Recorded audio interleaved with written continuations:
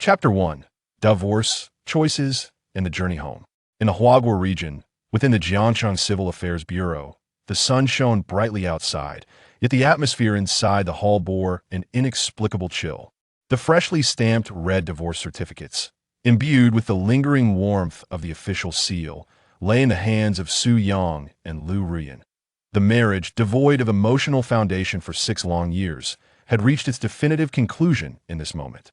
Rising to his feet, Su Yang tucked the small red book symbolizing both freedom and newfound responsibilities into his pocket. His heart was tranquil, even tinged with an almost imperceptible sense of relief. After 6 years, this marriage, born from an unexpected inebriation, had finally come to an end.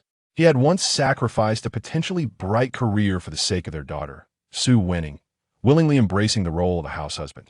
Yet this devotion had not yielded reciprocal warmth. Instead, it had led to Lu Ruyan's silent disdain and an ever-widening chasm between them.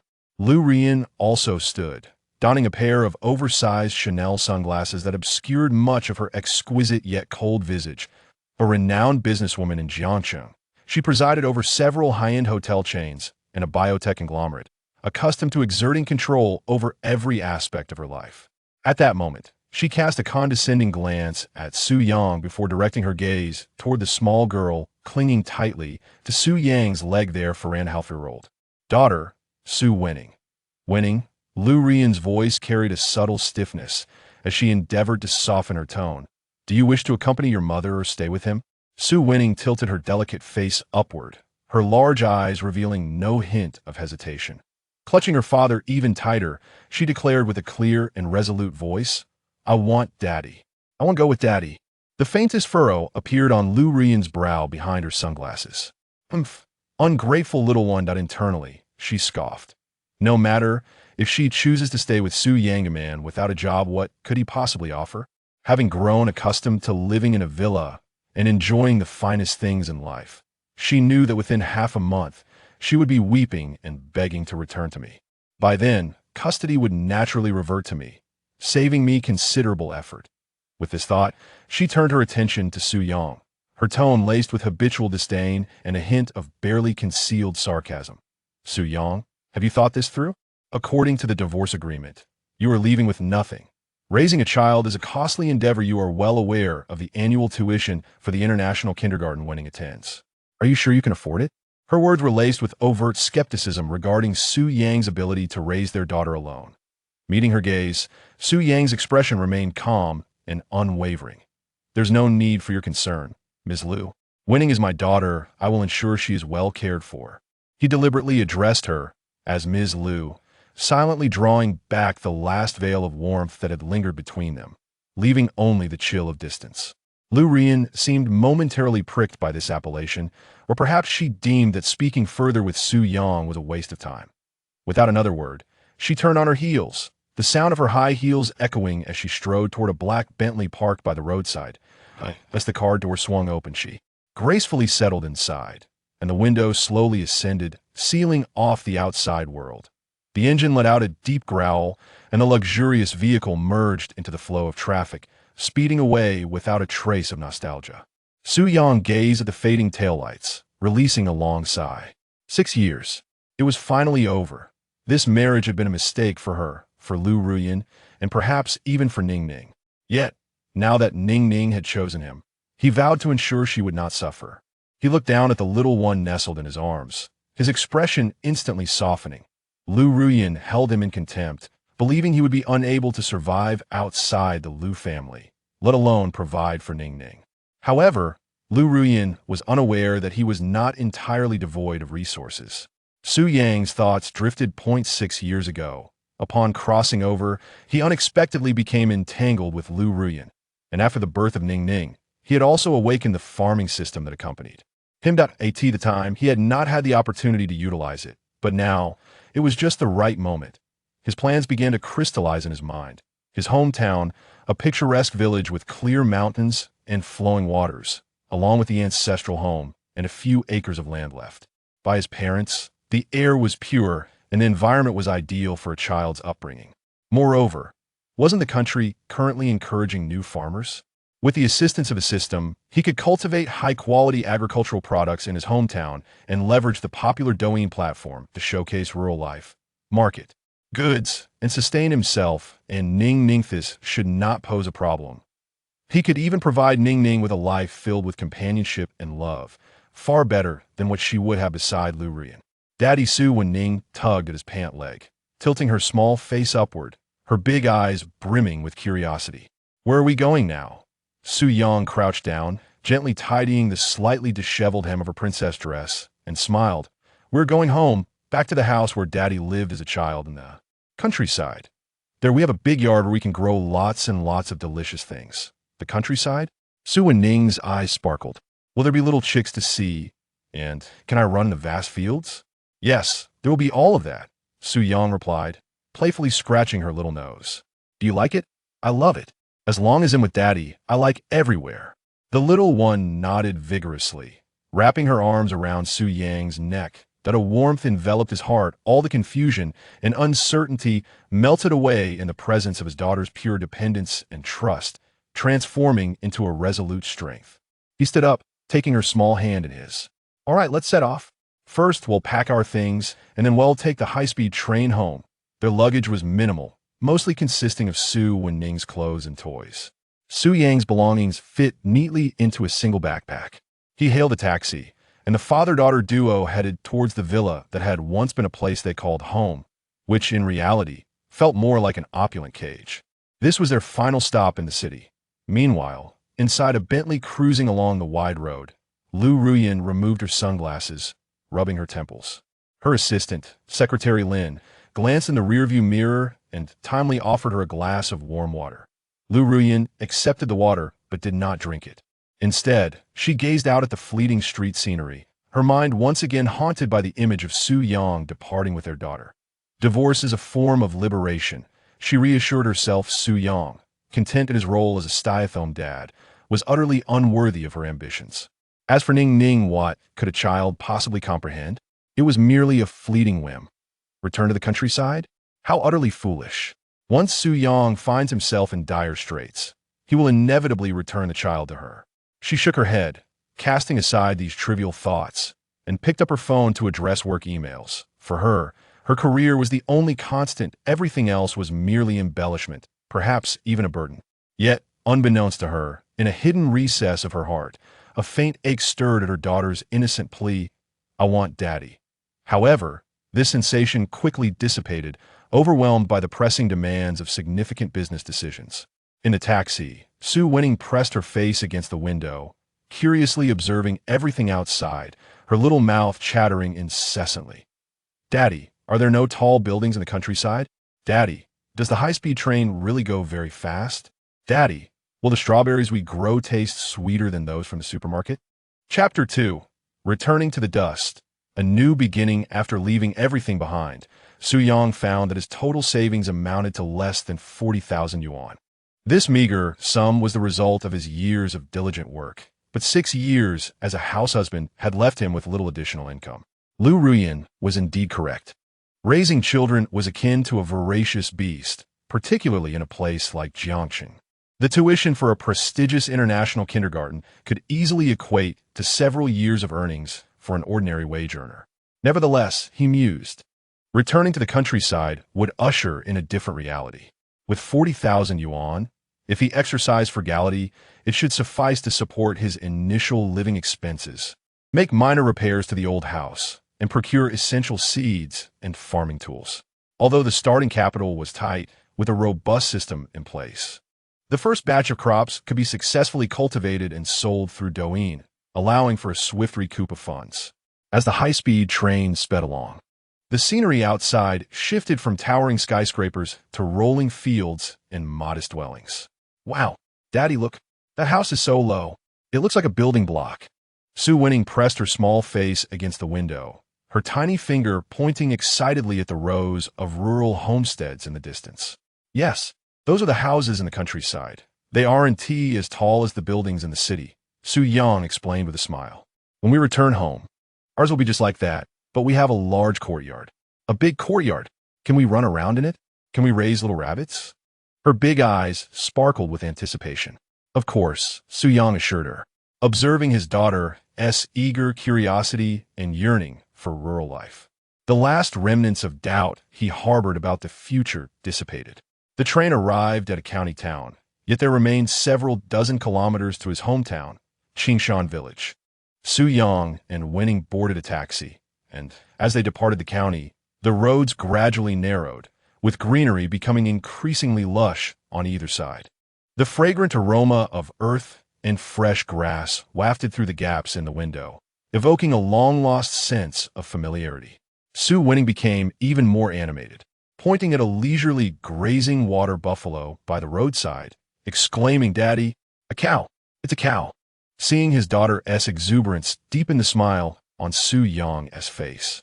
Eventually, the taxi halted at a fork in the road, and the driver gestured towards a winding dirt path, saying, "Vehicles cannot proceed further. I can only take you this far. Follow this road to reach Qingshan village." After paying the fare, Su Yang grasped a large suitcase in one hand and held Winning's hand with the other, the weight of his backpack pressing heavily on his shoulder as they made their way towards the village of his memories. At the village entrance, a few aged locust trees stood tall and lush, beneath which sat several elderly men chatting and enjoying the shade. The sight of the unfamiliar face of Su Yang along with a beautiful little girl tugging a suitcase piqued their curiosity. Isn't that the boy from the old Su family? Su Yang? An elderly man with graying hair squinted as he scrutinized him, recognizing Uncle Wang from the village. Su Yang quickly responded with a smile, "Uncle Wang, it's me. I'm back. Oh my, it really is you. You've grown so much." Uncle Wang exclaimed warmly, rising to his feet. "Is this your daughter? She is truly lovely." Su Winning felt a bit shy and hid behind Su Yang, softly greeting, "Hello, Grandpa." Such a good girl." Uncle Wang chuckled heartily. After exchanging a few pleasantries, Su Yang continued to lead Ning Ning deeper into the village. The village was modest, with dozens of households scattered throughout the valley. Most of the houses were aged brick and tile structures, interspersed with a few newly built small buildings. On the dirt road, one could occasionally see clucking hens scurrying by or lazy dogs basking in the sun at doorsteps. "Daddy, dogs, chickens." Su Winning was enthralled by her first close encounter with these small animals, feeling no fear but rather an urge to reach out and touch them. "We could have some at home too." Su Yang gently pulled her along, moving forward. Soon, they arrived at a somewhat secluded courtyard. This was the ancestral home left by Su Yang's parents. The courtyard walls were built of stone and earth, with some areas crumbling, revealing the packed earth within. The wooden door, painted in a faded hue, had rusted hinges and creaked ominously when pushed open. Inside, the yard was overgrown with weeds, nearly reaching adult height. Directly facing the entrance were 3 tiled rooms, with some roof tiles shattered, the walls appearing dusty, and the old newspapers covering the windows in tatters. Everything seemed dilapidated, a stark contrast to the luxurious villa in Jiangxing. Su Winning curiously surveyed this unfamiliar yet adventurous place, her small face devoid of any disdain as she tugged at Su Yang's hand, excitedly exclaiming, "Daddy, is this our new home? It's so big." Su Yang gazed at his daughter's innocent smile, feeling both a pang of sorrow and a sense of comfort. The environment might be lacking, but here lay the weight of the earth, the vitality of nature, and most importantly, freedom. He inhaled deeply, the fragrant air filling his lungs, bringing him immense relief. Su Yang set down their luggage and began a plan. "Today, we'll tidy up a livable room, and tomorrow we'll head to the town to purchase some necessities, cleaning tools, and materials for repairing the roof and windows. We must be frugal with our money and avoid buying large furniture for now. Once we settle down, we can gradually improve. Ning Ning, shall we clean our new home together? Daddy will handle the heavy lifting, and you can assist me." Su Yang rolled up his sleeves, smiling at his daughter. "All right.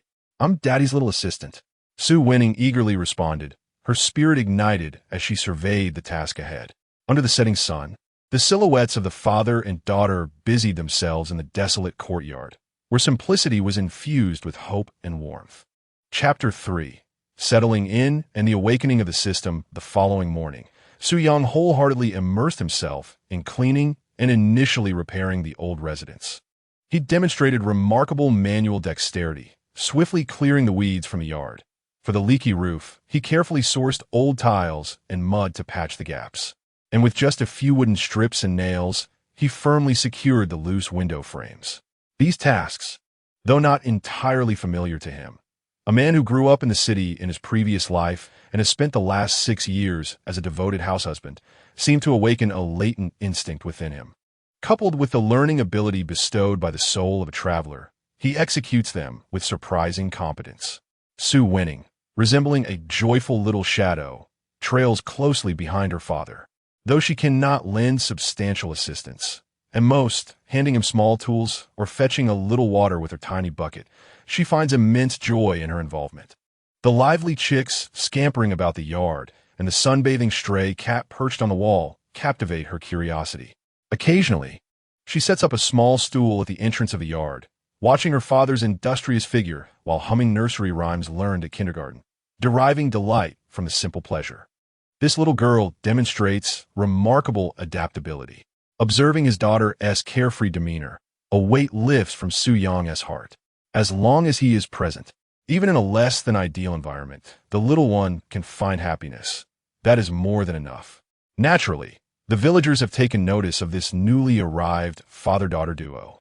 After years of vacancy, the old residence has suddenly been occupied by a young man accompanied by a charming little girl, marking a refreshing change in the tranquil rural landscape. On their first encounter, Uncle Wang sauntered over with a hoe in hand and, upon seeing Su Yang tending to the courtyard wall, greeted him warmly. "Xiao Yang, are you busy? Need a hand?" No, Uncle, I can manage by myself," Su Yang replied with a smile, wiping the sweat from his brow and offering a cigarette. This isn't taxing. Uncle Wang accepted the cigarette, lighting it as he squatted beside him, engaging in casual conversation. It's not easy raising a child alone. Whereas the child's mother. Why isn't she back with you? Su Yang paused momentarily, then replied calmly, "We've separated. The child is with me." Uncle Wang was taken aback for a moment before sighing, refraining from probing further. Although the village was somewhat isolated, it had witnessed its share of familial tales. He patted Su Yang on the shoulder, saying, "Well, just focus on living well. If you encounter any difficulties, don't hesitate to reach out to me." At that moment, Aunt Chun from next door approached, carrying a bowl of freshly cooked sweet potatoes. Known for her warm-hearted nature, but also her tendency to gossip, she was the village's source of news. "Xiao Yang, take a break and have some sweet potatoes," she insisted, thrusting the bowl into Su Yang's hands while casting curious glances into the yard. "Oh dear, this house needs some serious tidying up. How can you manage with such a small girl on your own? Would you like me to introduce someone?" "Aunt Chun, thank you for the sweet potatoes. They are truly delightful," Su Yang quickly interjected, aware of her intentions. "We're doing well, taking our time, no rush," he responded politely, neither appearing distant nor divulging excessive information. The villagers, though simple and warm, were undeniably curious. And Su Yang understood well the challenges he would face in navigating their inquisitive nature. Nonetheless, this too was part of rural life, he mused. The old residence has finally begun to resemble a home. Though still modest, it is at least clean and tidy, and the water and electricity are barely functional. With the little money he had, Su Yang ventured into town to procure the most essential living supplies: pots, bowls, bedding, and a few ordinary clothes suitable for Winning to wear in the countryside. Gazing at the rejuvenated courtyard, Su Winning joyfully chased after a large white goose, her laughter ringing clear and melodious. As night fell, the mountain village settled into tranquility, punctuated only by the chirping of insects outside the window. On a modest wooden bed, Su Winning had long drifted into a deep slumber, a content smile adorning her delicate face, her tiny hand firmly grasping her father Su Yang's finger. Seated at the bedside, Su Yang quietly observed his daughter's serene visage, illuminated by the dim light. For 6 years, he had relinquished everything to ensure his daughter's carefree growth and this moment of peaceful repose. Lu Rian might never comprehend his choice, yet to him, every sacrifice was worthwhile. However, this state of affairs could not endure indefinitely. Su Yang's gaze hardened. The 40,000 yuan had been nearly exhausted. leaving only enough for the most basic of living expenses. To secure a brighter future for Ningning, mere frugality would not suffice. He took a deep breath, silently affirming within himself, "System, having slumbered for 6 years, it is time to awaken. Current environment and available resources of the host. Available land, approximately 0.5 acres of vacant land within the ancestral home, and about 2.5 acres of uncultivated land adjacent to the foot of the mountain, requires development. Available funds, 37,528 yuan. Available initial resources, beginner seed package 1, pending activation. Current status, host biological information not yet bound. Some advanced features remain locked. Would you like to bind immediately?" A faint blue virtual screen materialized within Su Yang's consciousness, clear and concise, brimming with a sense of technological advancement that starkly contrasted with the dilapidated old house. Without hesitation, Su Yang selected yes. Binding host biological information. Fingerprint, iris, serial binding successful. System permissions elevated. All basic functions are now accessible. Beginner guide tasks released. Task 1. Activate the beginner seed package. Task 2. Select a piece of land, at least 1 square meter, for the initial cultivation. Task 3. Successfully harvest the first batch of crops. Completion of beginner tasks will yield 100 system points, 1 basic tool set, and unlock basic soil improvement technology. Su Yang meticulously examined the system interface. On the left side of the screen were his personal information and resource status, while the right side contained functional areas, including land management, seed warehouse, technology center, system store, currently grayed out, not unlocked, and task list. With a thought, he opened seed warehouse, revealing a virtual package icon, the beginner seed package. Activate. Beginner seed package successfully activated. Congratulations to the host for obtaining a packet of ordinary cucumber seeds, approximately 100 seeds, highly adaptable, short growth period. A packet of ordinary tomato seeds, approximately 50 seeds, average taste, moderate yield. A packet of ordinary bok choy seeds, approximately 200 seeds, easy to grow, quick cycle. Special seeds, cream strawberry seeds, 10 seeds, quality, excellent taste, sweet and juicy with a hint of cream, growth period, relatively short, yield, moderate. Cultivation requirements, requires meticulous care and specific soil, moisture, and light conditions. Upon seeing the last item, the cream strawberry seeds, Su Yang's eyes instantly sparkled with delight. Strawberries, and of the cream variety. Ningning would undoubtedly adore them. He was immediately reminded of his daughter's eager question in the taxi that day. "Dad, will the strawberries we grow be sweeter than those from the supermarket?" Now, he had the answer. Not only would they be sweeter, but they would also possess a creamy flavor. Su Yang opened the land management module, and a three-dimensional model of both the interior and exterior of the old courtyard immediately appeared on the virtual screen, complete with annotations of soil composition, humidity, and light duration. He selected the 0.5 acres of land closest to the well, which received the best sunlight. The system interface instantly displayed detailed information about this plot of land and indicated that it was suitable for cultivation and planting. Next, he accessed the technical center, which currently housed only a solitary entry for basic planting techniques. Upon opening it, he found comprehensive methods and precautions for cultivating various common crops, far more detailed than any information he could find online. Su Yang mused to himself, the database, quality enhancement, growth acceleration, and yield increase functionalities felt tailor-made for him. He glanced at the system store, which remained in a gray, unavailable state, yet the description read, "System points can be obtained by selling agricultural products produced by the system, which can be exchanged for advanced seeds, techniques, tools, or even for expanding land area or unlocking special functions." The profit model was becoming clear.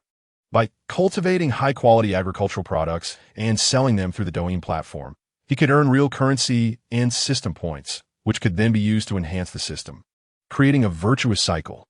Chapter 4. The first experimental field. The little girl was not sleeping peacefully. Her blanket had been kicked off halfway, revealing her round belly gently rising and falling with her breaths. A satisfied smile adorned her cherubic face, with her pink lips slightly pursed, as if she were dreaming of some delectable treat. Her tiny hand unconsciously grasped her father's finger, as though it were the safest harbor in the world. Su Yang sat on the edge of the bed, illuminated by the faint glow of an old-fashioned lamp on the table, quietly gazing at his daughter's sleeping visage. He took a deep breath, gently tucked her little hand back into the blanket, and carefully stood up to adjust the corners of her quilt. His savings of 40,000 yuan had been largely spent on repairing the house and purchasing essential items, leaving just enough for the most basic living expenses.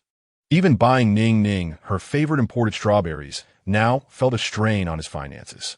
In order to secure a brighter future for Ning Ning, one imbued with love and companionship, yet not devoid of material foundation, mere frugality is entirely insufficient. He must discover a path forward. Su Yang stepped outside, standing in the yard where the weeds had yet to be completely cleared, gazing up at the night sky adorned with countless stars. The mountain air was exceptionally refreshing, imbued with the fragrance of earth and vegetation, invigorating his mind.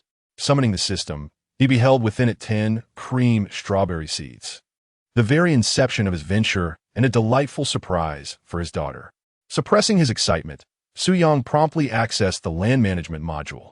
The three-dimensional models of the plots both within and outside the old residence materialized clearly on the holographic screen, accompanied by detailed analyses of the soil composition.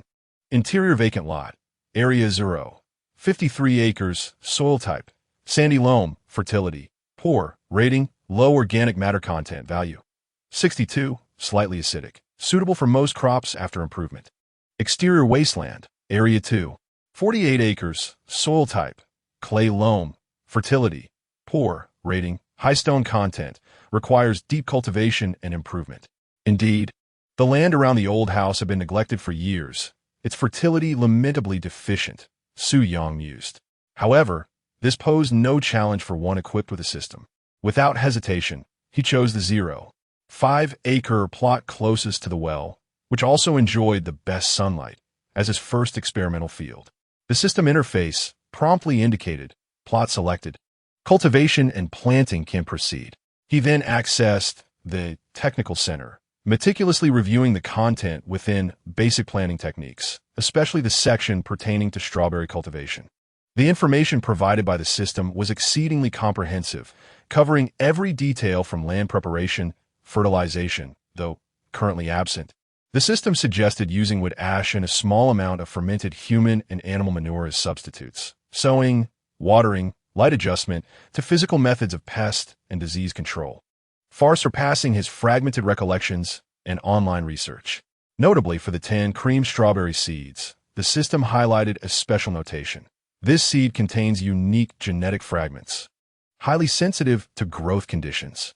It is advisable to employ the seedling transplanting method, with precise control of moisture and temperature during the initial phase.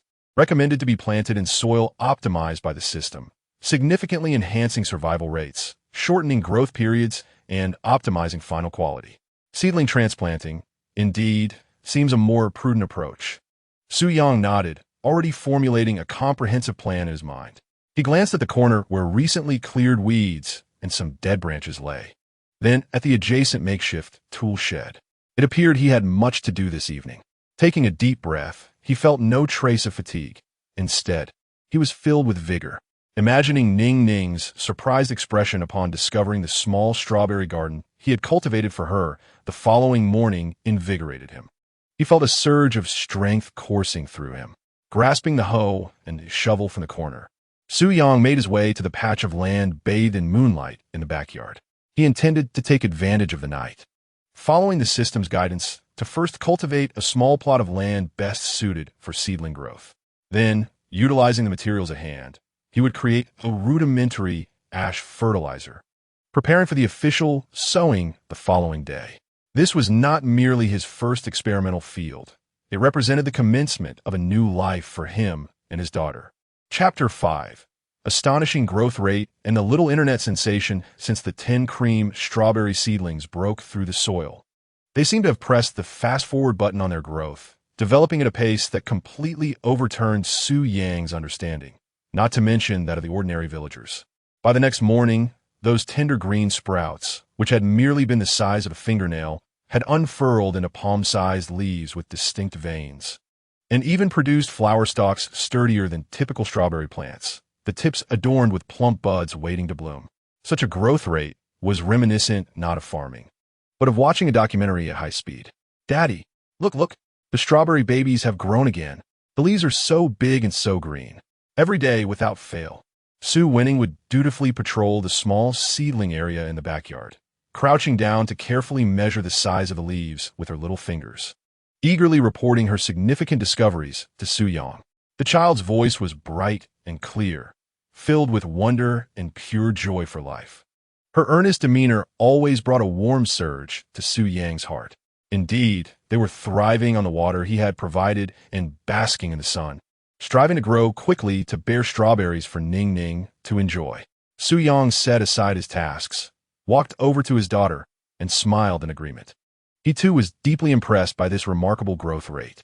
Cream strawberry, excellent current status, nutritional growth phase, vigorous, flower bud differentiation accelerated. Estimated budding time, 12 hours. Fertility index, 55,100, slight decline, recommended to timely supplement with phosphorus and potassium fertilizers. The data on the system's interface was being updated in real time, accurately reflecting the crop status and environmental needs. The originally anticipated 15-day maturation cycle seemed to be hastened, likely due to the soil's potential being initially stimulated by the system.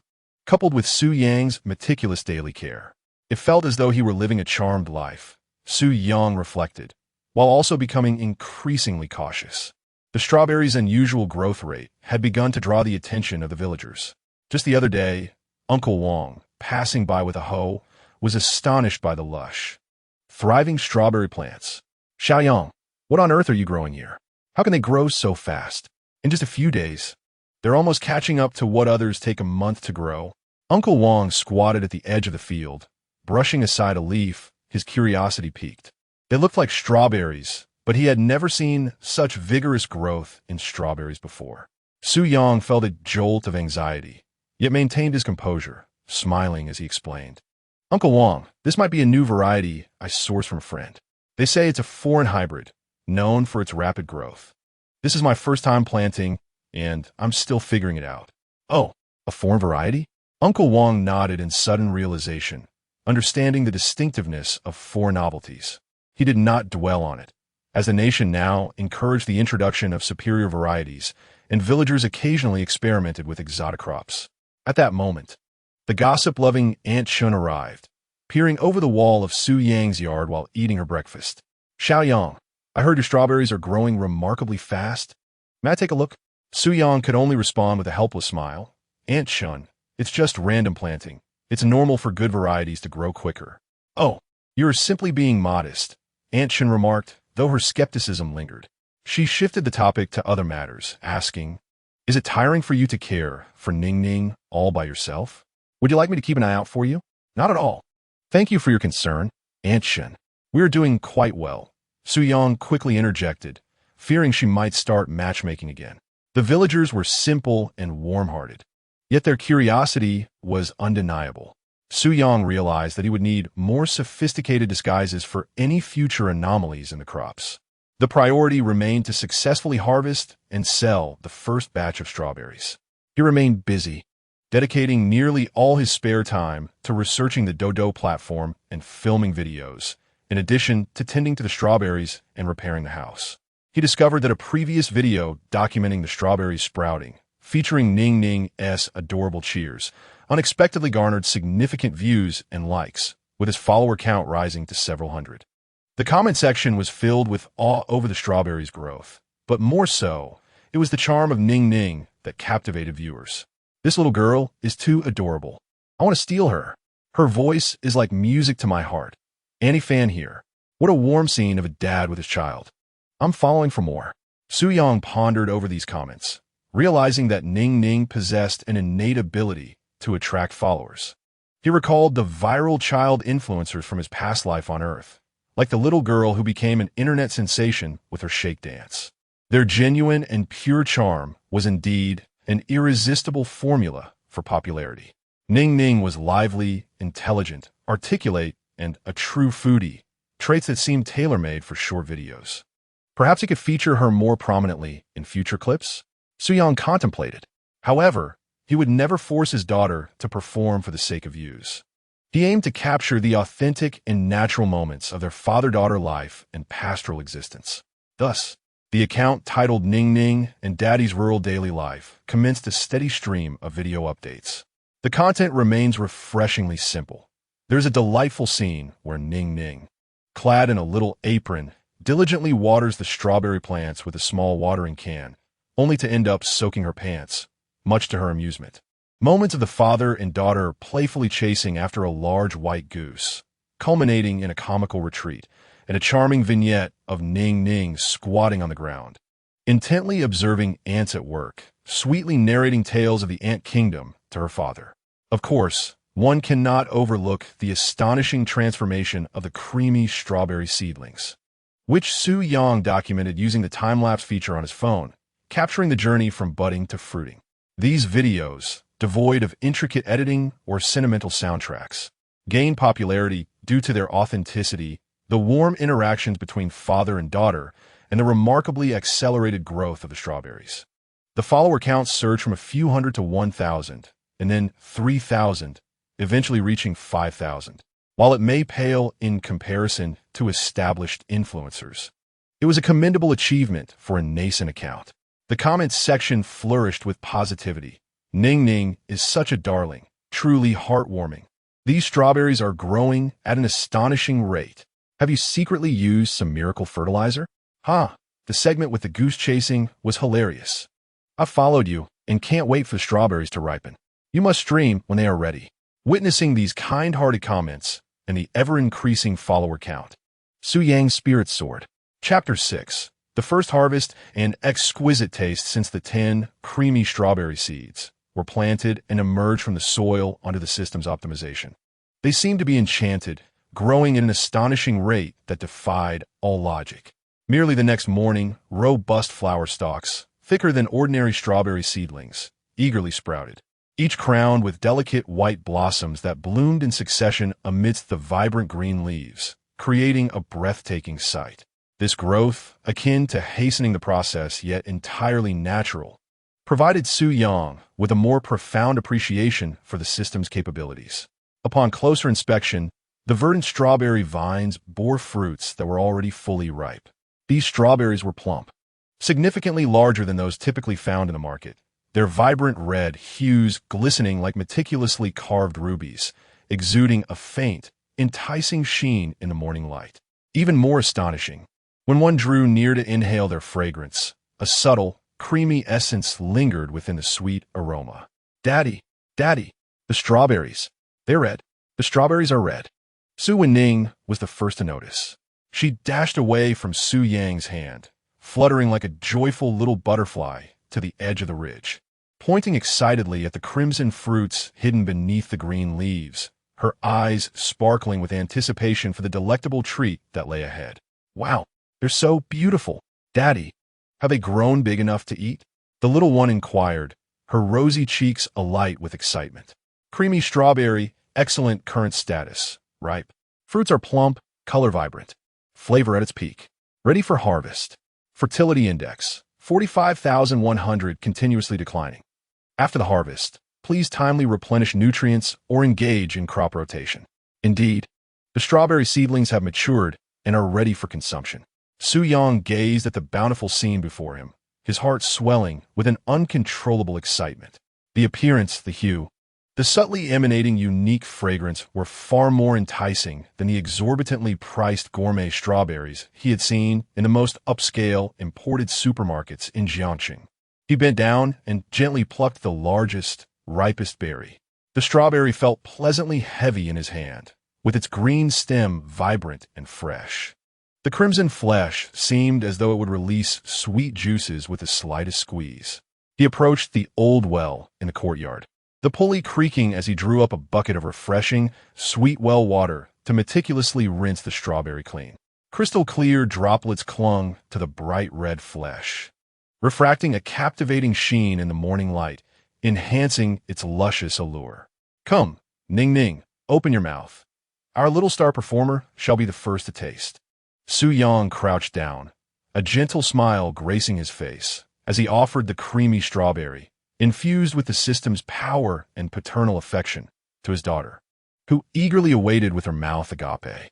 Su Wenning, unable to contain her excitement, took a big bite, devouring more than half of the strawberry without hesitation. In the next moment, her eyes widened in astonishment, sparkling as if she had discovered a new world. Her little mouth filled with the fruit, she chewed rapidly, too enraptured by the exquisite flavor to articulate her delight, merely emitting garbled sounds of mm. Wow. MMM. Daddy, this strawberry is delicious. Super sweet. After finally swallowing the morsel, her cheeks flushed with excitement as she incoherently expressed her surprise. It's better than the ones from kindergarten, and even the ones we bought at the supermarket. 100 times better. With that, she impatiently opened her mouth again, her eyes fixed on the remaining half of the strawberry in Su Yang's hand and the tantalizing fruits still on the vine. Daddy, there's more. I want to eat more. It tastes just like grandma's. Su Yang was amused by his daughter's innocent and straightforward description, yet he was also filled with curiosity. Was the creamy flavor described by the system truly that pronounced? He plucked a beautifully shaped strawberry, washed it clean in the cool well water, and then placed it in his mouth. The moment the flesh touched his palate, an indescribably exquisite sweetness enveloped his taste buds. The sweetness was pure and rich, yet not cloying, infused with the distinctive fresh aroma of strawberries. Remarkably, it lacked the unavoidable slight tartness typical of ordinary strawberries. Instead, it offered a sheer, honeyed sweetness. The juice was exceptionally abundant, bursting forth with the slightest bite, the tender flesh melting almost effortlessly in his mouth. Most wondrously, as Ning Ning has articulated, amidst this exquisite sweetness lingers a subtle, entirely natural aroma reminiscent of fresh cream. It does not clash. Rather, it harmoniously merges with the delicate fragrance of the strawberries, creating an unprecedented, richly layered, and exquisitely balanced top-tier flavor. Su Yang was utterly astonished by this unimaginable taste. He had sampled numerous expensive imported strawberries, yet none could compare to the one in his hand.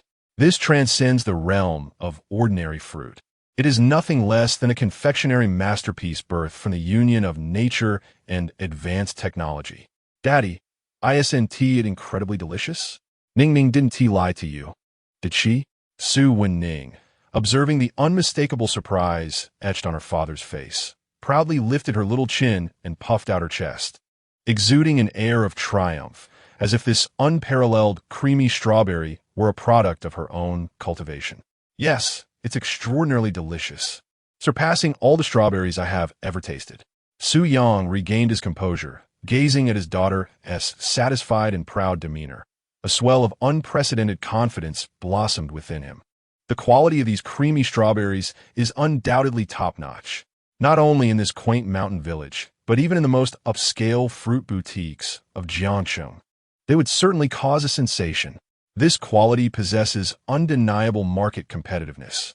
He could even envision the fervent enthusiasm that would ensue when these strawberries appeared before netizens on the Douda platform. Mink mink. We shall have an endless supply of delectable strawberries in the future. Daddy promises.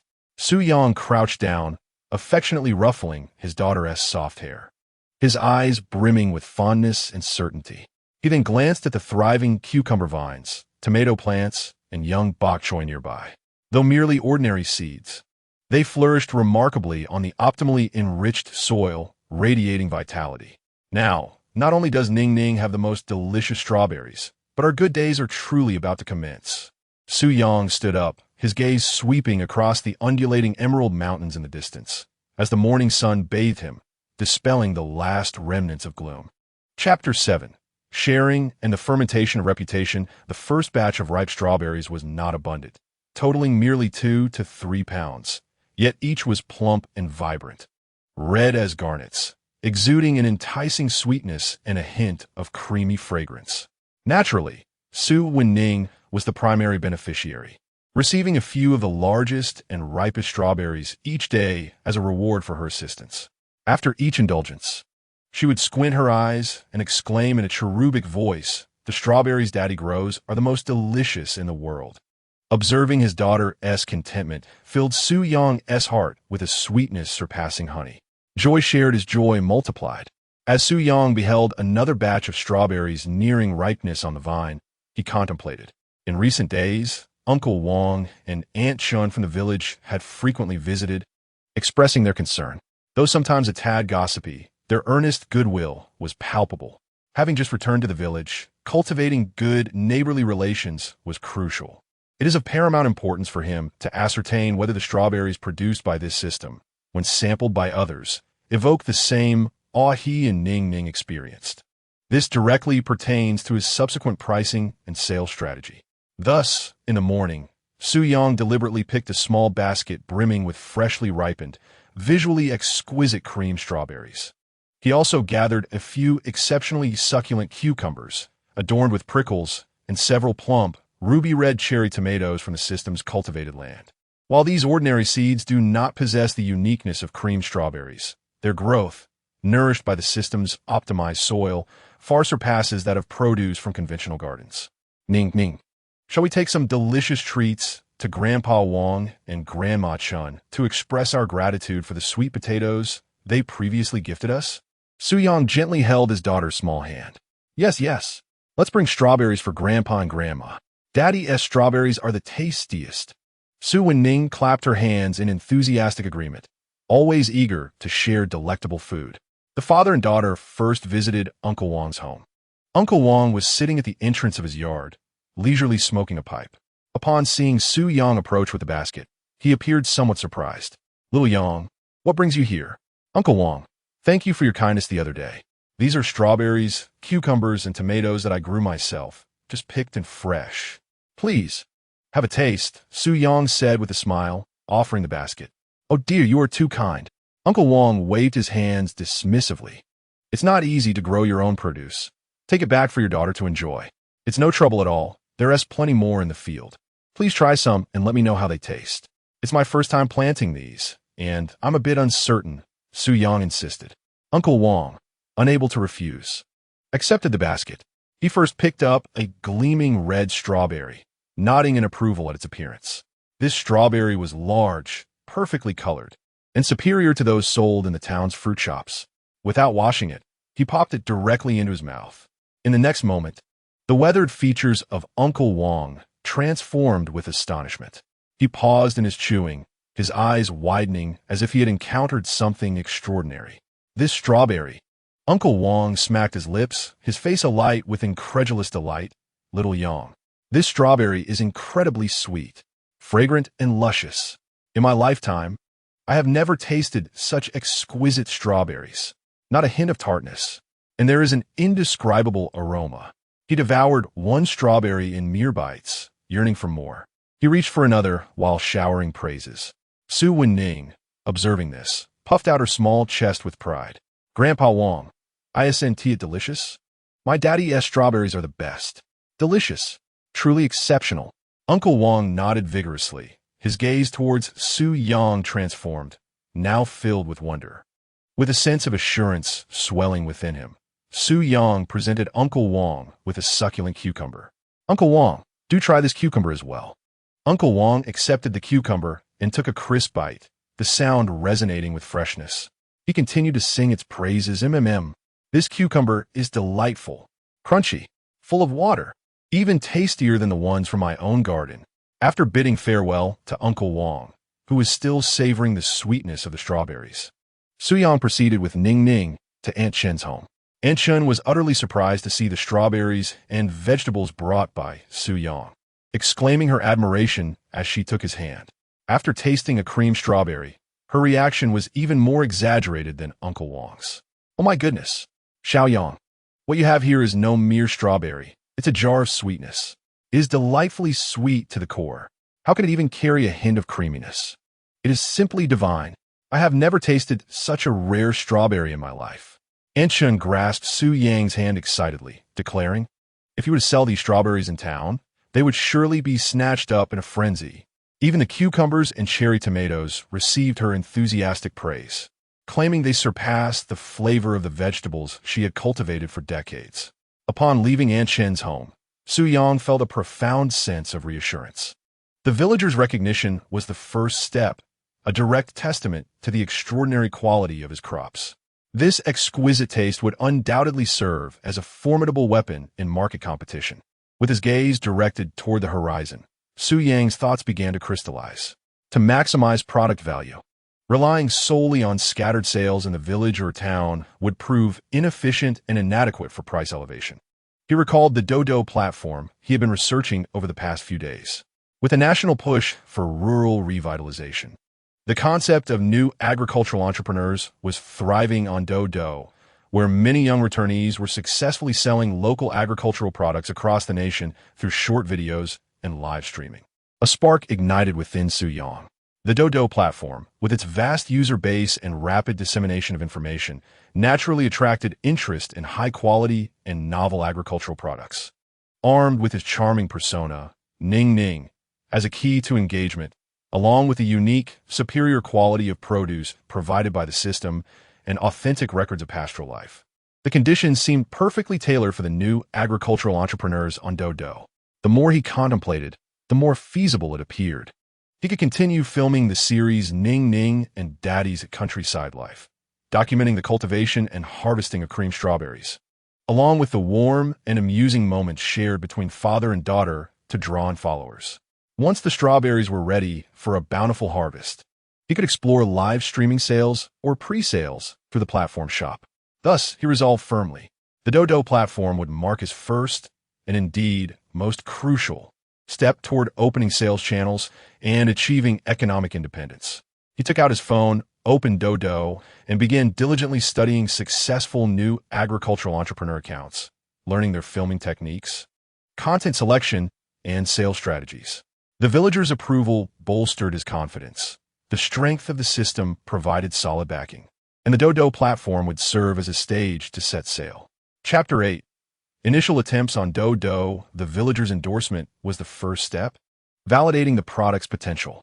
However, to sustain himself and his daughter through farming, and to provide Ning Ning with an even better life, he needed to discover broader sales avenues. He once again opened Dodo on his phone, scrutinizing successful new agricultural entrepreneur accounts. He realized that this platform possessed an enormous user base, astonishing speed of information dissemination, and seemed to inherently favor novel, high-quality, pastoral products. This was it, he was certain. He recalled the short video he had casually posted earlier, showcasing the sprouting of strawberries. Though the filming was rough and the content simple, it unexpectedly garnered several hundred likes and numerous comments. The focus of these comments, aside from curiosity about the strawberries' unusual growth rate, was predominantly captivated by the adorable and tender cheer of his daughter Ning Ning. It seemed that this little girl truly was his lucky star. As Su Yang gazed at his daughter's sleeping face, a smile involuntarily crept across his lips. He thought of the charming children who had taken the internet by storm in his past life on Earth. Their innocent and natural allure was indeed an irresistible charm. Ning Ning was lively and cheerful, like a little sunbeam, and an unabashed foodie, unperturbed by the camera, making her a natural talent for short videos. However, Su Yang would never exploit his daughter for the sake of views. His intent was to authentically document their father-daughter life in the countryside, capturing the surprises this land offered. In this life, Ning Ning was undoubtedly the most radiant and central part. With a clear vision in mind, Su Yang immediately sprang into action. He sifted through the video footage he had casually captured over the past few days. These clips chronicled their daily lives. Ning Ning, clad in an ill-fitting little apron, resembling a miniature adult, clumsily watering the strawberry seedlings with a watering can thicker than her arm, resulting in a delightful moment where water splashed on her pants, making her giggle uncontrollably. The comical scene of the two of them fleeing from a proud white goose in the yard, with Ning Ning running while cutely shouting for Big Brother Goose to stop chasing, and Ning Ning squatting on the ridge, pointing a line of ants relocating, seriously explaining to her father where the ant kingdom was headed for a meeting in her innocent babble. Of course, the highlight remained those miraculous cream strawberries. Su Yang had specifically used his phone's time-lapse feature to capture the astonishing transformation of the strawberries from unripe fruit to plump, red delights, along with the joyous sight of Ning Ning this morning, holding a large strawberry, her smile so wide that her teeth were visible, nearly drooling in happiness. He opened the basic video editing app on his phone and began meticulously selecting and editing the footage. He first chose the close-up of Ning Ning curiously observing the bright red fruits beside the strawberry patch as the opening shot. Her pure, innocent eyes and chubby little face were inherently captivating.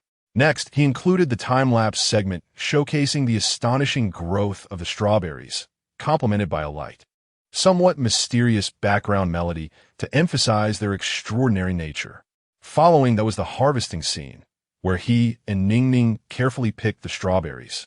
Her exuberance as she cradled the fruits while he watched her with a doting smile, creating a warm and healing atmosphere. Finally, he showcased a few close-up shots of the cream strawberries, their red, plump, and glossy surfaces seemingly emitting that unique sweet fragrance even through the screen. The editing was not overly complex. Su Yang sought authenticity and simplicity. He paired it with a soothing, relaxed instrumental piece, avoiding excessive effects or flashy transitions. At the conclusion of the video, he inscribed a simple line of text, a genuine reflection of his heart at that moment. The first harvest of returning home to cultivate the land with my child. My daughter says it tastes amazing. After meticulously checking the content twice and ascertaining that there were no issues, Su Yang took a deep breath, gently tapped his finger, and pressed the publish button. The video was successfully uploaded. As he gazed at the newly released video on the screen, its initial view count stood solitary at 0. Su Yang's emotions were a blend of complexity, confidence in his product, and content intertwined with a hint of trepidation regarding the market's unpredictable response. This marked his inaugural work published in earnest as a new farmer. Would it, like those successful accounts, gradually amass popularity and ultimately gain recognition? Would the netizens accustomed to urban life appreciate such a simple rural existence? Most importantly, could the exquisite taste of the cream strawberries captivate them, igniting their desire to purchase? Su Yang was uncertain of the answers. Yet, he recognized that he had taken the first step, reflecting on the disdainful gaze of Lu Ru Yin during their divorce. A surge of motivation welled up within him. He not only aimed to provide for himself and his daughter, but also to demonstrate through tangible results that leaving the Lu family in that prosperous yet cold city, he, Su Yang, could thrive splendidly, relying solely on his own hands in this land, perhaps even better than before. Little Ning Ning, nestled in the adjacent small bed, had drifted into a sweet slumber, her cherubic face still adorned with the satisfied smile from indulging in delicious strawberries earlier. Su Yang sat beneath the warm glow of a table lamp, devoid of any inclination to sleep, his mind racing as he mapped out the blueprint for the future. He turned off his phone screen and quietly lay down beside his daughter. The little one seemed to sense her father's presence, instinctively nuzzling closer, her tiny hand accurately grasping his finger. Su Yang held her small hand tightly, feeling the weight of responsibility and the sweetness of this burden, and closed his eyes. Chapter 9. Small flames and doubts. Upon opening his eyes, Su Yang noticed that Su Wenning had already dressed herself in her little clothes. Perched at the edge of the bed, her bright, sparkling eyes fixed upon him. "Daddy, it's dawn. Have the strawberries grown bigger?" The child's voice brimmed with anticipation. "Perhaps. We can check after breakfast," Su Yang replied with a smile, affectionately ruffling her hair. His heart softened. After a simple morning routine, he prepared some thin porridge, accompanied by the delightful homemade pickled vegetables gifted by Aunt Chen the previous day. The father and daughter relished their meal with great enjoyment. After breakfast, Su Yang habitually picked up his phone and opened Douyin. He held modest expectations, considering it was merely a casual edit and release. He would be content with a few hundred views and sporadic likes, as he had received previously. However, when he beheld the notifications on the back end, he was momentarily taken aback. The notification icon prominently displayed a striking red badge of 99 likes, 3,000 comments, 500 new followers, 800 shares, 100. Su Yang rubbed his eyes in disbelief. How could the numbers have surged so dramatically in just one night? He hurriedly opened the video that had been posted yesterday. The view count had already surpassed 50,000. For a new account with an almost non-existent follower base, this was undoubtedly a remarkable achievement. Taking a deep breath to suppress his excitement, he ventured into the comments section. The most popular comments were strikingly uniform in sentiment. "Oh my, this little girl is simply adorable. That line about Dad's strawberries are the best melted my old Annie's heart. You were trying to convince me to have a daughter, aren't you? The little darling's eyes sparkle like grapes. What a gentle father. The way he looks at his daughter is filled with such affection. So heartwarming." Indeed, Ning Ning is tarum was immense. As Su Yang read through these comments, a smile crept onto his face. The recognition of his daughter's cuteness brought him greater joy than any praise directed at himself. Next came the focus on the strawberries. These strawberries looked too tempting, so glossy and large. Where did the streamer buy the seeds? Please share the link. I can almost smell them through the screen. Does that creamy flavor really exist? It sounds so exquisite. Are they for sale? I want to try them. They look better than those overpriced imported strawberries at the supermarket. The enthusiasm in these comments invigorated Su Yang. This was precisely the outcome he had hoped for, as long as he could elevate the reputation and anticipation. The foundation for future sales would be established. However, as he scrolled further down, a wave of skepticism began to surface. Wait a minute. Isn't the growth rate of these strawberries a bit outrageous? In the time-lapse footage, it seems to change drastically every day. Has it been treated with hormones? I agree with the above comment. I also grow strawberries, and it takes at least a month from flowering to ripening. This growth rate seems excessively rapid, as if someone pressed fast forward. Could it be that the strawberries were purchased in advance and staged for filming? With so many new farmer narratives circulating, it's easy to find a charming father with a cute child to attract views. Exactly. It doesn't seem very authentic. Who has such dilapidated houses in the countryside nowadays? It feels like a deliberate attempt to create a sob story. I'm just waiting for the inevitable failure. How good can something produced so hastily really be?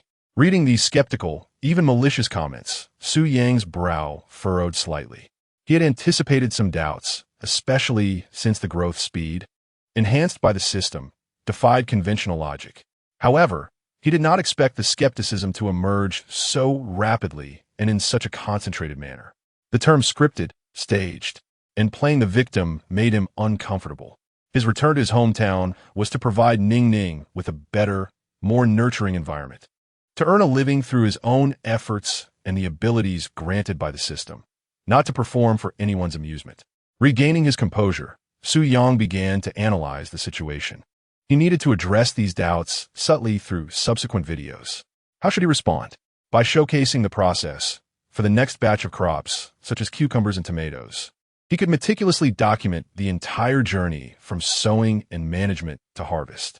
Although the growth rate might still be rapid, the authenticity of the process could dispel some of the suspicions surrounding staged appearances.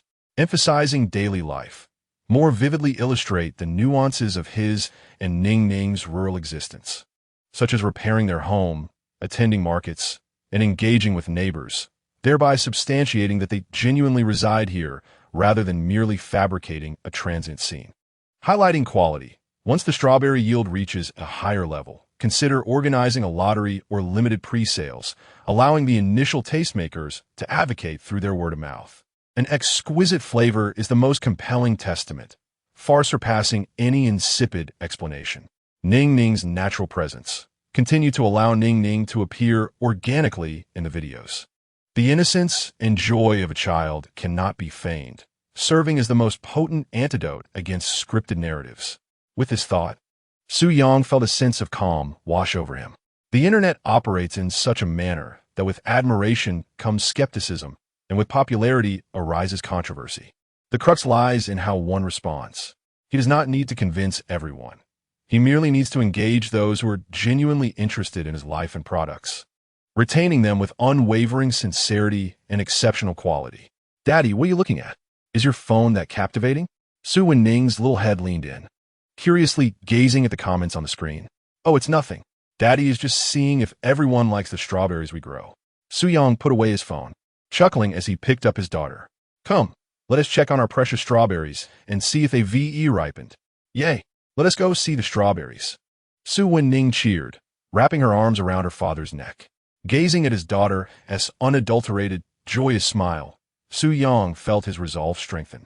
Regardless of the external doubts, he would proceed at his own pace, step by step. This land, this system, and his beloved daughter are his greatest sources of confidence. His mission is to gradually unveil the authenticity of this life and the miracles brought forth by the system to everyone. As for the skeptics, time, alongside the forthcoming extraordinary agricultural products, will provide the most satisfactory answers. Chapter 10. Certification of new farmers and continuous updates. The modest success of the video made Su Yang acutely aware of the immense potential harbored by the Dada platform. With over 50,000 views, more than 3,000 likes, and hundreds of varied comments, it was evident that the allure of rural life and adorable children possesses a captivating magic. Naturally, with increased attention came glaring skepticism. Labels such as hormone strawberries, stage scripts, and pity marketing buzzed around like flies. Although Su Yang maintained a clear conscience, he understood that in the realm of the internet, establishing trust is not an overnight endeavor. To sustain his venture, merely captivating content is insufficient. He must allow people to believe in him and the authenticity of his endeavors. Sitting on a small stool in the courtyard, watching Ning Ning argue with a hen in the distance, he swiftly devised a strategy. He opened Doudu and sought out the platform's new farmer support program. This initiative, launched against the backdrop of national encouragement for rural revitalization, provides a certification pathway for content creators who return to their hometowns to establish their roots in the countryside. The application process is straightforward, requiring the submission of identification as well as relevant materials that substantiate one's engagement in agricultural production, such as land lease contracts and video clips of on-site labor. The new farmer certification is not merely a label. It serves as a testament to one's credibility.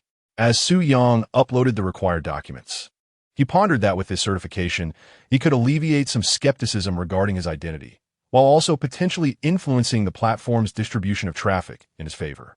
He deliberately recorded a brief video. Under the morning sun, dressed in his soiled old clothes, he was using a hoe to till the newly cultivated land outside his yard, sweat soaking his hair, while Ning Ning, beside him with her small shovel, imitated him earnestly, cheerfully encouraging her father. The scene was genuine and unpretentious. After submitting his application, Su Yang did not allow the sudden surge of popularity to cloud his judgment. He understood that online fame is fleeting. To truly cultivate this account, it was essential to consistently produce high-quality, authentic content. Thus, the account titled Ning Ning and Daddy's Countryside Daily Life began regular updates. Su Yang's phone camera more frequently captured the minutiae of their father-daughter life, as well as the small miracles occurring on the land that have been quietly transformed by the system. He consciously showcased more of the process. For instance, how he replenished the soil's nutrients with wood ash and a small amount of fermented organic fertilizer, how he meticulously supported the newly planted cucumber and tomato seedlings, and even how he experimented with bamboo strips and plastic film to construct a simple arch for delicate cream strawberries, adapting to the cool nighttime temperatures of the mountain village. Of course, the star of the videos remained the lively and curious little sprite, Su Wenning. In front of the camera, she fully embraced her nature. Occasionally donning a floral apron purchased by her father, she would water the seedlings with a small bucket, only to drench herself in the process. Yet she would sit on the ridge, giggling with delight. At other times, wearing a straw hat and holding a small net bag, she would chase fluttering butterflies around the yard, only to collide with a corn stalk, emerging with a face covered in dirt, complaining in her sweet voice that the butterflies did not wait for her. She would also crouch near the chicken coop, watching as a hen laid eggs, and then carefully collect the warm eggs to proudly present to her father, exclaiming, "Look, Daddy, the hen has babies. We can make steamed eggs."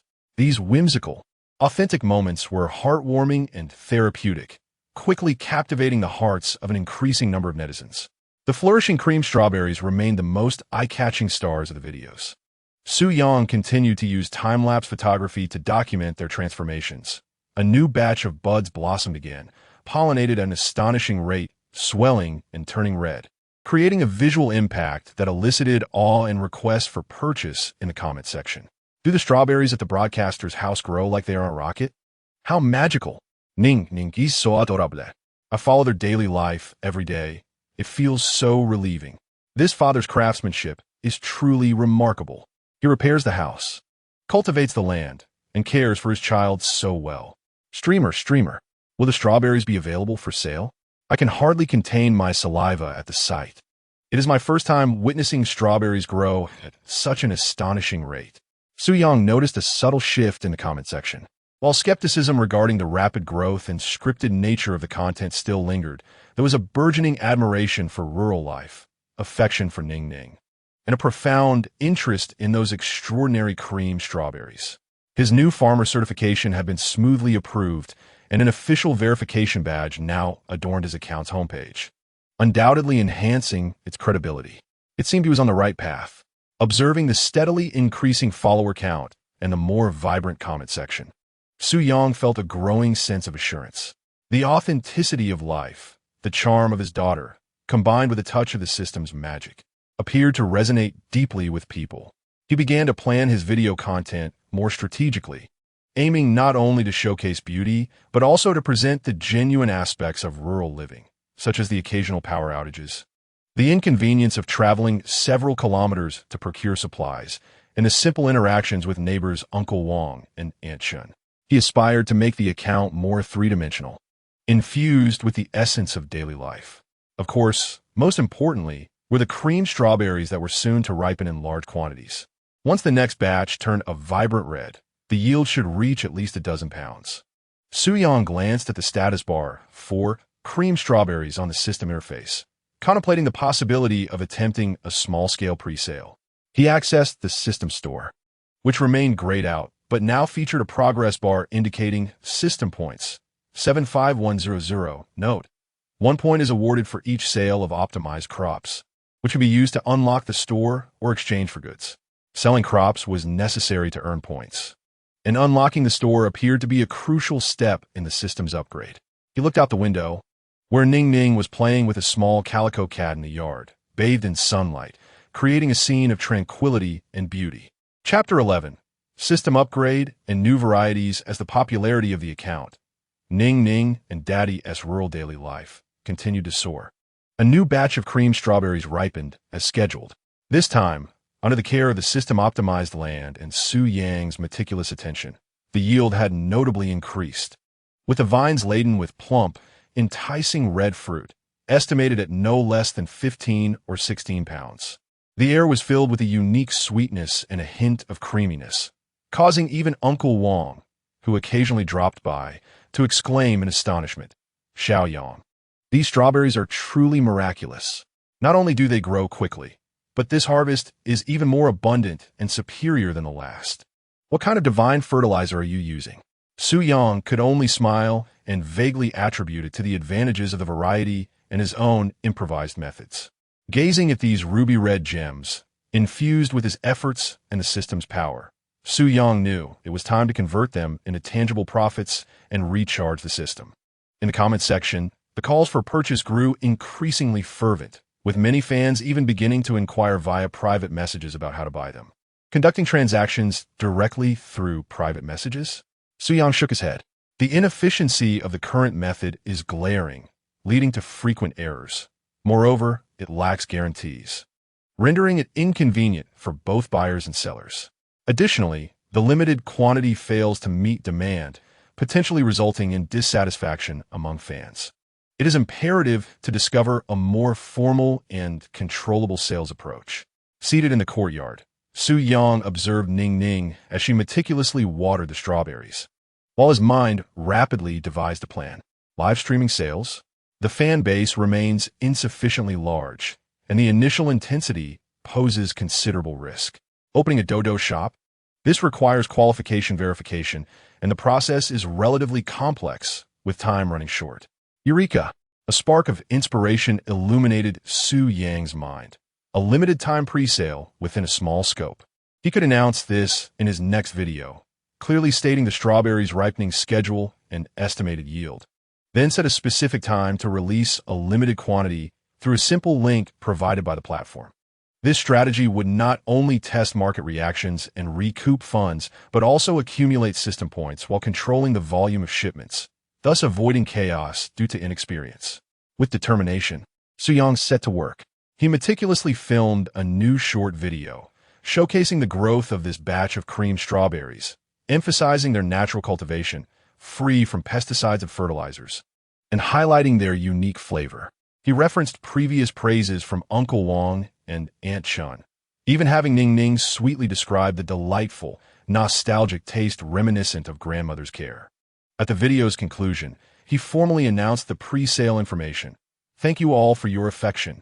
The new batch of Ning Ning's cream strawberries is nearing ripeness, with an expected yield of approximately 15 pounds. To ensure quality and freshness, we will offer 10 limited portions for a time-sensitive tasting. At exactly 8 p.m., a purchase link will be available on this account. First come, first served, limited to the same city or neighboring counties, guaranteeing next-day delivery. Thank you for your support. To ensure the quality of transportation, Suyang specifically purchased phone boxes and blister packaging in town. Although this increased costs, he understood the paramount importance of the first batch of users' experience as it directly relates to establishing reputation. Upon the release of the pre-sale video, the comments section erupted with excitement. Are we finally selling? I've set my alarm. 1 pound. Is that enough to satisfy my cravings? Come on, sell more. I'm so jealous. I wish I were near Jiang City. Local fans expressed their delight at this unexpected opportunity. At 8 p.m., no one better compete with me. The packaging received praise. This looks professional. On the evening of the pre-sale, Suyang was poised in front of his phone half an hour early, feeling a mix of anticipation and nervousness. He had set a price that was not low, referencing the prices at premium fruit shops in Jiang City, while considering the uniqueness and rarity of his product, settling on 128 yuan per pound. Although this price was exorbitant in the ordinary fruit market, it might be deemed worthwhile by consumers seeking exquisite flavors and fresh experiences. As the clock struck 8 p.m., Suyang promptly posted the temporary product link provided by the Dodo platform on his account's homepage. Almost instantaneously, a notification chimed from the backend. User Strawberry Lover has placed an order. Payment successful. The notifications chimed incessantly, akin to the most exquisite symphony. Suyang hardly had the time to comprehend the sheer volume of incoming orders. Within a mere 30 seconds, the system alerted him. Insufficient stock. Automatically removed from the shelves. 10 portions, totaling 10 pounds of creamy strawberries, were sold out in the blink of an eye. Was it truly over this swiftly? Suyang gazed at his phone screen, momentarily taken aback. He had anticipated a certain demand, yet he had not expected such a frenzied pace of purchase. This not only attested to the popularity of his creamy strawberries, but also validated the effectiveness of his pricing strategy. Concurrently, a notification echoed in his mind. Ding. Detected that the host has successfully sold 10 units of system-optimized crops. System points 10. Current points 85, 100. Just 15 points shy of unlocking the system store.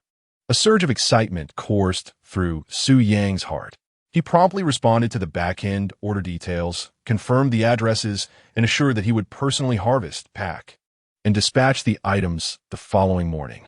The next day, Suyang rose early, meticulously picking the largest and freshest strawberries.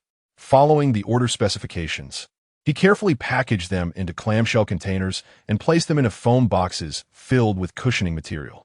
Ning Ning, resembling a little supervisor, stood by with her hands clasped behind her back, occasionally reminding her father, "Daddy, be gentle.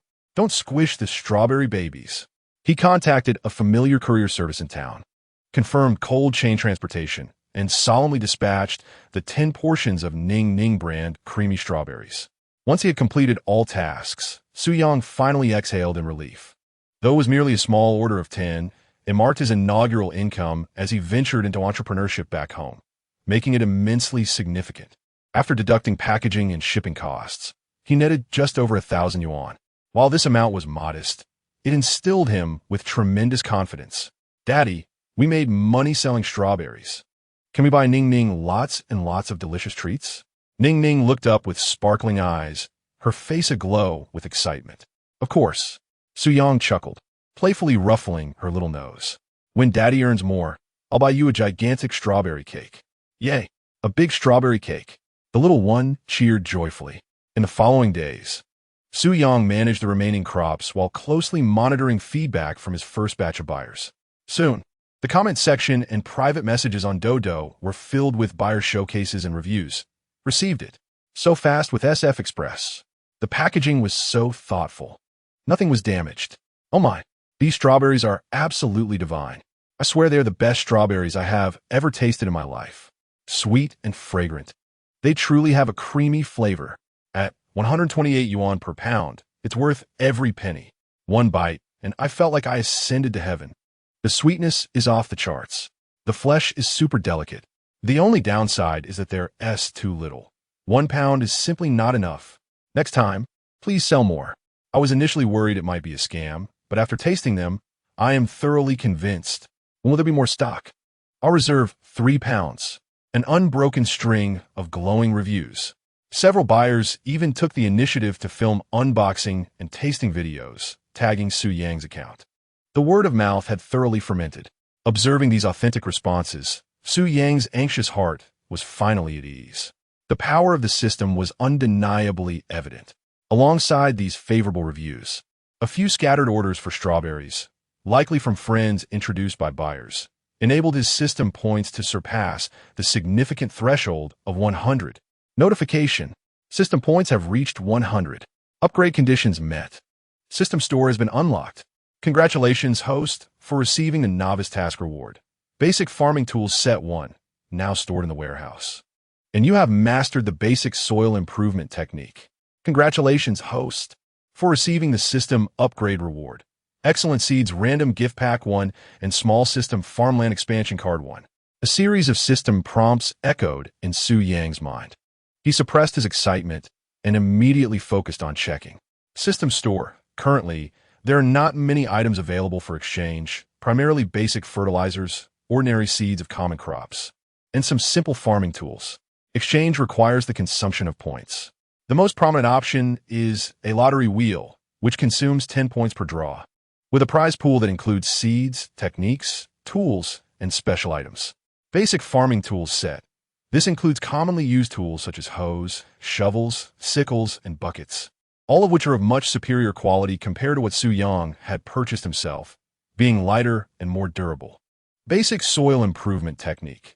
An influx of knowledge regarding soil analysis, organic fertilizer production and application, and trace element supplementation flooded his mind, granting him a deeper understanding of the land beneath his feet.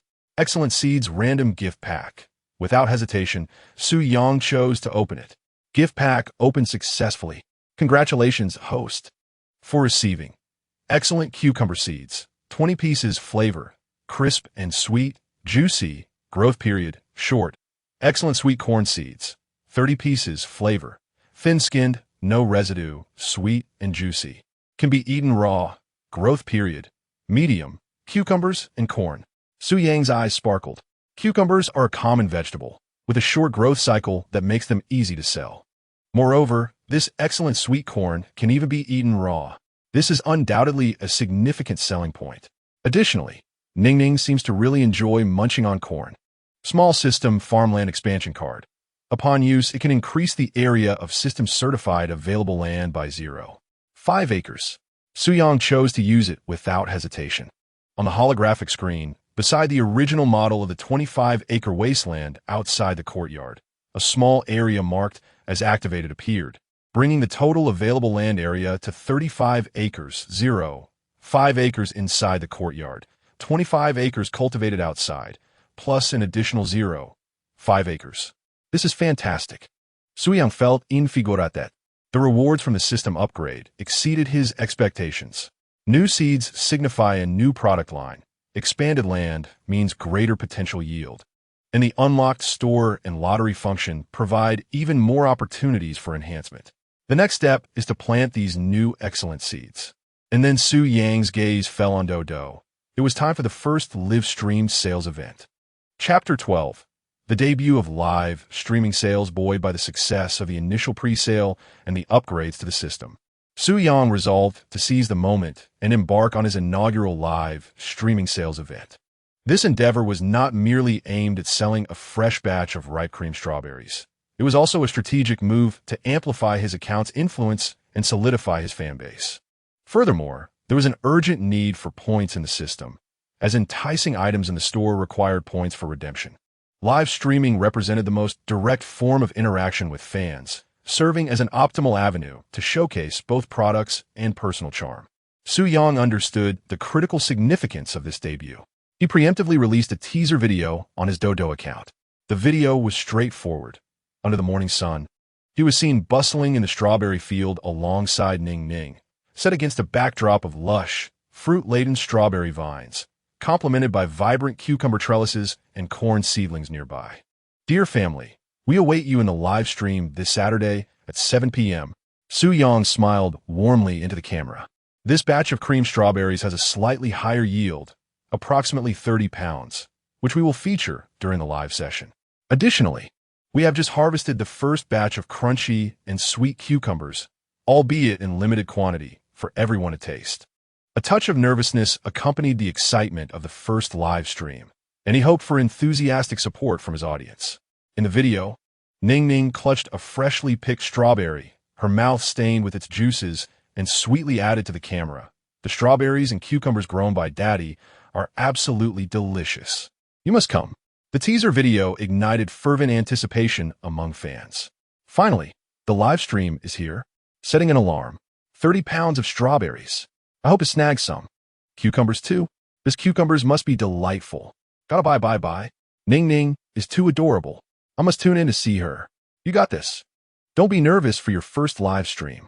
Observing the enthusiastic comments, Soo-young felt a sense of reassurance, yet the weight of heightened pressure settled upon him. Unlike pre-recorded videos, live streaming was real-time and uneditable, where even the slightest misstep could be magnified. He dedicated time to preparation. Firstly, recognizing the village's unstable network. He ventured to the corner of the courtyard with the strongest signal, conducting repeated tests to ensure a smooth streaming experience. Secondly, lacking professional equipment, he resorted to using his mobile phone for the broadcast. He fashioned a makeshift phone stand from a piece of wood and checked the power bank to ensure ample charge. Thirdly, he meticulously harvested the majority of strawberries and cucumbers a day in advance, selecting only the finest specimens for display and sale, while also preparing the necessary packaging materials. Fifthly, he jotted down a rough outline for the live stream on his notebook. Greetings, product introductions, physical demonstrations, product link postings, fan question responses, timely interactions, and concluding acknowledgments. Lastly, he repeatedly reminded himself to relax and be natural, akin to his usual video recordings, showcasing his most authentic self. At 6:30 p.m. after dinner, Soo-young commenced setting up the live streaming venue. He moved a small wooden table to the spot in the courtyard with the best lighting, draping it with a pristine blue floral cloth. On the left lies a basket brimming with luscious, vividly red cream strawberries, perfectly uniform in size. To the right, several vibrant green cucumbers adorned with prickly flowers stand proudly. Adjacent to them is a small dish containing freshly washed strawberries and sliced cucumber sticks, prepared for a taste test. Ning Ning, dressed in a pristine little dress, excitedly scurries about, occasionally stopping to sniff a strawberry or measure a cucumber against herself. Ning Ning, when we go live later, please don't cause any trouble and play quietly by my side, all right? Soo-young gently instructs his daughter while crouching down. Got it, Daddy. Ning Ning is a good girl. The little one nods vigorously, though the sparkle of excitement in her eyes remains undiminished. Soo-young senses that this little one is unlikely to remain still for long.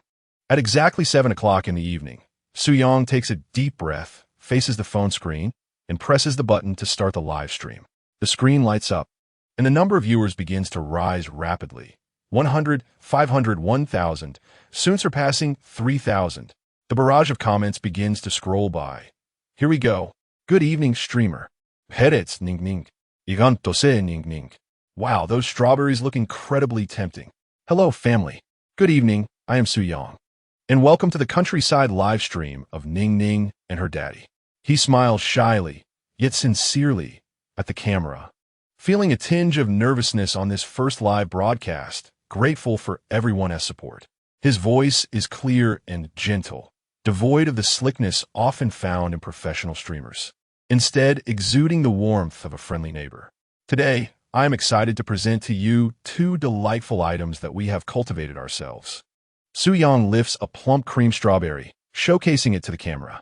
This is the beloved cream strawberry that you have all been yearning for. The size and sweetness of this batch are exceptional.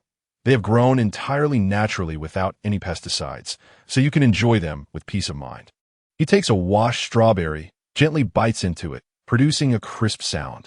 It's truly sweet, bursting with juice, and carries a subtle hint of creaminess.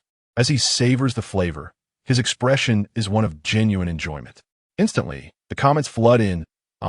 Watching the streamer eat makes me crave it. That sound. You can tell it's juicy. Hurry up. Share the link. At that moment, Ning Ning, with her little legs in motion, rushes over, tilting her face up and pointing at the half strawberry in Su-Yang's hand. Daddy, I want to eat too. That red one, sweet one.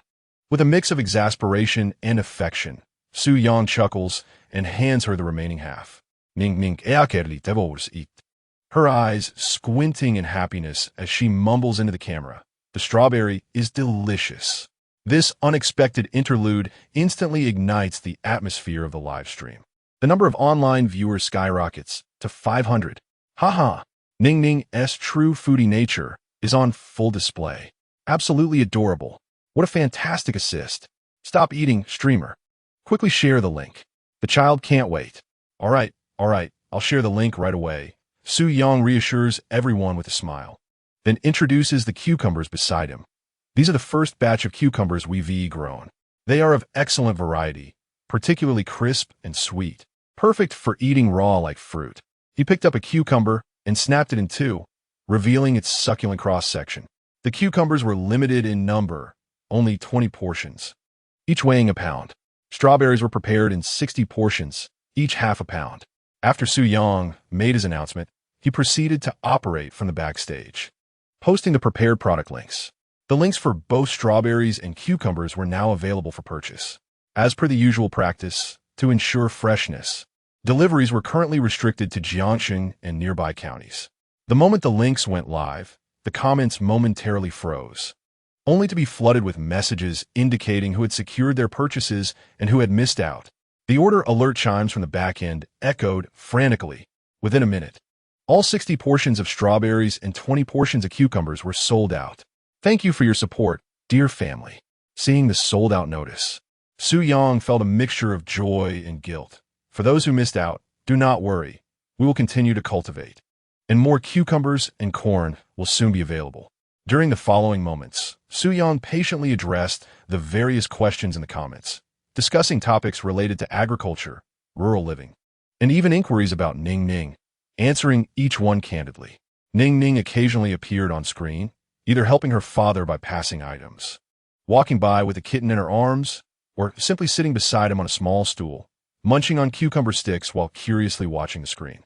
Every little gesture and expression she displayed drew a chorus of laughter and adoration from the comments. The live stream lasted an hour, peaking at nearly 8,000 viewers.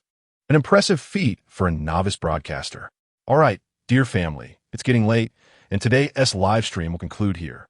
Su-Yang looked at the screen and bowed sincerely, expressing his heartfelt gratitude for everyone's company and support. We will continue to strive to bring you more delightful products and intriguing rural experiences. Good night. After ending the live stream, Su-Yang let out a deep breath, feeling a layer of sweat on his back. Although nervous, the outcome was gratifying. The back-end data indicated that the sales from tonight's live stream approached 5,000 yuan. Additionally, the system points had increased by 80.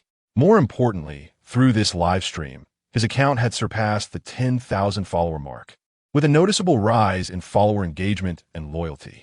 Daddy, live streaming is so much fun. So many uncles and aunts are watching us. Ning Ning exclaimed, joyfully hugging her father's leg. Indeed, Su-Yang lifted his daughter into his arms and kissed her forehead. You were amazing today, Ning Ning. You are Daddy's little lucky star. He gazed at the starry sky above, filled with aspirations for the future. This initial step into the world of live commerce had been successfully taken. The next objective was to steadily expand the cultivation scale, diversify the product range, and gradually develop the brand of Ning Ning and Daddy's Rural Daily. Chapter 13. Explosive Sales and Logistics challenges the notification of a live stream, as conclusion resonated distinctly in the tranquil farmhouse courtyard. Suyong exhaled deeply, feeling the tension in his nerves finally dissipate, his back dampened with a light sweat. The first live stream had demanded more mental energy than he had anticipated. Yet the results were undeniably exhilarating. On the screen of his mobile phone, the sales data from Dowdoo's backend vividly displayed. 60 servings of creamy strawberries and 20 servings of excellent cucumbers, all sold out. The total sales approached 5,000 yuan, and the system points had increased by a precious 80, bringing him a considerable step closer to unlocking the system's store. More importantly, the number of fans had surpassed 20,000, and the comment section and direct messages were brimming with anticipation for the products and the next live broadcast. Daddy, have we sold out? Are we making a fortune? Su Winning's excited little face was flushed. Although she spent most of the live stream playing beside him, she understood that her father was selling delicious food. Indeed, we have sold out. Our Ning Ning is Daddy's little lucky star. Su Yang chuckled as he pulled his daughter into his embrace, planting a resounding kiss on her forehead. Gazing at her innocent smile, he felt that all his hardships and anxieties were worthwhile. However, after the fleeting joy, the harsh reality of challenges immediately confronted him. 80 orders. This meant that early tomorrow morning, he would need to meticulously sort, weigh, and package nearly 40 kilograms of strawberries and 20 kilograms of cucumbers. Then find a way to deliver them swiftly and securely to the courier point in town, ensuring they reach the buyers in optimal condition. This was no small task, especially in a rural area with inconvenient transportation and a lack of professional packing equipment. Ah, the bittersweet troubles of happiness. Suyong glanced at the long list of orders and addresses on his phone, rubbing his brow as he began to think quickly. First, there was the packaging. The delicate, creamy strawberries had to be handled with utmost care. The clamshell boxes and foam boxes he had previously purchased came in handy, but their quantity barely sufficed for this order. Clearly, he needed to procure packaging materials in bulk well before the next pre-sale and find more suitable sizes and cushioning materials. Next was the sorting and weighing. Each serving had to be precise in weight and as consistent in quality as possible. This required time and patience, and it had to be done while the produce was at its freshest. Finally, regarding logistics, although the courier point in town offered cold chain services, the costs were steep, and there were still dozens of kilometers from the village to the town. How to transport so many foam boxes efficiently and safely posed a dilemma. Should he find a tricycle from the village? The jostling would risk damaging the strawberries.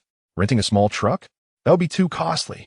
It seemed imperative to establish a standardized packing and shipping process and seek a stable, reliable logistics partner to address these issues moving forward. In his mind, Su Yang silently pondered. Perhaps when the scale grows a bit larger, he could consider purchasing a second-hand small truck or negotiate a long-term cooperative discount with a courier point in town. These thoughts flickered rapidly through his mind, still in their infancy, yet the direction was clear. For now, the most important task was to effectively manage this first batch of official sales. Reputation was foundational. As the night grew quiet, Ning Ning had already fallen asleep in her small bed beside him. Su Yang, under the lamp, commenced his packaging assembly line. He moved the strawberries and cucumbers, freshly picked and initially sorted, onto the table in the main room. Under the gentle glow of the light, the cream strawberries exude an alluring sheen, each one resembling a meticulously crafted piece of art. The cucumbers stand tall and vibrant in their verdant green, their tips adorned with delicate yellow blossoms. He retrieves a small electronic scale from the kitchen, beginning to weigh the fruits with great care. For each half kilogram of strawberries, he invariably adds an extra berry or two, ensuring that the quantity exceeds expectations. The cucumbers, weighing a kilogram each, are selected with an eye for uniformity in size before being placed in their containers. He layers protective foam netting with precision, arranging the strawberries with meticulous care before sealing them with a transparent clamshell lid. The cucumbers are individually wrapped in cling film to retain their moisture. Finally, he places the packaged strawberries and cucumbers into a customized foam box, surrounding them with soft padding to guarantee their safety during transit. Throughout the entire process, Su-Yang executes his tasks with unwavering diligence, his movements gentle and focused. This is not merely merchandise. It is the embodiment of his toil and the hope for a new life with his daughter. As dawn breaks around 5 in the morning, Su-Yang completes the packaging of all orders. 80 foam boxes of varying sizes are neatly stacked in the corner, creating a rather impressive sight. He stretches his stiff neck. Despite a night of labor, he feels unusually invigorated. At that moment, soft rustling sounds emerge from the back room, and Sue winching, rubbing her sleepy eyes and clad in a small pajamas, emerges in a daze. "Daddy, what are you doing?" the little one asks in a sweet voice, her eyes widening with curiosity at the sight of the numerous boxes. "I'm packing for the uncles and aunts who bought our strawberries and cucumbers, sending them delicious treats." Su-Yang replies with a smile as he scoops her up into his arms. "Wow, so many," she exclaims, her face awash with astonishment. "Daddy is amazing." "But it's not just Daddy. Our little assistant Ning Ning needs to help too." Su-Yang chuckles, assuring her that once he delivers the boxes, he will prepare a delightful meal for her. He had previously contacted Uncle Wong, who runs a small shop in the village, borrowing his second-hand van used for stocking supplies. Although it requires some fuel expenses and favors, it is far more reliable than seeking a three-wheeler. The father and daughter work together, carefully loading the foam boxes onto the vehicle. Though Ning Ning's strength is limited, her enthusiasm is boundless as she scurries around, opening car doors and handing over tape, thoroughly enjoying her role. "Daddy, is this label supposed to go here?" she asks earnestly, holding up a shipping slip. "Yes, Ning Ning, you're doing wonderfully." Su-Yang praises her, gently helping to affix the label correctly. As the sun rises, its golden rays bathe the entire courtyard in warmth. Su-Yang drives the hope-filled van, accompanied by an excited Ning Ning, towards the town's delivery point. Although the challenges of logistics are just beginning to unfold, Su-Yang's heart brims with confidence. As long as the products are of high quality and the service exemplary, these obstacles can be surmounted step by step. Chapter 14. The Power of Reputation and Fan Growth After a Night of Relentless Toil. Ranging from harvesting, sorting, weighing, to packaging, he navigated the bumpy mountain roads at dawn, driving his trusty old vehicle to the town's courier point.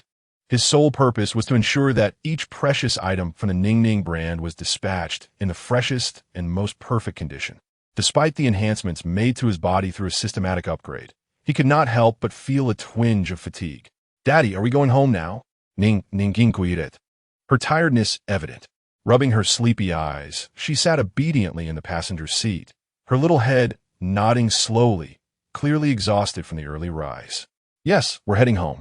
I'll prepare something delicious for you, and then you can have a good sleep," Su-Yang replied, holding Ning Ning's hand and gazing at her drowsy yet determined effort to keep her eyes wide open, a wave of tenderness washing over him. Upon returning to their quaint yet worn little courtyard, he hastily prepared a simple lunch and coaxed Ning Ning to sleep. Only then did Su-Yang have the opportunity to pick up his phone and check the back end of his Doudu account.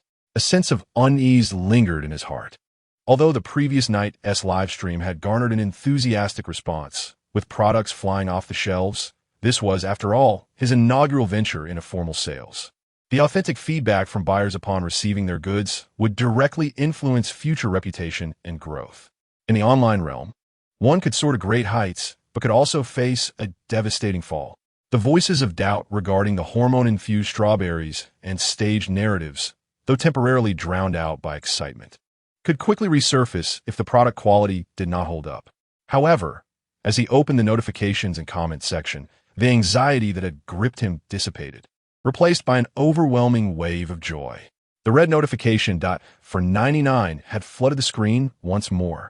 The comments and private messages were inundated with an avalanche of buyer showcases and positive reviews. Received it. Lightning fast. The packaging was impeccable. Not a single strawberry was damaged. and they arrived still glistening with dew, astonishingly fresh. Oh my goodness! I declare this to be the most delectable strawberry I have ever tasted, bar none. It's sweet to the core, with an exquisite hint of creaminess. 128 per pound? What a steal! When will the host sell again? I want it all. The cucumbers are explosively delicious. Crisp, sweet, and juicy. I devoured 2 raw. What were those previous cucumbers I've eaten? I initially bought this for adorable Ning Ning, but I was utterly conquered by the strawberries. Is the host some kind of farming deity? The quality is out of this world. I've shared this with my sisters. Such delectable treasures cannot be enjoyed alone. Please restock soon. Oh no, I missed out. Watching your comments has made my mouth water with envy. Next time, I'll set 10 alarms. The comment section was filled with 5-star reviews, even more extravagant than Su Yang had anticipated. Many buyers not only provided written feedback, but also actively recorded unboxing and tasting videos, detailing the exquisite flavors and unique creamy notes, even tagging the account Ning Ning and Daddy's Countryside Life. These genuine buyer showcase videos acted like pebbles cast into a lake, swiftly inciting a ripple effect of secondary sharing. Those who had been hesitant or skeptical began to shift their attitudes upon witnessing these overwhelmingly positive and nearly flawless reviews. Wow, look at this guy eating, he is drooling. Is it really that good? Cream-flavored strawberries? Though it may sound absurd, the comment section suggests otherwise. A friend of mine managed to acquire a batch and shared one with me. It was simply extraordinary. Now, I find myself regretting not seizing the opportunity. The host is undoubtedly a concealed agricultural prodigy. It would be a pity for such talent to remain unrecognized by agricultural institutions. The ripple effect of word of mouth is beginning to manifest. Su Yang observed the rapid surge in his follower count, which had leaped from just over 10,000 before the live stream to over 20,000 within a mere day, continuing to grow at a remarkable pace. The views on previously released videos also saw a significant increase, with likes and comments multiplying several times over. The previously inconspicuous account Ning Ning and Dad's Country Life, thanks to the adorable Ning Ning and those marvelous cream strawberries, has truly gained traction on the Dodo platform. With a sigh of relief, Su Yang set down his phone, his heart brimming with indescribable excitement. He had succeeded. The first step had been firmly taken. The system's capabilities were unquestionable. Yet transforming this power into tangible profits and recognition required careful planning and management. This success had bestowed upon him immense confidence and a clearer understanding of the Dodo platform and the potency of word-of-mouth marketing. It seemed his previous strategy had indeed been sound. Regaining his composure, Su Yang began to reflect on the gains and losses from this sales endeavor. The limited pre-sale, despite its small volume, had ensured quality and user experience, creating a favorable first impression that fostered secondary dissemination. Although the pricing was somewhat elevated, the exceptional quality justified the cost, even leaving room for future price increases. He scrutinized the system panel once more. System points, 165,100, base 75. Earned 10 points for selling 10 portions of strawberries, 80 points for selling 80 portions of cucumber strawberry orders. The points were sufficient to unlock the system store. Yet he refrained from hastily redeeming them. The items in the basic store lacked allure. He eagerly anticipated unlocking more advanced seeds and technologies in the future. Land, 0. 53 acres within the courtyard, planted with strawberries, cucumbers, tomatoes, and bok choy. 3 acres outside, 0. 5 acres activated, awaiting cultivation. Seed warehouse, remaining ordinary cucumber seeds. Remaining ordinary tomato seeds. Remaining ordinary bok choy seeds. 20 excellent cucumber seeds. 30 excellent sweet corn seeds. Technology, basic planting technology, soil improvement, beginner level. The land was still insufficient. He must utilize the 3 acres outside as soon as possible. Su Yang examined the land management module. The excellent cucumbers and sweet corn could be planted immediately, especially the edible sweet corn, which was sure to become another bestseller. While the cream strawberries were stunning, their yield was limited and their cultivation requirements were high. To achieve stable, large-scale profitability, he needed a more diversified range of high-quality agricultural products that were easier to cultivate and promote. Cucumbers had a short growth cycle and high market demand. Sweet corn offered a unique taste, was nutrient-rich, and could serve as a snack for Ning Ning. The two new varieties rewarded by the system were indeed a timely boon. As for the issues of logistics and packaging, Su Yang rubbed his temples. This remained the most significant bottleneck at present. 80 orders had left him flustered. What would happen if the next pre-sale involved hundreds or even thousands? Relying solely on himself and Uncle Wang's dilapidated vehicle would be utterly inadequate. It was imperative to resolve the logistics issue swiftly. Su Yang resolved to perhaps negotiate a long-term cooperation agreement with a local courier service, or consider purchasing a second-hand refrigerated truck. However, upon glancing at his account balance, subtracting the costs for packaging materials and the fuel expenses owed to Uncle Wang, less than 2,000 remained. Financial constraints were still pressing. Clearly, for the next sales endeavor, an expansion in scale was necessary to swiftly accumulate startup capital. Su Yang contemplated his next steps, planting new superior varieties, continuing to produce high-quality Douyin videos, and building a fan base and reputation to prepare for a larger-scale sale. Meanwhile, his daughter lay soundly asleep on the small bed, a gentle smile gracing her lips.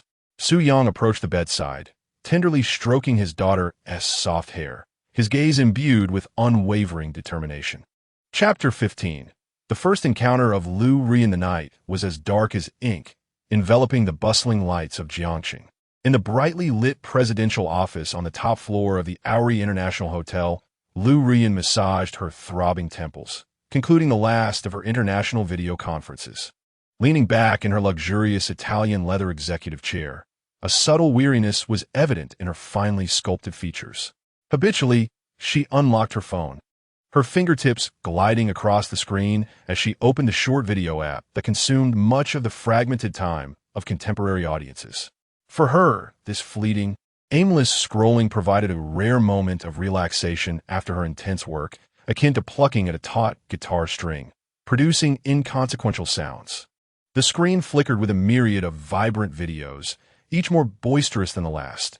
Humorous skits, celebrity dance performances, and scenic travel footage. Lu Ruyin found herself somewhat distracted, her scrolling becoming increasingly rapid. Suddenly, a video tagged as trending in rural life caught her eye, causing her finger to hesitate momentarily. The thumbnail depicted a little girl with horned braids and rosy cheeks, perched on the threshold of a seemingly dilapidated farmhouse, cradling an exaggeratedly large red strawberry, her eyes sparkling with mirth as she revealed a few tiny teeth. The backdrop featured a modest brick house and a verdant vegetable garden. Another instance of sob-story marketing. Lu Rian instinctively thought with a hint of disdain. Recently, the platform was inundated with such videos from new farmers, all following a similar formula. Find a less-than-ideal setting. Capture footage of children or the elderly to evoke sympathy, and then begin promoting products. She instinctively intended to swipe away, yet the pure, untainted smile of the little girl, coupled with the irresistibly enticing strawberry, inexplicably compelled her to click on the video. The video lacked elaborate editing and featured simple, soothing music. It captured the scene of a little girl picking strawberries along a ridge, while a gentle male voice patiently guided her through the experience. The little girl donned a simple floral dress, her cherubic face speckled with dirt, yet she seemed utterly unbothered. As she picked strawberries, she gleefully reported to her father, "Daddy, this one's red, and this one too, like rubies." The camera zoomed in on the strawberries, their rich hues and inviting sheen suggesting sweetness that seemed almost tangible through the screen. Next, the scene shifted to the girl perched on the threshold, a large strawberry in hand, her mouth stained crimson as she beamed with delight, squinting her eyes in happiness while vaguely declaring to the camera, "Daddy, strawberries are the tastiest in the world." Lu Rian watched the video, her brow momentarily furrowing in subtle contemplation. This child was quite endearing. Her large, sparkling eyes and the shallow dimples that appeared when she smiled evoked a tender feeling, despite her humble attire and dirted visage. Yet, there was an undeniable innocence and joy in her demeanor that softened one's heart. The strawberries, indeed, appeared extraordinary, surpassing even those purportedly imported from Japan that she occasionally purchased from the upscale supermarket downstairs. However, a fleeting, almost imperceptible sense of familiarity brushed Lu Ruyan's mind. As the little girl sank her teeth into the strawberry, her slightly pouted lips and the satisfied squint of her eyes when tasting the delectable fruit struck Lu Ruyan as reminiscent, like Ning Ning when she sweetly pouted for candy. This thought flickered through her mind like a flash of lightning, only to be extinguished just as swiftly. Impossible, Lu Ruyan resolutely dismissed it within her thoughts.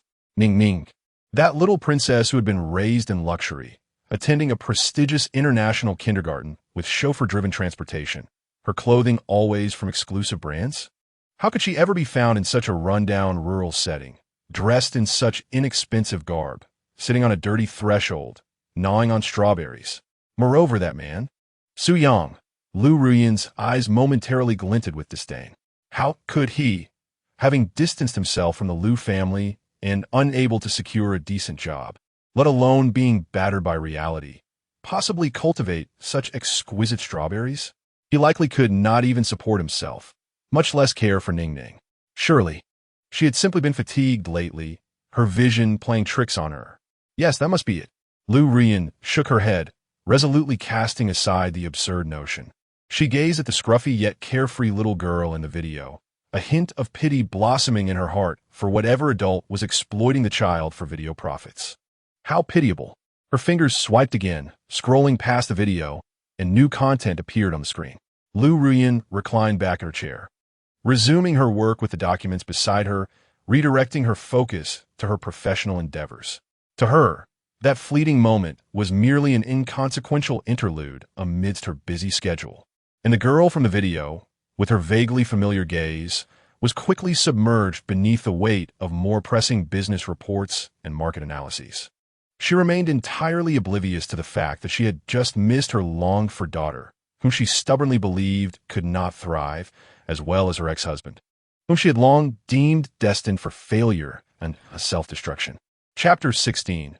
Expansion of cultivation and system upgrade. The explosive popularity of the live broadcast and the instantaneous sell-out of cream strawberries and premium cucumbers served as a powerful stimulant for Su Yang, akin to a stone cast into a tranquil lake, creating ripples upon ripples. Observing the incessant notifications of 99 new messages in the Doudu backend, along with the flurry of glowing reviews and requests for repurchase flooding in like snowflakes, Su Yang found it difficult to calm his exhilarated heart. Daddy, have we become superstars?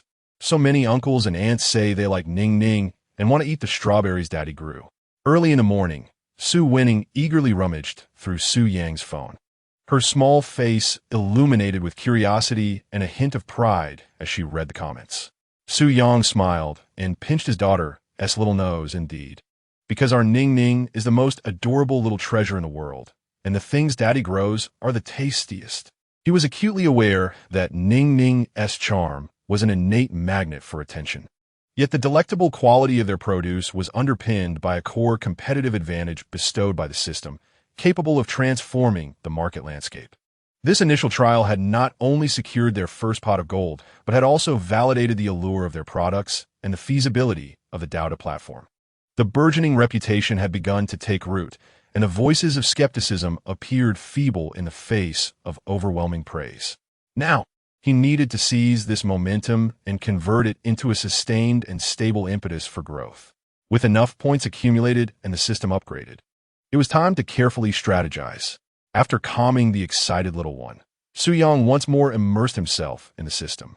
He first focused his thoughts and utilized the system farmland expansion card small on the virtual screen next to the three-dimensional model representing the barren land outside the courtyard. A new area of approximately half an acre, exuding a faint green glow, promptly appeared, marked as activated, awaiting cultivation. Excellent. The available land had now reached 35 acres. Though this amount might seem trivial in the eyes of seasoned farmers, for a novice like Su Yang, it was ample space to unleash his potential. Next, he navigated to the system store. The unlocked store interface remained straightforward, offering a limited range of products, primarily basic organic fertilizers, requiring points for exchange, common crop seeds, and some tools categorized as ordinary. What captivated Su Yang's attention was the lottery wheel. Each draw, costing 10 points, could yield random seeds, technologies, tools, or even special items. However, spending 10 points per attempt felt somewhat extravagant. Glancing at his meager 165 points, Su Yang momentarily quelled the urge to draw. The pressing priority was to optimize the resources at hand and expedite production expansion. He shifted his focus to the two newly acquired premium seeds. Superior cucumber seeds, 20 grains, flavor, crisp and sweet, juicy, growth period, short. Superior sweet corn seeds, 30 grains, flavor, thin-skinned, no residue, sweet and juicy, edible raw. Growth period, medium. The cucumber grows swiftly, enjoys high market acceptance, and can serve as a product to quickly recoup funds during the strawberry off-season. The sweet corn, edible raw, is undoubtedly a significant selling point. Moreover, Ningning is sure to enjoy munching on corn cobs. A glimmer of inspiration flashed in Su Yang's eyes. He immediately began to devise a plan. The half-acre plot within the courtyard, receiving the best sunlight, would continue to be dedicated to nurturing delicate cream strawberries and crop rotation. The newly expanded half-acre plot outside the courtyard, combined with a small portion already cultivated, was just right for planting this batch of superior cucumbers and sweet corn. However, the soil outside was barren and needed to be improved. Su Yang recalled another key technology from the system's upgrade rewards: basic soil improvement technique. As he confirmed his understanding, a wealth of knowledge regarding soil composition analysis, organic matter ratios, pH adjustment, and trace element supplementation flooded his mind, akin to an experienced farmer, granting him a newfound comprehension of the land beneath his feet. Following the guidance of the soil improvement technique, he analyzed the soil data of the barren land outside: clay loam, fertility level, rocky, slightly acidic. The system proposed a remediation plan: deep tilling, removal of stones, followed by the substantial application of well-fermented manure and wood ash to increase organic matter content, enhance soil structure, and adjust pH levels. Without hesitation, Su Yang transformed into a diligent farmer. He exerted considerable effort to deeply till the newly activated half-acre plot and the previously cultivated land, meticulously extracting large stones and shards from the deeper soil with a shovel and hoe.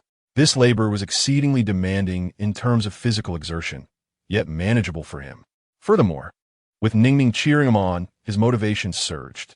After clearing the stones, he evenly spread the well-fermented manure and accumulated wood ash across the land, adhering to the precise ratios provided by the system, before turning the soil once more to ensure thorough mixing of the fertilizers. Following his dedicated labor, the once barren and compacted yellow earth visibly transformed, becoming loose and dark, exuding the rich aroma of fertile soil.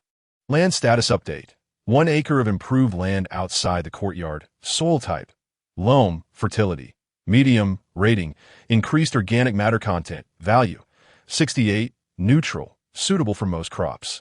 Done. Su Yang surveyed the revitalized land, wiped the sweat from his brow, and a satisfied smile graced his face. Next came the sowing. He retrieved the precious superior cucumber seeds and superior sweet corn seeds, adhering to the system's recommendations for optimal spacing and row distance.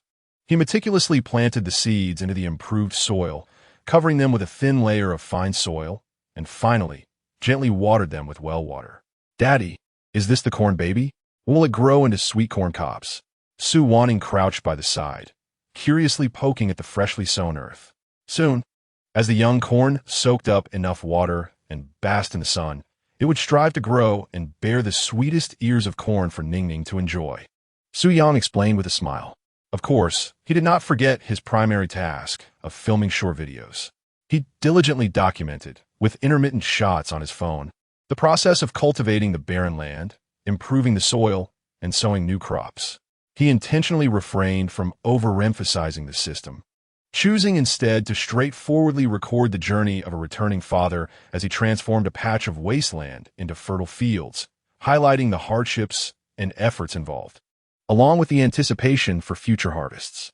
At the end of the video, he showcased the adorable sight of Ningning running around the freshly sown land, calling out in her sweet voice for the baby cucumbers and corn to grow quickly. After the video was released, it once again sparked resonance and discussions among fans. It became clear that the streamer did not simply conjure good things out of thin air. The labor of clearing land was indeed arduous. Just watching it was exhausting. With stones and clumps beneath the hoe, this was the authentic rural experience.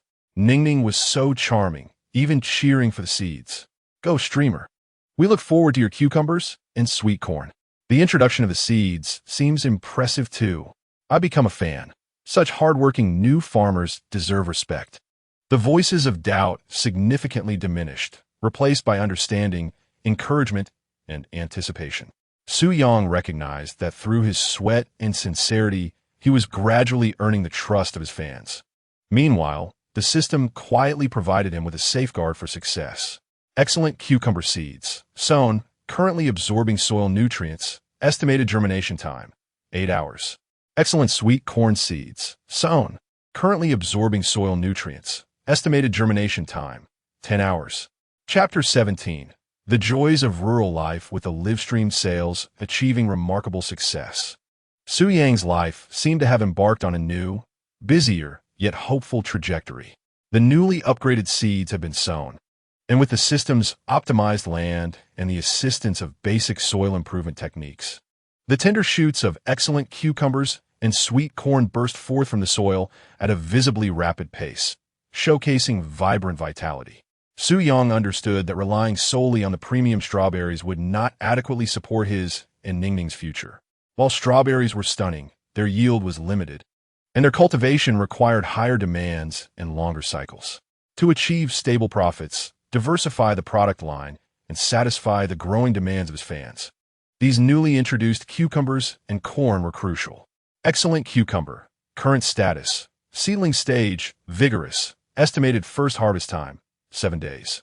Excellent sweet corn, current status, seedling stage, thriving, estimated first ear emergence time, 15 days.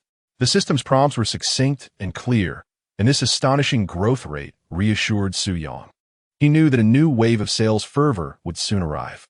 However, life could not be solely about tilling the soil and selling products online. Su Yang was acutely aware that his original intention for returning home was to provide Ningning with a happier, more natural childhood.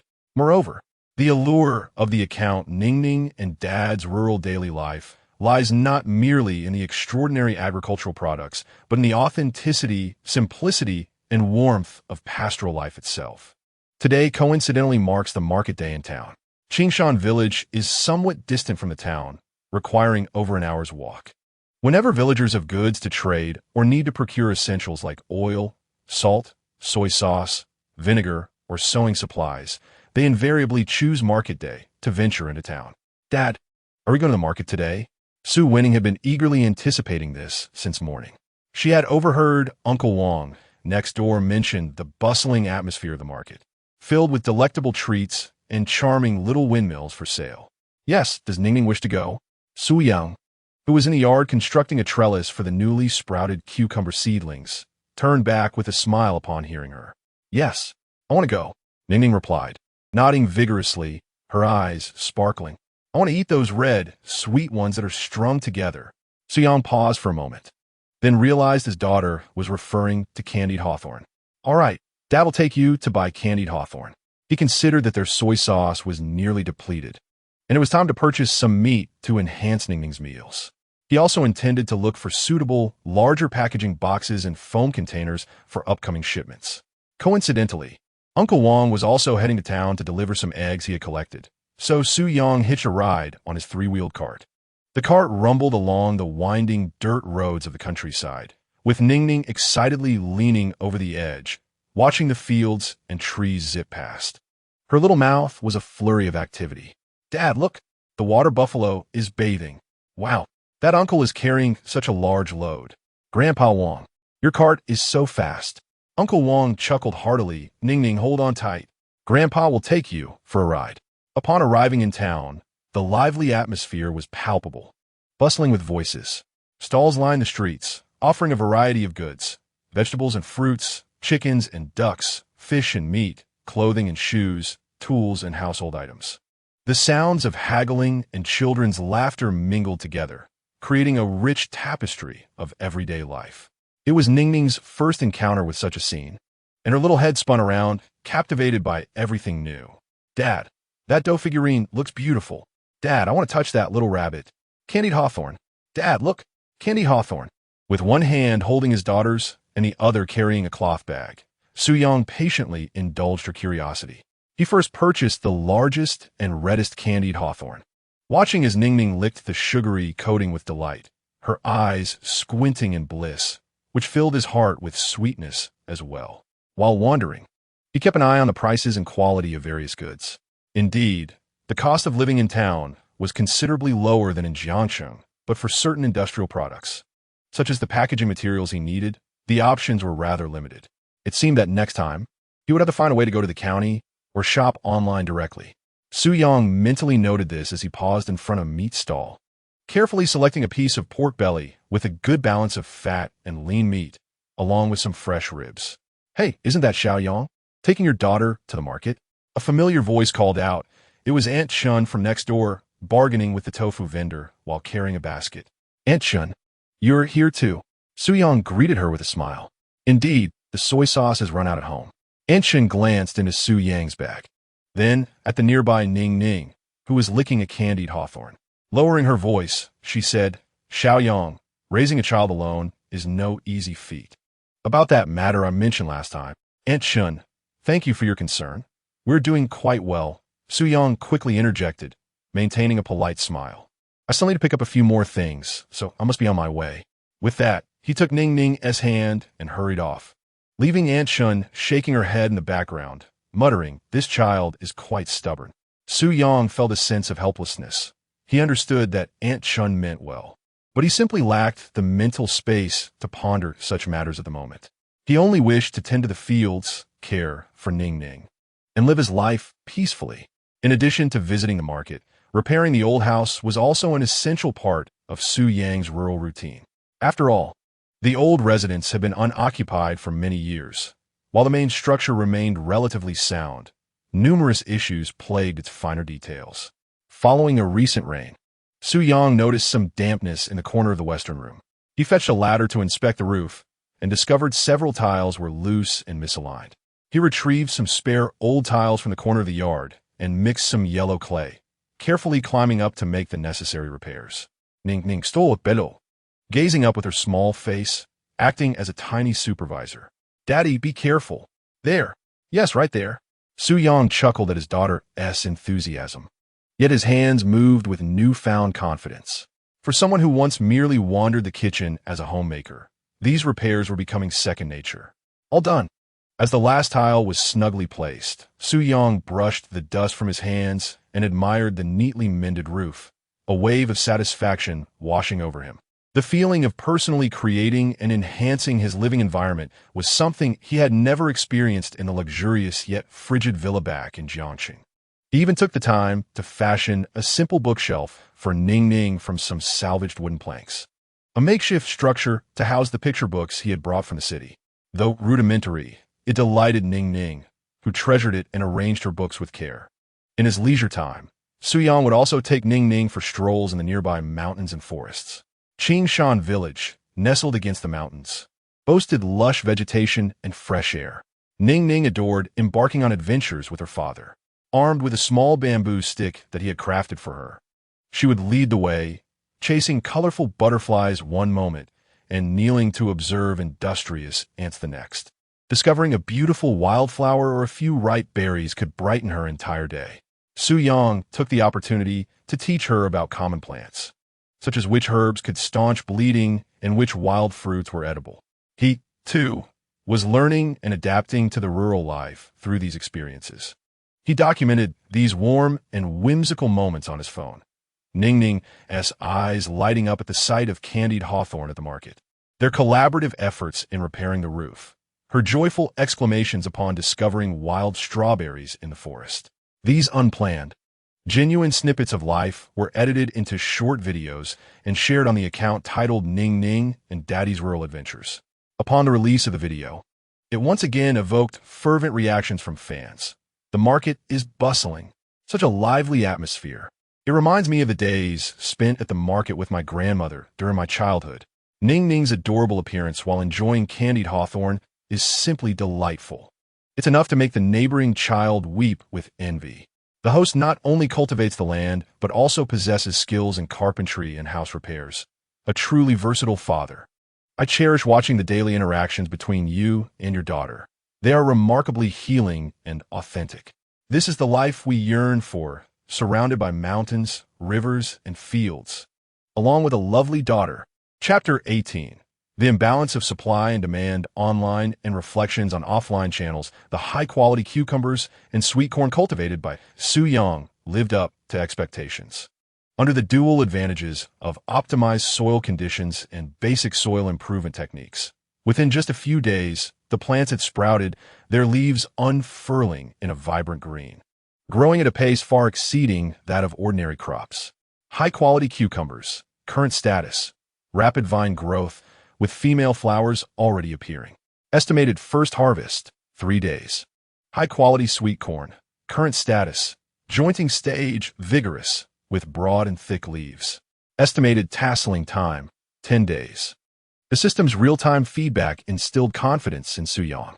A new bestseller was on the horizon. However, what brought him both joy and frustration was the ever-popular, almost elusive cream strawberry. Ever since the first batch of buyers received their orders and ignited a wave of enthusiastic recommendations in the comment section and private messages. Inquiries about when the strawberries would be restocked flooded in daily. Host, please, restock some strawberries. The kids are in tears of longing. I am willing to pay extra just to savor your cream strawberries. The flavor is simply exquisite. When will the cucumbers be available for sale? Given their growth, they must be delicious. I'm eagerly awaiting a sweet corn. Can it be eaten raw? Is that true? How intriguing. Su Yang devoted considerable time each day to responding to these eager messages, patiently explaining the growth cycle and limited yield of strawberries while forecasting the approximate maturation of the cucumbers and corn. Ning Ning often curiously leaned over to glance at her father's phone screen. Daddy, so many uncles and aunts want to eat our strawberries? The little one blinked her large eyes, her tone tinged with pride. They all say that Daddy grows the tastiest ones. Indeed, Su Yang chuckled, ruffling his daughter's hair. Thus, Daddy must work harder to cultivate more so that more people can enjoy them.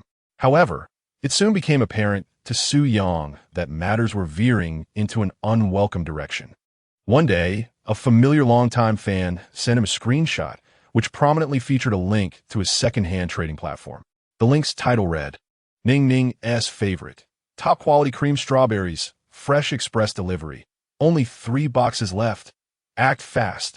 The price was a staggering 298 yuan per gene. More than double Su Yang's live sale price. Host, look, there are scalpers reselling your strawberries. This is infuriating. The loyal fan commented indignantly. Su Yang gazed at the glaring price, his brow furrowing in discomfort. Scalpers? The thought unsettled him. The fruits of his labor were intended for those who truly appreciate their unique flavor, not to serve as mere instruments for the opportunistic to exploit for exorbitant profits. Yet, upon reflection, the emergence of scalpers inadvertently attests to the high demand and market value of his cream strawberries. This presents both a dilemma and a form of validation.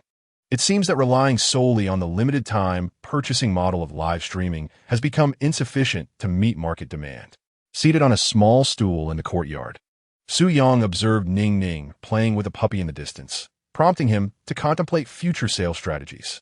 The persistent supply shortage, while maintaining a sense of scarcity and high value, also signifies the potential loss of numerous customers and provides opportunities for scalpers. Perhaps it is time to consider expanding offline channels? A thought surfaced in his mind. Offline channels? He began to weigh the pros and cons in his mind. The advantages of offline channels are evident. A broader reach allows access to consumers who seldom use live streaming platforms or harbor reservations about purchasing fresh produce online. The volume of orders could be significantly larger if he could connect with suitable supermarkets, specialty fruit stores, or upscale restaurants. The quantity sold at once would far exceed online retail. Additionally, the brand image would be more tangible. Being able to see and touch the product in physical stores would enhance brand perception and trust. However, the disadvantages are equally pronounced. Logistics and quality control present formidable challenges. Transporting delicate, Perishable cream strawberries from the remote Qingshan village to various sales points in the city with stability and high quality involves complex issues such as cold chain transportation costs, loss control, and quality assurance at every stage. He was already struggling with small batch shipments online, let alone scaling up for offline supply. Negotiating power and profit margins are also concerns. Offline distributors typically demand lower supply prices and may have longer payment terms, which would compress his profit margins. Given his current financial constraints, every penny of profit is precious, necessary for upgrading systems and expanding production. Furthermore, he would lose the opportunity to engage directly with consumers. Online sales allow him to see user feedback and interact with fans, a direct connection that offline channels cannot replicate. Su Yang meticulously calculated his options. He envisioned the exquisite fruit boutiques in Jiangcheng. Perhaps his cream strawberries could command higher prices there. But how could he ensure a stable supply? How could he prevent retailers from compromising quality and tarnishing his reputation? He also contemplated collaborating with large fresh produce e-commerce platforms, such as Jingxianxing or Hema, leveraging their cold chain logistics and sales networks. However, such partnerships typically require suppliers to possess a certain scale and qualifications, which his current family workshop-style production model likely does not meet. No, he must not take too large a leap. Su Yang quickly resolved in his mind, at this stage, my core advantages lie in the unparalleled quality brought by the system and Ning Ning's personal charm. Expanding offline without caution poses too great a risk to quality control, and profits cannot be guaranteed. Once a product encounters issues during transportation or sales, it jeopardizes the hard-earned reputation, rendering the effort futile. He stood up and walked over to Ning Ning, who was watering the corn seedlings. Dad, look, the little corn has grown a bit taller. Ning Ning proudly pointed at the robust seedlings. Su Yang crouched down, gazing at the vibrant green, his resolve deepening. Indeed, they are striving to grow, he mused, drawing a parallel to their enterprise, which must progress steadily and methodically. For now, direct online sales must remain the focus. Su Yang clarified his direction in his mind and continued to engage consumers directly through the Douda platform. Although the quantity supplied each time is limited, it maximizes the freshness and quality of the product from field to table while optimizing profits to accumulate capital for future upgrades and expansions. As for the challenges posed by scalpers and supply shortages, they could only be temporarily mitigated by optimizing the pre-sale process, such as implementing real name verification or purchase limits to curb scalping. Concurrently, the production of superior cucumbers and sweet corn must be accelerated to diversify the product line and redirect some consumer attention.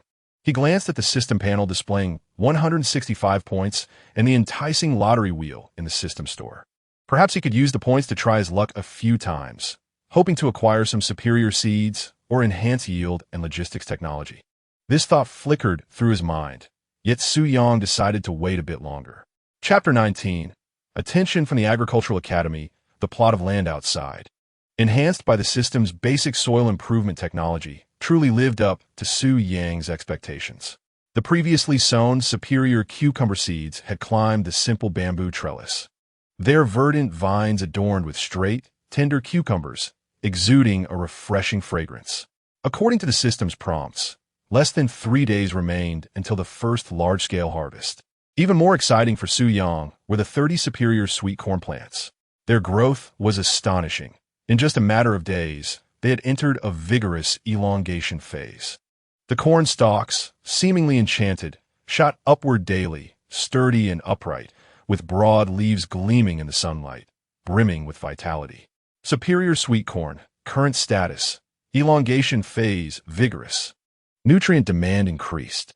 Expected tasseling time, 10 days.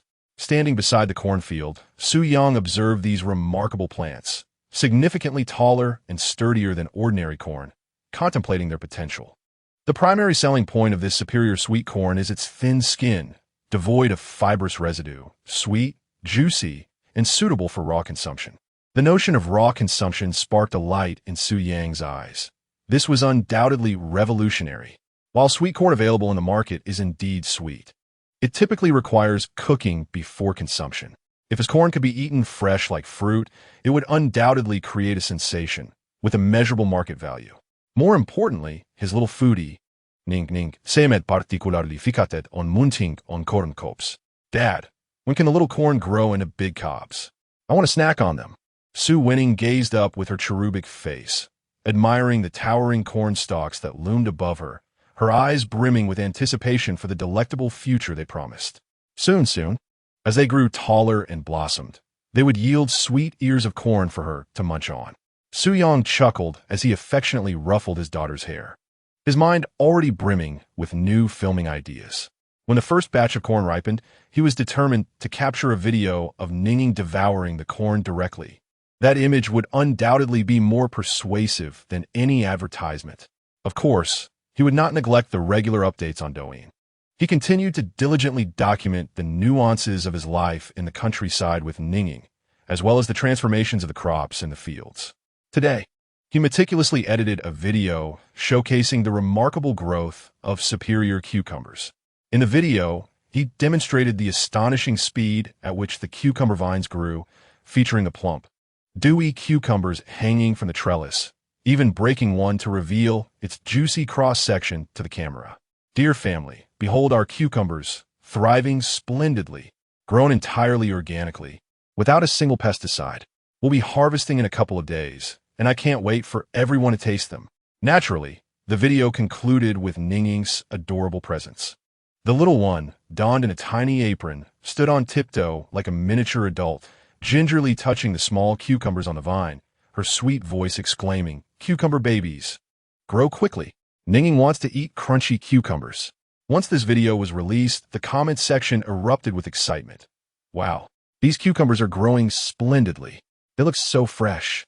Does the host's land possess magic? Everything grows so fast and so well. I can't wait for the cucumbers. I missed out on strawberries last time, but I must try these cucumbers. Ninging is just too adorable. I feel like something's missing if I don't see her every day. Keep it up, host. Cultivating diligently, bringing us wonderful produce. Observing the enthusiastic responses and the steadily increasing follower count, Su Yong felt elated. Although issues with scalpers and supply shortages persisted, he remained confident that as long as he upheld quality and developed steadily, everything would gradually fall into place. Unbeknownst to him, the videos chronicling the miracles of his farmland and the rave reviews from countless buyers in the comments had quietly captured the attention of another group of individuals. In Huabua, Jiangcheng, at the Municipal Agricultural Science Institute, Crop Research Institute, a young researcher named Li Wei stared intently at his computer screen. His brow furrowed as he repeatedly dragged the progress bar of a Douyin short video. On the screen played the latest cucumber video from the account titled, Ninging and Daddy's Rural Daily Life. In the background, one could vaguely discern a field of exceptionally robust corn. This account, Li Wei murmured to himself, swiftly clicking his mouse to pull up previous videos from the account. He focused particularly on those segments featuring time-lapse photography or clearly documented growth cycles. The cream strawberries, from flowering to ripening, seemed to have an astonishingly short cycle, and buyers reported an exquisite taste, imbued with a unique, creamy flavor. As for the cucumbers, from sowing to impending harvest, it appeared to take merely a little over a week.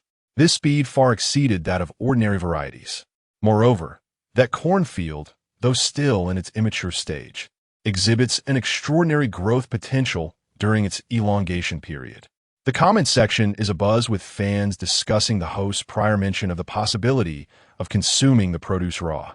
The growth cycle appears significantly shortened, showcasing remarkable disease resistance and exceptional fruit quality with a unique flavor. As Li Wei observes, he diligently notes down key information in his notebook. Interestingly, it seems that these crops are all cultivated in the same location, Qingshan Village. Could this blogger, Su Yang, truly be a master of folk breeding?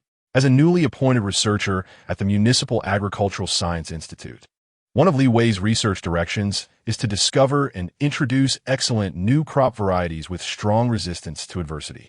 With the nation vigorously promoting rural revitalization, their institute also undertakes the task of transferring technology to rural areas and uncovering local superior varieties.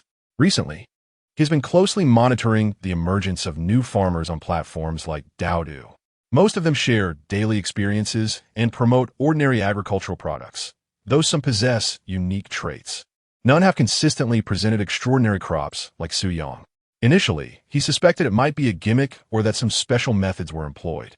However, as this account continues to update, particularly with the fervent praise from fans who have purchased strawberries, he can no longer afford to overlook it. Especially regarding this sweet corn that can be consumed raw, if it truly achieves the advertised effects, the implications would be monumental. Li Wei's eyes glimmered with excitement. Sweet corn is a vital economic crop and a superior raw material for deep processing. The emergence of a new variety that boasts an exquisite taste, can be consumed raw, and has a short growth cycle holds immense potential in both the fresh food market and the processing sector. This matter must be reported to Professor Zhang. Li Bei, not daring to delay, promptly organized the information and video clips he had gathered, then knocked on the door of Professor Zhang's office. The director of the Crop Research Institute and a renowned corn breeding expert in the country. Professor Zhang, I have discovered a rather intriguing situation, Li Wei said as he turned his laptop towards the professor and opened Su Yang's data profile. This new farmer, Su Yang, has cultivated several crops that exhibit remarkably unusual traits. Professor Zhang adjusted his glasses, intrigued as he began to watch. He was initially captivated by the lively little girl in the video, but soon his attention was seized by the astonishingly vigorous crops and Li Wei's analytical report. Oh, cream-flavored strawberries? With a growth cycle only half that of regular strawberries? Professor Zhang's expression grew serious as he scrutinized the close-up images of the strawberries, cucumbers, and especially the raw sweet corn. If these data are accurate, as a seasoned agricultural expert, Professor Zhang fully comprehends the significance of this. This is not a standard level that ordinary superior varieties can achieve. Has any background check been conducted on this Su Yang? Professor Zhang inquired solemnly. Not yet in detail. We only know that he returned to his hometown of Qingshan village about a month ago with his daughter, seemingly following a divorce. His previous profession remains unclear, but he claims these seeds are new varieties acquired through a friend, Li Wei replied, noting that the comments indicated his strawberries and cucumbers are of exceptionally high quality, commanding a hefty price, yet still in short supply. Professor Zhang gently tapped his fingers on the table, his eyes glimmering with contemplation. Qingshan village is not too distant from our Jiang city. After a moment of reflection, he made a decision. Shall Li continue to monitor this account and gather more detailed information, particularly concerning the growth data and final quality of that sweet corn. When the time is ripe, we must conduct an on-site investigation. Understood, Professor Zhang. Li Wei responded instantly, feeling a surge of excitement within.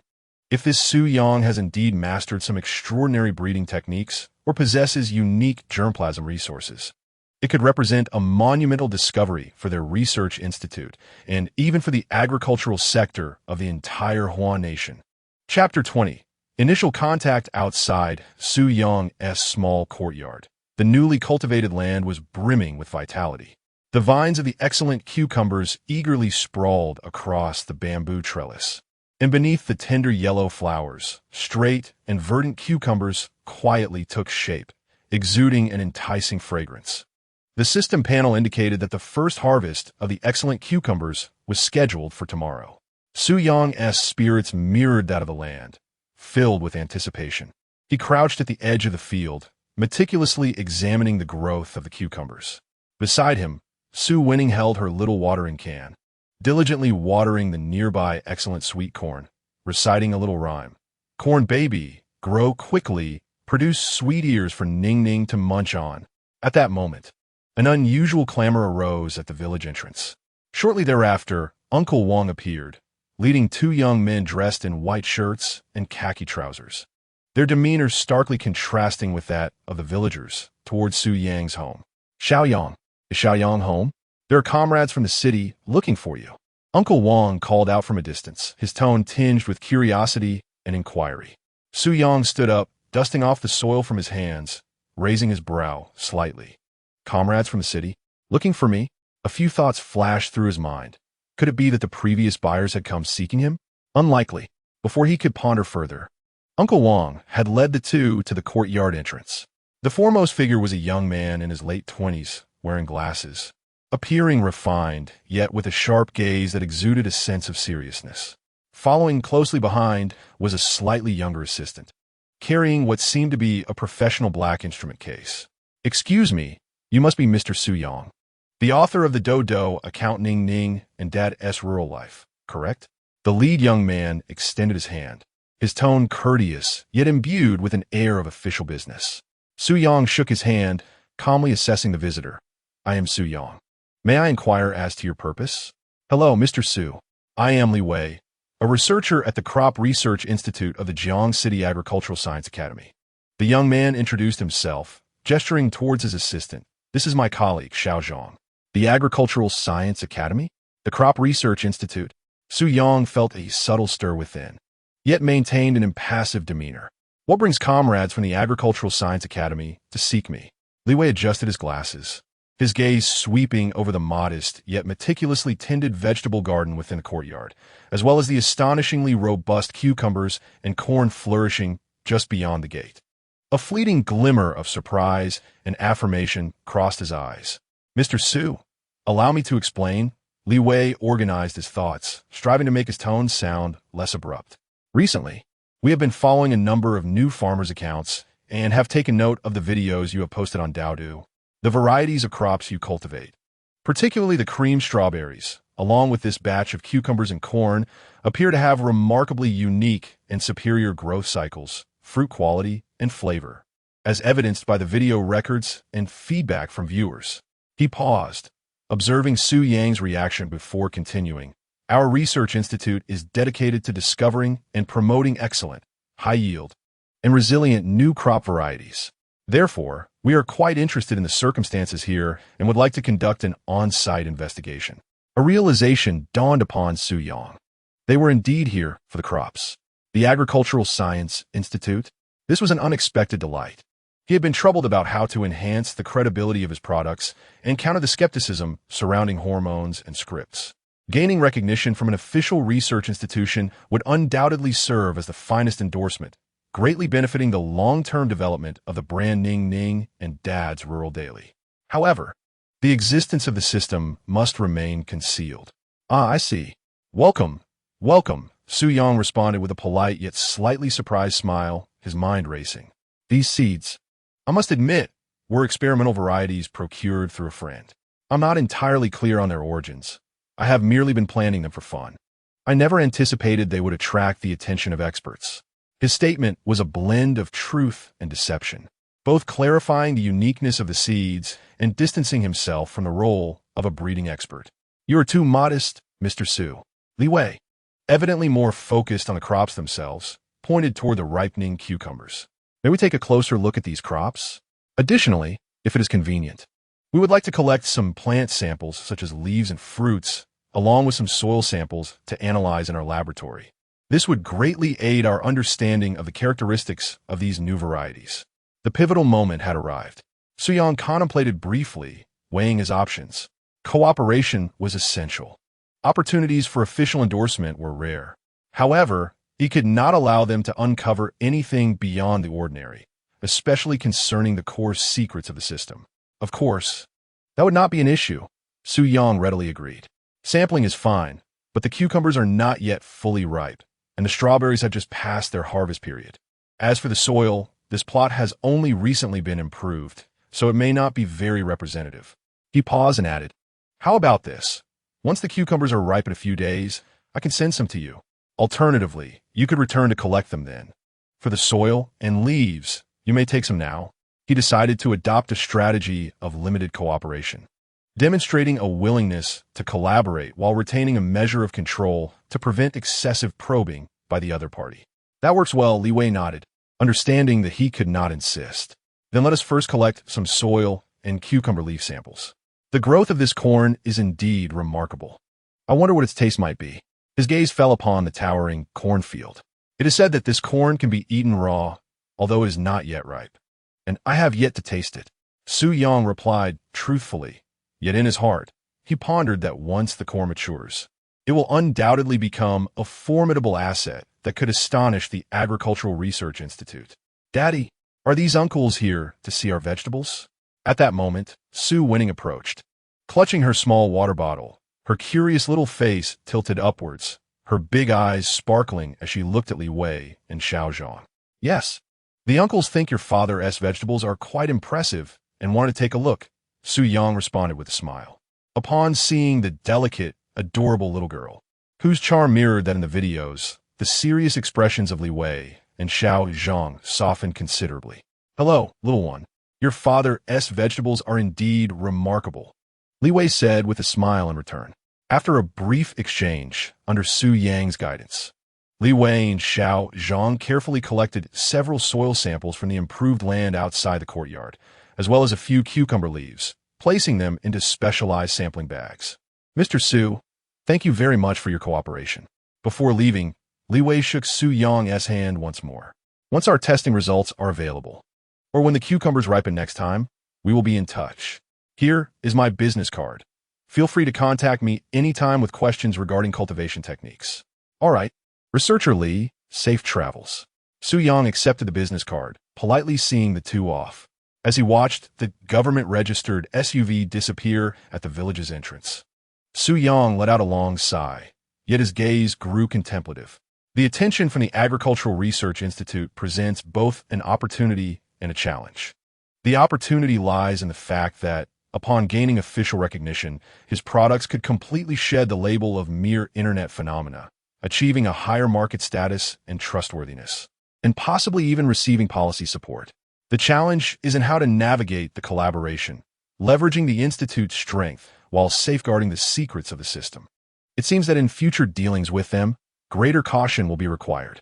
Su Yang stroked his chin, silently calculating, yet he considered it a positive development. At the very least, it proves that I am on the right path. Chapter 21. The astonishing discovery at the Agricultural Research Institute within the Precision Laboratory of the Crop Research Institute at Jiangxing Agricultural Academy. An unusual atmosphere of tension and excitement prevailed. Following a series of rigorous and meticulous analyses, the preliminary data report from the soil and cucumber leaf samples collected from Su Yang in Qingshan village had just reached researcher Li Wei's hands. Seated at the ultra-clean workstation, Li Wei gazed at the graphs and data lists generated on the computer screen, his breathing involuntarily quickening.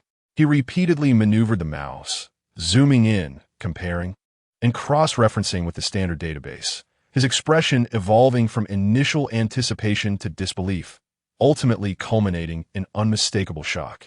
"This is impossible," he murmured, his fingers trembling slightly with excitement as he reopened the nutritional analysis report concerning the cucumber leaves.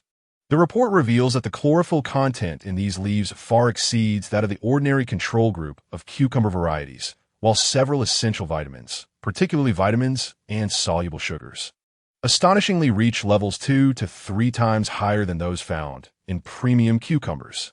Even more remarkable is the detection of rare aromatic compounds, typically found in other fruits, which might elucidate why buyers have reported that these cucumbers possess a sweet taste and a natural fragrance. Li Wei mused. This data is overwhelmingly impressive. How could ordinary cucumbers possibly reach such heights? Could there be sample contamination? Unlikely, as he personally collected the samples, adhering strictly to the protocols. Could it be that the fertilizer used by Su Yang is exceptional? However, the analysis of the soil samples also yielded surprising results. He swiftly switched to the report on the soil samples, which left him equally astonished. The land that Su Yang claimed had recently been improved displayed an ideal balance of organic matter, nitrogen, phosphorus, and potassium ratios, as well as trace elements, earning a commendable rating of excellent. This starkly contrasted with the unremarkable and rocky wasteland he had initially observed. More crucially, no excessive residues of synthetic fertilizers or harmful heavy metals were detected in the soil. All indicators pointed to an extraordinarily efficient and natural method of soil enhancement. Li Wei's thoughts surged once more. The rate of improvement is astonishing. Can ordinary farmyard manure and ash achieve such results? Su Yang is certainly no ordinary farmer. What kind of connections does the friend he mentioned possess? This transcends mere seed quality. It likely involves a unique set of planting and soil management techniques. He took a deep breath, forcing himself to regain composure. This situation lies beyond the realm of ordinary superior varieties. It could be a significant discovery capable of shaking the industry, particularly in light of previous insights into the cream strawberry's growth cycle being nearly halved, along with its unique flavor, and now the cucumber's nutrient content soaring along with the rapidly improved soil. Li Wei, unwilling to delay, promptly printed several key test reports. Holding the slightly worn pages, he hurried towards the office of Professor Zhang, the director of the Crop Research Institute. Professor Zhang, Li Wei exclaimed as he pushed the door open, his voice brimming with suppressed excitement. The sample test results from Su Yang in Qingshan Village have come in. Please take a look. Professor Zhang, adjusting his reading glasses while reviewing a document, lifted his gaze, noticing his typically composed student in a state of agitation. He raised an eyebrow. Oh, what are the results? What has you so excited? He gestured for Li Wei to take a seat and accepted the report. Initially, Professor Zhang's expression remained calm as he scrutinized the data. However, as he flipped through the pages, his brow furrowed deeper and his gaze sharpened. Upon encountering the astonishing vitamin levels in the cucumber leaves, alongside the excellent rating of the soil samples and the notes on natural residue-free conditions, this seasoned expert, who had immersed himself in agriculture for decades, could no longer maintain his composure. Clap. He gently placed the report on the table, removed his reading glasses, and gazed intently at Li Wei. Shaoli, are you certain of the accuracy of these data? Have they been retested? Yes, Professor Zhang. We conducted 3 separate tests. Li Wei straightened his posture, his tone resolute. The data from 3 different batches of samples are highly consistent. We also compared them with the databases of our institute's finest cucumber varieties, and this Su Yang cucumber surpassed them comprehensively, especially in terms of nutritional value and potential flavor compounds. Professor Zhang fell silent for a moment, his fingers unconsciously tapping on the tabletop. He pondered. If it indeed surpasses with a short growth cycle, high nutritional value, and unique flavor, along with rapid and natural soil improvement, what could that imply? This is not merely a question of a new variety. It could involve an entirely new breeding approach, perhaps even a revolutionary agricultural technology system. That young man, Su Yang, and his so-called friends are certainly not ordinary. Or rather, he himself is extraordinary. He recalled the lively little girl from the previous video, as well as the young man's calm, yet assertive demeanor. How could an ordinary young man, returning home after a divorce with children, possibly have access to such advanced experimental varieties? Professor Zhang felt compelled to engage further with Su Yang. His tone grew unusually serious. Xiaoli, you mentioned he also has a variety of sweet corn that can be eaten raw? Yes, Professor Zhang, although it is not yet mature. The growth observed in the video is quite astonishing. He even stated it could be consumed raw, Li Wei added. If the quality of this raw sweet corn can truly meet his claims, combined with its remarkable growth rate and nutritional value. A glimmer of excitement sparked in Professor Zhang's eyes. Shaoli, this matter may be far more significant than we initially anticipated. He stood up, pacing the office for a moment before halting to face Li Wei. His voice was firm. Immediately establish a specialized team, with you at the helm, to continuously monitor the situation with Su Yang. Focus particularly on the maturity and quality of that sweet corn. Also, arrange a visit to Qingshan Village as soon as possible. We need more comprehensive samples, including that creamy strawberry, the soon-to-mature cucumbers, and the sweet corn. Understood, Professor Zhang. Li Wei responded with enthusiasm, aware that this was not merely a routine investigation, but potentially a significant breakthrough for the Research Institute's future. Professor Zhang pondered for a moment longer before adding, additionally, please refine this preliminary report. After anonymizing the key information, forward a copy to the Cooperative Development Department of the Institute. We may need to explore external collaboration possibilities, especially concerning the subsequent promotion and industrialization of these varieties. He contemplated further. Such a remarkable outcome may not achieve its maximum potential value relying solely on our institute's internal resources. Perhaps we could engage with a capable enterprise that has established a foothold in agricultural technology or high-end fresh produce, like the Lu Group, which has been seeking quality agricultural product partnerships recently. A vague name flickered through Professor Zhang's mind, momentarily left unexplored, yet a seed had quietly been sown. His attention was now entirely captivated by that remote mountain village and the young man, Su Yang, who, accompanied by his daughter, cultivated extraordinary crops. Chapter 22. Professor Zhang's personal visit in the morning. Su Yang was outside, meticulously observing the growth of his premium cucumbers in a newly cultivated plot of land. The vines, lush and vibrant, climbed the bamboo trellis, adorned with tender yellow-tipped cucumbers, resembling jade as they hung from the vines, exuding a refreshing aroma. The system panel indicated, premium cucumbers, first harvest time, 1 day. Tomorrow, new products would be launched. Nearby, Su Wenxing, holding her little watering can, was cheerfully watering the equally thriving premium sweet corn. Sweetly reciting her daily ripening ritual. Corn babies grow quickly, yield sweet cobs for Ning Ning to munch on. Ning Ning van speak kops. At that moment, a clearer sound of footsteps and voices than usual echoed from the village entrance, mixed with Uncle Wang's slightly excited and courteous greetings. Su Yang straightened up, brushing the dirt from his hands, squinting slightly to observe. He saw Uncle Wang approaching with several individuals. Leading them was an elderly man with graying hair, yet vibrant and sprightly, appearing to be in his 60s, dressed in a clean and simple Zhongshan suit. Despite its simplicity, it radiated an aura of dignified scholarship. Beside him was researcher Li Wei, who had visited previously, along with another younger individual, presumably an assistant. A slight chill ran through Su Yang. He recognized Li Wei, but the commanding presence of the elderly man, coupled with Li Wei's evident respect, suggested that this individual held a significant status. Were the Agricultural Research Institute personnel visiting again? And this time, with an impressive delegation.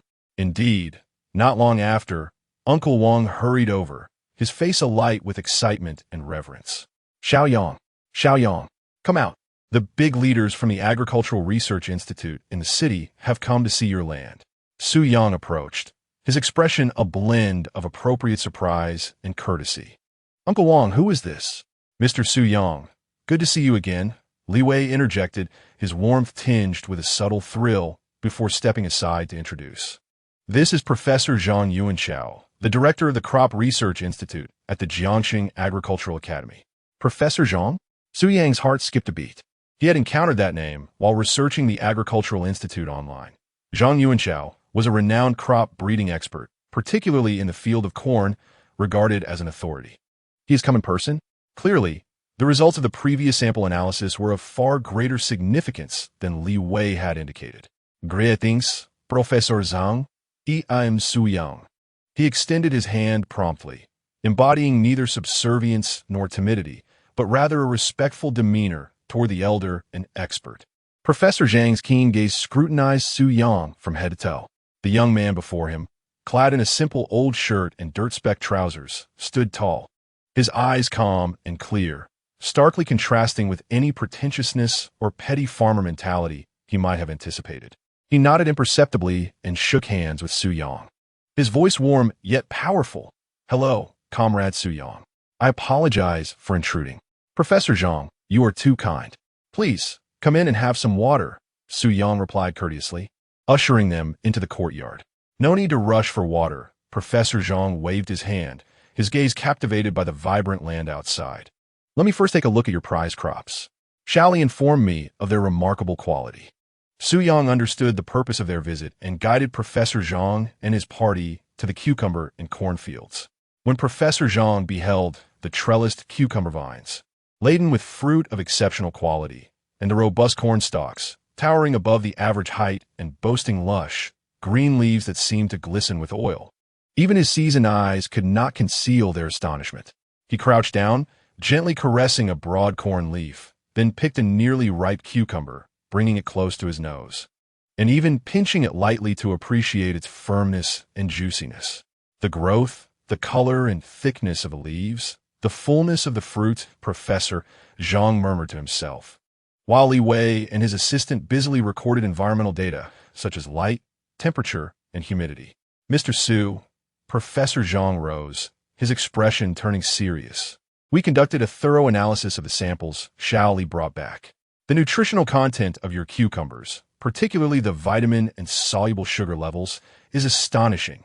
The improvement in soil quality is also remarkable and entirely organic. Could you elaborate on your cultivation methods?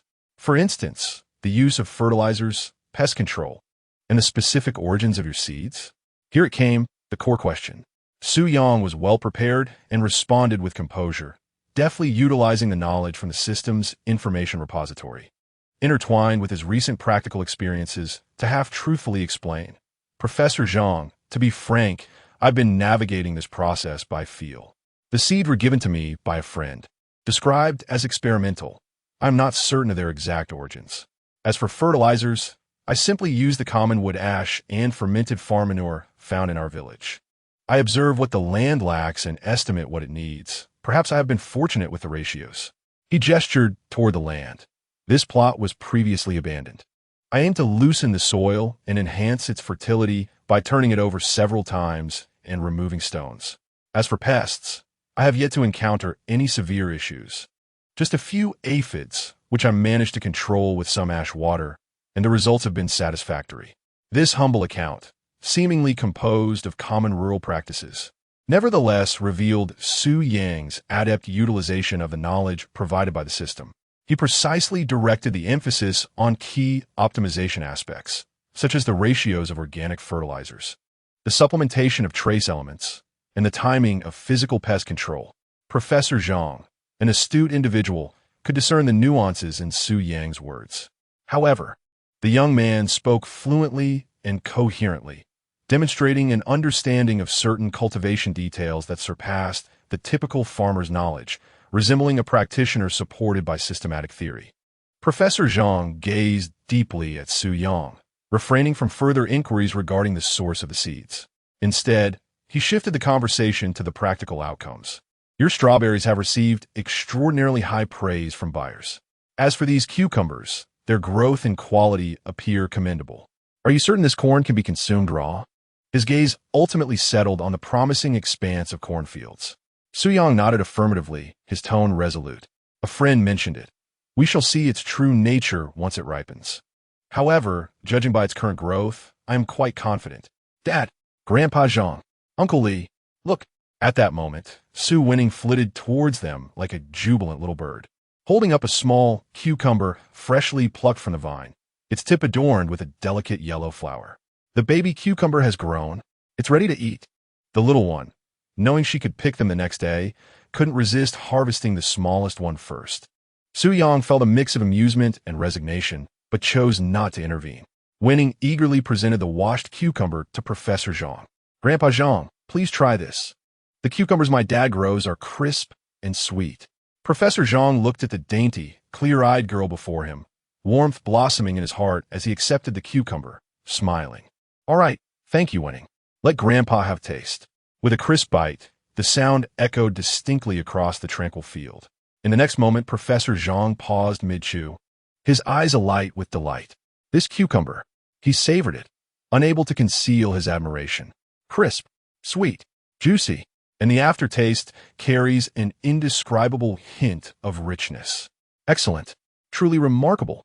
This texture is undoubtedly the finest I have ever encountered in cucumbers.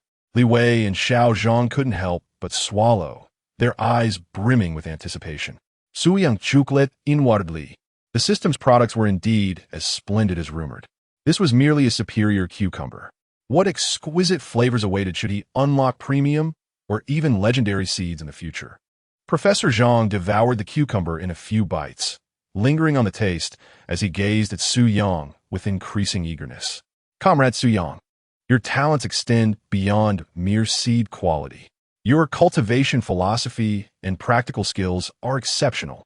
Our Agricultural Research Institute is very keen on pursuing deeper collaboration with you.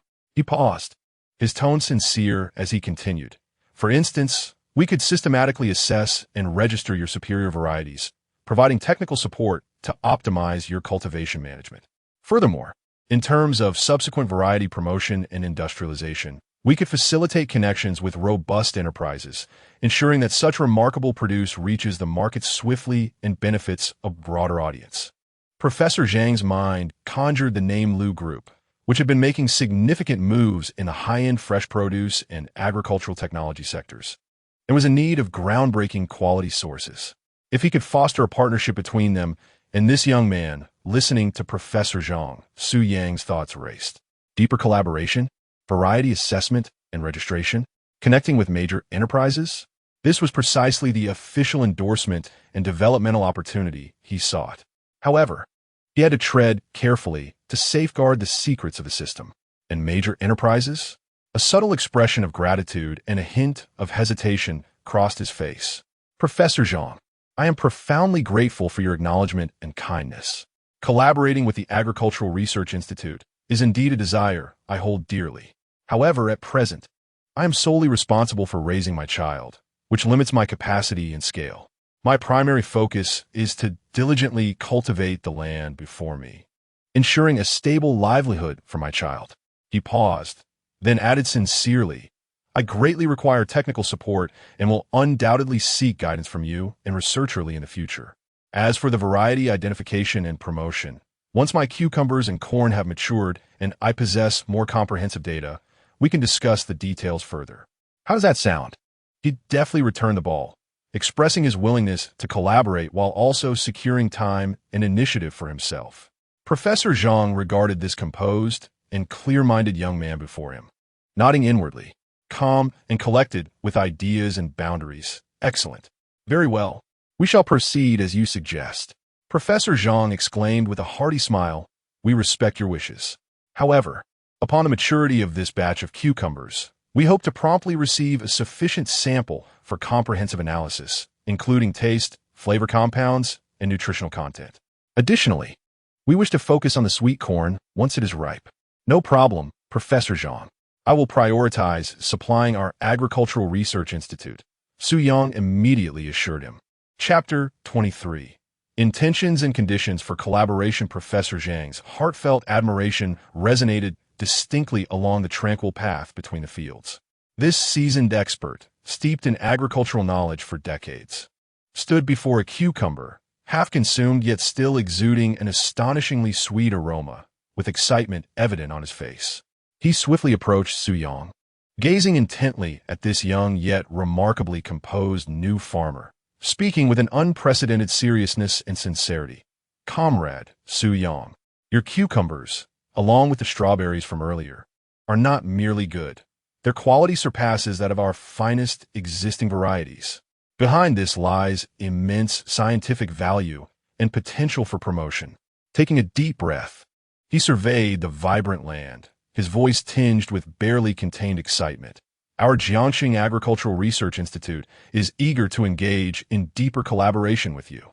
We possess professional laboratories, advanced testing equipment, and an experienced research team that can provide you with comprehensive technical support, aiding you in better understanding and optimizing the characteristics of these crops. Li Wei added excitedly from the side. Indeed, Mr. Su. For instance, we can conduct systematic variety identification of your crops, analyzing their unique flavor origins and nutritional composition, even exploring the mystery of their remarkably short growth cycles. This not only endows your products with authoritative quality endorsement, but also holds the potential for groundbreaking advancements in breeding. Understanding dawned on Su Yang, yet he appropriately displayed a hint of astonishment and difficulty. Collaborating with the Agricultural Research Institute was undoubtedly a monumental opportunity. The official certification can instantly dispel the doubts and skepticism prevalent on the internet, while authoritative technical guidance can assist him in better utilizing system resources and avoiding unnecessary detours. Furthermore, the industrial promotion in collaboration with major enterprises, as mentioned by Professor Zhang, is an inevitable path he must tread in the future.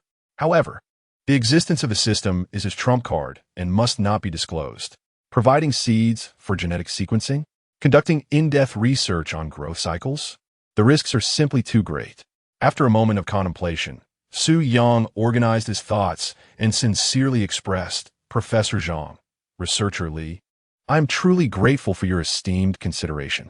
To be acknowledged and recognized by our city's Agricultural Science Institute fills me with excitement and honor. I would certainly treasure the opportunity to collaborate with such an authoritative institution. He first conveyed a positive attitude, then shifted his tone, revealing a hint of difficulty. However, as I previously mentioned to researcher Lee, these seeds were gifted to me by a long-lost friend for experimental purposes. He insisted repeatedly that these seeds are still in a confidential stage and must not be provided to any third party for research, especially regarding genetic analysis, for fear of unnecessary complications and disputes.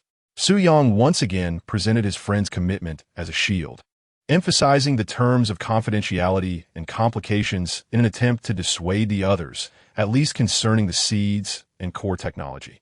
He looked at Professor Zhang and Li Wei, shrugging slightly with a hint of helplessness. Thus, I fear I truly cannot provide seeds for breeding research or genetic sequencing, as I must abide by my friend's agreement. As for the cultivation methods, there are no particularly special secrets, merely some traditional rural techniques that may fortuitously suit these four varieties. Upon hearing this, Professor Zhang's brow furrowed imperceptibly, a flicker of disappointment passing through his eyes, soon replaced by understanding and a deeper contemplation. He was acutely aware of the secrecy and complexity inherent in the research field.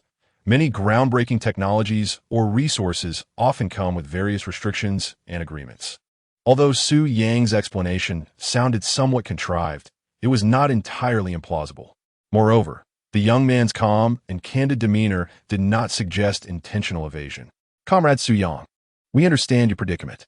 After a moment of reflection, Professor Zhang softened his tone, deciding to adopt a more flexible and sincere approach to collaboration. We respect your agreement with your friend. Since in-depth breeding research cannot proceed at this time, we can explore an alternative form of cooperation. He gazed at Su Yang, his eyes filled with a passion for science and a genuine appreciation for talent. Our Agricultural Science Institute can offer you complementary technical support. For instance, we can regularly send technicians to assist you with soil monitoring, analyze nutrient requirements, and provide the most scientifically sound fertilization recommendations. Help you establish a more comprehensive physical pest control system, and even offer professional guidance on irrigation and temperature control. The sole purpose of all these efforts is to help you maximize the potential of these superior crops and produce the highest quality products. In return, Professor Zhang continued, presenting the most enticing conditions for Su Yang at this stage. Our research institute can provide you with a legally binding official quality inspection report, which will meticulously analyze the nutritional indicators and flavor characteristics of your product. Additionally, we can assist you in applying for certifications related to pollution-free agricultural products and even green food. With these authoritative reports and certifications, the market value and credibility of your product will be significantly enhanced, effectively dispelling any doubts circulating online. Su Yang's heart raced at the proposal. Professor Zhang's suggestion was akin to a timely boon. The technical support would enable him to utilize system resources more efficiently, while the official quality reports and certifications were precisely the protective talismans he desperately needed, capable of silencing dissent and branding his product as high quality, safe, and reliable. Furthermore, this collaborative model completely sidesteps sensitive issues concerning seeds and core technologies, substantially mitigating risks. Professor Zhang, this is simply incredible. Su Yang's face radiated uncontainable excitement and gratitude. I'm immensely thankful. I wholeheartedly agree. Technical support and quality certification are exactly the assistance I require at this moment. Excellent. Then it is settled. Professor Zhang beamed with satisfaction at Su Yang's enthusiastic agreement. Xiao Li, please make a note to maintain close contact with Comrade Su Yang for ongoing technical support and data collection. Yes, Professor Zhang, Li Wei promptly responded, his gaze towards Su Yang brimming with goodwill and anticipation. By the way, Comrade Su Yang, Professor Zhang seemed to recall something and added, once your production stabilizes, should you consider expanding your scale or connecting with market channels, do not hesitate to contact us. Our institute has collaborations with large agricultural enterprises that emphasize quality. as well as high-end fresh produce platforms. We can facilitate introductions. He reiterated the mention of major enterprises and premium platforms. Su Yang felt a flicker of excitement, but quickly dismissed the thought. For now, he wished to rely solely on his own efforts to cultivate the land beneath his feet and elevate the brand of Ning Ning and Dad's Countryside Daily. Thank you for your kind offer, Professor Zhang. I will certainly contemplate it seriously. Once my operations stabilize, I will reach out to you without delay. Su Yang expressed his gratitude once more, his demeanor sincere. Chapter 24. The Dilemma and Opportunity of Lu Ruiyan's company in Jiangcheng, at the headquarters of the Lu Group. On the top floor, the atmosphere in the luxurious yet cold presidential office mirrored the encroaching twilight outside, laden with a lingering gravity. Lu Ruiyan's slender fingers wearily pressed against her temples as she scrutinized a quarterly report regarding the group's latest high-end organic dining project. The figures of deficit and customer complaint rates on the document pricked at her brow like sharp needles, deepening her frown.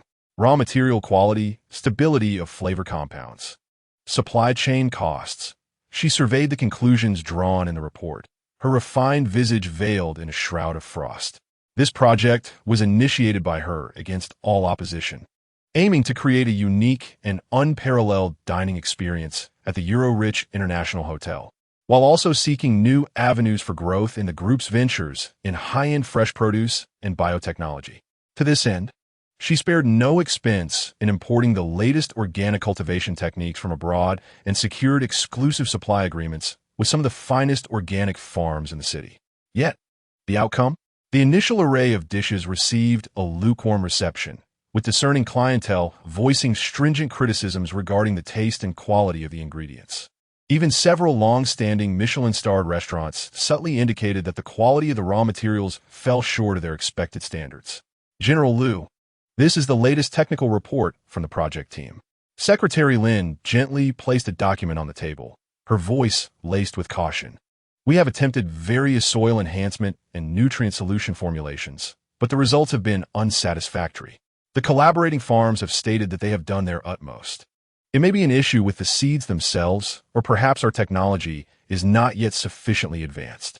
Lu Ruiyan swiftly perused the report, her expression growing increasingly grim. Failure. She loathed the sensation of failure. She had invested tremendous resources and effort into this project, viewing it as one of the pivotal strategic layouts for the group in the coming years. Encountering a bottleneck here would not only result in financial losses, but also strike a blow to her commercial acumen.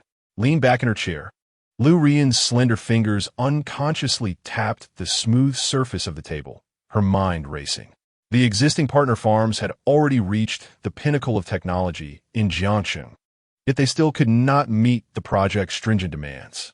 Was she truly to abandon this endeavor, or should she seek a new breakthrough? Her gaze fell upon another document on the table, a memorandum regarding a long-term strategic partnership with the Jiangxing Agricultural Science Institute. The Lu Group had maintained contact with the institute in the field of biotechnology, though prior collaborations had primarily focused on foundational research and policy consultation. Nevertheless, she understood that the institute housed some of the nation's foremost agricultural experts. A flicker of interest crossed Lu Ruiyan's eyes at the thought of Professor Zhang Yuanchao from the Crop Research Institute, a renowned breeding specialist in the country. Perhaps they possessed the solutions we require? She recalled her previous meetings with Professor Zhang, whose fervent dedication and profound research into novel crop varieties and cultivation techniques were nearly unparalleled. If anyone in Jiangcheng could deliver superior agricultural products or cultivation technology beyond the existing standards in a short time, it would undoubtedly be Professor Zhang's team. I must find a breakthrough, Lu Ruiyan resolved internally. She could not allow this highly anticipated project to falter. She needed higher quality, more unique, and more stable raw material supplies, along with more advanced and reliable technological support. The Agricultural Science Institute appeared to be her only hope. She picked up the internal phone, her voice regaining its characteristic calmness and decisiveness. Secretary Lin, please arrange an appointment with Professor Zhang Yuanchao at the Municipal Agricultural Science Institute immediately. Inform him that I have an important agricultural technology project and wish to engage in an in-depth discussion to explore potential collaboration. Hanging up the phone, Lu Ruyin gazed out at the dazzling cityscape, her expression sharpening into one of resolute determination. She was accustomed to wielding control, adept at resolving dilemmas. Regardless of the challenges she faced, she possessed unwavering confidence in her ability to discover the optimal solution. As for Su Yang, that name flickered through her mind, only to be swiftly eclipsed by more pressing business considerations. How could a man who struggled with his own existence comprehend the challenges and opportunities she encountered at this moment? Returning to the countryside to farm? Merely a cowardly evasion of reality. She could hardly muster the energy to ponder the dismal existence Su Yang and Ning Ning were enduring. In her eyes, it was a predicament of their own making. Once she achieved greater success in her business endeavors, and when Ning Ning wept and clamored to return to her side, it would all vindicate her belief that her choices today were indeed the only correct ones. Lu Ruyin took a deep breath, casting aside all distractions, and redirected her focus to her work. For her, the essence of life lay solely in the relentless pursuit of advancement, in scaling the peaks of her career. Unbeknownst to her, the solution she so fervently hoped for, the miraculous crop that could herald a turning point, was quietly flourishing in the hands of her ex-husband, at an unimaginable pace, despite her scorn. Chapter 25. The tremors behind the screen in Jiang City, at the Lu Group's headquarters on the top floor. The night enveloped the vast office through the expansive floor-to-ceiling windows, reflecting the city's radiant lights upon the polished marble floor, yet failing to dissipate the pervasive low pressure within the president's office. Lu Ruyin's slender fingers wearily massaged her brow as she perused the organic dining project report laid before her. The glaring red figures of losses and rising customer complaints pricked at her mind like invisible needles. The quality of raw materials, flavor stability, supply chain costs, each aspect was flashing red. This project, which she had championed against the odds and invested her hopes in, was facing a daunting trial. Lu President, regarding the collaboration with the Agricultural Science Institute, I have initiated preliminary contacts. Professor Zhang Yuanchao has indicated that they are currently exploring the potential of some new superior crop varieties and are open to our collaboration. The specifics will require your personal negotiation. Secretary Lin's voice punctuated the silence, embodying her usual professionalism and caution. The Agricultural Institute. Lu Ruyin's gaze sharpened slightly. This might be the only breakthrough available at present. Professor Zhang was a leading breeding expert in the country. If no solutions could be found there, the project's outlook would indeed be bleak. Make arrangements and expedite it, she instructed succinctly, her tone imbued with an undeniable decisiveness. After the meeting concluded, the vast office was left in solitude. Habitually, she unlocked her phone and opened the short video app that consumed countless fragments of time for many. Her fingertips glided unconsciously across the screen, the images flickering rapidly as she sought to drown out her inner exhaustion and anxiety with the clamor of the outside world. Recently, due to work requirements, she had been following numerous agricultural technology and rural revitalization topics, and it seemed the algorithm had picked up on her interests. A video prominently featuring the distinguished label of the new farmer program selected, officially certified high-quality agricultural products, appeared at the forefront of the recommended feed. The thumbnail still depicted the somewhat familiar dilapidated farmhouse courtyard, yet this time, the focus was on a vibrant trellis laden with lush green cucumbers, accompanied by an unusually towering cornfield, its leaves a deep, rich green. A man clad in a simple white shirt, with his back to the camera, was skillfully constructing a support for the cucumbers, his posture upright and movements deft. In the corner of the frame, a little girl with braided pigtails was adorably watering the corn seedlings with a small watering can, her sweet voice calling out, "Cucumber babies, corn babies, grow up quickly." Lu Ruoyan's heart inexplicably skipped a beat. It was once again the account, Ning Ning and Daddy's rural life. She recalled having seen a previous video featuring the little girl devouring strawberries, which she had initially dismissed as a ploy for sympathy marketing. However, this time, the video's popularity was evidently greater, with the comment section buzzing vibrantly, even bearing an official certification label. Was it truly unscripted? Hesitating for a moment, her fingertip hovered over the screen before she finally clicked to watch. The accompanying music was soothing and heartwarming, and the cinematography flowed more seamlessly than in the previous video. The visuals captured the man as he cultivated the land, improved the soil, and sowed new crops, sweat dampening his brow while his actions exuded a sense of focus and strength. The little girl flitted about like a joyful sprite, alternately handing tools to her father, chasing butterflies and crouching down to converse with the chicks and ducklings, her pure delight nearly spilling off the screen. "Daddy, look, the corn babies have grown a little taller." Her voice was bright and melodious, infused with a unique childlike lilt, causing Lu Ruoyan's breath to catch suddenly. She swiftly dragged the progress bar back, pausing at the moment when the little girl looked up to speak with the man. Sunlight illuminated the girl's profile, highlighting her chubby cheeks, sparkling eyes reminiscent of dark grapes, and the slightly pouty lips that revealed a faint dimple when she smiled. It was Ning Ning, undoubtedly Ning Ning, even clad in coarse fabric, with a face smudged with dirt, and amidst the backdrop of a shabby farmhouse instead of a luxurious villa. There was no mistaking her. That was her daughter, Su Wenning. This realization struck Lu Ruoyan's mind like a thunderclap, rendering her instantly cold, her fingers trembling uncontrollably as her phone nearly slipped from her grasp. She widened her eyes, fixated on the screen, as if attempting to pierce through the small figure before her. How could Ning Ning be here? How had she transformed into this? Wasn't she supposed to be in a bright, pristine international kindergarten, adorned in a beautiful princess dress, playing the piano, and learning ballet? How could she possibly be in such a place, clad in filthy clothes, laboring with rough tasks, and smiling so blissfully? Lu Ruoyan's heart felt as if it were gripped tightly by an invisible hand, a sharp pang of pain swiftly radiating throughout her being. She abruptly shifted her gaze to the man in the video, who stood with his back turned to the camera. Though it was merely a silhouette and a profile, the familiar outline, coupled with that gentle yet magnetic voice, unmistakably belonged to Su Yang.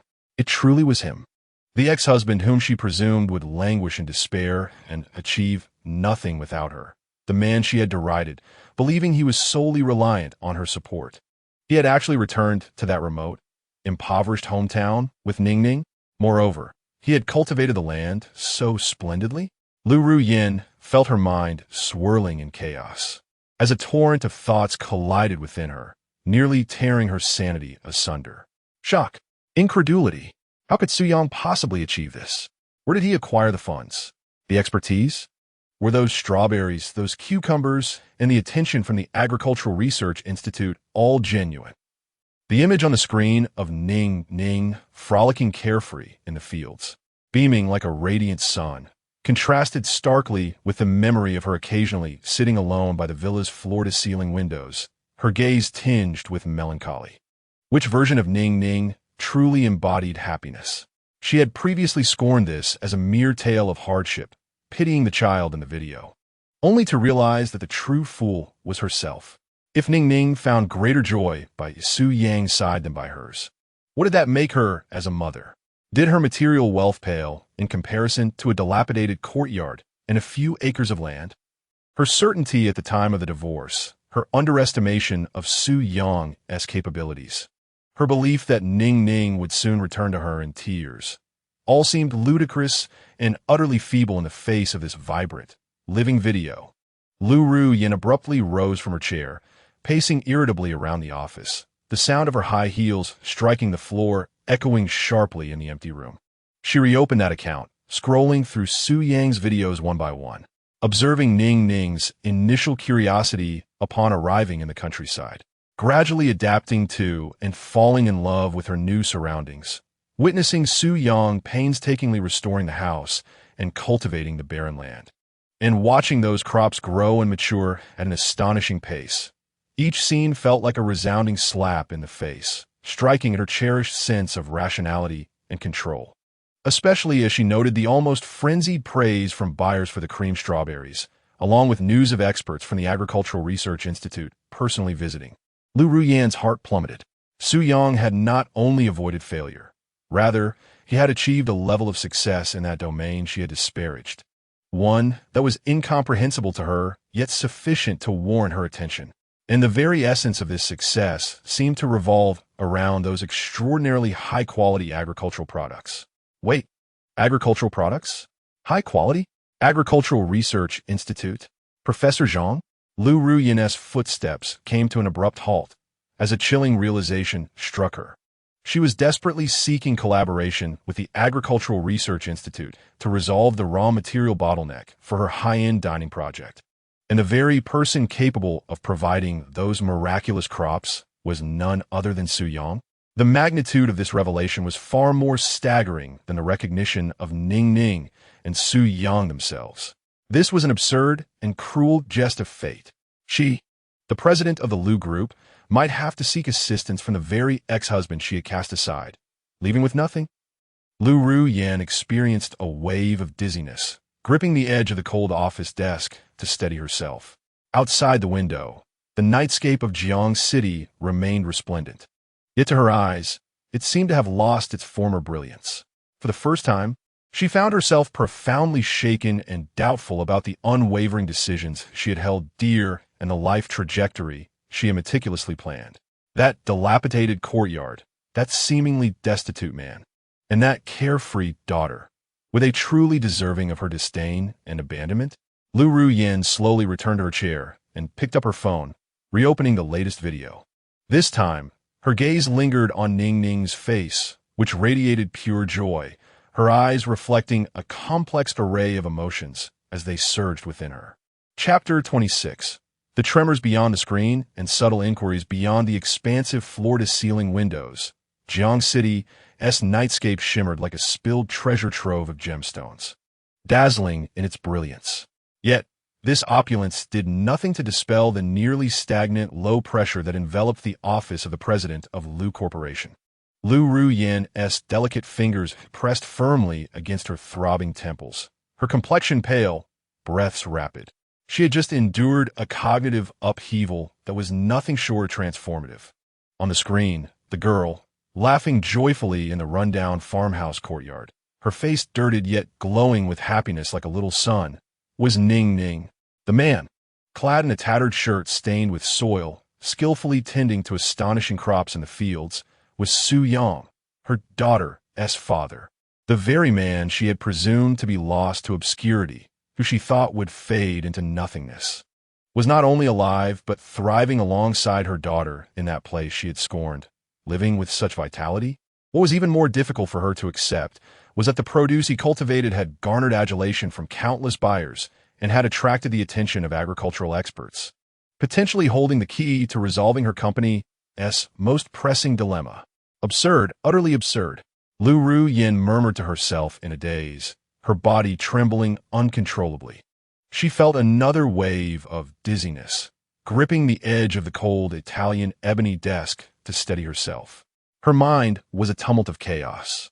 Shock, disbelief, indignation, and a hint of fear and uncertainty that she was reluctant to acknowledge surged like an uncontrollable tsunami, battering her once solid fortress of rationality. How could Su Yang possibly achieve this? Where did he acquire the technology? The seeds? Were those almost fervent accolades in the comments section and the visit from the agricultural expert truly real? And what of the little girl in Ning Ning's video, chasing butterflies and giggling while holding a chick, her eyes filled with unadulterated joy? How did she compare to the Ning Ning from her memories, who sometimes sat alone before the grand floor-to-ceiling windows of their luxurious villa, her gaze tinged with solitude? Which one was the true essence of her? She had always believed that she provided Ning Ning with the finest material life, top-tier kindergarten, designer clothes, and toys. Did these not hold a candle to the companionship and freedom offered by Su Yang's modest courtyard and a few acres of land? Her resoluteness during the divorce, her disdain for Su Yang's role as a homemaker, and her misguided certainty that he could not survive without the Lu family now appeared utterly ludicrous and vulnerable to scrutiny. When she first viewed the video, she had condescendingly dismissed it as a melodramatic ploy, even feeling pity for the child depicted within. Yet, the true absurdity lay within herself. Lu Ruyan abruptly rose, pacing restlessly in the expansive office, the sharp sound of her high heels striking the polished floor echoing harshly in the silence. She forced herself to regain composure. She was Lu Rian, the president of Lu Group, accustomed to controlling every aspect and resolving issues. Even in the face of such an absurd and bizarre situation, she could not afford to lose her composure. She needed to ascertain the facts. What was truly happening with Su Yang? To what extent had his collaboration with the Agricultural Institute progressed? Were the crops he possessed truly of such exceptional quality? These inquiries were directly linked to her beleaguered high-end organic dining project and the strategic positioning of the group. Yes, business. She had to suppress her personal emotions and approach the matter from a purely commercial perspective. As for her past with Su Yang and Ning Ning's choices, they would have to be set aside for the time being. Lu Rian took a deep breath, approached her desk, and picked up the intercom phone. Her voice regaining its characteristic calm and decisiveness, though a subtle tension remained detectable. "Secretary Lin, please come in." Soon, Secretary Lin, dressed in a professional suit and exuding competence, entered the room. "President Lu." Lu Rian lifted her gaze, her eyes sharp as she deliberately avoided the illuminated screen of her phone on the desk. "I need you to investigate a rising new farmer on Dodo with the account named Ning Ning and Daddy's Countryside Life, run by Su Yang in Qingshan Village." A flicker of surprise crossed Secretary Lin's eyes, but her professionalism prevented her from probing further. She simply took out her notebook to record the information. "Focus on the agricultural products he cultivates, particularly the cream strawberries and cucumbers. What is the market feedback like? Are there authoritative quality inspection reports available?" Lu Rian paused, her tone casual yet purposeful. "Additionally, I've heard that the city's Agricultural Institute seems to be showing some interest in him. Please find out the specifics of their collaboration. How far has it progressed? Are they merely in preliminary discussions, or have substantial projects been initiated? Who is overseeing this? Has Professor Zhang Yuanchao been involved?" She deliberately emphasized the Agricultural Institute as the focal point of the investigation, downplaying Su Yang as merely an object of interest, attempting to obscure her true concerns. "Understood, President Lu." Secretary Lin swiftly recorded the key points. "Remember," Lu Rian added, lowering her voice slightly, instilling an undeniable command. "Gather information discreetly and ensure that he remains unaware of our investigation." "Of course, President Lu." Secretary Lin comprehended the subtext, recognizing that the relationship between this new farmer and Lu Ruyan likely extended beyond mere commercial interest. Yet, she was aware of what questions to ask and what to avoid. "Off you go." Lu Rian gestured with a wave of her hand. Secretary Lin nodded and exited the office, gently closing the door behind her. The vast office once again fell into silence. Lu Rian gradually settled back in her chair, weary as she leaned against the backrest. The orders had been given. Now, all that remained was to await the outcome. She picked up her phone and, almost as if compelled by an unseen force, opened that video once more. On the screen, Ning Ning held out a freshly picked cucumber to a silver-haired elder, her cherubic face radiating a pride and joy that Lu Ruyan had never before witnessed. A profound and indescribable ache pierced Lu Ruyan's heart. For the first time, she began to ponder a troubling question. Had she truly made the right decision in divorcing? Was Su Yang truly an utterly worthless man? And was the pinnacle of the career she relentlessly pursued truly the entirety of life's meaning? These inquiries surged forth like a relentless tide, crashing against the fortress of her convictions, leaving her in an unprecedented state of confusion. Yet, she quickly shook her head vigorously, casting aside these feelings of weakness. What was the use of such thoughts? The pressing concern was to resolve the company's predicament. If Su Yang's crops could indeed provide a solution. She gazed at the profile of Su Yang on the screen, and a deeply humiliating and arduous thought began to take shape within her mind. No, the time was not yet ripe. She would wait for Secretary Lin's investigation results before proceeding. She closed the video and picked up another document, forcing herself to refocus on her work.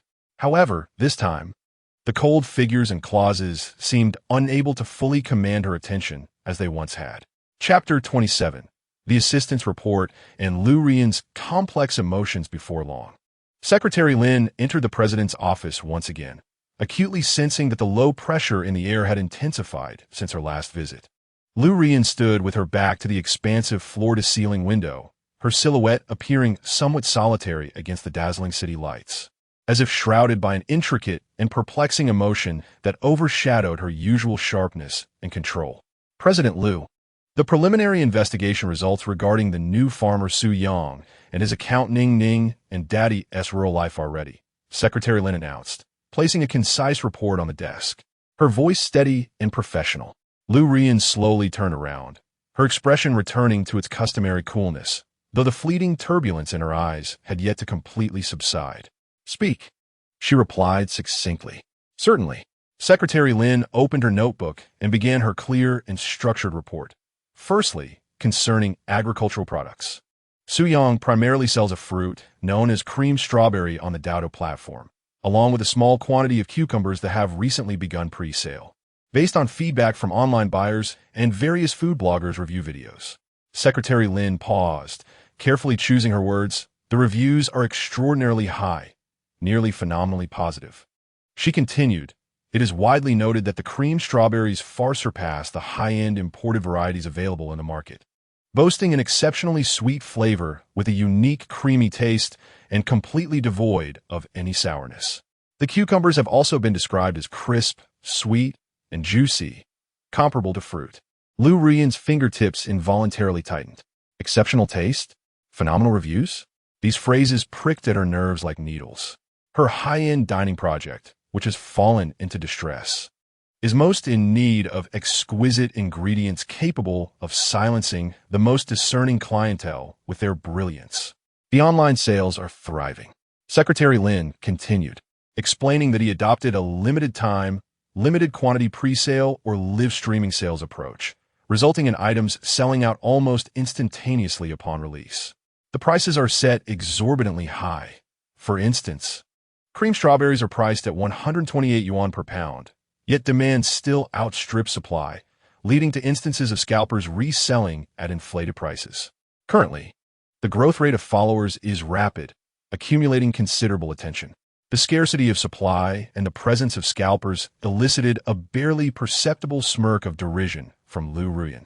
While her heart churned tumultuously, the man she had presumed would languish in poverty was in fact creating a market effect that even made her envious through methods she deemed beneath her. This was a ruthless mockery of her commercial acumen. Furthermore, regarding the Agricultural Research Institute, Secretary Lin lowered his voice slightly, stating that, according to information we have gleaned indirectly, the Crop Research Institute of the Municipal Agricultural Academy has indeed shown considerable interest in Su Yang. The director of the institute, Professor Zhang Yuanchao, a breeding expert, personally led a team to conduct an on-site investigation in Qingshan village 2 days ago. Professor Zhang, when in person, Lu Ruyan's heart sank sharply. Indeed, Secretary Lin nodded in confirmation, revealing that Professor Zhang had given high praise to the cucumbers cultivated by Su Yang and another variety of yet-to-mature sweet corn suitable for consumption. Currently, both parties have reached a preliminary cooperation intention, with the Agricultural Research Institute offering Su Yang free technical support, including soil monitoring, pest and disease prevention guidance, and will provide official quality inspection reports for his agricultural products, assisting in the application for pollution-free and green food certification. The liaison for this initiative is researcher Li Wei from the Crop Institute, and Professor Zhang is taking this matter very seriously. Official quality reports, green certification, technical support. Each of these phrases struck precisely at Lu Ruyan's sore spots. The resources from the Agricultural Research Institute that she had strived so hard to secure had, unexpectedly, been delivered to Su Yang in such a supportive manner. Why? Just because of the dubious produce he had cultivated? A surge of anger coursed through Lu Ruyan, and she exerted great effort to maintain her composure. She could even envision Su Yang's calm demeanor, as if everything were under his control, which only fueled her frustration further. Secretary Lin observed the fleeting expressions on Lu Ruyan's face and paused before continuing with the final point, which he believed would most resonate with her. Lastly, regarding his daughter, Su Wenning, Secretary Lin chose his words carefully, noting that from the content of his released videos, the little girl appears to be living a very joyful life in the countryside. The videos captured numerous moments of her playing with her father in the fields, interacting with animals, and exploring nature, showcasing a state of innocence and carefree joy that is profoundly moving. The comment section is filled with netizens expressing how the warm interactions between father and daughter have healed them, voicing their envy of their lifestyle. Joy. Lu Rian's voice suddenly escalated, tinged with incredulity and sharpness, before she quickly lowered it again, returning to her icy demeanor. What joy could possibly be found in such a rural area? She spoke those words, yet images of Ningning chasing the big white goose, laughing while holding a chick, and sitting on the threshold, nibbling strawberries, surged uncontrollably in her mind. That smile was one she had never witnessed on Ningning's face, unreservedly radiant. Secretary Lin did not respond, but objectively added, at least from the video's presentation, the little girl appears to be in excellent spirits, adapting swiftly to her new environment. And her bond with her father is exceedingly intimate. The phrase exceedingly intimate pierced through Lu Rian's heart like a dull blade, slowly slicing through her emotions. When Ningning was by her side, despite being materially comfortable, there lingered a hint of caution and reverence towards her. Yet besides Su Yang, she resembled a bird freed from its cage, exuberant and full of laughter. Was it jealousy? Indeed, she felt it. Jealous of how effortlessly Su Yang garnered her daughter's complete trust and affection, envious of the warmth that flowed naturally between them, something she had never possessed. Was it regret? Perhaps. If only she had devoted more time to her family, if she had not so underestimated Su Yang's contributions, might the outcome have been different? Was it a sense of injustice? Certainly. How could Lu Ruyan, with all her efforts, concede to a man she had deemed unworthy? Was everything she painstakingly cultivated truly eclipsed by that seemingly inexpensive companionship? A myriad of complex emotions intertwined within Lu Ruyan, clashing and leaving her feeling unprecedentedly powerless and bewildered. Su Yang's success felt like a resounding slap in the face, striking hard against her pride in her rationality and achievements. Her past judgments of Su Yang as complacent and lacking ambition, merely competent in cooking and parenting, appeared so narrow and harsh in light of the undeniable facts before her. Moreover, the material support she took pride in providing for her daughter seemed to lose its significance in the face of pure joy. A powerful longing surged within her like a tidal wave, almost overwhelming her. She yearned to rush to Qingshan village, reclaim Ningning, and proclaim that this was the best place for her. Yet, gazing at Ningning's heartfelt smile in the video, she hesitated. Would returning truly bring greater happiness than the present? Lu Zong, Secretary Lin, noticing her prolonged silence, gently reminded her. Lu Rian snapped back to reality, took a deep breath, and forcibly subdued the tumultuous emotions within her. I understand, she said, her voice somewhat hoarse yet still commanding respect. Leave the report here. You may go. Certainly, Lu Zong. Secretary Lin exited, and the office door closed softly behind her. Alone, Lu Rian stood before the vast floor-to-ceiling window, overlooking the bustling city below. The lights shimmered, and traffic flowed like a river. This had once been the scenery she adored, symbolizing her power and boundless ambition. Yet at this moment, her heart felt desolate. Su Yang, Ningning, the Agricultural Research Institute. These people and events ensnared her like an invisible net. She picked up her phone and once more clicked on Ningning and Daddy's rural, everyday life. This time, she did not fast forward. Instead, she attentively observed the video, taking in the tender profile of Su Yang as he narrated stories to Ningning. The focused silhouette of him laboring in the fields, and the adoring gaze he cast upon his daughter. This man appeared to be quite different from the taciturn, somewhat awkward family man she remembered. He exuded a newfound composure and conviction, a grounded strength rooted in the earth. This transformation seemed to have begun the moment he departed from her life. This realization struck Lu Ruyan's heart with a painful jolt. Perhaps she had truly misjudged him? Once this thought took root, it spread like wild vines, ensnaring her heart and causing her to waver profoundly for the first time regarding her own life and choices. Chapter 28. The excuse of an encounter. Secretary Lin withdrew, gently closing the office door, which muted the cacophony of the outside world, yet could not quell the tumultuous waves within Lu Ruyan's heart. Alone, she sat rigidly in the expansive president's chair, her fingertips cold, as the words of Secretary Lin echoed incessantly in her mind. Highly praised, phenomenally well-received, far surpassing market high-end varieties, with official quality reports, personally inspected by Professor Zhang. A preliminary intention for collaboration. Ning Ning was immensely happy and exceedingly close. Each word struck her heart with the precision of an icy dagger, piercing the most proud yet fragile parts of her being. Su Yang, the man she had presumed would be left desolate and defeated, had silently risen in an unfamiliar realm in a manner she could not fathom. The cream strawberries that were fervently sought after, the lauded cucumbers, even the visit from the esteemed agricultural expert, Professor Zhang Yuanchao, who offered technical support and official endorsement. This was far more blinding and bitter than any commercial success she could imagine. The resources and recognition Lu Ruyan had painstakingly pursued seemed to come to Su Yang with effortless ease. Why? Was it merely due to his good fortune in acquiring some so-called experimental varieties? And Ning Ning, the princess she had cradled in her palms, constructed from the most extravagant materials, had found a pure happiness in that dilapidated countryside abode that she had never provided? What joy could possibly exist in such a place? The words she had spoken earlier sounded so pale and self-deceptive. In the video, Ning Ning's delight while chasing butterflies and her satisfied smile while holding a chick radiated a freedom and joy that no designer clothing or toys could ever replicate. Jealousy? Regret? Humiliation? A myriad of complex emotions spilled forth like a toppled palette, painting her heart in chaotic strokes, leaving her once clear and composed thoughts in utter disarray. Su Yang's success served as a mirror, reflecting her past prejudices and harshness. Ning Ning's happiness wielded like a hammer, shattered her self-righteous notions of what was best for them. Her proud commercial empire and her ability to control everything appeared almost ludicrous in the face of it all. Calm down. Remain calm. Lu Ruoyan pinched her palms firmly, forcing herself to detach from the tumultuous emotions swirling within her.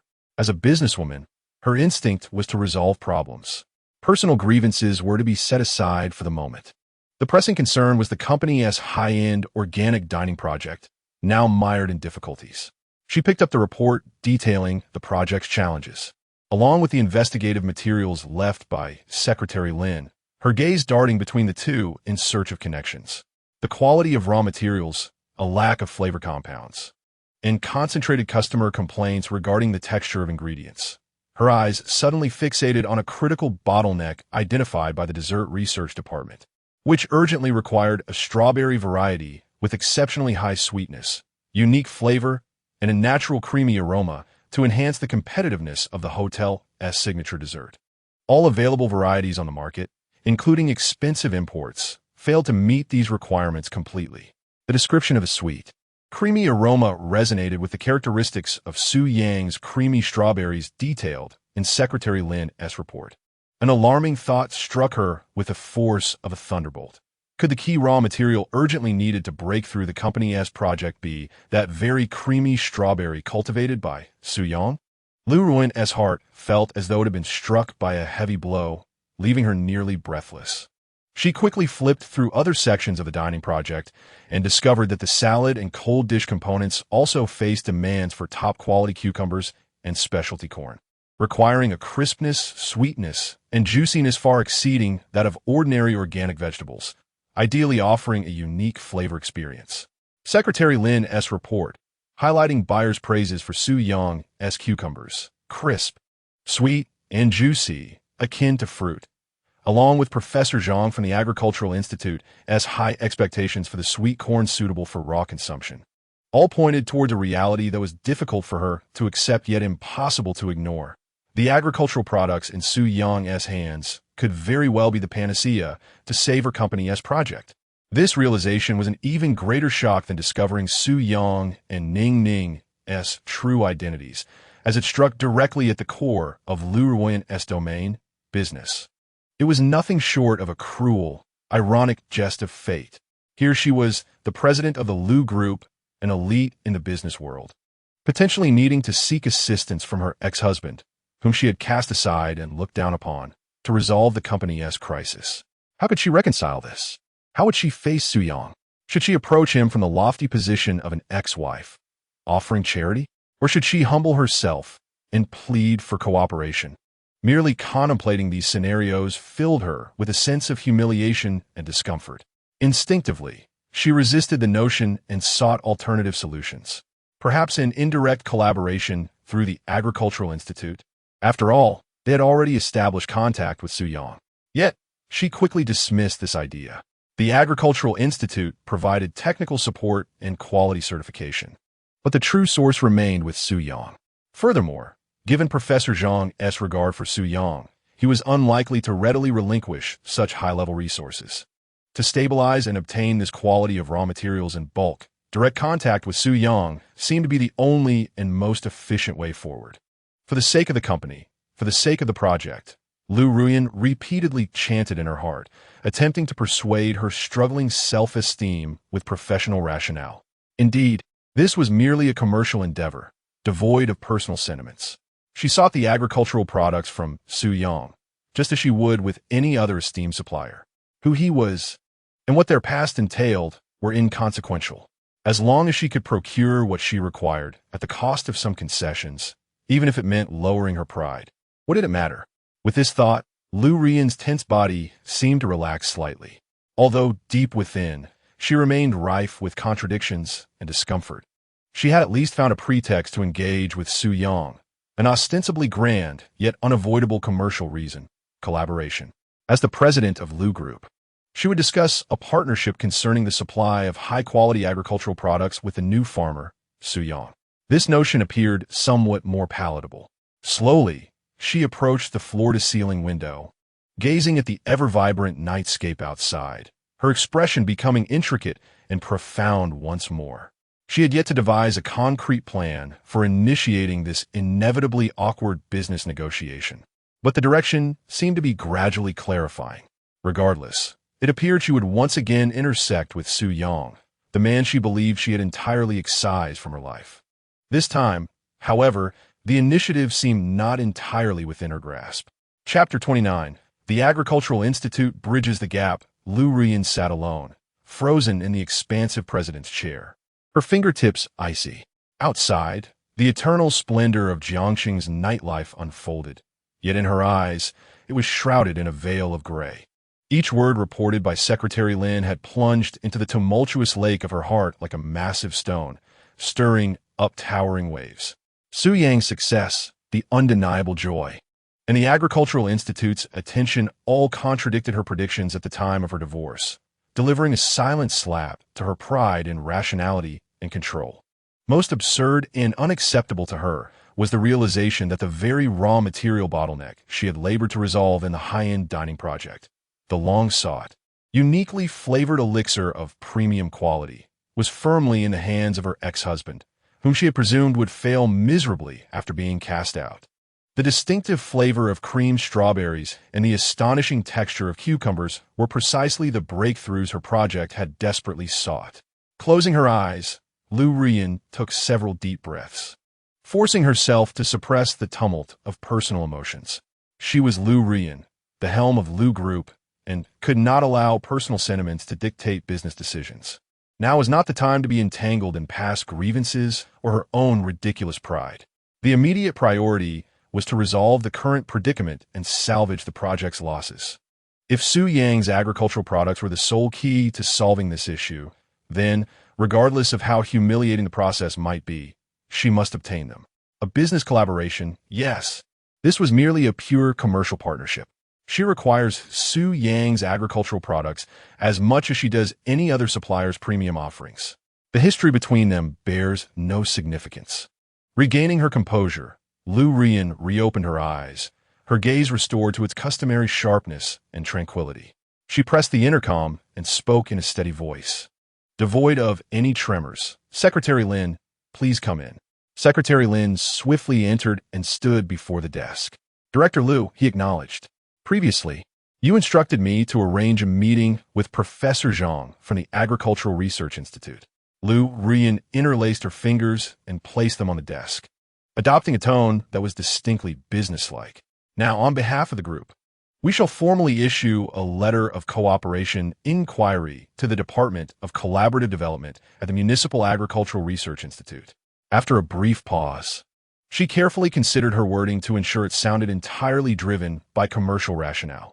Let us state that our group's high-end organic dining project is currently encountering a bottleneck in the stable supply of top-tier specialty ingredients, particularly regarding the uniquely flavored and exceptionally high-quality strawberries, cucumbers, and novel corn varieties. We understand that the Agricultural Research Institute possesses authoritative expertise in the research and promotion of new crop varieties, and we hope to explore potential collaboration with the Institute, seeking technical support or premium seed sources and product supply channels. She deliberately obscured the specifics of her request, mentioning only the categories and quality requirements, avoiding direct reference to Su Yang, positioning herself as one seeking assistance from an official research entity. Understood, Director Liu. I will attend to it immediately. Secretary Lin promptly grasped the intent and noted it down in his notebook. Issuing an official inquiry letter in the name of the group appeared very formal and aligned with Director Liu's customary style. Go ahead, Liu Ruyan gestured with her hand. Once Secretary Lin departed, Liu Ruyan gazed at the investigative report regarding Su Yang on her desk, her expression complex. She was aware that this inquiry letter, once sent, would likely elicit mention of Su Yang from the Agricultural Research Institute. After all, Secretary Lin's investigation had clearly indicated that Professor Zhang held Su Yang's crops in high regard and had already established preliminary technical support cooperation. The Agricultural Research Institute was surely pondering how to maximize the value of Su Yang's prize produce, and the proactive approach of Liu's group, a robust enterprise with channels and precise demands, was akin to a dream meeting its pillow. Indeed, it wasn't long before Secretary Lin knocked on the door again, his face betraying a hint of undisguised astonishment and a subtle expression. Director Liu, the response from the Department of Collaborative Development at the Agricultural Research Institute arrived swiftly, and Professor Zhang Yuanchao called personally. Oh, Liu Rian felt a stir within, maintaining an impassive exterior. What did Professor Zhang say? Professor Zhang expressed his warm welcome for Liu's group's interest in the agricultural technology sector, noting that they had recently discovered and preliminarily collaborated with a highly promising new farmer in Xingshan village. This new farmer cultivated several crops of exceptional quality, particularly cream strawberries and a new variety of cucumber, whose taste and flavor surpassed existing varieties, perfectly aligning with our stated needs. As Secretary Lin reported, she cautiously observed President Liu's expression. Professor Zhang opined that although this new farmer scale was modest, the potential of his products was immense. Should he collaborate with a powerhouse like Liu's group, which values quality, it would result in a mutually beneficial scenario. Liu Rian's heart skipped a beat, yet her countenance remained composed. The new farmer mentioned by Professor Zhang was indeed Mr. Su Yang, the individual President Liu had previously tasked her to investigate. Even with prior knowledge, the direct association of this name with the prospect of collaboration evoked an inexplicable sense of suffocation in Liu Ruyan. Professor Zhang further suggested, and Secretary Lin continued to relay the message, maintaining a neutral tone, that if our group expressed interest in Mr. Su Yang's agricultural products, they could engage with him directly. The Agricultural Research Institute was willing to provide preliminary testing data for reference and facilitate the collaboration between both parties. Liu Ruyan could almost envision Professor Zhang, an ardent advocate for agricultural promotion. The Agricultural Research Institute, which she had once hoped would offer solutions, had now become the intermediary pushing her towards Su Yang. The irony of fate was palpable. I understand. Liu Ruyan's voice betrayed no emotion. Please compile the preliminary testing data provided by Professor Zhang for me. As for contacting Mr. Su Yang, I will consider it further. Understood, President Liu, Secretary Lin replied before exiting. The office was once again left with Liu Ruyan alone. She slowly leaned back in her chair and closed her eyes. The Agricultural Research Institute had unmistakably pointed her in Su Yang's direction, the very man she had once scorned, who she had declared during their divorce would be unable to support himself and their daughter. Now, she was compelled to confront him as a prospective business partner seeking collaboration. This was not merely a business negotiation. It felt like a merciless judgment of her past decisions and choices. How should she approach him? As the lofty president of Lou's group, or as a humble mother? Either way, the thought filled her with an unprecedented sense of awkwardness and humiliation. Yet the logic of commerce was unforgiving. Lou's group required Su Yang's products to escape its current predicament. There was no doubt about that. It seemed that, whether she liked it or not, this unforeseen business encounter with her ex-husband was inevitable, already set in motion. The specifics of how to approach it, however, required careful strategizing. Lu Rian opened her eyes, determination flickering within them.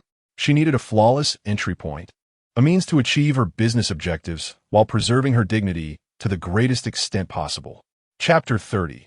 The first official contact. Lu Rian stood before the expansive floor-to-ceiling window, gazing down at the vibrant city of Jiangcheng. The night was as dark as ink, yet could not obscure the city's perpetual clamor and opulence, nor could it suppress the tumultuous waves roiling within her heart. Secretary Lin's report echoed in her ears, each word striking like a hammer against her taut nerves. Su Yang, the man she believed had long been crushed by reality and destined for failure, not only remained unbroken, but managed to carve out a remarkable existence in the rural area she had always scorned. Even more absurd and ironic was the fact that the top-tier ingredients her company desperately sought to resolve their predicament: unique flavored cream, strawberries, and cucumbers of exceptional quality, far surpassing existing premium varieties, as well as the highly anticipated sweet corn from the Agricultural Science Institute, originated from none other than Su Yang. The Agricultural Science Institute, which he had initially held in high esteem, hoping to find a breakthrough for collaboration, had now ironically become a mere intermediary, suggesting she approach Su Yang directly for negotiations. The jest of fate was indeed a cruel one. For the sake of the company and the project, she had no choice but to go. Lu Ruyan closed her eyes, inhaled deeply, and forcibly suppressed the tumultuous emotions of jealousy, resentment, regret, and humiliation that surged within her. She was Lu Ruyan, the president of the Lu Group, and she had to prioritize business interests. Personal grievances and trivial pride were insignificant in the face of the group as strategic plans. Since Su Yang's agricultural products were the key to solving their issues, she had to engage with him, regardless of her inner resistance and discomfort. Yes, this was merely a business negotiation. She needed Su Yang's agricultural products just as she would require any other quality supplier. Who he was and the history they shared mattered little. What truly counted was the outcome. With this realization, Lu Rian's tense demeanor seemed to relax slightly, her gaze regaining the calmness and decisiveness characteristic of a businesswoman. She picked up the internal phone and dialed Secretary Lin's number, her voice steady and devoid of any hint of emotion. "Secretary Lin, please handle this personally. On behalf of the group's procurement department, contact Mr. Su Yang from Qingshan Village." There was a brief pause on the other end before Secretary Lin responded professionally. "Understood, President Liu. What are the specific details?" Lu Rian hesitated momentarily, seemingly choosing her words carefully to ensure it sounded entirely like a business matter. "Inform him that our group, S. Uri International Hotel, is interested in his high-quality cream strawberries and cucumbers being sold on the Dowda platform. We have conducted a preliminary assessment and find them to meet the selection criteria for our hotel as high-end organic dining project." She deliberately emphasized the hotel project and selection criteria, confining this engagement strictly to the realm of commerce. "Please inquire about the specific supply capabilities for these two products, such as maximum monthly yield, supply cycle, and corresponding wholesale prices. Additionally, ask if he is interested in establishing a long-term, stable supply cooperation with our hotel." Lu Rian's tone was as composed as if discussing an ordinary procurement order, as if the person on the other end was merely an ordinary potential supplier, rather than her ex-husband with whom she had shared 6 years of marriage and a daughter. If he expressed interest, he could first provide a detailed product introduction and quotation to the procurement department's email. The subsequent details could then be coordinated by the procurement department, she added, deliberately creating distance between herself and the direct engagement. "Understood, President Liu. In the name of the procurement department, I shall contact Mr. Su Yang via email or business message, employing a highly professional tone that will not delve into other matters. Secretary Lin immediately grasped that General Manager Liu wished to maintain a degree of distance, adhering strictly to business protocols. Very well, proceed with the task. Liu Ruyin hung up the phone, yet her fingertips unconsciously tapped gently on the cold surface of the desk. The directive had been issued, and the first step had been taken. Now, it remains to observe Su Yang's response. What will his demeanor be? Surprise? Sarcasm? Or perhaps, like her, he will also maintain a strictly businesslike approach? Liu Ruyan's heart fluttered uncontrollably once more. In Qingshan village, at the Su family ancestral home, Su Yang had just concluded a conversation with researcher Li Wei from the Agricultural Research Institute, confirming that they would send technicians tomorrow to conduct the first round of soil and crop growth environment data collection. After ending the call, he crouched in the yard, patiently teaching his daughter Ning Ning how to use a small shovel to loosen the soil around the newly sprouted corn seedlings. Daddy, look, are the corn babies well watered now? When will they grow into sweet cobs? Ning Ning gazed up at him with her rosy face, her large eyes brimming with anticipation for the delicious food. Soon, as long as Daddy and Ning Ning take good care of them together, they will grow quickly, Su Yang replied with a smile, gently ruffling his daughter's hair, feeling a profound sense of tranquility. For him, despite the busyness of life, it was immensely fulfilling. Watching his daughter grow joyfully under the sun and witnessing the land rejuvenate through his efforts brought him a grounded happiness that he had never experienced in the past 6 years as a stay-at-home dad.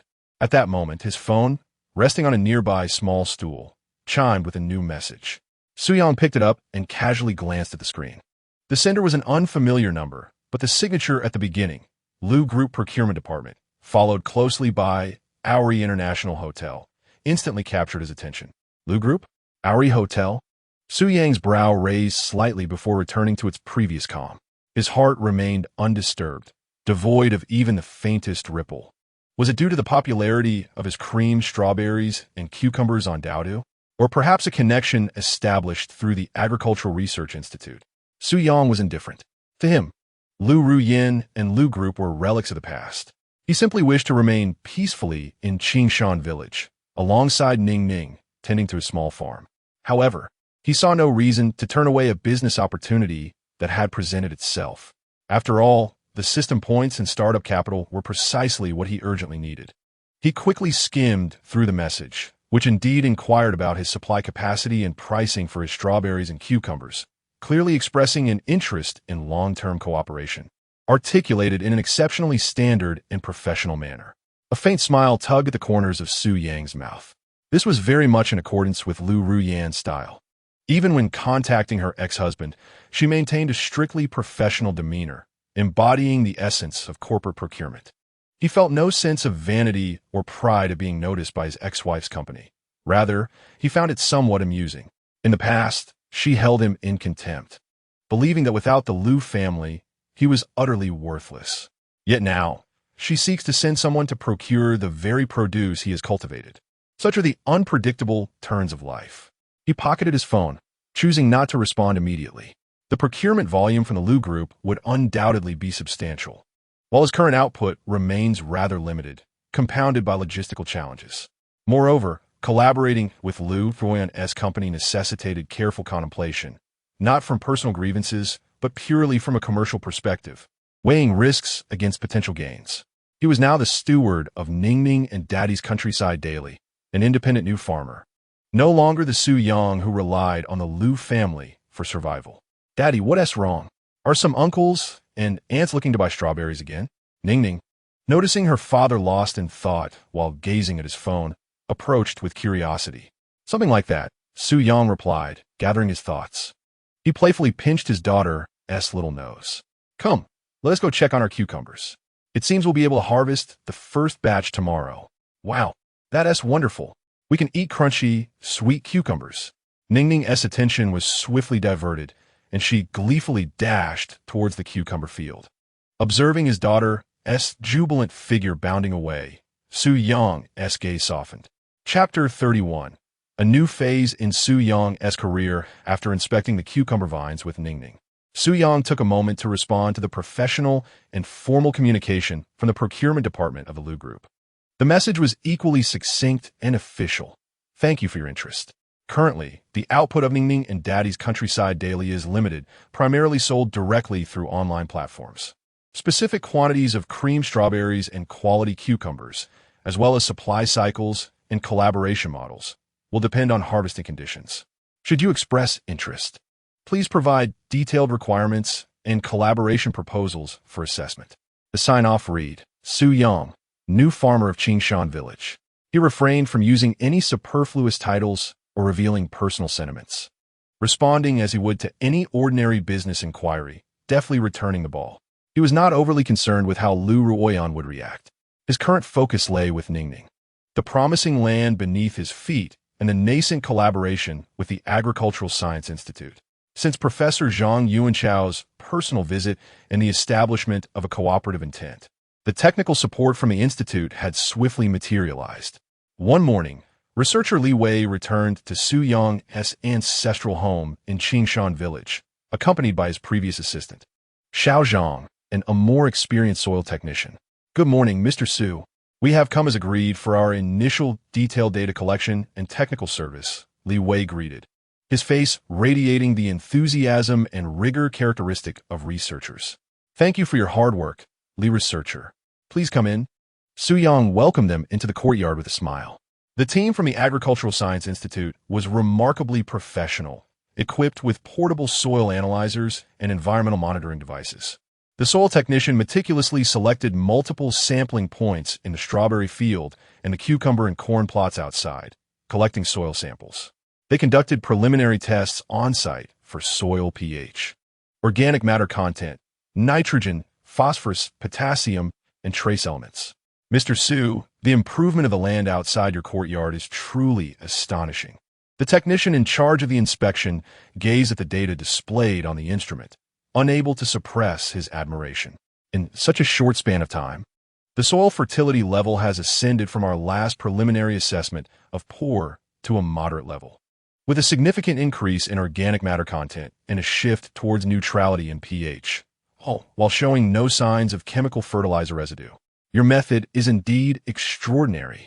Su Yong secretly chuckled to himself, attributing this success to the merits of basic soil improvement techniques and system optimization. While outwardly remaining humble, it's merely a matter of utilizing some fermented organic fertilizer and wood ash, coupled with diligent tilling and a stroke of luck in finding the right approach.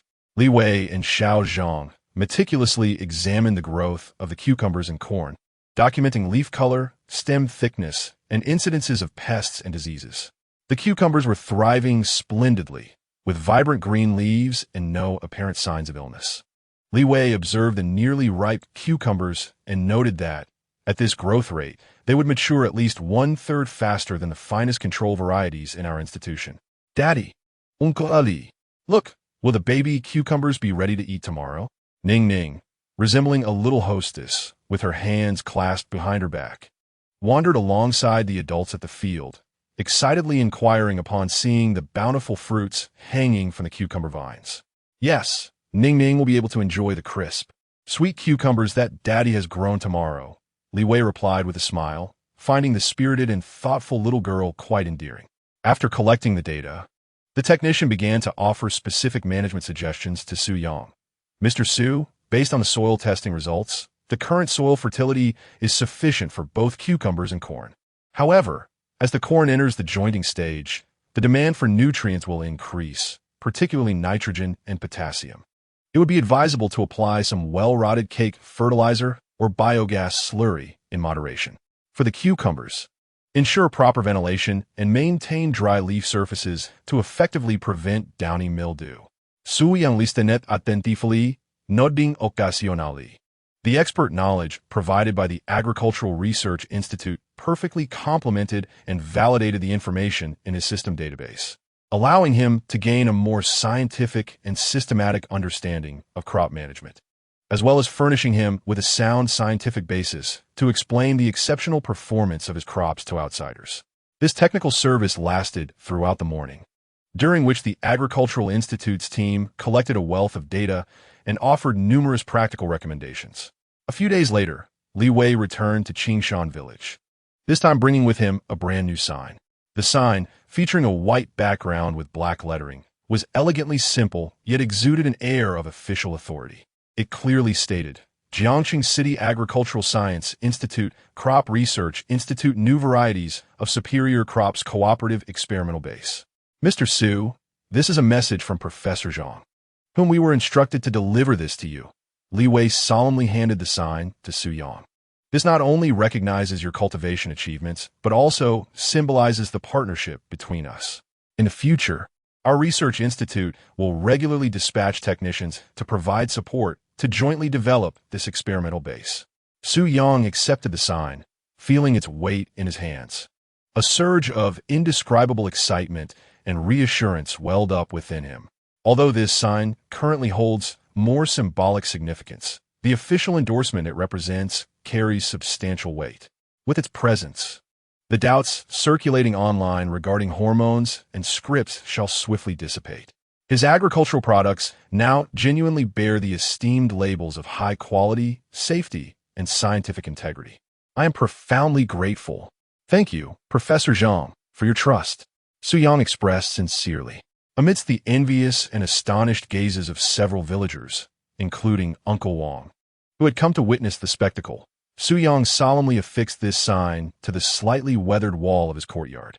The dilapidated walls of the old homestead, juxtaposed with this emblem of modern agricultural technology, created a striking yet harmonious contrast, as if heralding the dawn of a new era. Xiaoyang, you have truly become an expert now. The Agricultural Institute is collaborating with you. Uncle Wang beamed at the sign, feeling a sense of pride. It's merely luck and happenstance to have encountered a good variety, Su Yang replied humbly with a smile. With the official endorsement from the Agricultural Institute, Su Yang's content creation on the Douyin platform began to undergo a subtle transformation. He continued to document the warm and whimsical daily life of the countryside, which remained the core charm of his account. However, he began to consciously incorporate elements of popular science. For instance, while showcasing the remarkable growth of cucumbers, he would briefly mention the technician's suggestions on soil improvement and organic cultivation, underscoring the significance of scientific farming. When filming Nini watering the corn seedlings, he would casually explain the varying water needs at different growth stages and how to assess moisture levels by observing the leaves. Even while sharing methods to combat aphids with wood ash water, he would reference principles of physical control and ecological balance. These insights were conveyed in an accessible manner, complemented by vivid visuals and Nini's occasional childlike musings, which not only prevented the videos from becoming tedious, but also enriched them with knowledge and charm, elevating the overall quality of the account. The audience's response was overwhelmingly positive, so the host's crops thrive not just because of superior varieties, but also due to such a scientific approach. I've learned so much. I will try this method for my own vegetables. The host is not only a parenting expert, but also an agricultural technology aficionado. Impressive. Watching Nini's dad videos is not only soothing, but also educational. I absolutely adore it. With the collaboration with the Agricultural Institute, who would dare to question the host's use of hormones now? Chapter 32. Su Winning becomes a young expert ever since the sign proclaiming the Jiangchang City Agricultural Science Institute Crop Research Institute's New Variety Cooperative Experimental Base was hung on the courtyard wall. Su Yang's small farm in Qingshan village has indeed been gilded.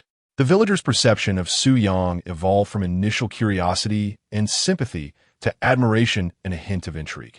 This shift extended to their gaze upon Nini, infused with a sense of certainty that this child would undoubtedly achieve greatness in the future. At the core of this transformation, aside from the thriving crops, was the little sprite, Su Winning, who trailed behind her father, scurrying along the ridges of the fields. This little one, since the visits of Uncle Li from the Agricultural Institute and the technicians, seemed to have absorbed the academic atmosphere surrounding her. Su Yang initially intended to let her frolic freely in the fields, embracing nature, but to his surprise, Ning Ning developed a profound interest in the flowers, plants, and vegetables around her. With a remarkable memory and an insatiable curiosity, she frequently posed questions, to which Su Yang patiently responded, while Li Wei and others occasionally teased her with a few remarks. Consequently, Ning Ning's little mind absorbed a considerable amount of agricultural knowledge. In the afternoon, Su Yang was filming new content for his Dowda video amidst the cucumber patch. The superior cucumbers had reached their harvesting period with vibrant green, straight cucumbers adorned with prickly flowers hanging plentifully from the trellis, a sight that was truly delightful. Su Yang planned to create a video showcasing the harvest and highlighting the characteristics of cucumbers in preparation for his evening livestream. As he focused the camera on an exceptionally fine cucumber, his gentle voice resonated. Dear friends, take a look at our cucumbers. Today marks the first day of harvesting. They are uniform in size and a rich green hue, with the little yellow flowers still blooming at the top, particularly fresh. Before he could finish his sentence, a figure clad in a floral apron dashed into the frame. It was Su Wenning. The little one rushed to the cucumber trellis, tiptoeing and extending her chubby little finger towards the cucumber, earnestly educating the audience. This is a baby cucumber. Look at its little prickles. They feel a bit prickly to the touch. Daddy says this indicates it's very fresh. Tilting her little head, she diligently recalled the knowledge she had previously absorbed and continued in her sweet, childish voice. Uncle Lee said that baby cucumbers love the sun and need to drink lots and lots of water to grow straight and sweet. Our soil here is excellent. Daddy has improved it, so they are very comfortable living here. Su Yang, holding the phone and observing his daughter's serious demeanor, nearly burst into laughter. Improved soil? Comfortable? This little one was truly quick to learn and apply. He stifled his amusement and cooperatively inquired, Does Ning Ning know what else baby cucumbers are good for besides being delicious? Of course. Ning Ning immediately puffed out her small chest, resembling a little teacher as she counted on her fingers. They could be made into face masks. They feel cool on the face. And, they can also be smashed to make cold dishes. Daddy's smashed cucumbers are the best. As she spoke, her inner foodie revealed itself. She couldn't help but lick her lips, gazing longingly at the cucumber. Su Yang was utterly amused, causing the camera to shake slightly. He quickly wrapped up the filming, saving this unexpected yet delightful segment. That evening, Su Yang edited the video slightly, preserving Ning Ning's earnest exposition and her final display of culinary enthusiasm, pairing it with lighthearted music before posting it on Doudu. The title read, My 4.5-year-old agricultural expert is online. Live science on baby cucumbers, adorable kids, rural life, new farmers. Knowledge sharing. Once the video was released, the comment section was instantly inundated with enthusiastic responses from fans. Ning Ning is just too adorable. Improved soil? Baby cucumbers live comfortably? I'm dying of laughter. Serious nonsense. Not really. Serious science. That little voice is heart-melting. They can be made into face masks and smashed cucumbers. Ning Ning knows so much. Truly Daddy's little assistant. Such influence. Following Su Papa and the uncles from the Agricultural Academy, Ning Ning is on the path to becoming the youngest new farmer. The youngest new farmer, indeed. How fitting. I'm so enamored. Su Papa is truly exceptional at nurturing children. In such an environment, with this educational approach, how could a child not be curious or passionate about learning? Observing Ning Ning's little demeanor, I suddenly find farming rather intriguing. When will the host sell cucumbers again? I must be quick to seize the opportunity. As he gazed at the kind comments and the ever-increasing likes, Su Yang felt a warm glow in his heart. Initially, he merely intended to document his daughter's growth. But unexpectedly, Ning Ning's unintentional scientific outreach has added a new charm to their account. Indeed, the curiosity and capacity for learning in children are astonishing. Every day, Ning Ning accompanies him in the fields, witnessing seeds sprout, bloom, and bear fruit, listening to discussions about soil, fertilizers, and pest control with the technicians from the Agricultural Academy. This knowledge takes root in her small world like seeds. Although her understanding is still quite naive and her expressions often childlike, the sincerity and dedication she exhibits are the most genuine and touching aspects. Su Yang mused that moving forward, he ought to provide more opportunities for their little expert, Ning Ning, to appear in their videos. Chapter 33. Lu Rian decides to take matters into her own hands. The meticulously worded and formally structured email regarding business cooperation sent by the purchasing department of Lu's group sank like a stone, receiving no formal reply from Su Yang for 2 consecutive days. Following Lu Rian's instructions, Secretary Lin attempted once more through the official private messaging feature of the Dada platform, sending a more concise yet consistent message of intent to collaborate, again identifying the purchasing department of the Euro-Rich International Hotel and leaving an official contact email. This time, a reply arrived promptly, but the content left the purchasing manager responsible for this matter striding into the president's office with a rather grim expression. President Lu, Mr. Su from Qingshan Village has responded. The purchasing manager handed his phone to Secretary Lin, indicating she should present it to Lu Rian.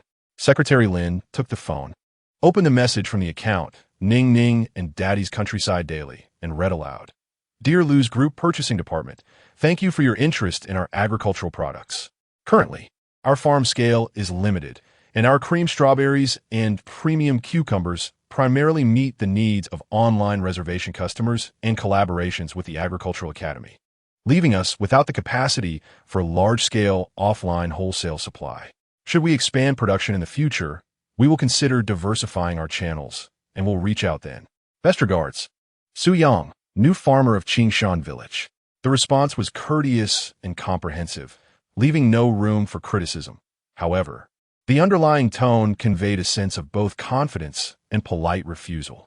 No capacity currently? Future considerations? Upon hearing this, Lu Rian's finely arched brows shot up, a surge of unnameable anger coursing through her. She abruptly rose from her executive chair, her high heels clicking sharply against the floor. Su Yang, how audacious of him! Lu's Group, Euro-Rich International Hotel. Countless suppliers are vying for the opportunity to connect, and he dismisses it with a casual no capacity? Who does he think he is? Was it merely a stroke of luck that allowed him to cultivate something rare and establish a connection with the Agricultural Research Institute? Does he truly believe he can ascend to greatness while disregarding everyone around him? The man who, during the divorce, wore a tattered shirt and bore a downtrodden demeanor, too timid even to demand a higher amount for child support. Is he genuinely the same individual as this new agriculturalist, who now speaks with eloquence and confidence, even exuding a hint of arrogance? The stark contrast and the humiliation of being overlooked entwined around Lu Rian's heart like creeping vines, threatening to shatter her typically unshakable composure. President Lu, Secretary Lin, noticing the tumult of anger in Lu Rian's eyes, stepped forward and whispered, Mr. Su's response, when viewed from a commercial standpoint, is not entirely unreasonable. His farm is indeed modest in scale, and with such booming online sales, coupled with the resources allocated by the Agricultural Research Institute, it's plausible that his production capacity cannot meet our demand. She paused, cautiously adding, moreover, his reply leaves room for negotiation. Should he expand production in the future, he would consider exploring new channels. This indicates that he hasn't completely closed the door on collaboration, but simply finds the current conditions unripe. Lu Rian inhaled deeply, forcing herself to regain her composure. Secretary Lin was right. She could not allow personal emotions to cloud her judgment.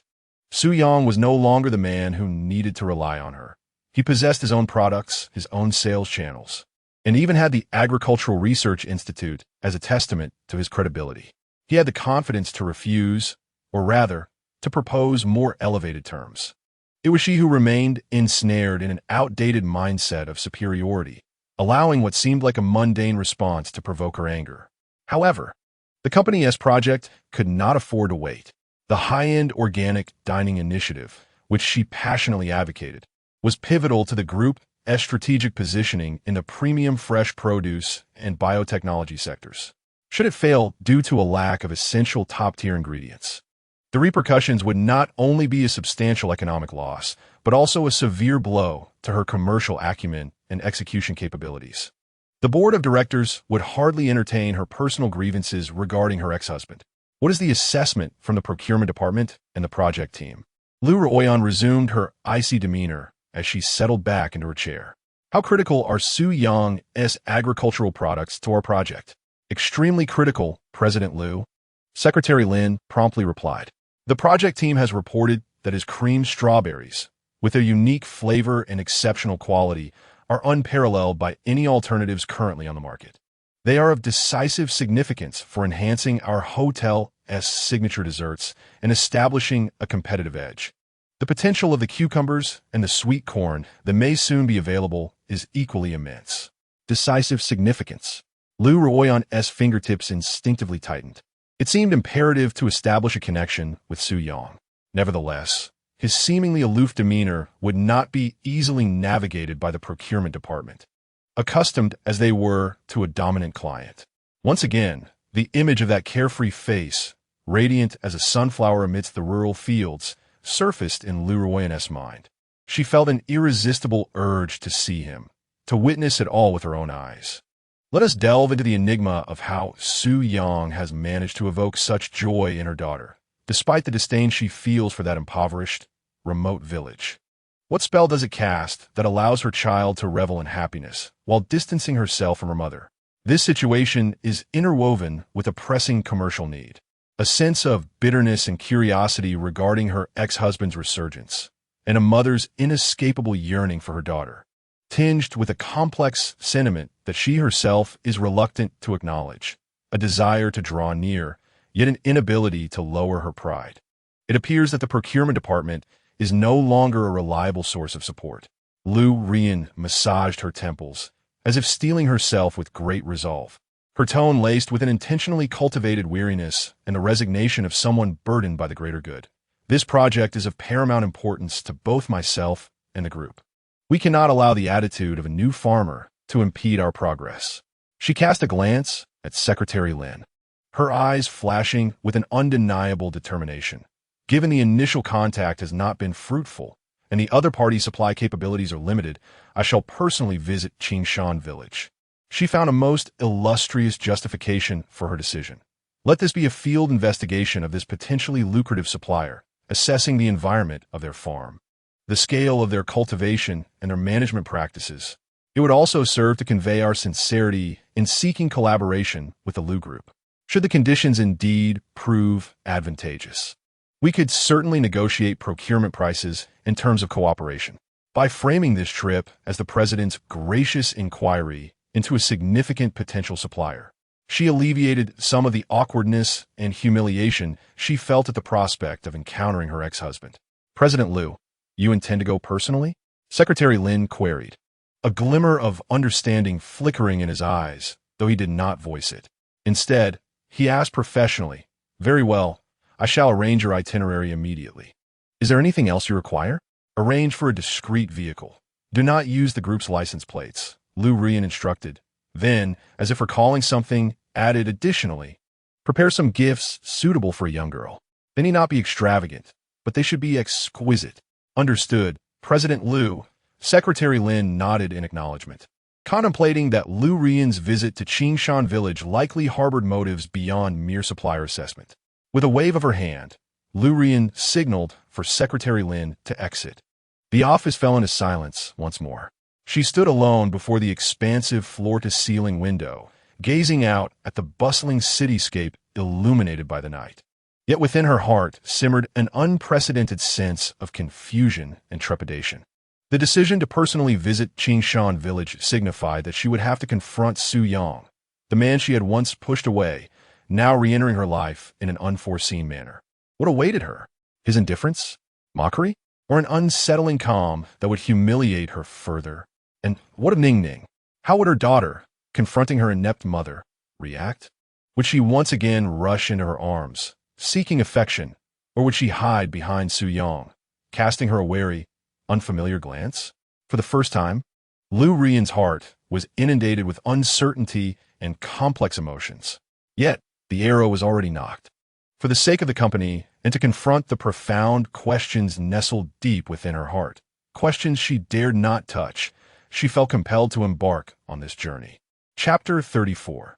The arrival of the ex-wife. The afternoon sun filtered through sparse clouds, lazily casting its glow upon the winding dirt paths of Qingshan village.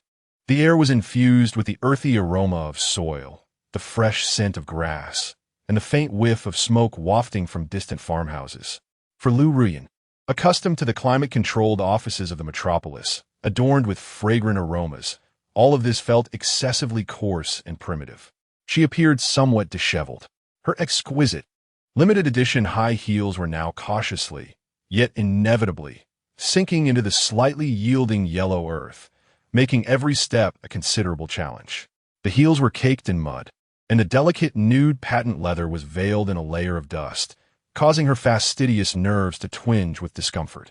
The elegantly tailored, expensive Chanel cream ensemble she wore was intended to showcase her professionalism and sincerity during this supplier visit. Yet amidst the rural landscape, it seemed entirely out of place. Even somewhat ludicrous. She felt the fine beads of sweat forming on her smooth forehead, her meticulously styled hair now tousled by the gentle afternoon breeze. Damn it! Had she known, she would have instructed Secretary Lin to drop her off closer to the village entrance. Lu Ruyan cursed inwardly. She had assumed that the distance from the road to Su Yang's so-called ancestral home was minimal. However, she had not anticipated how arduous this dirt path would be. Much longer than her hazy recollections suggested. She lifted her chin slightly, striving to maintain her usual air of superiority. But her gaze involuntarily swept over the dilapidated brick houses lining the road, the chickens and ducks scurrying about in the yards, and the lazy local dog basking in the sun at the doorway, casting a watchful eye upon this unfamiliar intruder. Is this the life Su Yang has chosen? Is this the environment Ning Ning faces each day? A wave of inexplicable irritation and a hint of panic, unnoticed even by herself, surged within her. She had not been to this village in many years. It was long ago when her parents had compelled her to return here with Su Yang, who was then merely an accidental acquaintance. Her memories of that visit were blurred, only recalling the poverty and backwardness that had driven her to yearn for escape. Now, she found herself willingly treading upon this land once more, and for the purpose of procuring the very produce cultivated by her ex-husband, for the project, for the company. Lu Ruyan silently repeated this rationale in her mind, attempting to quell the intensifying feelings of humiliation and discomfort within her. Her presence was undoubtedly a stone cast into the tranquil waters of Qingshan village. Beneath the old locust tree at the village entrance, a few elderly folks, enjoying the shade and engaging in idle chatter, were the first to notice her. Look, where's that girl from? She's dressed like someone from magazine, exclaimed an old man, squinting in curiosity as he scrutinized her. Not like us here.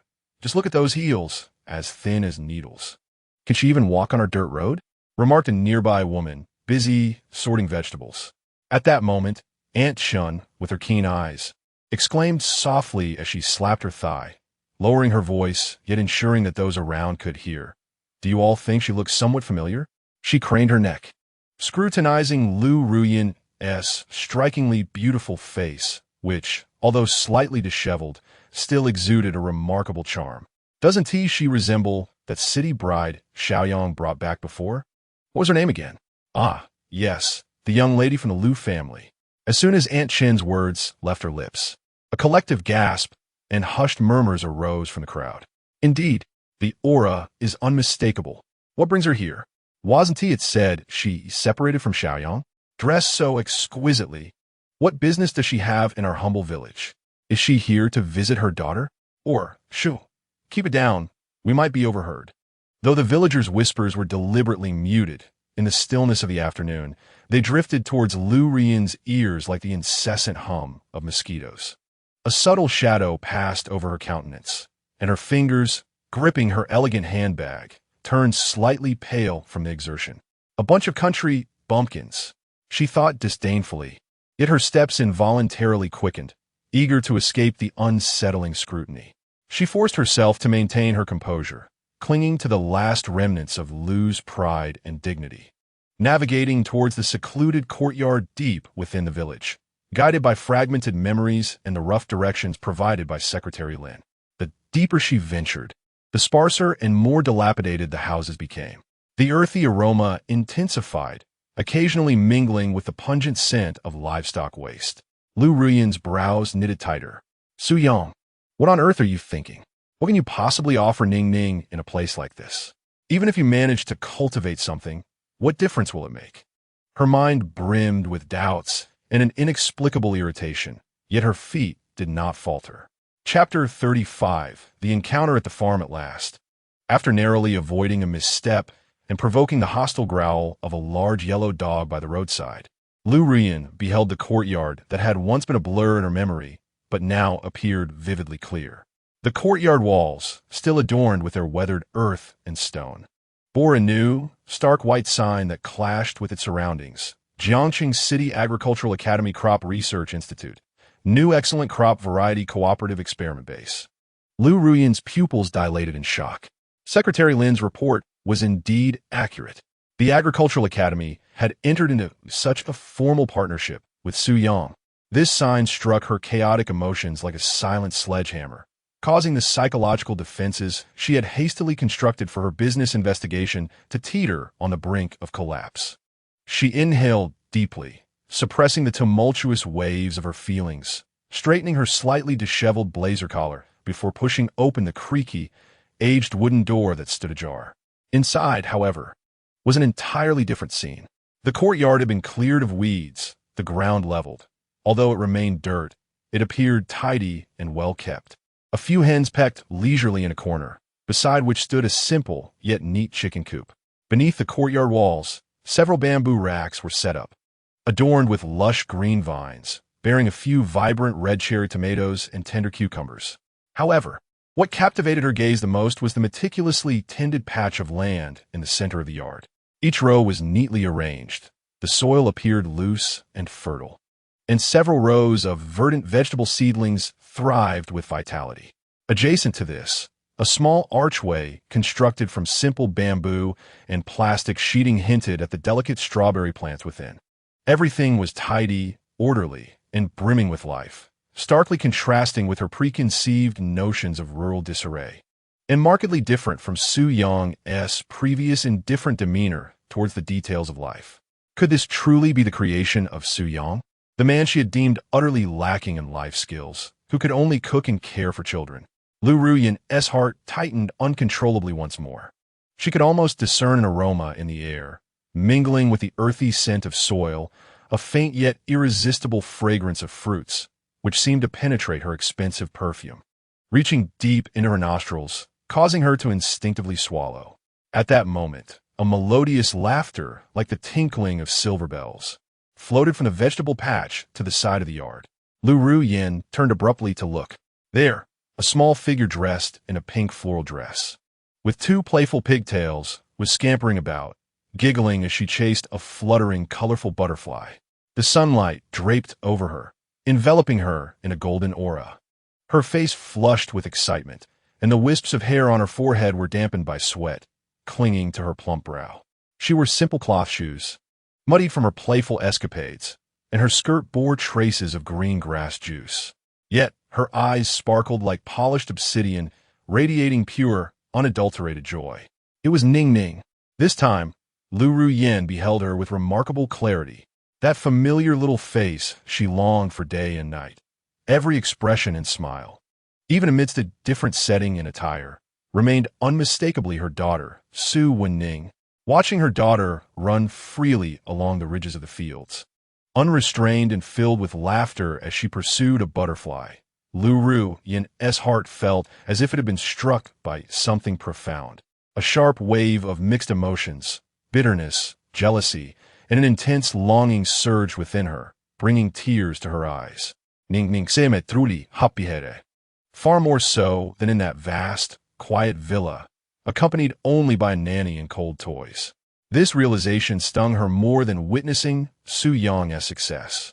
Ning Ning, slow down, don't fall. A gentle, magnetic male voice interrupted Lu Ruyan's reverie. She quickly lifted her head and turned toward the sound. Not far from the cucumber rack stood a man clad in a simple gray old shirt and dirt-streaked work pants, carefully trimming the vines with a pair of scissors. He had his back to her, standing tall, his movements focused and skilled. Upon hearing his daughter's laughter, He set down the scissors and turned around. The afternoon sunlight delineated the clear contours of his profile as beads of sweat trickled down his cheek, falling onto the dark earth below. A gentle, sincere smile graced his face, and his tender gaze followed his daughter's figure, brimming with indulgence and contentment. No longer was he the reserved and taciturn Su-Yang who often seemed restrained in her presence. In this moment, despite his simple attire and the dirt that clung to him, he exuded an air of tranquility, confidence, and vitality. It was as if this land and the simplicity of life had bestowed upon him a newfound strength and brilliance, one that felt unfamiliar to her. At that instant, Su-Yang appeared to sense something amiss, his gaze inadvertently drifting toward the courtyard entrance. Their eyes met unexpectedly across a few meters in the serene afternoon air. Su-Yang's expression faltered slightly upon noticing Lu Rian's exquisitely out-of-place attire and her expensive high heels, now sullied by the earth. Contrary to Lu Rian's anticipation of surprise, mockery, or resentment, his expression revealed only a calm scrutiny, as if he were observing an unexpected yet inconsequential visitor. His tranquil gaze mirrored her current disarray, unease, and the facade of composure she desperately tried to maintain. Lu Rian's heart tightened. She had indeed come. Was it for business? For that ludicrous inspection? Or for something else entirely? Su-Yang's profound eyes concealed his thoughts, and he remained silent, simply observing Lu Rian. In that moment of eye contact, all her rehearsed lines, business rhetoric, and commanding presence seemed to disintegrate under the weight of his placid gaze.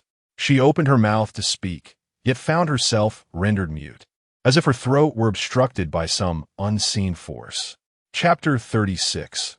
The negotiation of business matters as subtle silence enveloped the air, punctuated only by distant laughter from children chasing butterflies and the occasional crow of a rooster, which only heightened the tension of the standoff in the courtyard. Lu Rian was the first to breach the impasse. Taking a deep breath, she forcibly suppressed the tumult of emotions swirling within her and donned once more the cold, professional mask befitting the president of the Lu Corporation.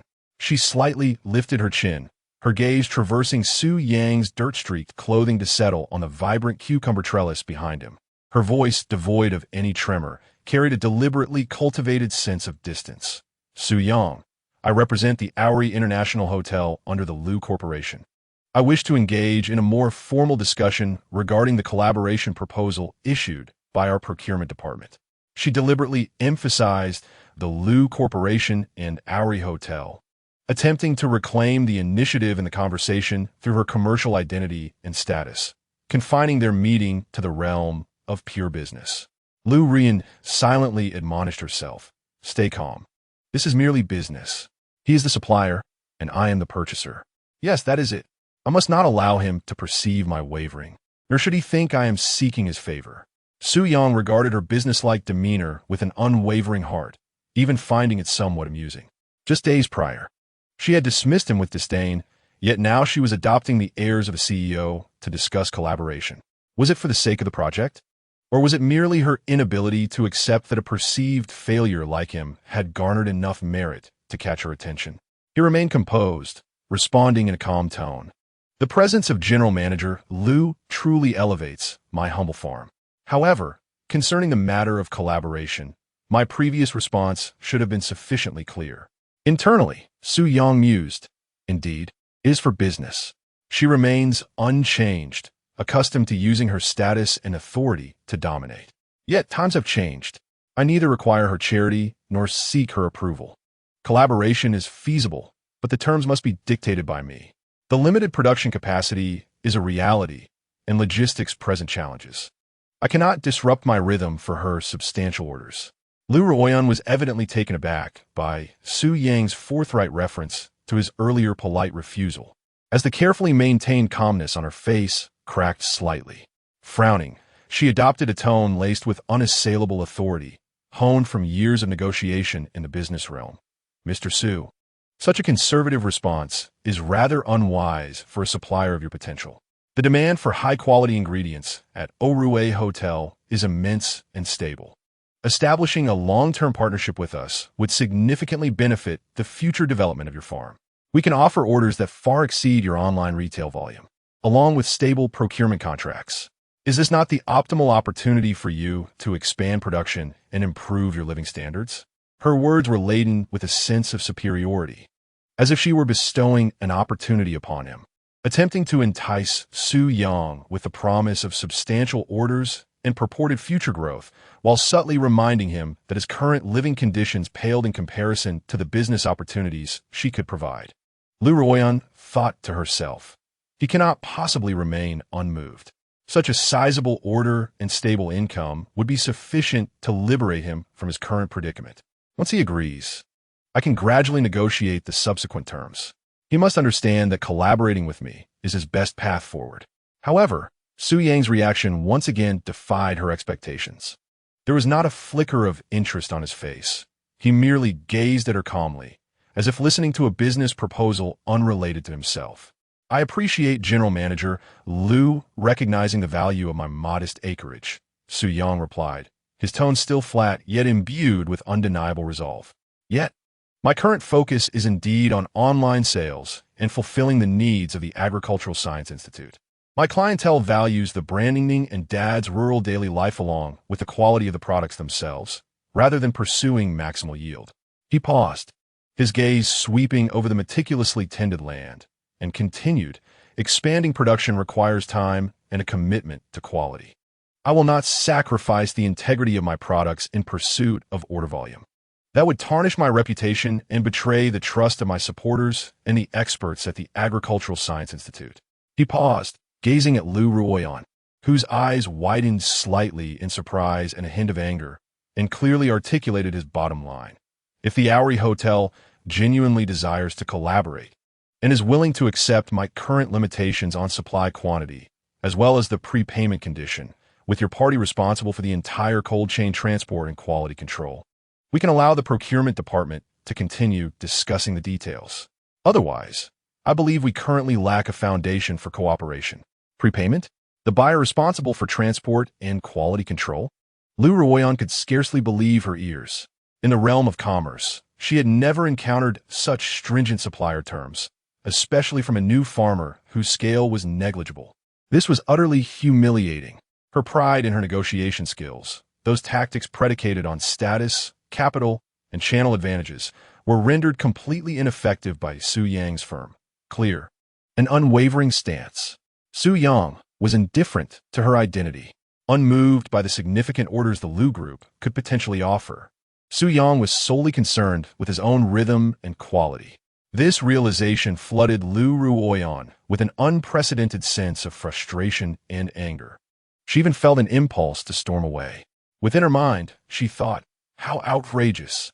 Who does he think he is? How dare he propose such conditions? Prepayment? And expect us to handle transport and quality control? What does he take the Lu Group for? No, I cannot allow him to lead me by the nose. I must. Just as Lu Ruoyan was suppressing her fury, preparing to retort and reclaim the upper hand in the negotiation, a crisp voice filled with surprise interrupted the tense atmosphere. Mom? Su Wenqing, chasing a butterfly, had run to the edge of the courtyard and finally noticed the elegantly dressed yet somewhat unfamiliar aunt at the door. Tilting her little head, she scrutinized the figure before her small face revealing a look of surprise, followed by a tone that was timid yet polite. This utterance of Mom was like a stone cast into a tranquil lake, instantly shattering the delicate and taut commercial ambience. All of Lu Ruoyan's anger, pride, and commercial calculations crumbled in an instant upon hearing her daughter's voice, which carried a hint of estrangement yet was undeniable. Her heart jolted, and her eyes grew warm uncontrollably, all her attention focusing on her daughter, dressed in a charming floral dress, gazing at her with clear eyes. Chapter 37.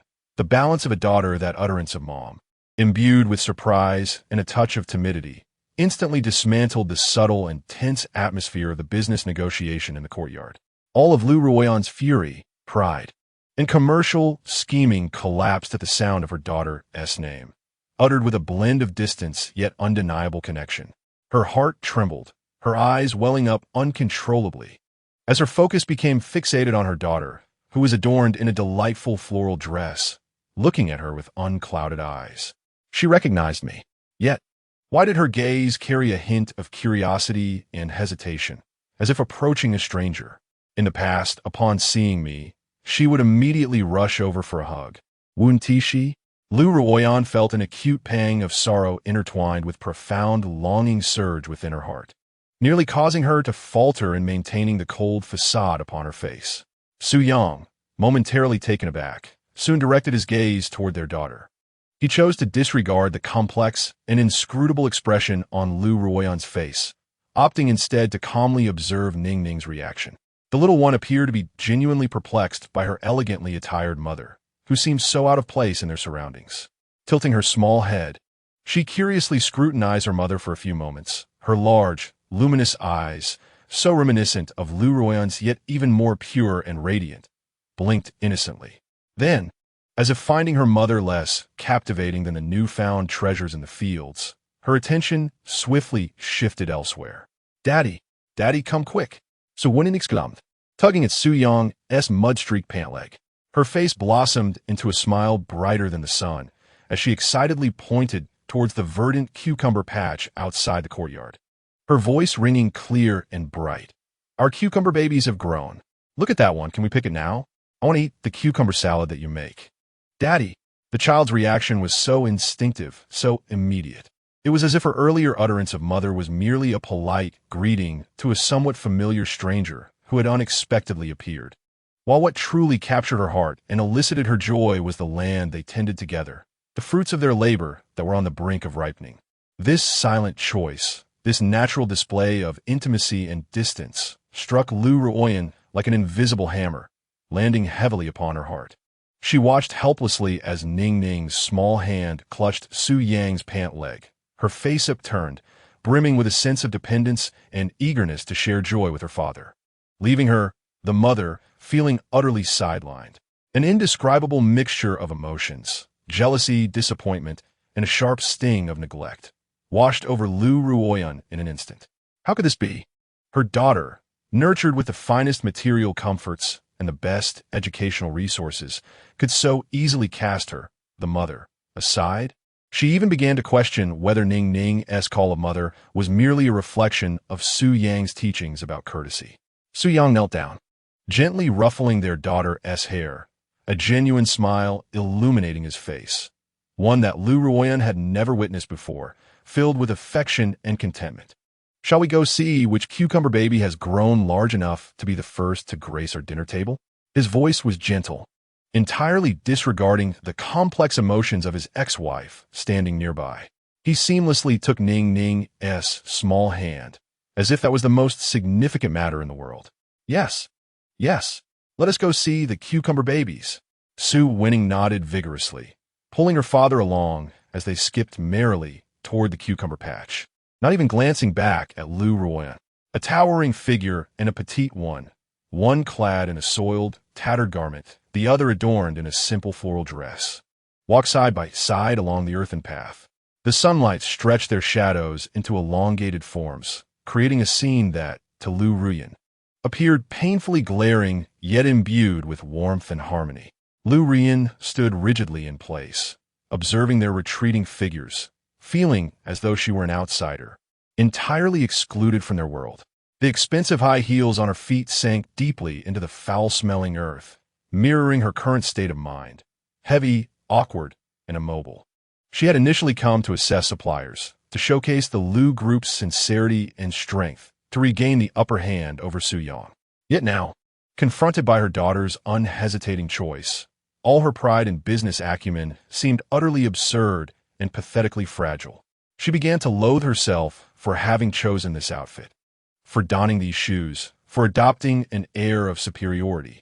In the presence of Su Yang's calm gaze and Ning Ning's unadulterated joy, everything became the sharpest irony against her. The air still lingered with the alluring fragrance of ripe fruits, yet Lu Ruoyan tasted only bitterness in her mouth. She watched as Su Yang patiently crouched down, listening to Ning Ning chattering animatedly about the cucumber vines, witnessing the shared glances and laughter between father and daughter, an ordinary yet genuine happiness she had never truly possessed, or even deemed worthy of understanding. It pierced her heart like a multitude of needles. She realized that what she had lost was not merely a seemingly mediocre ex-husband, but also the most significant place in her daughter's heart. Chapter 38. Staying in the village for a meal, the towering figure and the petite one walked side by side toward the lush cucumber field, their shadows elongated by the sunlight, forming a scene that appeared painfully glaring, yet warm and harmonious to Lu Ruyan. She stood stiffly in place, watching their silhouettes, feeling like a complete outsider, her heart pierced by countless tiny pricks of pain. She had originally come to evaluate suppliers, to present the sincerity and strength of the Lu group, to reclaim control over Su-Yang. But now, in the face of her daughter's resolute choice, all her pride and commercial strategies seemed laughable and utterly vulnerable. Negotiation? What was there left to discuss? Su-Yang's tranquil demeanor and Ning Ning's natural affection silently conveyed to her that she had already lost, at least on levels she had never cared about before, lost utterly. Su-Yang contemplated, what is she still doing here? I have clearly stated the terms of cooperation. If she cannot accept them, she should leave. Does she intend to leverage her status as president to pressure me? Or is she here to see Ning Ning? Where's she all this time? Now, it is evident that Ning Ning prefers this life, cherishing her time with me. What could she possibly change by coming here? She would only disrupt the tranquility we have painstakingly established. However, observing her current state, traversing such a long mountain path in high heels, she truly brought this upon herself. Lu Ruyan compelled herself to divert her gaze, scanning the courtyard aimlessly until her eyes settled upon the conspicuous sign of the Agricultural Research Institute's collaborative experimental base. Indeed, there was collaboration, and with it, commercial value. She could not leave in such a disheveled manner. She needed Su-Yang's crops. The Lu group required them. Taking a deep breath, she endeavored to reclaim a semblance of the composure befitting President Lu. Her gaze once again directed towards the father and daughter at the edge of the field. Su-Yang was patiently crouched, listening intently as Ning Ning animatedly pointed at a cucumber, their shared laughter painting a harmonious picture that tightened her chest. She adjusted her slightly wrinkled Chanel jacket, cleared her throat, and attempted to adopt a tone as steady and businesslike as possible, though a subtle dryness lingered in her voice. Mr. Su, regarding the details of our collaboration, I believe we may need to delve deeper into certain aspects, such as the actual planting environment of your farm, the soil conditions, and the specific growth status of the crops. This information is crucial for us to assess the feasibility of a long-term partnership. Lu Ruyan thought to herself, I must find a reason to stay. Using the guise of an inspection is the most rational excuse. I need to see firsthand how he has achieved this, what gives him such confidence. Moreover, if I linger a bit longer, perhaps Ning Ning would be inclined to converse with me further? Su-Yang detected the implication in her words, his brow slightly furrowing. Delve deeper? Hadn't they just observed everything? Did she wish to linger? What exactly was her intention? He stood up, brushing the dirt off his hands, his tone remaining calm and detached. With a distinct air of distance, President Lu, I believe you have already seen the general conditions of my environment and crops. As for more detailed data, the Agricultural Research Institute has more professional records. Once their inspection report is available, I can provide a copy for your company's reference. If you have no further matters to discuss, the invitation to leave was unmistakably evident in his words. Lu Ruyan's expression soured instantly, her fingertips trembling slightly. Su-Yang was actually dismissing her? How dare he? When had Lu Ruyan ever been treated in such a manner? Especially after she had lowered herself to propose an inspection. A wave of humiliation and anger surged within her, nearly prompting her to question his audacity to be so rude. Just then, an incongruous gurgling sound erupted, shattering the awkward standoff. The sound was faint, yet in the quiet courtyard, it resonated unmistakably. It was Lu Ruyan's stomach growling. Having hastily consumed only a few biscuits in the car that morning before making the long trek, she was now ravenously hungry. The emotional agitation stirred by Su-Yang and Ning Ning had momentarily overshadowed her discomfort, yet now, with Su-Yang's abrupt dismissal, her anger surged alongside a sharp protest from her empty stomach. Lu Ruyan's cheeks flushed crimson, wishing desperately for a crack in the ground to swallow her whole. This was even more mortifying than Su Yang's outright rejection. Upon hearing the sound, Su Yang was momentarily taken aback, his gaze falling upon Lu Ruyen, whose forced calmness could not conceal the embarrassment and faint pallor on her face. A flicker of complexity crossed his eyes. Had she not eaten? Memories of the past flooded back to him.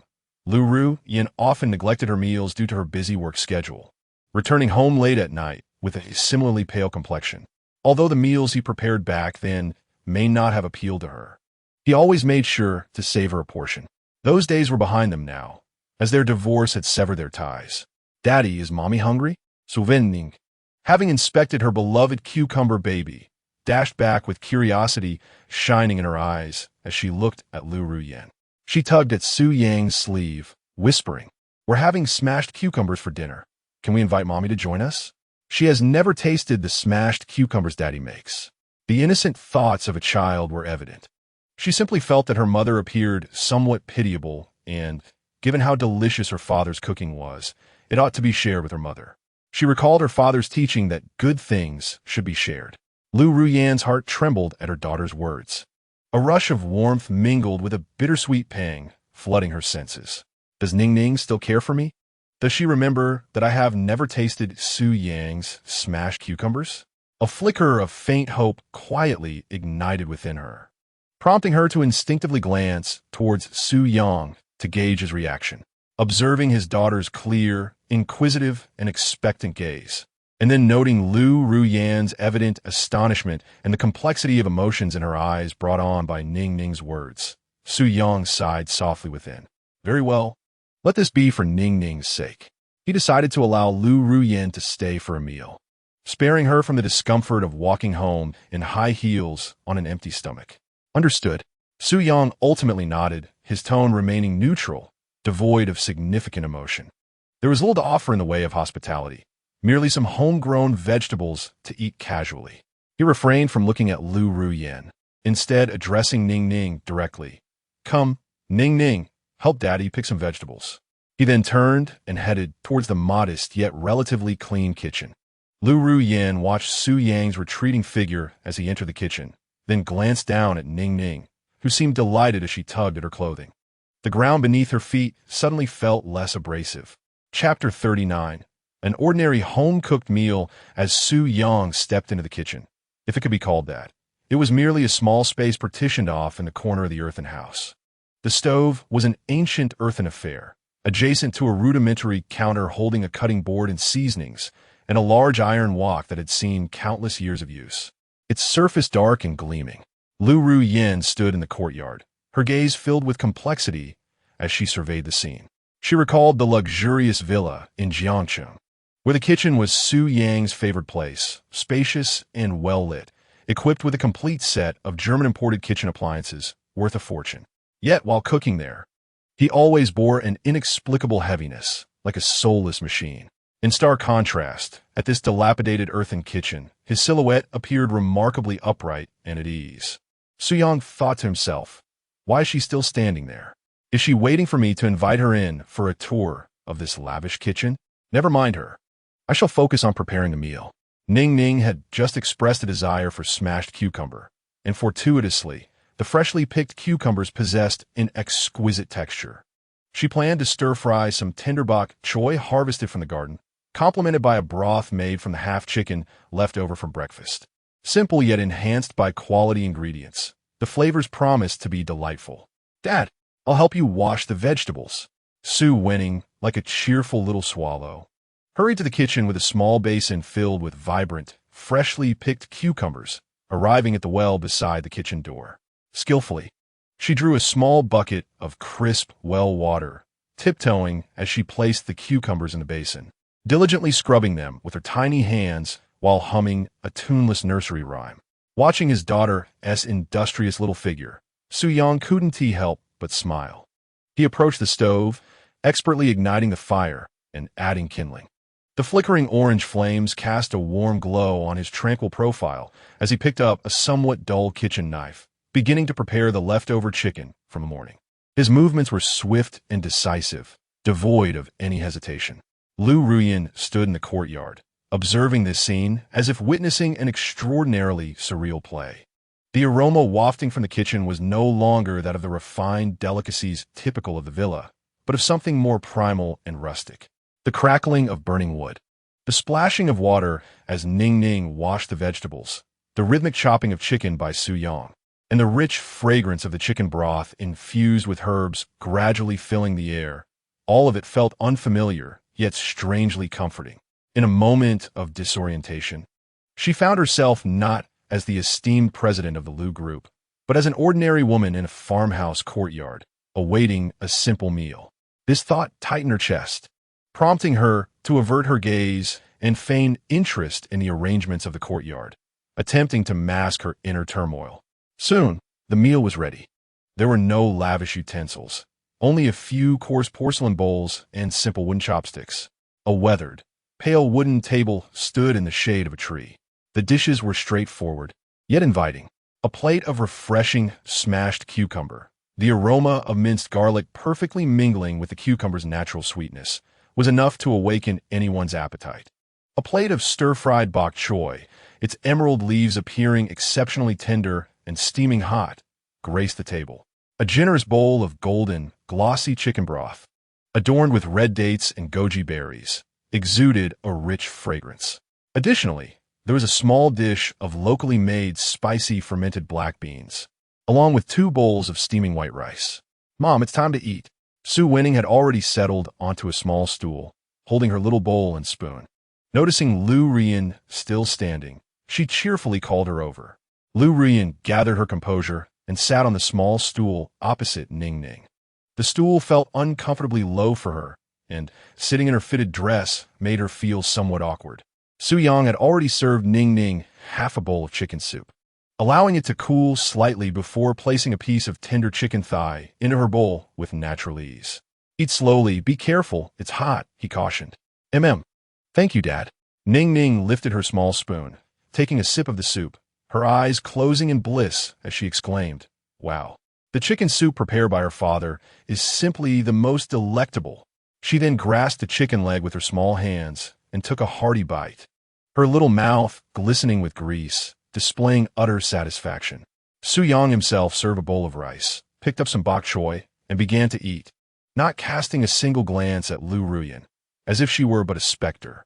Observing this father-daughter duo, so engrossed in their own world, and the few uncomplicated yet delightful farmhouse dishes laid out before them, Lu Rian felt a tumult of emotions within her. This was the humble meal Su Yang had prepared for her, not even a word of courtesy. She suppressed her discomfort and picked up her chopsticks, taking a bite of the bok choy. The moment the leaves touched her tongue, Lu Ruyan's eyes widened in astonishment. It was refreshingly sweet, an indescribable crispness and purity of flavor, as if the vegetables were infused with the morning dew and sunshine, exploded on her palate. The texture was leagues beyond the organic produce she had airlifted. Lu Ruyan was taken aback. Was this truly just ordinary bok choy? How could it be so delicious? Could it genuinely be his handiwork? With a mixture of skepticism and curiosity, she picked up a piece of smashed cucumber. The crunch resonated as it shattered in her mouth, releasing a burst of refreshing juice mingled with garlic and a perfect hint of tangy spice, overwhelming her senses. The cucumber's crispness, sweetness, and unique freshness were unparalleled, an experience she had never encountered before. Was this indeed the smashed cucumber Ning Ning had mentioned, one she had never tasted? Recalling her daughter's innocent remark and savoring this astonishing flavor, an unexpected wave of emotion washed over her. Finally, she scooped a spoonful of chicken soup. The golden broth enveloped her senses, the rich, savory essence of chicken immediately saturating her palate, yet devoid of any greasiness. The soup glided smoothly, carrying the sweetness of red dates and a whisper of herbal fragrance, warmly cascading into her stomach, instantly dispelling the fatigue and hunger from her journey. Lu Ruyan was utterly taken aback. Was this truly a meal crafted from a rustic farmhouse stove? The flavor and quality of these ingredients could rival even the Michelin-starred chefs of high-end hotels. She recalled the overpriced organic dishes in her hotel project that had been criticized by clients for their blandness and lack of soul. contrasting them with these simple yet profoundly flavorful farmhouse dishes before her.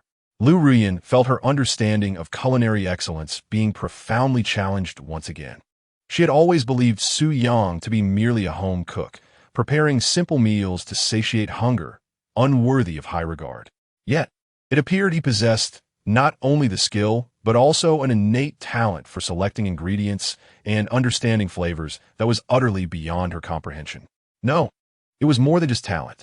Lu Ruyan's gaze swept over the vibrant vegetable garden and the sign of the Agricultural Research Institute. It was the quality of these ingredients themselves. These seemingly ordinary vegetables and fruits surpassed all expectations.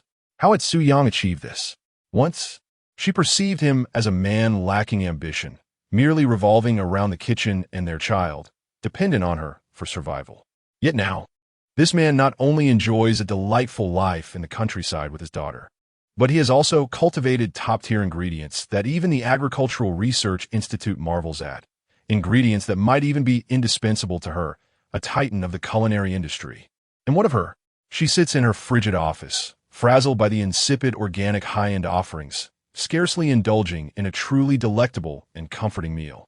The stark contrast pierces through Lu Ruyan's heart like sharp thorns, causing her profound distress. She observes Su Yang patiently picking the chicken bones for Ning Ning, occasionally placing vegetables into her bowl, while Ning Ning joyfully shares amusing tales from kindergarten with her father. The mundane trifles she once scorned now radiate a warmth she longs for yet feels is beyond her reach. Lu Ruyan silently savors her meal, her taste buds experiencing an unprecedented delight, while her heart churns with an intricate mix of emotions. This dinner surpasses her expectations, leaving her utterly astonished.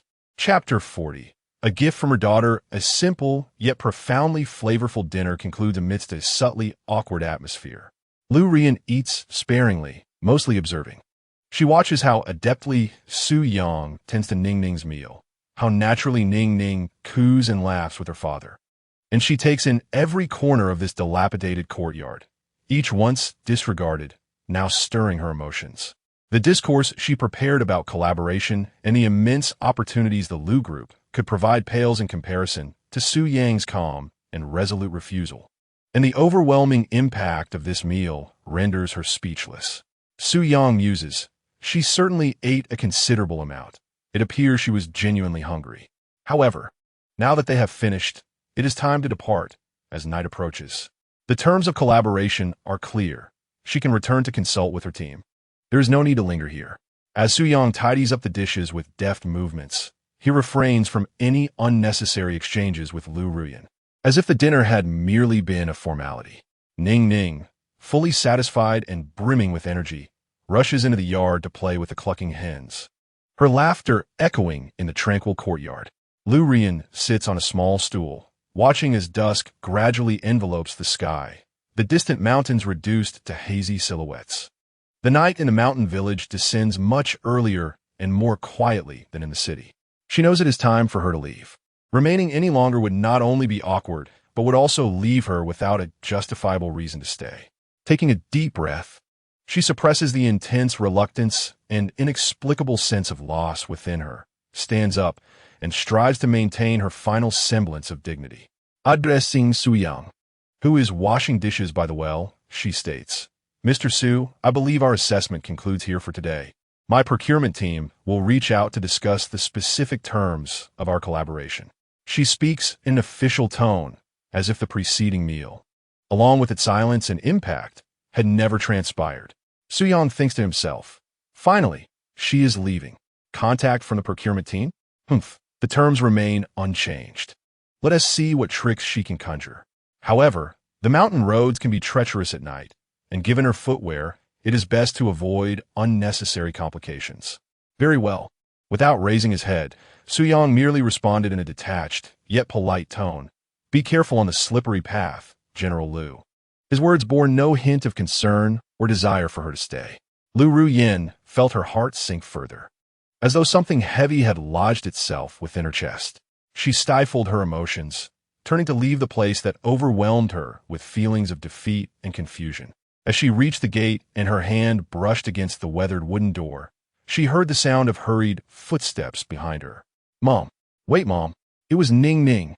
Lu Ruyin halted abruptly, her heart racing uncontrollably. Ning Ning emerged from the house, her little legs moving swiftly, carefully cradling a small bamboo basket in her arms. The basket, roughly woven by Su Yang during his leisure time with bamboo from their yard, held a clean patch of floral fabric, upon which lay a neat arrangement of plump, shiny cream strawberries, each resembling a ruby in its allure. Nestled beside the strawberries was a round, miniature watermelon, no larger than a child's fist, its dark green stripes vividly contrasting against its vibrant skin, exuding an endearing charm. In the dimming twilight, the strawberries glistened enticingly, emanating a subtle sweetness, while the mini watermelon radiated vitality, suggesting it was no ordinary fruit. Mom, this is for you, Ning Ning exclaimed as she ran up to Lu Ruyin, her cheeks flushed with excitement, lifting the bamboo basket high as if presenting a treasure, her eyes sparkling with childlike pride and joy. These are the strawberries Dad and I grew, and the watermelon baby. They're super sweet. Take them home to eat. Lu Ruyin gazed into her daughter's clear, innocent eyes, noting the droplets of water still clinging to her little hands from washing the dishes. She looked at the basket, filled with the fruits of Su Yang's labor and the very treasures her company desperately needed. At that moment, her heart felt as if it were gently clasped by a warm hand, all her grievances, anger, and discontent replaced by a more intricate and tender emotion. Was this a gift from Ning Ning? Had she willingly chosen to share this with me? Cautiously, Lu Ruyin extended her hand and received the small basket, imbued with the scent of earth and the warmth of her daughter. The basket felt light, yet to Lu Ruyin, it bore the weight of 1,000 burdens. This was perhaps the most humble, most inexpensive gift she had ever received, yet stirred her heart profoundly. In her heart, she mused, Ning Ning still holds a place for me. She wishes to share what she treasures most, these strawberries and this watermelon. Gifts of joy from Su Yang to her, now shared with me. She admired the plump little watermelon, a novelty she had never encountered before. Likely a new variety conjured by Su Yang. How many secrets does he still harbor? Thank you. Thank you. Ning Ning. Lu Ruyin's voice trembled slightly with unvoiced emotion. She endeavored to form a gentle smile, yet her facial muscles felt stiff, resulting only in a somewhat strained curve of her lips. Mom, it's nothing. Upon witnessing her mother accept the gift, Su Wanning appeared quite pleased. She glanced at Lu Ruyin's high heels, caked in mud, and with the wisdom of a child advised, Mom, it's dark out. Please be careful while walking. Don't fall. This tender concern, expressed purely from the heart, gently grazed Lu Ruyin's emotions like a feather, causing her eyes to well up once more. Yes, Mom understands, Lu Ruyin replied, awkwardly averting her gaze, unable to meet her daughter's innocent eyes for fear of succumbing to her emotions. Chapter 41. A glance back as one departed. A shift in mindset the night enveloped Qingshan village like a swift tide of ink, leaving only a few scattered stars and a remnant of twilight on the horizon. Lu Ruyin stole a glance at Su Yang, who stood at the kitchen door, his silhouette elongated by the dim light within. He remained as serene as ever, as if her arrival and departure were merely a trivial breeze passing through the courtyard. Lu Ruyin thought to herself. Su Yang did not even offer a polite farewell. Perhaps that is for the best. This was merely a failed business venture after all. She chose not to linger, turning away to push open the creaky wooden door, her high heels, regrettably worn, causing her to stumble slightly as she melded into the increasingly dense night. The country road was particularly treacherous in the dark, but fortunately, the driver had illuminated the headlights in advance, guiding her path from afar. Lu Ruyin trudged onward, her heels frequently sinking into the soft earth, making her journey both arduous and awkward. Yet at that moment, her primary concern lay with the small bamboo basket cradled in her arms and the tumultuous emotions swirling within her chest. At last, she arrived at the discreet black Audi A8 parked by the roadside at the village entrance. The driver had already opened the door, waiting respectfully. Lu Ruyin settled into the soft embrace of the leather seat, carefully placing the earthy bamboo basket in her lap as if it were a rare and priceless treasure. Drive, she instructed, her voice tinged with an unmistakable fatigue and hoarseness. The vehicle glided smoothly into motion, the excellent soundproofing isolating her from the chirping insects and occasional barks of dogs outside, as it slowly departed from the small mountain village that had profoundly impacted her. Instinctively, Lu Ruyan glanced into the rearview mirror. Under the moonlight, the dilapidated courtyard was faintly illuminated, revealing two small figures. Suyang appeared to be standing calmly, not looking in her direction as she left. However, Nanning, that petite form, seemed to be vigorously waving her little hand towards the car.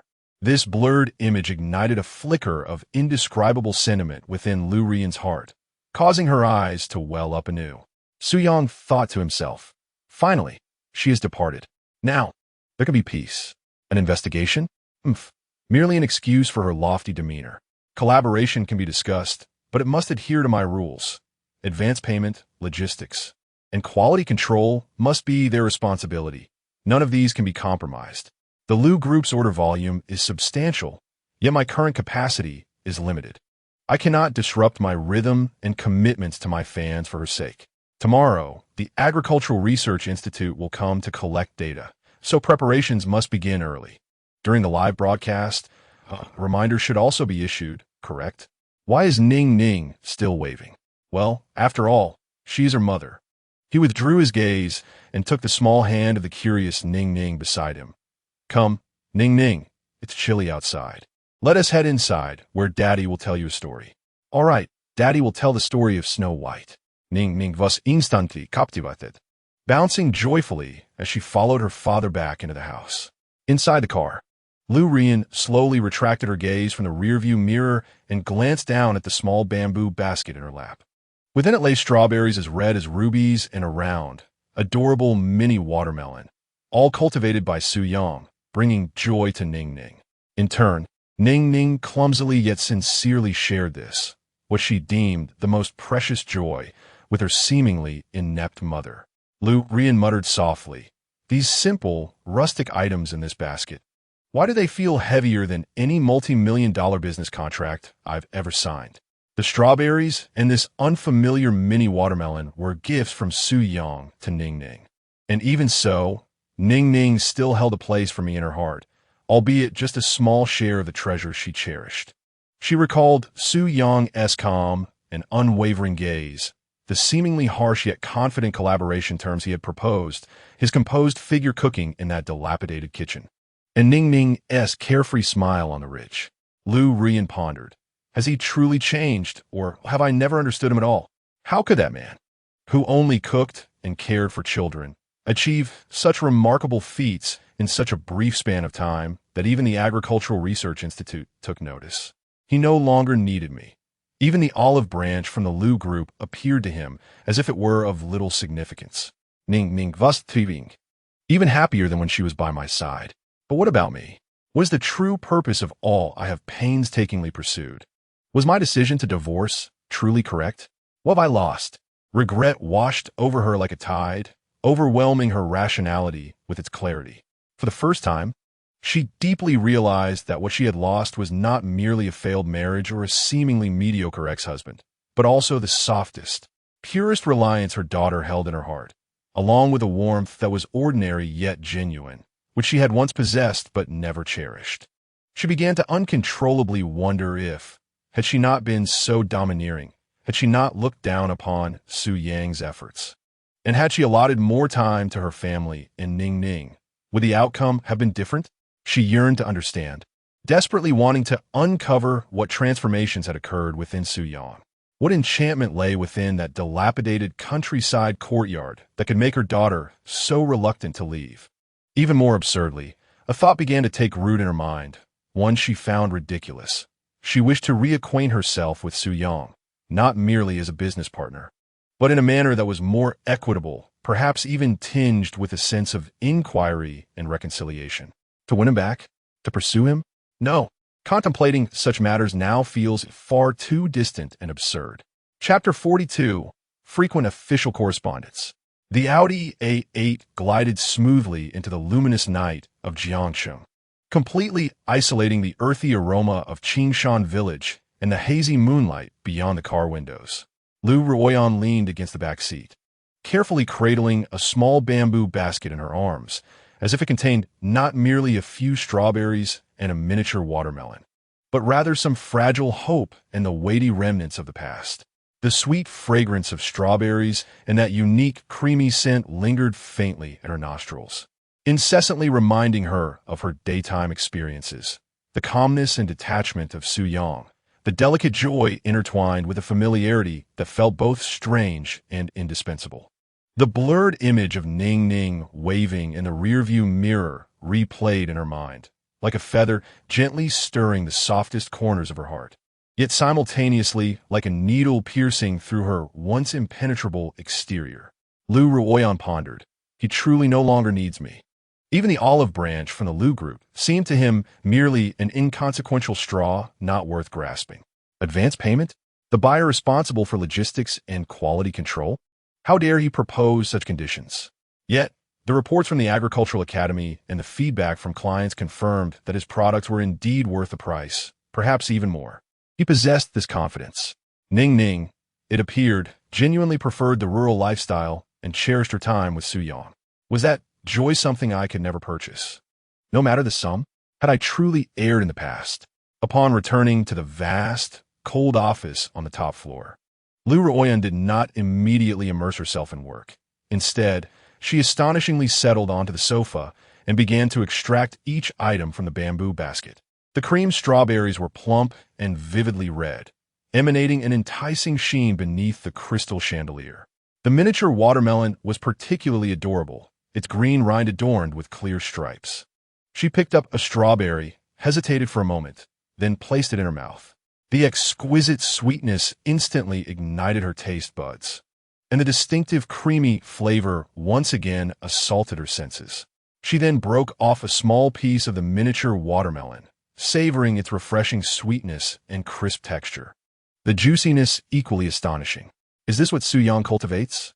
Is this the flavor that captivates Ning Ning so? Lu Ruoyan mused. Perhaps the bottleneck in the research and development of this quality project can truly only be resolved through him. For the sake of the company and the project, I must secure a stable supply. The procurement department, accustomed to a dominant stance, would likely struggle to engage with the current Su Yang. It seems I must handle this personally. However, I must not allow him to perceive my urgency, nor should he feel that I am pleading with him. Yes, this is purely for collaboration to gain a deeper understanding of this potentially remarkable supplier. Early the next morning, Lu Ruoyan steeled herself, her face regaining the astute and capable demeanor she was known for. Rather than having the procurement department send emails or messages, she instructed Secretary Lin to directly call Su Yang under the pretext that the dining director of the Eurorue International Hotel needed to personally inspect top-quality ingredient suppliers. The call was answered by Su Yang. Lu Ruoyan sat in her office, listening to the familiar yet slightly unfamiliar voice emanating from the speakerphone as Secretary Lin activated the call. Her fingertips curled slightly. Hello, Mr. Su. I am Lin Wei, the dining project secretary at the Auri International Hotel. Secretary Lin's tone was both professional and appropriate. President Lu holds your agricultural products in high regard, believing them to possess great potential. Considering the possibility of a long-term partnership, President Lu hopes to engage in a more detailed face-to-face discussion regarding the specific quality control standards, packaging specifications, and potential supply volumes in the near future. Might you be available tomorrow or the day after? We can arrange transportation to Qingshan Village to pick you up, or if it is more convenient for you to come to the city, we can discuss matters in the hotel CAF. A few seconds of silence lingered on the line. Su Yang thought to himself, here we go again. Now under the guise of the dining director's secretary? Lu Ruoyan is quite persistent. A face-to-face meeting? Is she attempting to gauge my intentions? Or is she trying to appeal to my emotions? The output is limited and the conditions are clear. There is little to negotiate. However, the data support from the Agricultural Academy does require time, and funds are indeed tight. If I could stabilize a portion of supply for them, it might hasten development. Going to the city? Too troublesome. What about Ning Ning? It is better to have them come here. Let President Lu experience rural life once more. Hello, Secretary Lin. Su Yang's voice came through the receiver, calm and composed. I appreciate President Lu's recognition. However, I have numerous matters to attend to at the farm and cannot leave. Plus, I need to care for Ning Ning. If President Lu and the dining director truly require a face-to-face discussion, I can spare some time tomorrow afternoon at the farm. Secretary Lin glanced at Lu Ruyin and, upon receiving a nod, promptly replied, Very well, Mr. Su. We appreciate your cooperation. We will arrive at Qingshan village around 3 o'clock tomorrow afternoon. After hanging up, Lu Ruyin's expression grew somewhat complex. Su Yang had agreed to meet, but insisted on the location being that uncomfortable countryside. It seemed he was entirely in control of the rhythm of this business exchange. Lu Ruyin pondered. Is he doing this deliberately? Or is he genuinely unable to leave? Never mind. If we must go, then we shall. It is a perfect opportunity to see Ning Ning again. This time, I shall not wear high heels. As for a gift, the last basket of fruit was insufficient. I must prepare more thoughtfully this time. The following afternoon, a more understated black Mercedes-Benz van arrived at the entrance of Qingshan village. Lu Ruyin stepped out, this time donning a set of equally expensive yet more casual beige linen trousers, paired with a new pair of flat loafers. Her hair was simply tied back, and she wore only light makeup. In her hand, she carried an exquisite shopping bag containing several carefully selected imported children's picture books and a set of Lego blocks. Chosen by Secretary Lin, she endeavored to present herself as less of a lofty female executive and more like a visitor coming to see a friend. However, as she walked once more along that dirt path, inhaling the familiar scent of mingled earth and chicken droppings, a wave of discomfort surged within her. The elderly villagers gazed upon her with a sense of curiosity, yet their scrutiny seemed diminished, replaced by a familiarity akin to that of city relatives visiting to see Xiao Yang and the children. Lu Ruyin steeled herself and walked purposefully to the entrance of Su Yang's courtyard, striving to maintain her composure. This time, the gate stood wide open. She beheld Su Yang crouched in the yard, engaged in discussion with a technician clad in agricultural research attire, surrounded by various testing instruments. Meanwhile, Ning Ning had brought over a small stool, sitting beside them like an inquisitive child, attentively listening and occasionally chiming in with her endearing remarks, which elicited hearty laughter from the technician. Upon noticing Lu Ruyin's arrival, Su Yang merely glanced at her, instructed the technician to continue his work, then rose and brushed off his hands.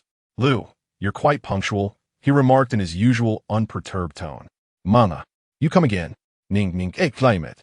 Her eyes sparkling at the sight of Lu Ruyin. She dashed toward her, but paused a few steps away, curiously inspecting the shopping bag in her hands. Mama, what did you bring? Lu Ruyin's heart tightened once more, yet she mustered a tender smile, crouching down to present the bag to Ning Ning. Ning Ning, this is a gift from Mama. Let's see if you like it. Ning Ning accepted the bag, revealing a picture book and a set of Lego, her face lighting up with joy. Wow, a princess storybook. And Lego. Thank you, Mama.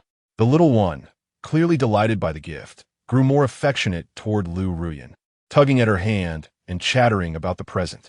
Lu Ruyin felt her spirits lift slightly as she patiently answered her daughter's questions, all the while keeping a discreet eye on Su Yang. He did not approach to join their tender interaction, but merely exchanged a few words with the technician before washing his hands at the well in the corner of the yard. He then took out his phone, engrossed in processing information, seemingly detached from the warm moment shared between mother and daughter. Su Yang mused, bringing gifts to curry favor with Ning Ning? Does she think that will compensate for her previous absence? Yet, judging by Ning Ning's demeanor, she seems quite fond of her mother. He sighed. As long as she refrains from making unreasonable demands and does not interfere with my life with Ning Ning, she may stay a while longer. It suits me to let her ponder her position. She must understand that she cannot dictate the circumstances at will. Cooperation? That is acceptable, but she must demonstrate sufficient sincerity and meet my conditions. Lu Ruyin reflected. Ning Ning still appreciates my gifts. She has not entirely forgotten me.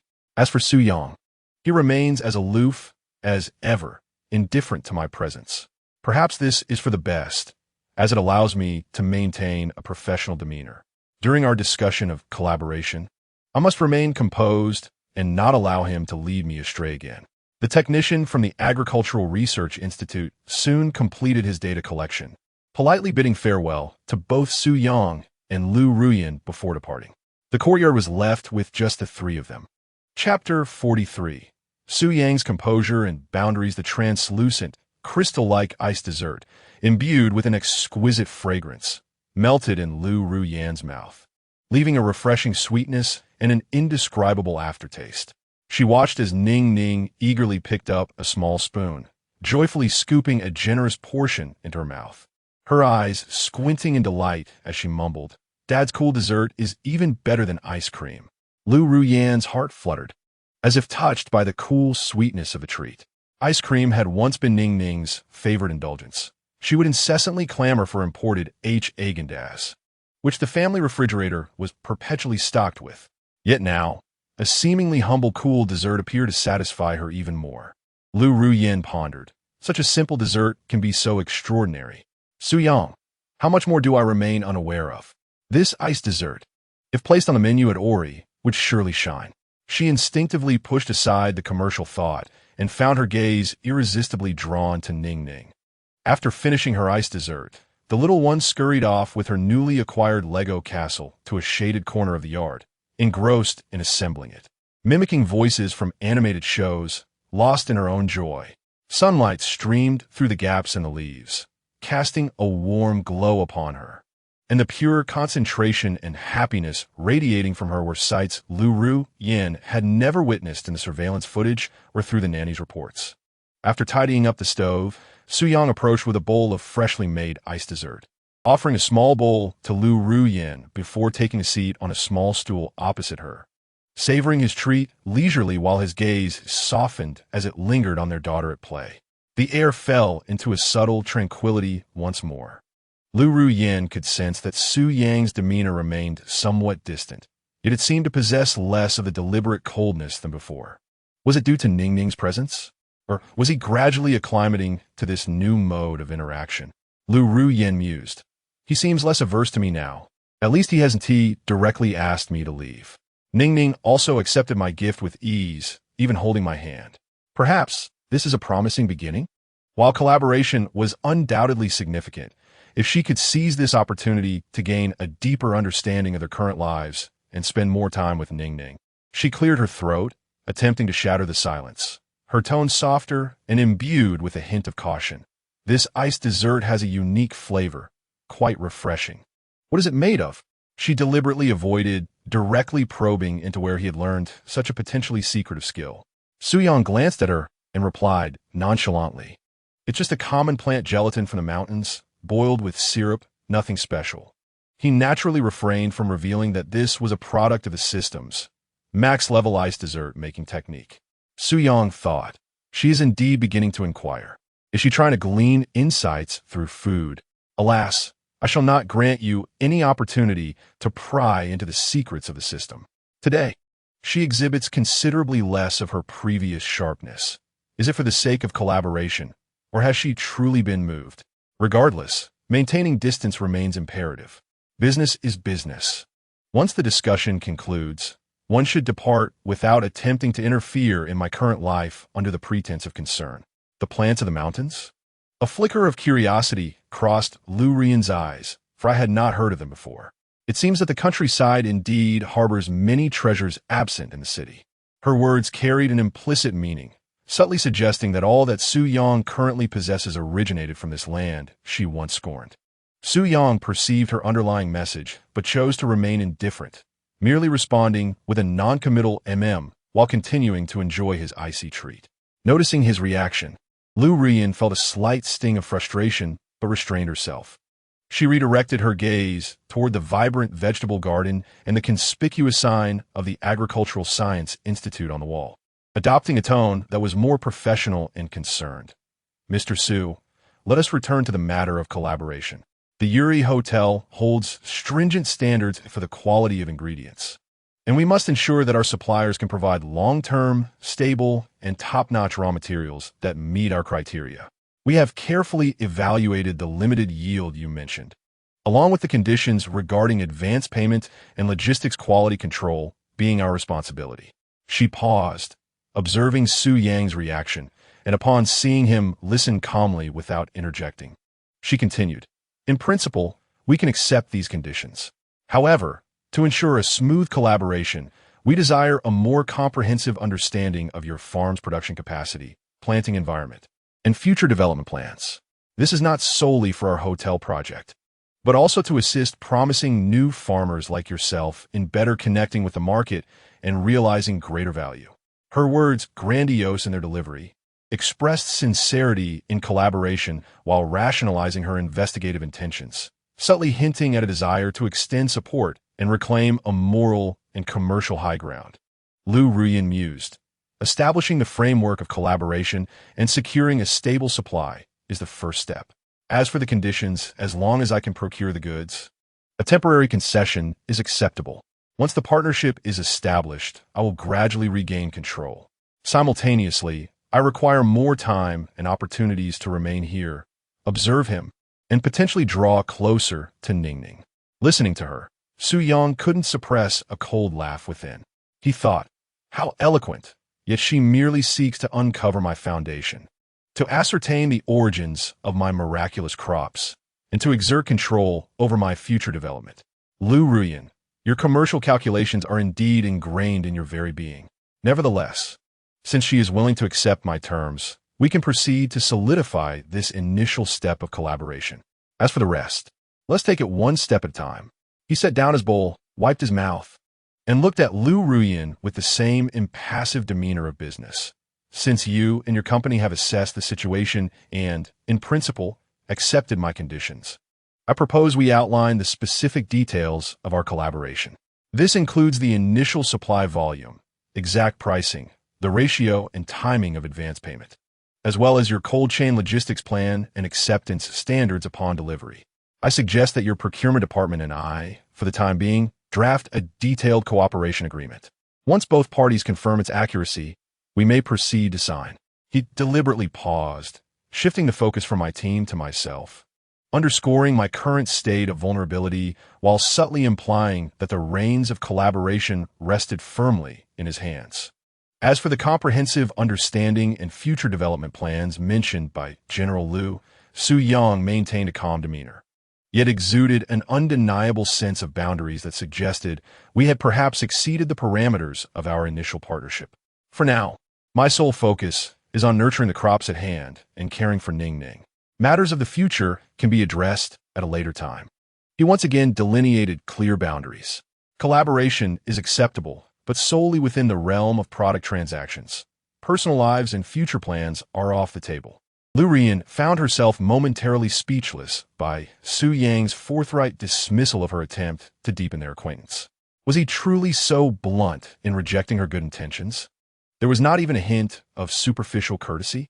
This left her meticulously crafted persona of warmth and support appearing utterly ridiculous.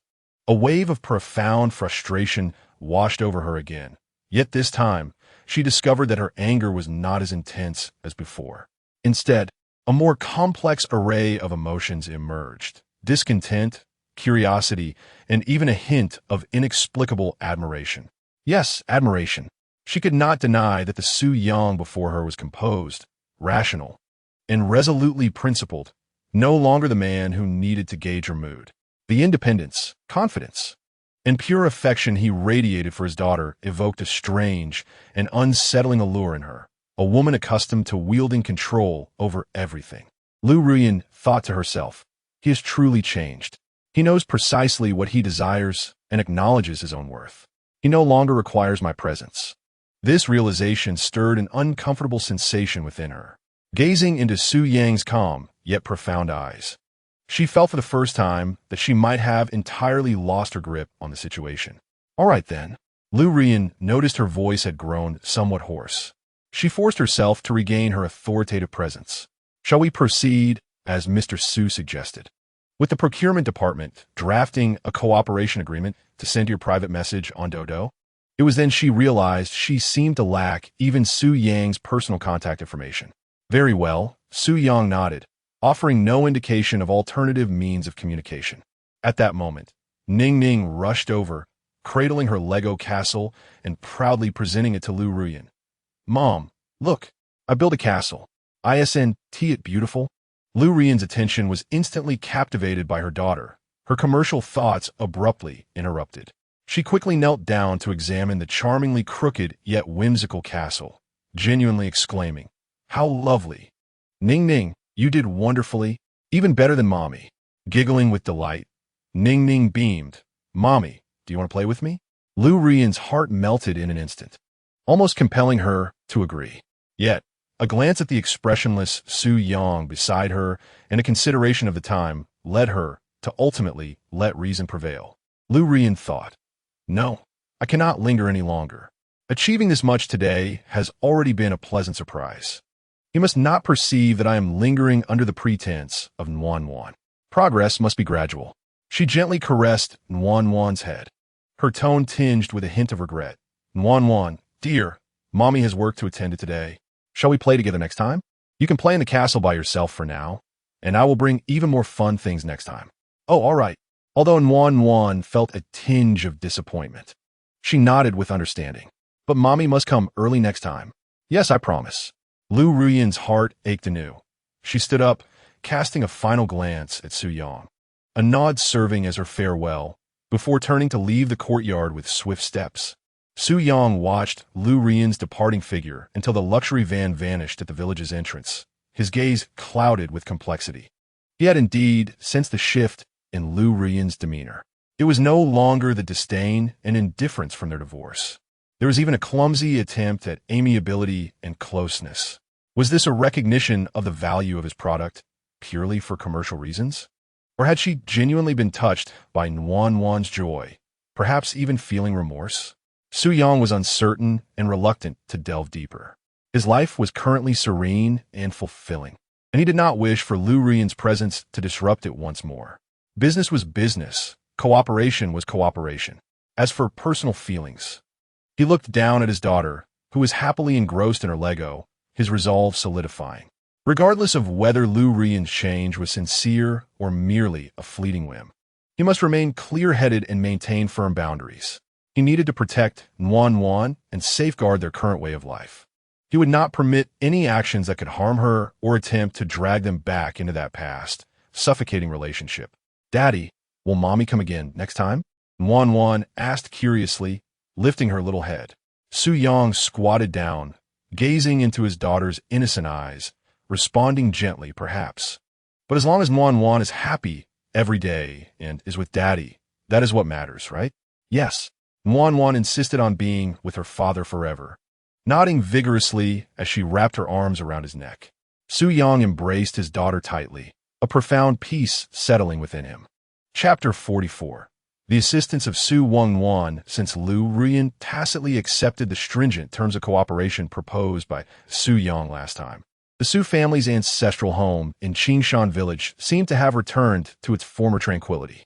The technicians from the Agricultural Research Institute came once or twice a week as agreed, collecting soil and crop samples, recording growth data, and offering professional cultivation management advice. Su Yang diligently managed his cooperative trial base while also keeping his Daodu account, Nuan and Daddy's Countryside Life, updated. The new batch of premium cucumbers had begun to yield steadily, and with their crisp sweetness and abundant juiciness surpassing that of ordinary cucumbers. They sparked another wave of fervent purchases from fans. Although the price remained high, the positive feedback and repurchase rates hinted at potentially surpassing those of the creamy strawberries. After all, cucumbers are a more everyday vegetable with a higher consumption rate. The system points steadily increased, and Su Yang finally decided to spend 10 points to try his luck on the lucky draw wheel. Ding! Expenditure of 10 points for a lottery draw. Congratulations to the host for obtaining a bag of ordinary watermelon seeds, approximately 20 seeds, of average quality, yet notable for their strong adaptability. Ordinary watermelon seeds? Su Yang raised an eyebrow slightly as he gazed at the small bag of seeds that had appeared in his system's warehouse. Nonetheless, it was acceptable, despite their ordinary quality. Cultivating them for personal use would provide a delightful refreshment for Ning Ning during the summer. There was ample space in the yard, perfect for planting. Ning Ning had been enamored with the miniature watermelon she had seen last time. She would undoubtedly adore the larger ordinary watermelons even more. He felt no disappointment for not having drawn a premium item, maintaining a calm demeanor. Products from the system, even if they are merely ordinary seeds, would yield an exceptional taste when cultivated on optimized soil. Meanwhile, the Liu Group was swift in their actions. A draft of the cooperation agreement, meticulously prepared by the procurement department of the Aoi International Hotel and largely accommodating Su Yang's stringent conditions, was sent through a private message on Daodu. A deposit of 50% was required, with a guaranteed weekly supply of 50 pounds of excellent cucumbers and 10 to 15 pounds of cream strawberries. Priced at a 10% discount based on Su Yang's online retail price. The hotel would handle transportation and quality control, bearing any associated losses. How straightforward. It seemed that the project truly could not proceed without my contributions. Su Yang meticulously reviewed the terms of the agreement, a subtle smile gracing his lips. A 10% discount. Was that her final act of defiance? Very well, larger quantities would alleviate the burden of packaging and shipping, making this price acceptable. Most importantly, the advance payment and their responsibility for logistics and quality control would transfer the risk away from him. He responded via mobile, indicating his agreement with the terms and requesting the preparation of a formal contract, maintaining his usual businesslike demeanor. However, Su Yang was somewhat taken aback to find that Liu Yin seemed to have normalized her personal inspections regarding this matter.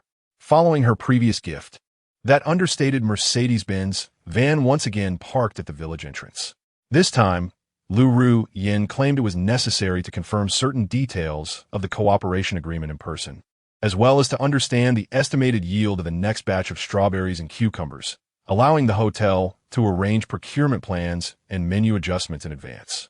The reasoning sounded impeccable, embodying the earnest and responsible demeanor of a principal party. She appeared more relatable this time, donning a set of high-quality, yet simply styled athletic leisure wear, complemented by clean white sneakers and even a sun hat. Su Yang was in the cornfield outside, applying mature cake fertilizer to the rapidly growing high-quality sweet corn, following the advice of an agricultural technician. Upon seeing Liu Yin approach with a thermal bag, he paused his work, gesturing subtly towards the adjacent ridge. Ms. Liu, I have reviewed the draft contract. There are no issues. Regarding yield estimates, we can currently guarantee 50 pounds of cucumbers weekly. The next batch of strawberries will mature in approximately 10 days, with an estimated yield of around 20 pounds. After prioritizing the Agricultural Research Institute, we can expect to supply the hotel with around 15 pounds.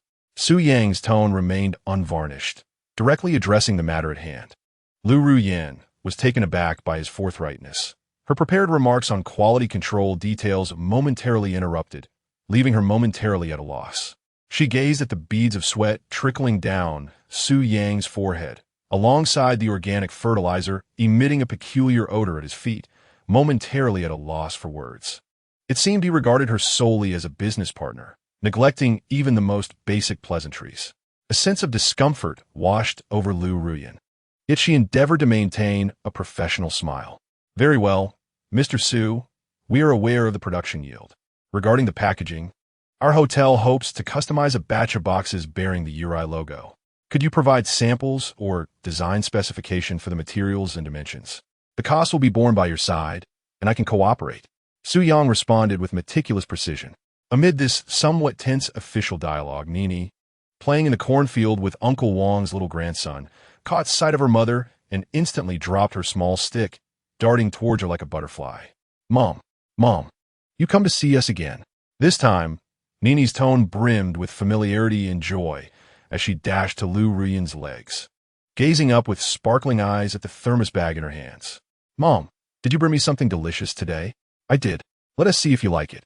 Liu Yin's heart melted at her daughter's enthusiasm, and she quickly squatted down to open the thermos bag, revealing yogurt and slices of imported fruit.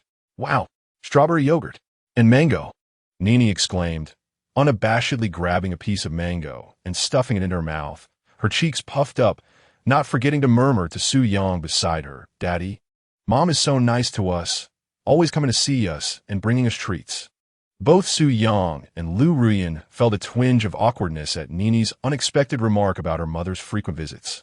Liu Yin's cheeks flushed slightly. She indeed had been coming quite often, enough for the child to notice. The professional topics she had intended to discuss regarding packaging and quality control now seemed somewhat conspicuous. Suyang es bro furoet imperceptibly. Always coming? This is the third time I senti it? What is she truly after? Does she really consider this place a vacation resort? Each time, she uses Nini as an excuse. I must find a moment to clarify things with her, to ensure she doesn't disrupt our normal lives. However, Nini remained blissfully unaware, relishing the delicious fruit while innocently lifting her cherubic face to ask a question that froze the atmosphere. Mom, why do you always come to see us? Do you want to live here with Dad and Nini and plant vegetables together? Her innocent words, devoid of guile, acted like a precise key, unexpectedly unlocking the tightly shut door to the adult world, exposing the intricate emotions hidden beneath the facade of professionalism to the afternoon sun. Lu Rian's smile froze on her face, her heart skipped a beat, and a rush of warmth flooded her cheeks, leaving her momentarily flustered. How should she respond? Should she say it was for work? Even Nini felt her visits were too frequent. Should she admit it was because she missed them? What would Suyang think? To express a desire to live together? That was utterly far-fetched.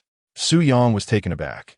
He had not anticipated Ning Ning would pose such a direct question. Observing the crimson hue that instantly crept up Lu Ruyan's ears and the flustered look in her eyes, his gaze shifted to his daughter's clear and curious eyes. A wave of helplessness surged within him once more. This little one, was she a divine assist or merely a disruptor? Clearing his throat, he was about to intervene as he had done previously, but he heard Lu Ruyan speak with an exceedingly unnatural tone, laced with a hint of panic and urgency. Ning Ning, darling, Mommy came to see how well Daddy's vegetables are growing. Many uncles and aunts at the hotel want to taste Daddy's delicious produce. Mommy has a big house in the city and a lot of work to do, so she can't stay here. This explanation, even she found unconvincing, especially under the gaze of Ning Ning, whose elongated O suggested a semblance of understanding intertwined with deeper confusion, rendering her words even more of a feeble cover-up. As Suyang observed Lu Ruyan in this rare state of embarrassment, the irritation that had been stirred by her frequent interruptions strangely dissipated, replaced by a clearer realization. Regardless of Lu Ruyan's current mindset or intentions, the boundary created by their divorce and the invisible scale in Ning Ning's heart had undergone an irreversible transformation. All he needed to do was uphold his principles and live his life well. Chapter 45. The collaboration finalized, undercurrents stirring upon returning to the cold, luxurious confines of the CEO's office. Lu Ruyan could no longer easily cast aside the events that had transpired in the dilapidated courtyard of Qingshan village. Images of Ning Ning's joyful smile, while clutching her Lego, Suyang's composed and confident demeanor in the fields, and even the simple yet delicious cucumber salad and chicken soup replayed in her mind like a revolving lantern, challenging her ingrained perceptions and pride. She pondered, should I accept Suyang's conditions? A prepayment? Must we also be responsible for the entire cold chain and quality control? Such terms were virtually unheard of in commercial negotiations. When did the Lu Group ever need to bow so low to a mere smallholder farmer? Wouldn't this make us a laughingstock? How would those old-timers on the board perceive me if they found out? Her pride clashed violently with her rationality as a businesswoman. The feeling of humiliation coiled around her heart like a vine, suffocating her. Yet, as thoughts of the glaring red figures on the project report crossed her mind, along with the increasingly discerning palates of high-end clients and the potential chain reactions stemming from a failed project, she had to force herself to regain composure. Taking a deep breath, Lu Ruyan's gaze sharpened. No, I cannot afford to lose sight of the bigger picture. While pride is minor, the strategic layout of the group is paramount. Suyang indeed possesses leverage over me now. His product is unparalleled, bolstered by the endorsement from the Agricultural Science Institute. Since he insists on those terms, I shall temporarily acquiesce. First, let us establish the collaborative relationship and secure a stable supply. Once production expands and his reliance on the Lu Group deepens, the initiative will naturally return to my hands. After resolving her thoughts, Lu Ruyan pressed the internal phone, her voice regaining its usual calmness and decisiveness. Secretary Lin, please inform the procurement department that, In principle, we agree to the collaboration terms proposed by Mr. Suyang from Qingshan Village. Let them expedite the drafting of a formal contract, ensuring that all details are meticulously addressed. Additionally, instruct the project team to prepare a comprehensive report on the estimated demand for ingredients, particularly the quantities of strawberries and cucumbers, as well as the potential demand for sweet corn that may be launched in the future. Understood, General Manager Liu. Secretary Lin's voice responded, tinged with a subtle surprise. Yet he refrained from probing further. After hanging up the phone, Lu Ruyin leaned back in her chair, massaging her temples. The decision had been made. Although the process had felt exceedingly awkward, she had no alternative for the sake of business interests. Yet, deep within her, beyond the commercial considerations, there lingered a glimmer of anticipation that she was reluctant to explore. Perhaps the frequent official interactions would afford her more opportunities to see Ning Ning, or even to reacquaint herself with the now unfamiliar Suyang. This fleeting thought was quickly suppressed. No, it was solely for work. Meanwhile, within the Crop Research Institute of the Jianshan Agricultural Academy, the atmosphere was vibrant with enthusiasm. Professor Zhang Yuanchao gazed at the meticulously organized report detailing the soil and crop growth conditions at Su Yang's farm, along with supplementary observations from Li Wei regarding Su Yang's interactions with villagers and his educational approach towards his daughter, his eyes brimming with admiration and excitement. Natural, efficient, sustainable, Professor Zhang exclaimed, pointing to the soil analysis data as he addressed Li Wei. Look, Comrade Su Yang's soil improvement methods, though he humbly refers to them as rudimentary, yield astonishing results. The organic matter content and balance of trace elements have achieved remarkably ideal states, with absolutely no residues of chemical fertilizers or pesticides. This aligns perfectly with our advocacy for green organic agriculture. In those varieties he cultivates, Professor Zhang picked up another report concerning the texture and nutritional content of cucumbers. With a short growth cycle, exceptional quality, and unique flavor, these creamy strawberries, this crunchy, sweet cucumber, and that potentially groundbreaking sweet corn for raw consumption. This is far more than a mere collection of superior varieties. It likely represents an entirely new agricultural model worthy of our in-depth study and promotion. Li Wei nodded enthusiastically. Indeed, Professor Zhang. Moreover, Mr. Suyang, though young, possesses a clear mindset, principles, and boundaries, demonstrating an extraordinary understanding of cultivation techniques. His educational approach toward his daughter is also quite unique, blending enjoyment with learning and fostering a close connection with nature, resulting in a clever and endearing child. Professor Zhang nodded approvingly. Such talent, such invaluable genetic resources, and successful practical examples are precisely what our nation's rural revitalization strategy requires. Our Agricultural Academy must provide robust support. After a moment of contemplation, he issued his directive. Li, continue to follow up with Comrade Suyang. Ensure that technical support is thoroughly provided and data collection is comprehensive. Whatever assistance he needs, as long as it complies with regulations, our research institute will do its utmost to accommodate. Furthermore, we shall designate him as a pivotal case study for our new cooperative experimental base for superior crop varieties, compiling a detailed report to present to the institute and the city in hopes of securing increased policy support. This initiative not only serves as a testament to his individual efforts, but also represents a significant practice in our exploration of efficient ecological agricultural models. Very well, Professor Zhang. Li Wei responded immediately. By the way, Professor Zhang, regarding the Lu Group. The Lu Group? Professor Zhang raised an eyebrow. They are quite interested in Su Yang's agricultural products and wish to see collaboration, correct? This is indeed a positive development. A strong alliance can expedite the promotion of quality goods. Our Agricultural Science Institute can provide technical and quality support. Yet the specifics of commercial collaboration should be left to them to negotiate independently. We shall act as a bridge, facilitating their discussions. In the eyes of the experts at the Agricultural Science Institute, Su Yang has evolved from a fortuitously discovered potential asset to a noteworthy success story deserving of focused attention and support. embodying a beacon of hope for the future direction of agricultural development. Unbeknownst to him, far away in Qingshan village, where he diligently tends to his land, his small farm has begun to attract significant interest on a higher level.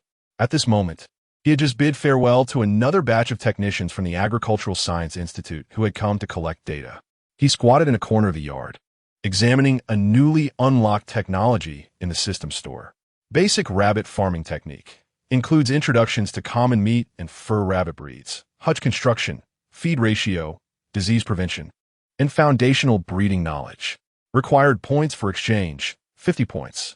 As Su Yang gazed at this technique, a faint smile graced his lips. Just a couple of days ago, he had seen the little rabbits at Uncle Wang's place and had been eager to raise a few himself. Coincidentally, the system had just unlocked this technique, and it was quite affordable at only 50 points. Rabbits breed rapidly, providing both meat and fur, and if raised well, could yield a substantial income. Moreover, rabbit manure serves as excellent organic fertilizer, perfect for soil improvement, thus creating an ecological cycle. He glanced at his remaining points and, without hesitation, opted to exchange them. Ding! Consumed 50 points, successfully exchanged for basic rabbit farming technique. Instantly, a wealth of knowledge regarding rabbit farming flooded his mind. From selecting healthy breeding rabbits to constructing moisture-resistant and well-ventilated hutches, along with appropriate feed ratios for different growth stages. And even common rabbit diseases prevention and simple treatment methods became crystal clear. It seems that, beyond vegetable cultivation, my new agricultural venture is poised to expand into new territories. Su Yang rose to his feet, directing his gaze toward the temporarily vacant patch of land in the corner of the yard. He needed to find a suitable spot to create a comfortable home for the future rabbit offspring. Timber and bamboo were readily available in the mountains, which could be put to good use. He took out his phone, opened Doudu, and prepared to shoot some new video material. Perhaps he could document his journey of learning to raise rabbits from scratch, creating a delightful surprise for Ning Ning. This heartwarming father-daughter interaction, combined with a new farming project, would surely attract considerable attention from fans. Chapter 46. The innocent questions of a daughter as night fell. A tranquil serenity enveloped Qingshan village. In the small courtyard of the old residence, the only sounds were the sporadic chirping of insects and the distant barking of dogs. Inside the main room, a warm glow radiated from a vintage lamp, casting the silhouettes of a father and daughter upon the weathered walls. Su Yang had just finished helping Ning Ning with her evening wash. The little one, clad in a cotton pajama adorned with cartoon bears, sat on her small wooden bed, engrossed in a brand-new set of Lego blocks brought by Lu Ruyan. Her cherubic face was filled with concentration as her nimble fingers skillfully assembled the blocks, her lips moving as she mimicked dialogues from her favorite cartoons. Su Yang sat beside her, holding a somewhat yellowed old picture book, ready to narrate a bedtime story. This was their unwavering, cherished moment together, although Lu Ruyan's return stirred a few ripples in his heart. Witnessing his daughter's serene demeanor seemed to quell the tumultuous thoughts swirling within him. The framework for their collaboration had been tentatively established, despite the demanding conditions. Lu Ruyan had surprisingly agreed in principle. This revelation was somewhat unexpected. He mused, could it be that the Lu family's project truly necessitated the quality of ingredients that only I can provide? Or perhaps she has genuinely undergone a transformation. Nevertheless, whether or not there was a change held little significance for him. The contract was signed, and it was best to adhere to established protocols. The prerequisite was the receipt of the advance payment, with them responsible for logistics and quality control, thus minimizing risk and allowing him to devote more energy to the farm and Ning Ning. However, her frequent business dealings were indeed beginning to disrupt the rhythm of their current lives. He resolved to establish clearer boundaries next time, ensuring she understood that she could not intrude at will. Lost in thought, Ning Ning suddenly paused her activity, lifted her head, and gazed at him with her clear, watery eyes, sparkling with childlike curiosity and a hint of barely perceptible anticipation. "Daddy," her voice was soft and sweet, "Mommy brought us gifts again, and she even ate the cool cake you made." Su Yang nodded, waiting for her to continue. Ning Ning held a red Lego block in her hands, tilting her head as if deep in contemplation. then asked in an exceedingly innocent tone, "Daddy, will Mommy come to see us often in the future?" Su Yang's heart stirred slightly. Ning Ning's unexpected question bore the essence of a child's pure inquiry. She likely did not fully comprehend what divorce entailed, nor the intricate entanglements of the adult world. In her little universe, Mommy's visit, bearing gifts, and sharing a meal prepared by Daddy seemed a signal of closeness. Was she yearning for that once familiar, yet now somewhat estranged mother to be more present in her life? Observing the subtle glimmer of hope in his daughter's eyes, Su Yang sighed inwardly. He could not indulge her in unrealistic dreams, nor could he allow Lu Rian's frequent appearances to disrupt the sense of belonging and safety that Ning Ning had painstakingly established in their home. He thought to himself, "It is only natural for Ning Ning to still miss her mother. Yet, I must ensure that she comprehends that the present life is the one that is stable and genuine." The emergence of Lu Ruyan is primarily attributable to work commitments rather than a return to family life. I cannot allow her to harbor unrealistic expectations, for that would only serve to harm her. He set aside the illustrated book in his hands, extending his hand to gently caress Ning Ning's soft hair. His tone both warm and resolute as he endeavored to explain in the simplest and most direct manner. "Ning Ning, Mommy has her own job in the city and is exceedingly busy, much like the uncles and aunts you see on television, attending numerous meetings and handling various matters." He initially provided an objective and neutral reason for Lu Rian's absence. Her visit may be necessitated by work-related discussions with Daddy, akin to this afternoon's circumstances. He continued, deliberately emphasizing the word work, attempting to downplay any potential personal emotional factors. Therefore, whether Mommy can visit frequently in the future remains uncertain, contingent upon her work obligations. Observing Ning Ning's gaze, which seemed to oscillate between comprehension and confusion, he gently drew her into his embrace, speaking in the most tender and affirming tone. "However, Ning Ning must remember, our home is right here, in this little courtyard in Qingshan village." He gestured toward the window, pointing out the vegetables we have planted together and the clucking mother hen, with promises of little rabbits to come. Most importantly, Daddy will always be by Ning Ning's side, playing with her every day, preparing delicious meals, and telling stories. He softly patted his daughter's back, his voice imbued with a reassuring strength. "This is truly our home, and Daddy will forever be here with you, all right?" Ning Ning nodded, her understanding still somewhat nebulous regarding the concept of being busy with work.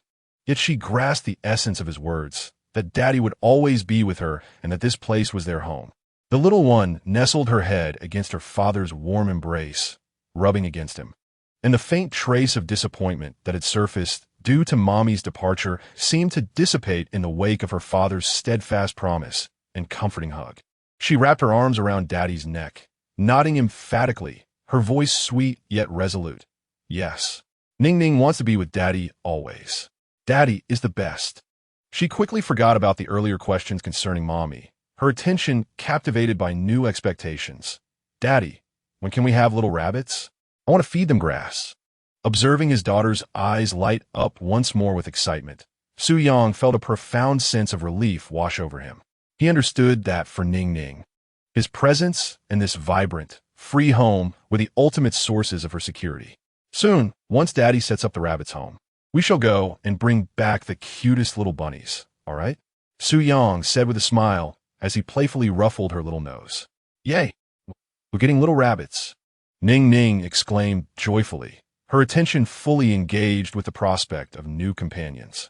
Su Yang held his daughter close, gazing at her carefree smile, his resolve unwavering.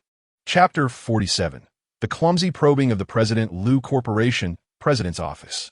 The sunlight streamed through the expansive floor-to-ceiling windows, casting bright patches of light upon the floor. Yet it failed to dispel the intricate and unutterable emotions swirling within Lu Ruoyan. On the desk before her lay a formal cooperation agreement, meticulously drafted by the legal and procurement departments, intended for Qingshan Village.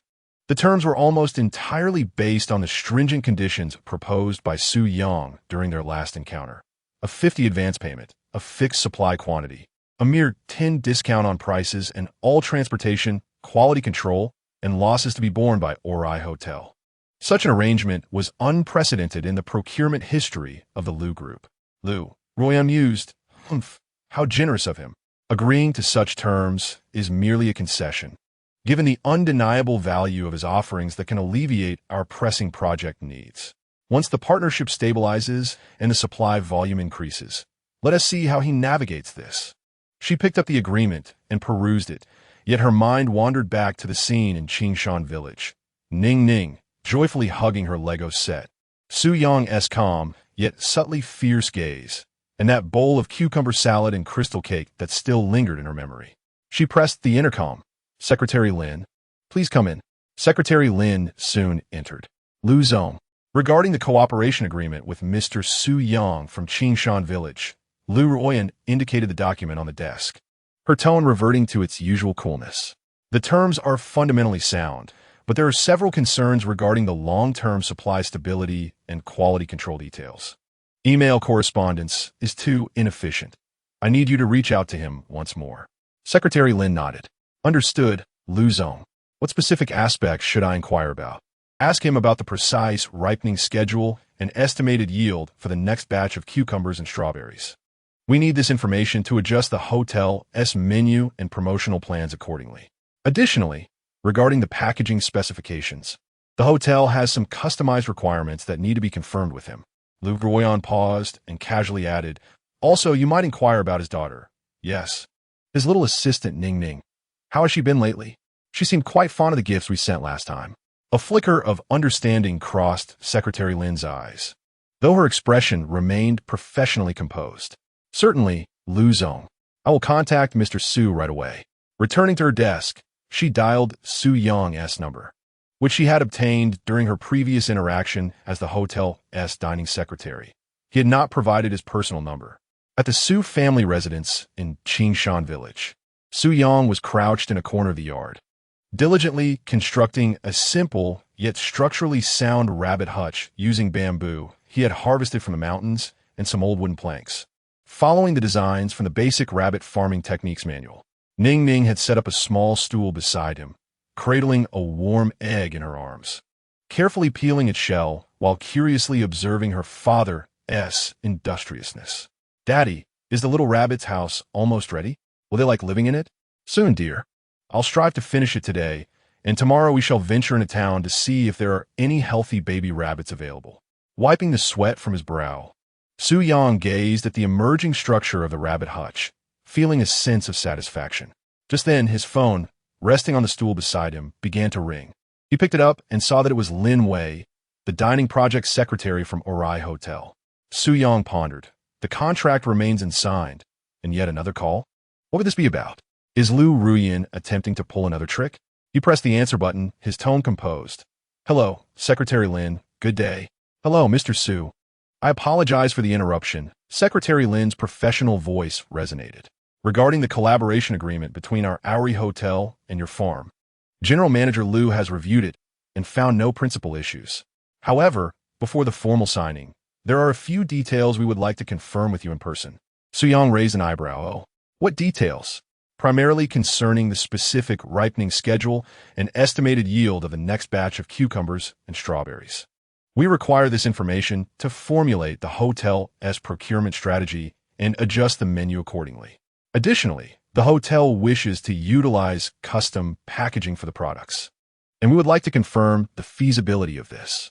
Secretary Lin paused, her tone softening slightly, laced with a feigned nonchalance. "By the way, Mr. Su, the gift we brought for little Ning Ning during our last visit, did she enjoy it?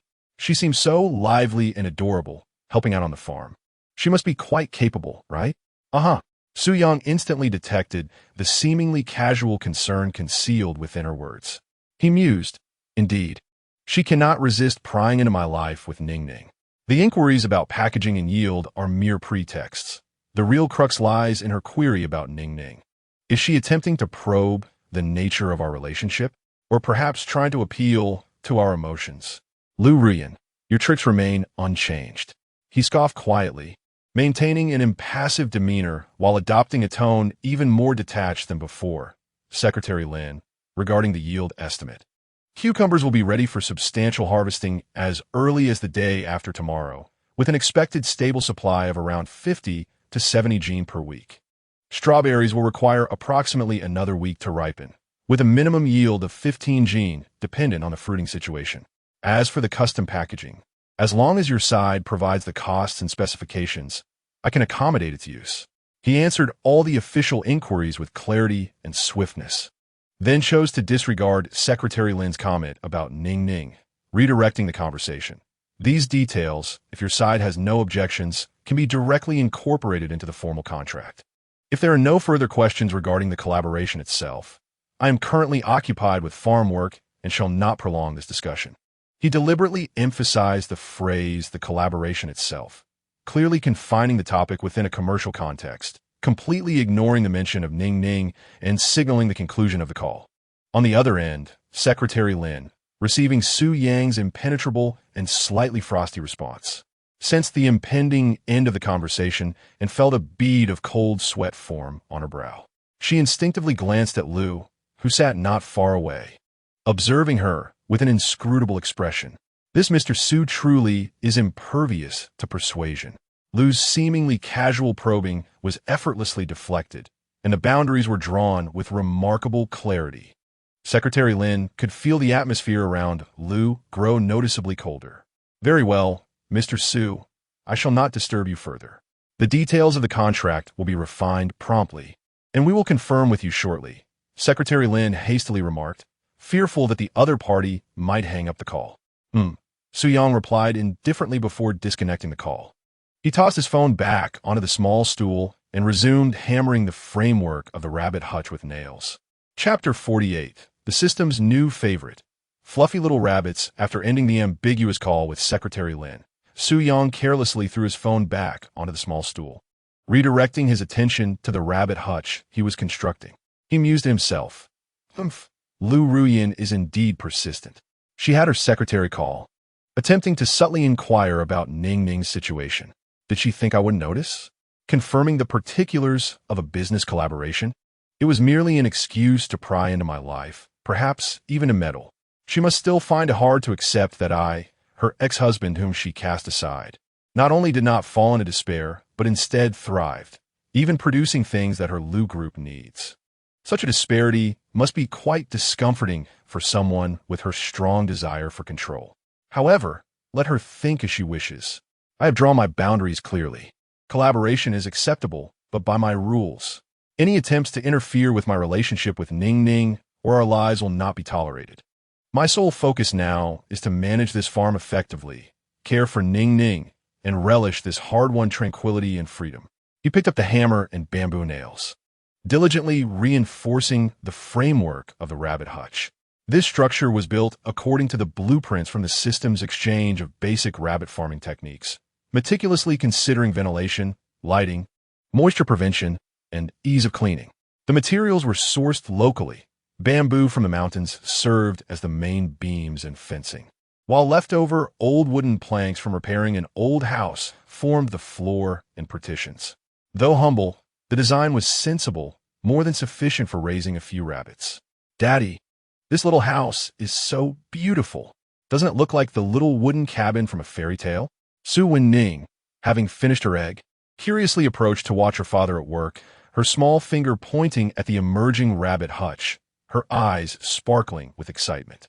"Once it's completed, with soft hay laid down and their food prepared, this will be a warm home for the baby rabbits," Su Yang explained, his hands continuing their task. Upon hearing about the baby rabbits, Ning Ning's eyes brightened even more, her small face alight with anticipation. "Are we really going to raise little rabbits? Like the fluffy, white ones with long ears that Brother Xiao who at Grandpa Wang's households?" Just a few days prior, she had accompanied Su Yang to Uncle Wang's house, where she had seen Uncle Wang's grandson playing with a newborn rabbit. The soft, snowy creature, bouncing around playfully, had instantly captured Ning Ning's heart. Since returning, she had been incessantly pestering Su Yang, expressing her desire to have a long-eared white snowball of her own. Looking into his daughter's eager little eyes, Su Yang's heart softened. He thought to himself, Ning Ning wants a rabbit. Perfectly timed, as just a few days ago, I had enough points in the system to redeem the basic rabbit farming techniques. Raising rabbits truly is a splendid choice. Rabbits reproduce rapidly. Their meat is consumable, enhancing our diet, and certain breeds produce fur that can be sold, thereby augmenting our income. Most importantly, rabbit droppings serve as excellent organic fertilizer, perfectly suited for the continuous improvement of my several acres of land, creating a small ecological cycle. Benefits abound.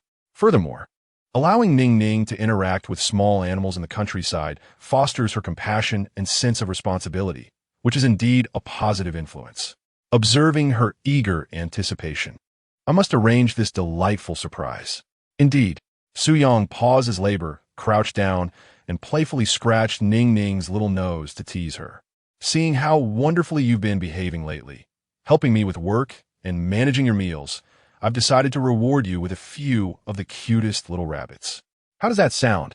Wow, that sounds amazing. Thank you, Daddy. Ning Ning effleimet, leaping up in excitement. She wrapped her arms around Su Yang's neck and planted a big kiss on his cheek. You're the best, Daddy. I love you the most. Watching his daughter jubilantly celebrate, Su Yang felt an immense sense of joy. As he continued to refine the rabbit hutch, he summoned the knowledge from the basic rabbit raising techniques database in his mind. Drawing from the system's insights, he made minor adjustments to the hutch design, such as adding a dropping separator at the bottom for easier cleaning and reserving a larger window on the sunny side to ensure ample light and ventilation. The following day marked the town's market day. Early in the morning, Su Yang took the equally excited Ning Ning on Uncle Wang's three-wheeled bike to the town. This time, they ventured to the poultry and livestock trading area of the market to select a few healthy breeding rabbits. Armed with foundational knowledge from the system, Su Yang felt particularly confident in his selections. He meticulously observed the rabbits' vitality, the luster of their fur, the cleanliness of their eyes and noses, and the strength of their limbs, even going so far as to inspect a few of their teeth and claws. The vendor, noticing Su Yang's youthful demeanor coupled with his evident expertise, was cautious not to mislead him. Ultimately, Su Yang chose two robust and lively female rabbits that conformed to the characteristics of the New Zealand white breed, along with a spirited male rabbit. Spending less than 100 yuan, this became his most significant investment apart from essential purchases in recent times. Daddy, they are so adorable. On the way back to the village, Ning Ning cradled the bamboo cage containing the little rabbits, her eyes glued to the three fluffy creatures inside, her face radiating delight and curiosity. Do they have names yet? Suyang pondered, smiling. This one, the whitest and plumpest, shall be called Snowball. The one with slightly gray ears will be named Gray, and the mischievous male will be called Tiao Tiao. How does that sound? Great. Snowball, Gray, Tiao Tiao. Ning Ning nodded vigorously, committing their names to memory. Upon arriving home, Su Yang placed the three little rabbits into the newly constructed hutch. The bottom was generously layered with straw, with fresh grass and clean water positioned nearby. The little rabbits seemed quite content in their new abode, twitching their noses and curiously surveying their surroundings, soon embarking on a feast of fresh grass. Ning Ning set up a small stool, vigilantly stationed at the entrance of the rabbit hutch, resembling a diligent caretaker. She oscillated between concerns for their thirst and their comfort from the cold, whispering sweet nothings to them. Su Yang observed this heartwarming scene and took out his phone to capture the moment. He documented the process of constructing the rabbit hutch, the experience of selecting rabbits at the market, and particularly focused on Ning Ning's expression of surprise and caution when she first encountered the bunnies, as well as the endearing sight of her engaging with her new companions. While filming, he contemplated the narrative and editing style for the video.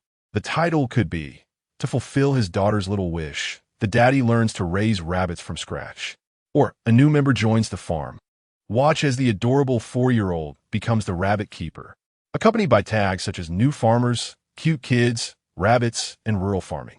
The video content could highlight the collaborative efforts of the father and daughter in welcoming the new members, such as building the rabbit hutch together, selecting rabbits, and showcasing Ning Ning's learning process in caring for them, weaving in a narrative that naturally integrates knowledge of animal husbandry while showcasing their deep familial bond. Additionally, he planned to film close-ups of the rabbits munching on the high-quality forage or vegetable leaves he had cultivated, subtly demonstrating the quality of his agricultural products. achieving two objectives at once. Soo-young plotted with a slight smile.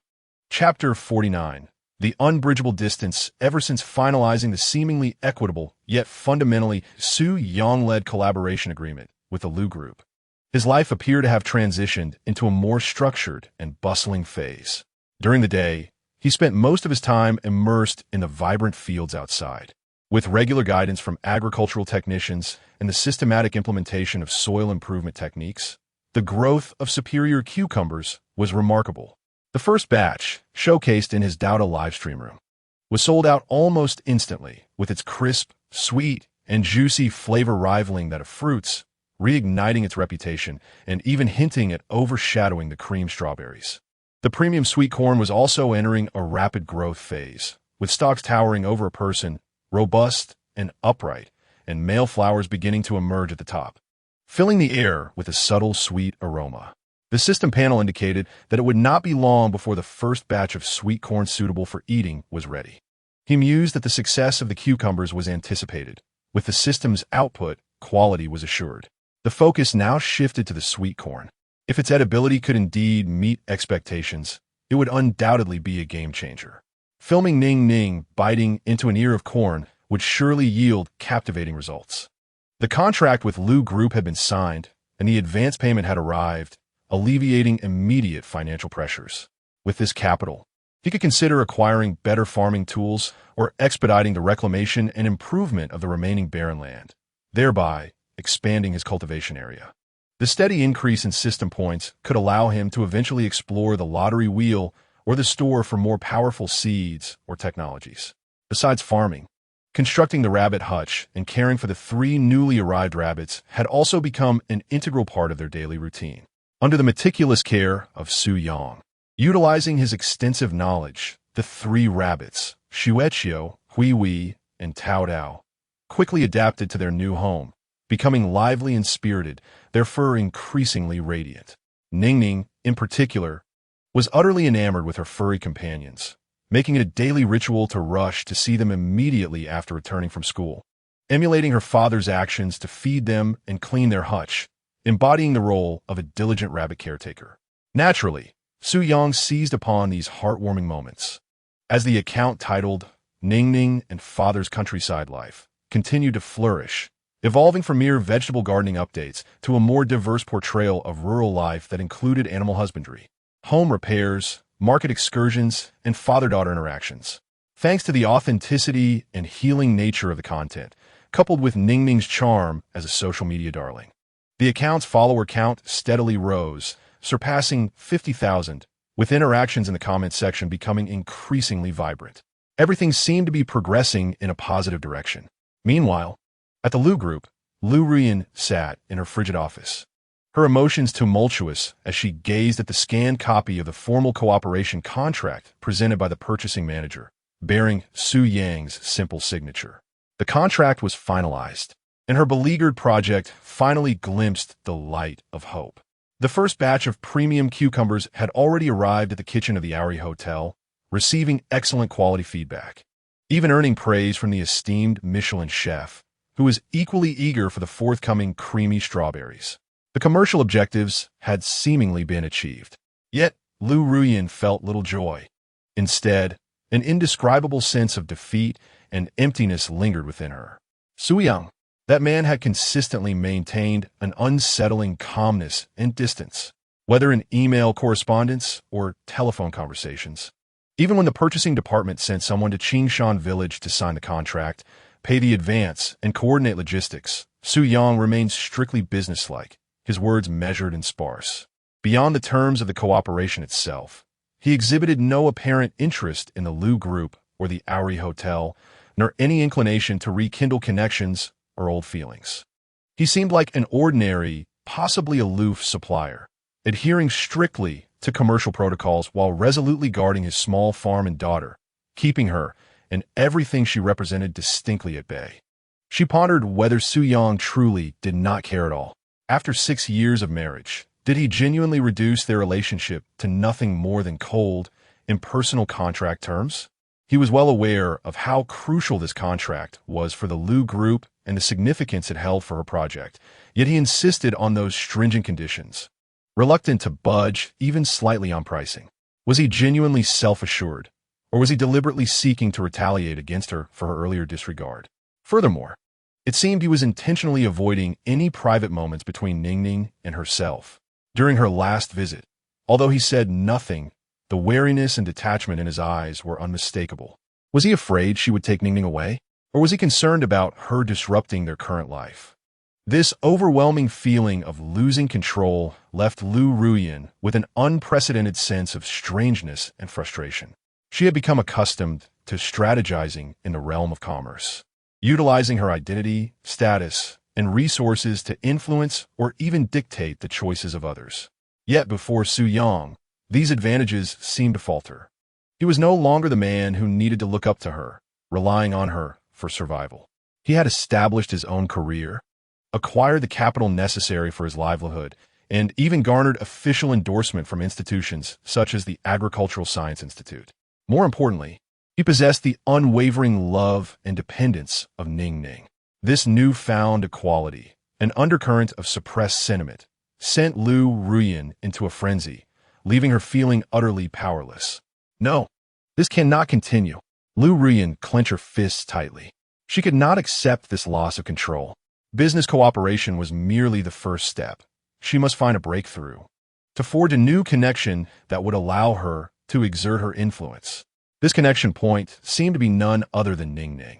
She thought to herself, Ningning is my daughter, an immutable truth.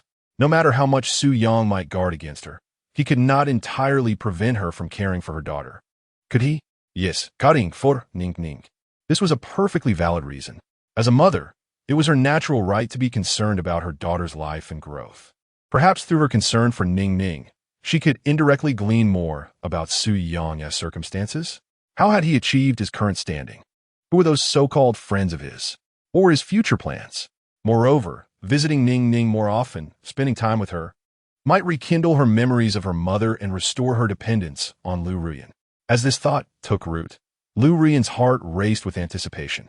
She picked up a framed photograph from her desk, one capturing Ningning at the age of 2, delicate and angelic. Her gaze softened, yet was quickly replaced by a sense of resolve. She pressed the intercom.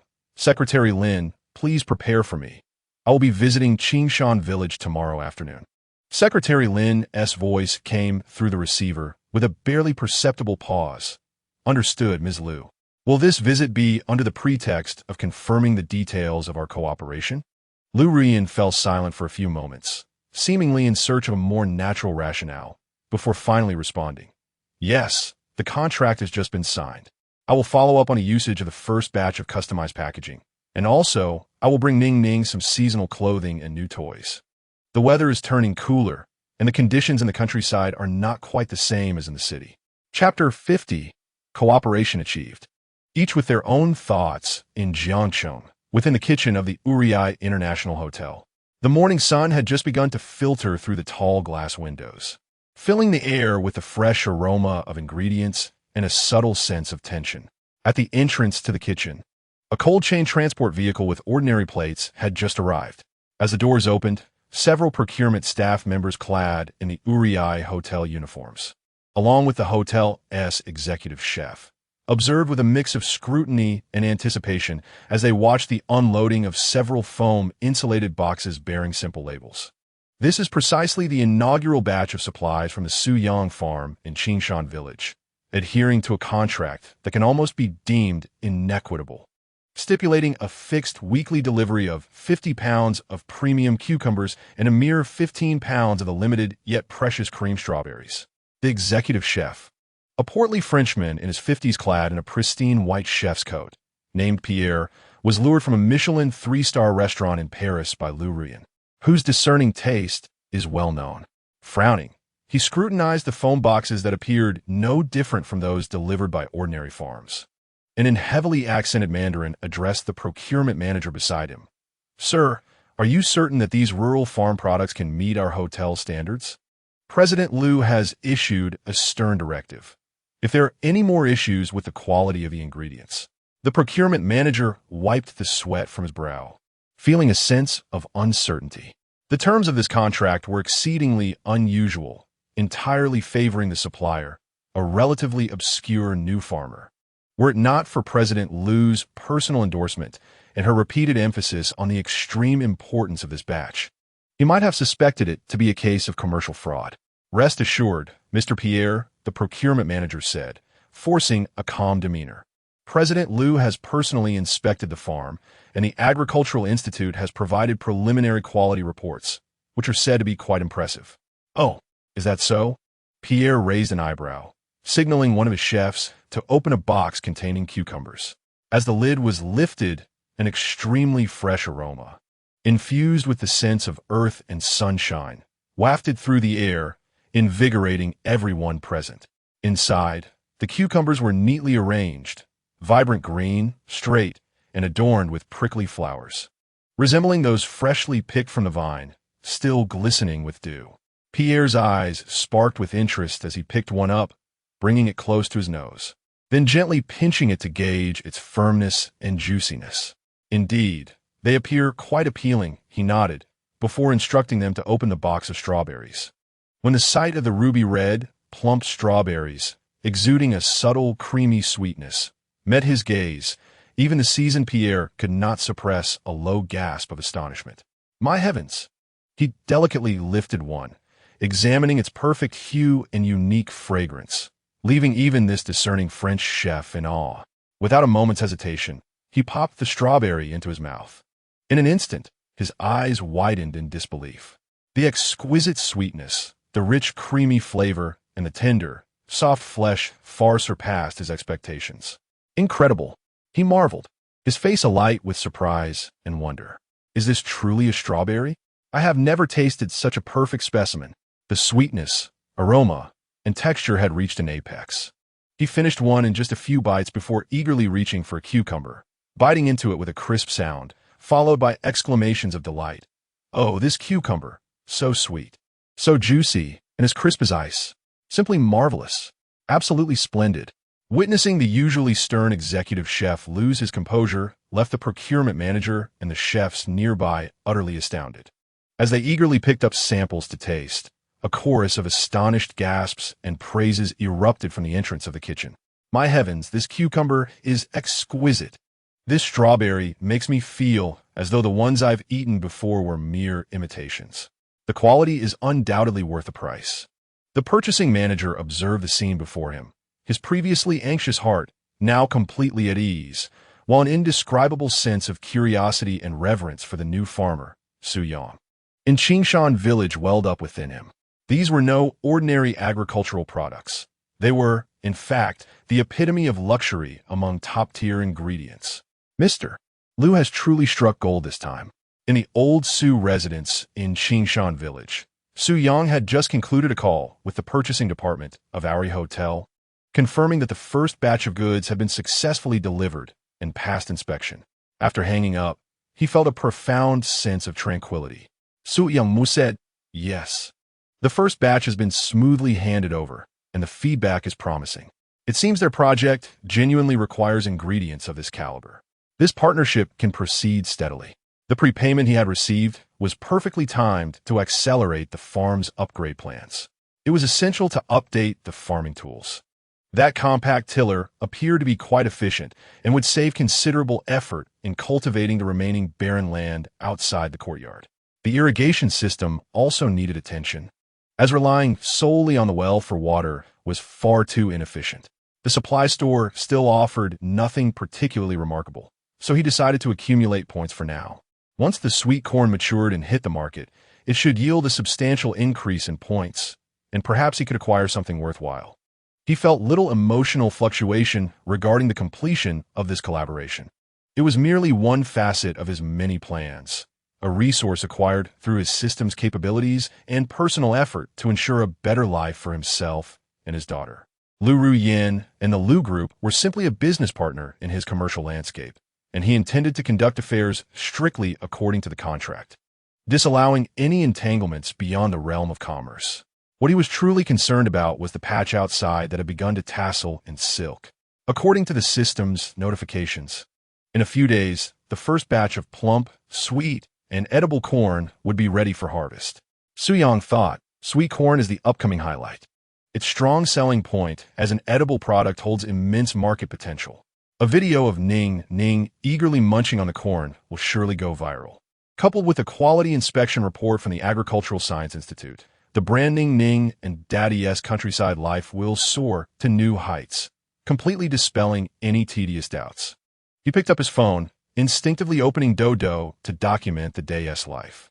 The camera swept over the tidy courtyard, gliding across the vibrant vegetable garden, ultimately landing on Ning Ning, who was playing with a few chicks in the distance.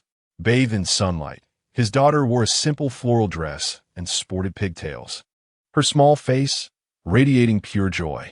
This was his most treasured possession, everything he held dear. Chapter 51. The fragrant cream strawberries fill the garden. Dodo pre-sale sparks a boom. Su Yang cautiously unveiled the small arch shed constructed from bamboo strips and plastic film in the courtyard. In an instant, a rich aroma, imbued with an exquisite sweetness and a distinctive creamy essence, enveloped the air, enchanting the senses and refreshing the spirit. Before my eyes, the low-hanging strawberry vines were laden with heavy, luscious fruits. Each cream strawberry was plump to a slightly exaggerated degree, significantly larger than the common varieties encountered in the market. Their vibrant, dripping red hue resembled meticulously sculpted red agate, sparkling with an alluring sheen in the morning light, exuding an irresistible allure. The system panel clearly conveyed the status: cream strawberry, premium peak maturity, flavor at its zenith, ready for harvest. Suyang crouched down, meticulously inspecting these rubies, which were the culmination of his dedication and the system's power, a satisfied smile gracing his face. He mused to himself, "Indeed, the system's produce is exceptional. This quality feels even superior to my last harvest, with a richer fragrance." He imagined Ningning would be overjoyed. The yield seemed promising, estimated to be over 10 pounds. He planned to reserve some for the Agricultural Research Institute as research samples, while the remaining few pounds could be utilized for a limited-time promotion on Doudu, maintaining both enthusiasm and reputation, and simultaneously earning a few more points in initial funding. He recalled the initial motivation behind his decision to cultivate strawberries, stemming from a casual yet fervent inquiry from Ningning during a taxi ride. Suyang continued to reflect. "Initially, I merely aimed to fulfill Ningning's small wish, yet unexpectedly, this cream strawberry has become the cornerstone of my burgeoning career. Now, I'm not only able to grow the most delectable strawberries in the world for her, but I can also sustain both of us through this land, living with greater freedom and dignity than before. Liyuan, do you see now? You once underestimated me, believing I could not survive without you. Yet here I stand, Suyang, creating unimaginable value with my own hands in this land, providing for Ningning a life that rivals anything you could offer. Wow, Daddy, look at all the strawberries, so many bright red ones." A delighted, sweet voice rang out from the doorway. Su Winning, rubbing her sleepy eyes and clad in her little bear pajamas, dashed out, instantly mesmerized by the vibrant scene before her, her small face brimming with disbelief and joy. Like a joyful butterfly, she fluttered to the edge of the ridge, her tiny finger pointing at the hidden red fruits beneath the green leaves, her large, dark eyes shimmering with anticipation for the forthcoming delicacies. "It smells so good. Daddy, the strawberry babies have grown. Can we eat them? Can we eat them now?" She tilted her rosy face upwards, her voice sweet and innocent, revealing her true nature as a little foodie. "Of course we can," Suyang replied with a smile, gently ruffling his daughter's hair. "Our little champion must be the first to taste." He plucked the largest, ripest strawberry and made his way to the old well in the yard, drawing up a bucket of fresh, sweet well water, carefully washing the strawberry clean. The crystalline droplets clung to the vibrant fruit, refracting a captivating sheen in the morning light. "Come, open your mouth."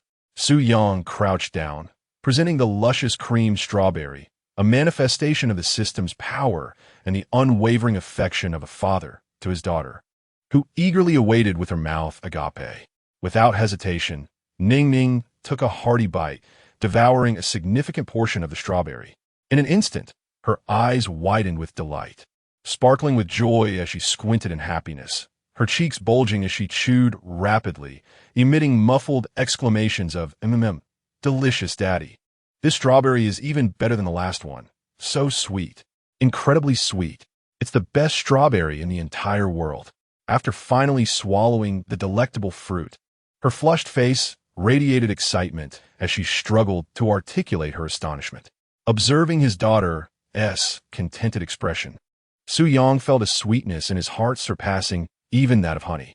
He began to prepare for the evening's live-stream sales event.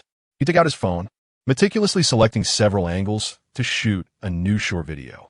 The camera first focused on the enticing cream strawberries, glistening with dew, their plump form and vibrant hue epitomizing top-tier quality and natural freshness. Su-Yang's gentle voice resonated. "Good morning, everyone. Behold our cream strawberries, which, after a period of tender care, have finally reached their harvest. Just look at their appearance. Can you smell their fragrance through the screen?" As the camera shifted, a sign in the background, reading Jiangcheng Agricultural Science Institute Crop Research Institute New Variety Cooperative Experiment Base, casually appeared in a corner of the frame. Though slightly blurred, it was noticeable enough for attentive fans. This batch is of even higher quality than the last, though the yield is not particularly abundant, and the quantity available for online sharing is quite limited. Su-Yang continued, skillfully elucidating the reason for the scarcity while enhancing the product's perceived value. At that moment, Ning Ning bounded into the frame, clutching a freshly washed large strawberry, her lips stained red as she faced the camera, proudly declaring in her sweet voice, "The strawberries my daddy grows are the tastiest in the universe. So sweet, and they even taste like grandma's love. Come and buy some." This innocent endorsement instantly amplified the video's charm and persuasive power. Su-Yang laughed, pulling his daughter close, and announced to the camera, "All right, family, tonight at 7 p.m., in our livestream Ning Ning and Daddy's Countryside Adventures, we will be offering a limited quantity of cream strawberries, along with freshly picked tomatoes and baby bok choy, also in limited amounts. As always, it's first come, first served. It's time to showcase your speed. Thank you all for your continued support." The video concluded with heartwarming snippets of Ning Ning playfully interacting with bunnies by the field or diligently watering plants with a small watering can, brimming with the essence of pastoral life. Su-Yang reflected internally, the video should perform well. It emphasizes the strawberry's quality and rarity, and Ning Ning serves as an exceptional living advertisement. The Agricultural Institute sign is perfectly placed to alleviate any doubts regarding hormones or scripted content. This time, we will offer 8 pounds of strawberries, divided into 16 half-pound portions, primarily to maintain interest, reward our fans, and earn a few points in the process. Tomatoes and bok choy are cultivated from ordinary seeds, yet they have benefited from the brilliance of the system's land, resulting in commendable quality. They can be sold at a low price to generate some revenue. However, priority must be given to the Agricultural Research Institute. Gazing at his phone, he speculated about the anticipated reactions in the comment section. It was likely to erupt with inquiries and private messages for purchases. Adhering to the old strategy, he aimed to maintain sincerity, emphasize quality and limited supply, and create a sense of scarcity. Indeed, once the video was released, it immediately ignited the comment section and flooded the private messages. "Oh my gosh, the strawberries are finally here. I set my alarm. Streamer, hurry up. I missed out last time, but this time I must try. Ning Ning, you're such a darling. The best tasting in the universe. Haha. Look at the size and color of those strawberries. I'm drooling." The Agricultural Research Institute collaboration base. The streamer is quite elusive. "Wow, you're selling bok choy and tomatoes too? I support this. The streamer's produce must be delicious. I'm waiting for the live stream. Please don't bail on us." The enthusiasm of the fans was unprecedented, and the account's activity and attention surged to new heights. Chapter 52. The Emergence of Land Constraints and the Search for New Hope at Noon. After bidding farewell to the technicians from the Agricultural Research Institute who had come to collect strawberry samples, Su-Yang glanced at the somewhat crowded land outside the courtyard, his brow furrowing once more. He took out a small notebook for accounting and began to plan meticulously. Su-Yang contemplated. The half-acre within the courtyard cannot sustain consecutive strawberry crops. The next season will require a different crop or a period of fallow, although cucumbers yield consistently. Market prices are volatile, and reliance on them alone is unwise. The sweet corn is thriving and holds tremendous potential, yet requires more space to grow. The ordinary watermelon seeds he won in the last system lottery still need a place to be sown. Additionally, the rabbits reproduce rapidly. Relying solely on the current vegetable leaves and wild grass is insufficient, necessitating the cultivation of forage or high-yield vegetables as feed. As he surveyed the rudimentary land planning diagram in his notebook, a growing sense of spatial anxiety enveloped him. Su Yang continued his reflection. The 15 acres cultivated outside are already occupied by cucumbers and corn. The remaining less than 2 acres of uncultivated land, although deemed suitable by the technicians, still require time and investment for development and improvement. Even if everything were to be perfected, the total area would barely reach 4 acres. This small expanse is utterly inadequate for scaled cultivation to meet the demands of so many online fans while ensuring stable supply for contracts with the Agricultural Research Institute and the Liu Group. Moreover, the prospect of implementing scientific crop rotation or expanding breeding operations to establish an ecological cycle seems utterly futile.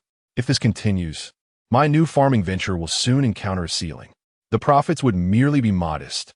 And if I wish to provide Ning Ning with a better life and more choices in the future, a larger platform and more robust capital are imperative. I must urgently seek more suitable land.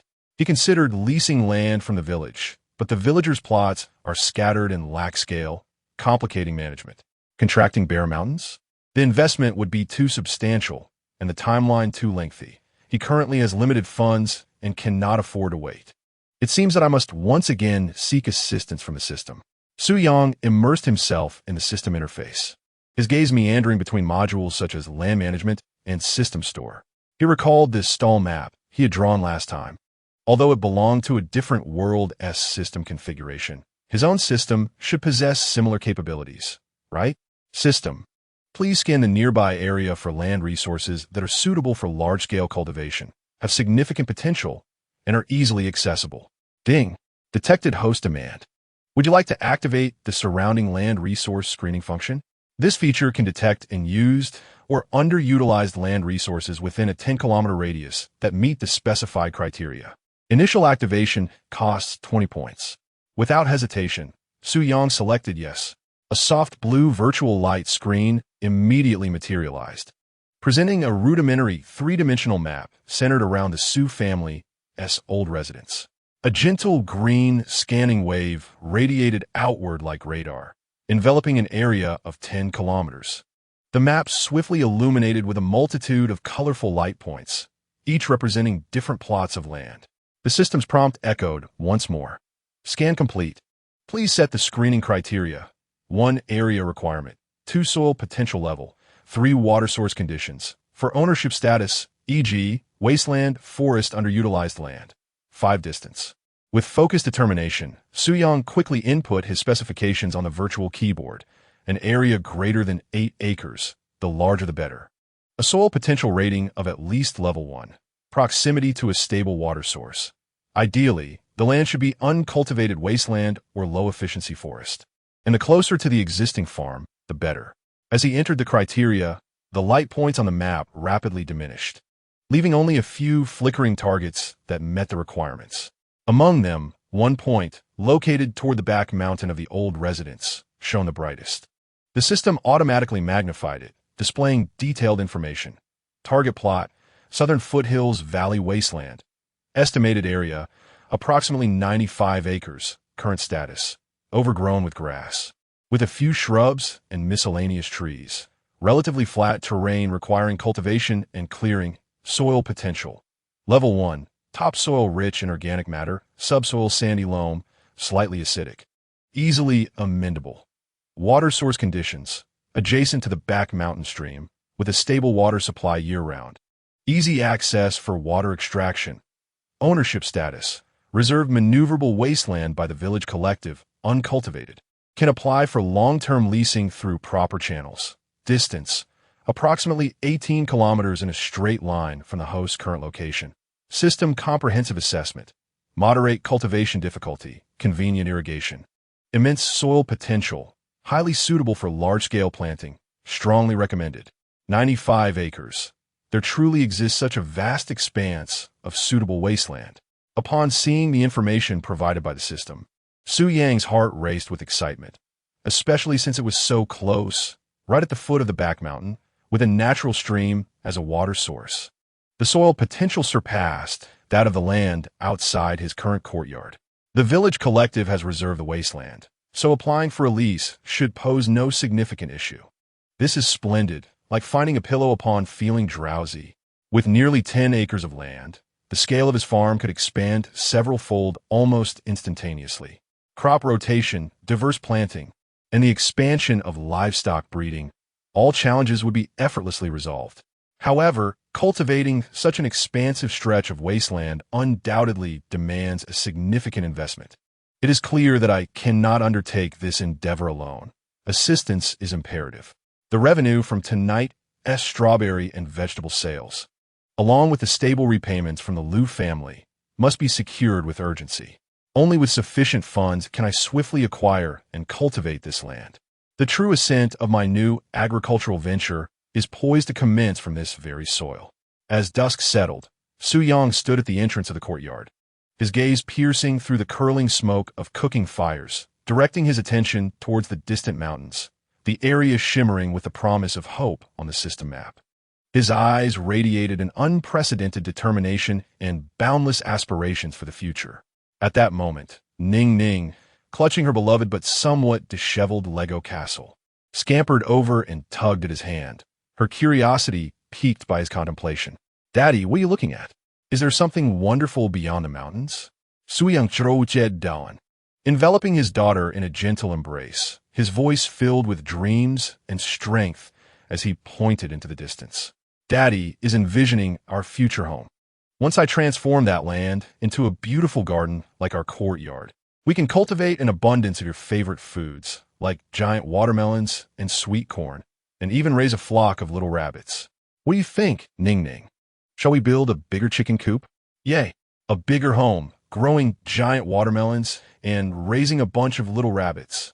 Ning Ning was instantly captivated by her father's vivid portrayal of their future, her excitement bubbling over as she wrapped her arms around his neck and nodded enthusiastically. Su Yang held his daughter's soft form tightly, feeling the weight of responsibility and the sweetness of motivation filling his heart with vigor. "Sir, Ning Ning." And for this new life of freedom and fulfillment, he vowed to forge ahead undeterred by the challenges that lay ahead. That nearly 10-acre stretch of barren land marked the beginning of his dream's voyage. Chapter 53, A Fiery Live Broadcast Night. The little expert returns at precisely 7 o'clock in the evening, beneath the warm yellow glow of lights in the Su family's old courtyard. The live streaming equipment was ready. A clean, old wooden table stood at the center, adorned with a simple yet elegant blue floral cloth. To the left, a delicate bamboo basket cradled freshly picked, glistening cream strawberries, while to the right, several bundles of vibrant tender bok choy and a small basket of bright red cherry tomatoes were neatly arranged. A smartphone was secured on a makeshift wooden stand, positioned perfectly to capture both Su Yang and the product display area. Taking a deep breath, he glanced at his daughter Ning Ning, who sat patiently beside him, cradling her fluffy white rabbit, Snowball. A gentle and confident smile graced his face as he pressed the button to commence the live stream. Almost simultaneously, the live broadcast screen illuminated, and the eagerly awaiting fans surged in like a tidal wave.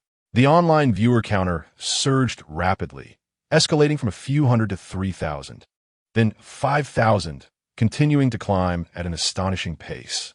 The barrage of comments on the screen cascaded like a waterfall, overflowing with enthusiasm. "Here it comes. Finally, the host is live. Where are my strawberries? My wallet is ready. And where is Ning Ning? I want to see our little expert. Host. Tonight, we must ensure an ample supply of strawberries. I beg you, I couldn't manage to get any last time. In the front row, we are selling sunflower seeds, peanuts, and mineral water, while also waiting eagerly for some strawberries. Hello, dear friends. Good evening. I am Su Yang, and I warmly welcome you to the live stream of Ning Ning and Daddy's Rural Life." Su Yang waved at the camera, his voice clear and resonant. After several live broadcasts, he had grown considerably more at ease before the lens, shedding the nervousness and shyness of his initial appearances. He expressed his gratitude for everyone's enthusiasm in joining the stream punctually. Today, we have prepared some delightful fresh produce, just picked from our cooperative experimental base with the Agricultural Sciences Institute, hoping to bring a delightful surprise to your taste buds. While speaking, he subtly mentioned the Agricultural Sciences Institute to enhance professionalism and credibility. No sooner had he finished speaking than Su Wen-ning, unable to contain her excitement, rushed to the camera, cradling her beloved rounder white rabbit, Snowball. With her uniquely soft and melodious voice, she greeted the audience. "Good evening, uncles, aunts, brothers, and sisters. Yum, Ning Ning. Look, this is my rabbit baby Snowball. Hasn't it gotten a little plumper?" She proudly lifted her gentle and obedient rabbit, declaring that Snowball had come to see Daddy sell delicious food. Snowball claimed to love eating the leafy greens that Daddy grows, which are sweet and crispy.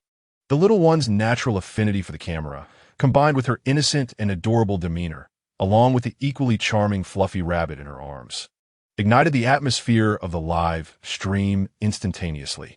The thumbs-up icons on the screen danced wildly, and various gifs, like lollipops and little red hearts, began to flood the screen. The barrage of comments was akin to a surging tide. "Ah, Ning Ning and Snowball are so adorable. My heart is melting. I want to steal the child and the rabbit. Host, name your price. What scientific knowledge is our little expert preparing to share today?" The little stool is already set up. Snowball is so well behaved.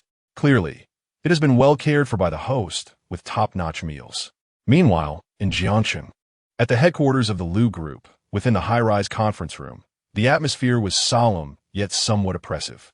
Lu Ruyin sat in the main seat, listening to the marketing director report on the strategies for the upcoming quarter, her expression a habitual mix of coolness and focus, her fingers unconsciously tapping lightly on the smooth surface of the conference table. Suddenly, her personal phone beside her lit up, accompanied by a faint sound. A special alert tone she had specifically set. Lu Ruyan's movements momentarily stilled, a flicker of intrigue passing through her eyes. She recognized that this alert indicated a message from Secretary Lin regarding the updates from Qingshan Village. Maintaining her composure, she picked up the phone, unlocked the screen, and swiftly scanned the contents. "General Lu, Su Yang will commence his broadcast punctually at 7 p.m. tonight, drawing a significant audience. Within 10 minutes of starting, the online viewer count surpassed 50,000. The main product, cream strawberries, 50 half-kilogram packs, sold out within 3 seconds of being listed, with fans responding enthusiastically. The accompanying sales of tomatoes and bok choy were also proceeding smoothly.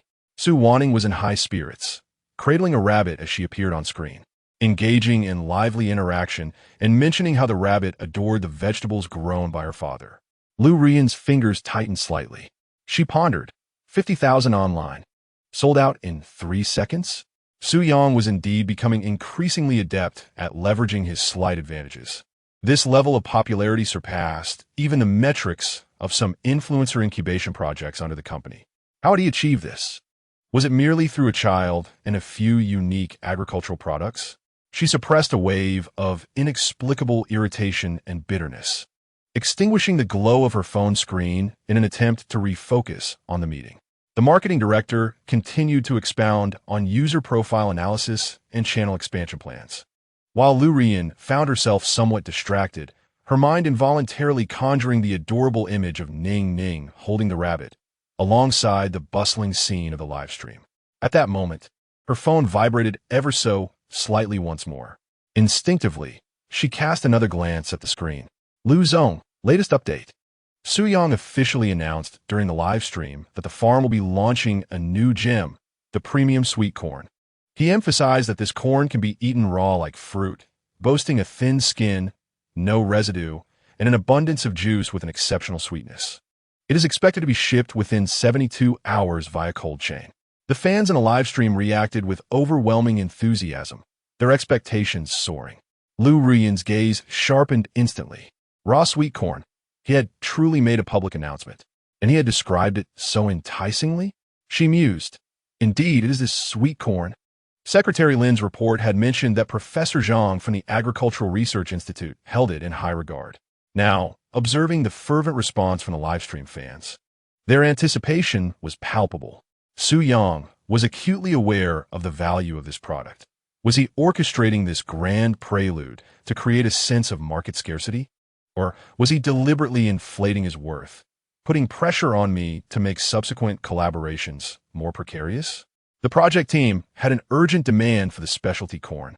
If Su Yang's corn could truly attain such quality, being consumable like fruit, it would not merely elevate the ingredient status, but could potentially create an entirely new culinary experience. This was crucial for enhancing the brand image and competitive edge of Arai Hotel. With Su Yang moving so swiftly, she needed to finalize a more stable and larger supply agreement with him before he completely ignited the market. There could be no further delay. A potent sense of urgency mingled with a hint of vexation at being led by the nose left her feeling frazzled. Abruptly, she interrupted the still reporting marketing director, her tone sharp and tinged with suppressed annoyance. "Director Wang, your report lacks focus. The analysis of user conversion rates is superficial, and the assessment of potential risks is insufficiently thorough. Revise it and bring it back by 9 o'clock tomorrow morning. I want to see a proposal that truly addresses the issues at hand." The marketing director, taken aback by the sudden interruption and stern reprimand, was utterly bewildered by Lu Zong's uncharacteristic outburst. However, upon seeing the evident chill in her expression, he dared not inquire further, responding nervously, Yes, Lu Zong. I will revise it immediately." The other executives in the conference room sensed the palpable shift in atmosphere and fell silent, wary of incurring her displeasure. Lu Ruyan, feeling irritable, waved her hand dismissively, declaring, "Let us conclude today's meeting." With that, she seized her phone and, striding briskly in her high heels, departed the conference room, leaving behind a group of executives who exchanged glances, too apprehensive to breathe. Upon returning to her cold, spacious office, Lu Ruyan forcefully tossed her phone onto the desk, her agitation prompting her to tug at the delicate silk scarf around her neck. The raw sweet corn was a surprising yet essential discovery for her. She was almost certain that once it hit the market, it would become an undeniable sensation. If her hotel project could secure exclusive or priority access to such premium ingredients.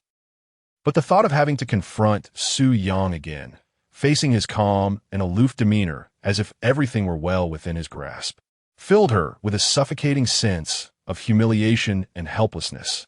She approached the floor-to-ceiling window, gazing out at the bustling nightscape, her expression clouded with an unrecognized struggle. "Su Yang, are you deliberately waiting for me? Waiting for me to gradually relinquish all my pride and dignity to beseech you?" Chapter 54. Preparing for the future. Expansion imminent, the fervor from last night's live stream continued to delight fans, while Su Yang faced yet another busy morning. As dawn broke, the small courtyard of the ancestral home buzzed with activity. Su Yang methodically processed the numerous orders sold during the previous night's broadcast. Phone boxes were neatly stacked in the corner, filled with carefully selected cream strawberries, cherry tomatoes, and baby bok choy.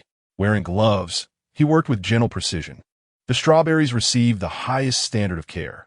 Each one was meticulously chosen, enveloped in soft foam netting, and cautiously arranged in specially designed clamshell containers to ensure their safety during transport. The tomatoes and bok choy were also carefully packaged in food-grade preservation bags, tightly sealed to maximize freshness. Su Yang pondered, this packaging and shipping process is still too time-consuming and labor-intensive. Although the order volume is not overwhelming yet, the meticulous approach is inefficient. Once production truly ramps up, especially after cultivating nearly 10 acres, relying solely on my efforts will be unfeasible. Additionally, continually troubling Uncle Wang or other villagers is not a sustainable solution. Both costs and personal obligations are concerns. Clearly, establishing a standardized packing process, seeking stable and reliable cold chain logistics partners, or, when funds allow, acquiring a second-hand refrigerated truck must be prioritized. His daughter, Ning Ning, was awakened by her early rising father, emerging in her little bear pajamas, rubbing her eyes as she joined the commotion. She had fully adapted to the rhythm of rural life. No longer the little princess who needed coaxing to rise. "Good morning, Daddy," she chirped, her voice sweet as she spotted the stacked boxes in the courtyard. Her excitement ignited. "Wow, are you sending lots of delicious food to Uncle and Auntie today?" She followed Su Yang like a little tail, full of enthusiasm, even if she could not be of much help. At one moment, she imitated her father's actions, attempting to affix the delivery slip onto the box.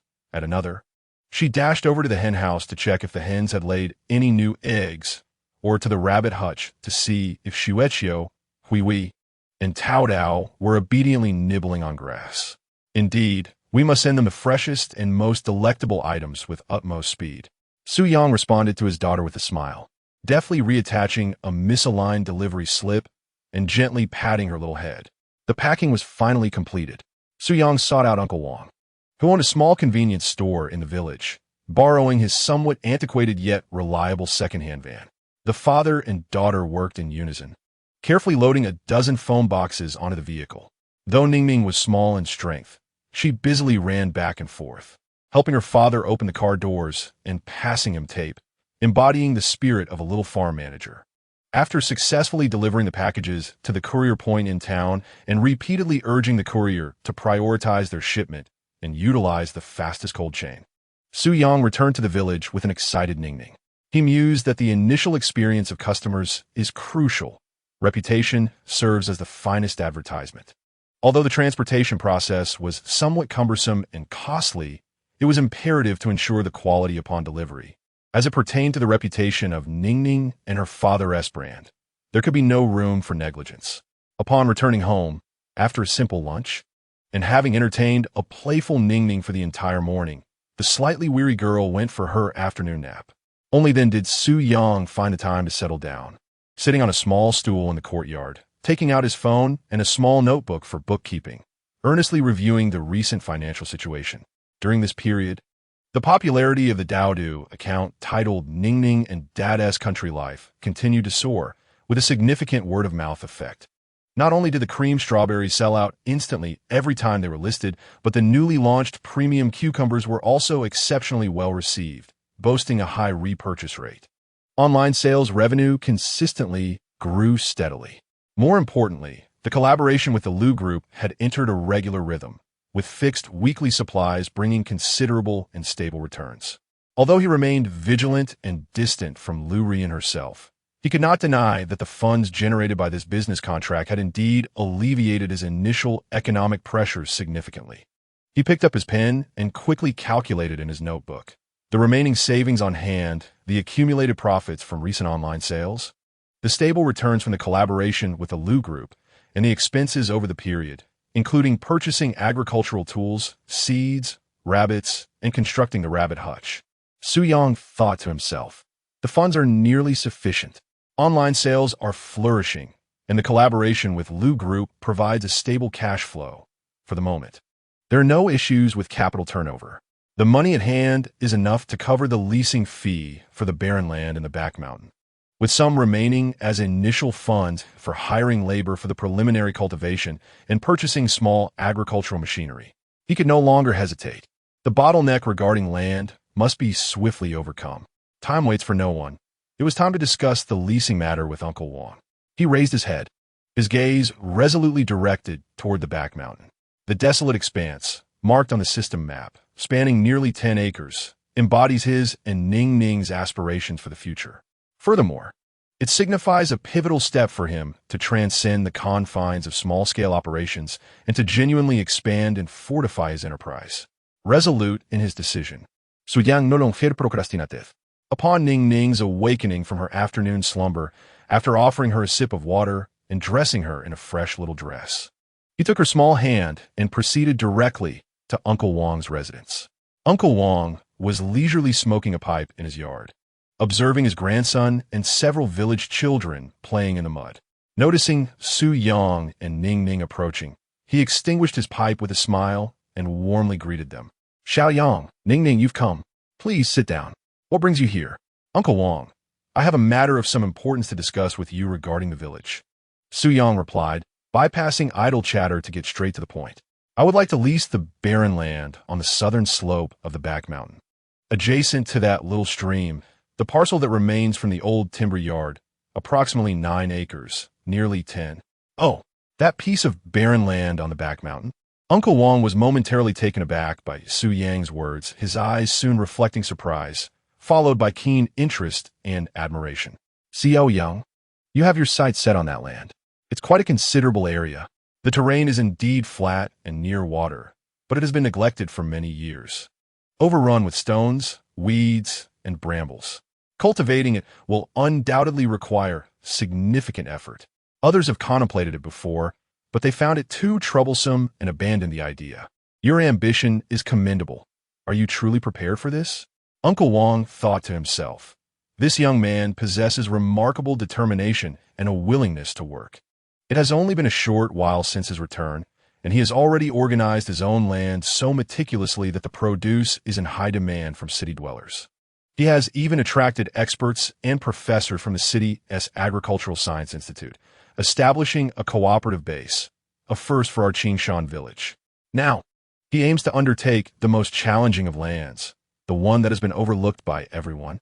This indicates a genuine intent to lay down roots in our village and embark on a significant endeavor. This is an opportune moment, as the government is fervently advocating for rural revitalization, encouraging capable young individuals to return to their hometowns and invigorate our agricultural resources. If he can indeed cultivate that barren land and produce quality goods, it would be an enormous boon for Qingshan Village and deserves our unequivocal support. Chapter 55. Leasing the Land of Hope. A new chapter for the farm. Su Yang discerned the supportive glimmer in Uncle Wong's eyes, which bolstered his confidence. He presented his prepared arguments, gesturing towards his own courtyard wall, and spoke with sincerity and assurance. Uncle Wong, as you are aware, the cream strawberries and cucumbers I currently cultivate are of commendable quality, and the market response has been overwhelmingly positive, leading to a supply shortage. The Agricultural Science Institute has recognized this and not only provided technical support, but also established our cooperative base. There will be further collaborations in the future. However, my most pressing issue is the limited land available, he explained, raising his hands in a gesture of helplessness. I have only a few acres, which is insufficient to scale up production and meet the growing market demand, whether for my online followers, the research needs of the Agricultural Science Institute, or even large enterprises that have approached me for potential collaborations. I have meticulously examined the desolate land at the back of the mountain. It spans nearly 10 acres and features a relatively flat terrain.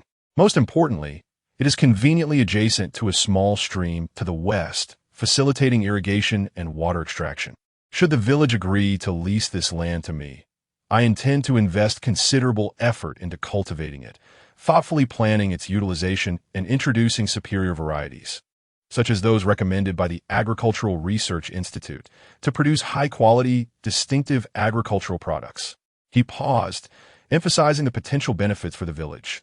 Uncle Wong, once my operations expand, I will undoubtedly require assistance in labor. At that time, tasks such as weeding, fertilizing, harvesting, and packaging will prioritize our fellow villagers. He envisioned that, with successful development, there might even be opportunities to establish an ecological picking garden or a farmstay, contributing to the progress of our Qingshan village. His words not only showcased his capabilities and market prospects, but also illustrated the potential benefits for the community, all while maintaining a humble demeanor, grounded reasoning, and sincere intent. Ningning listened attentively to her father and Uncle Wong discussing serious matters. Although she did not fully comprehend, upon hearing about large watermelons and fluffy bunnies, she excitedly rushed to Uncle Wong, tugging at his arm and sweetly adding, "Grandpa Wong, Daddy says that in that vast land, we will grow big, round watermelons like drums, and raise lots of fluffy little bunnies. When the time comes, I will pick the biggest and sweetest watermelon for you." The child's innocent and delightful interjection instantly brightened Uncle Wong's smile. He laughed heartily, ruffling Ningning's hair. "How wonderful! Then Grandpa Wong will be eagerly waiting to taste the big watermelons grown by our Ningning." His gaze towards Su Yang brimmed with admiration and trust. believing that this young man was not only capable and visionary, but also diligent and earnest, genuinely striving for the well-being of the children and the life of the village. All right, Xiaoyang, Uncle Wang decisively concluded, his tone resolute. With your determination and ability, and your desire to contribute to the village, I must fully support you. That barren land, left untouched, serves no purpose. Utilizing it is indeed a splendid endeavor. In principle, I agree to the lease. He then outlined the specific procedures. According to village regulations, leasing communal land, especially one of such magnitude, requires a meeting of the village committee to discuss and formalize the arrangement. However, rest assured, it will not pose a significant issue. The primary considerations are the lease duration and the fees, which we must adhere to the village's guidelines. The two parties immediately engaged in amicable discussions regarding the particulars of the lease. Su Yang expressed his desire for a long-term lease, proposing a 30-year contract to ensure he could invest confidently in long-term planning and development. Regarding the lease fees, he indicated his willingness to adhere to the village's established standards for such developable land, even suggesting a slight increase to reflect the land's value and his sincerity. Moreover, he reiterated his commitment to scientific cultivation, ensuring that the mountains and water sources would remain unharmed and that local labor would be prioritized in future employment. Uncle Wang was exceedingly pleased with Su Yang's attitude, nodding repeatedly, "Excellent. Xiaoyang, with your words, I feel reassured. The duration is not an issue. A long-term contract will indeed allow you to invest your efforts with greater peace of mind. As for the costs, we can simply adhere to the standard we established last year for the development of the wasteland in our village. There is no need for you to contribute additional funds. Your willingness to invest such significant resources into cultivation is already the greatest contribution to the village." He stood up, visibly excited. "In that case, I will go meet with Old Li, Old Zhang, and the other village committee members right now, with the hope of finalizing this matter in today's meeting. Tomorrow morning, you can come directly to the village committee, and we shall sign the official land lease contract." Su Yang thought to himself, "It's done, truly done, and even smoother than I had anticipated." It seems that the prestige of the Agricultural Academy, combined with the current government's robust support for rural revitalization, has indeed facilitated matters significantly. Nearly 10 acres of land. At last, my farm will have ample space to flourish. Although the initial cultivation and investment will undoubtedly be considerable. As long as I proceed methodically, step by step, the future is promising. To further reassure Su Yang, Uncle Wang promptly fetched paper and pen, swiftly drafting a simple letter of intent for land lease, clearly outlining the approximate location of the plot, an estimated area of about 95 acres, a preliminary lease term of 30 years, along with the fundamental rights and obligations of both parties. Finally, he solemnly signed his name and requested Su Yang to do the same, affixing his own thumbprint. Though this was merely a letter of intent, it felt substantial in Su Yang's hands, as if he were grasping the key to a future brimming with possibilities. After leaving Uncle Wang's home and walking along the rural dirt path back home, Su Yang's emotions remained tumultuous.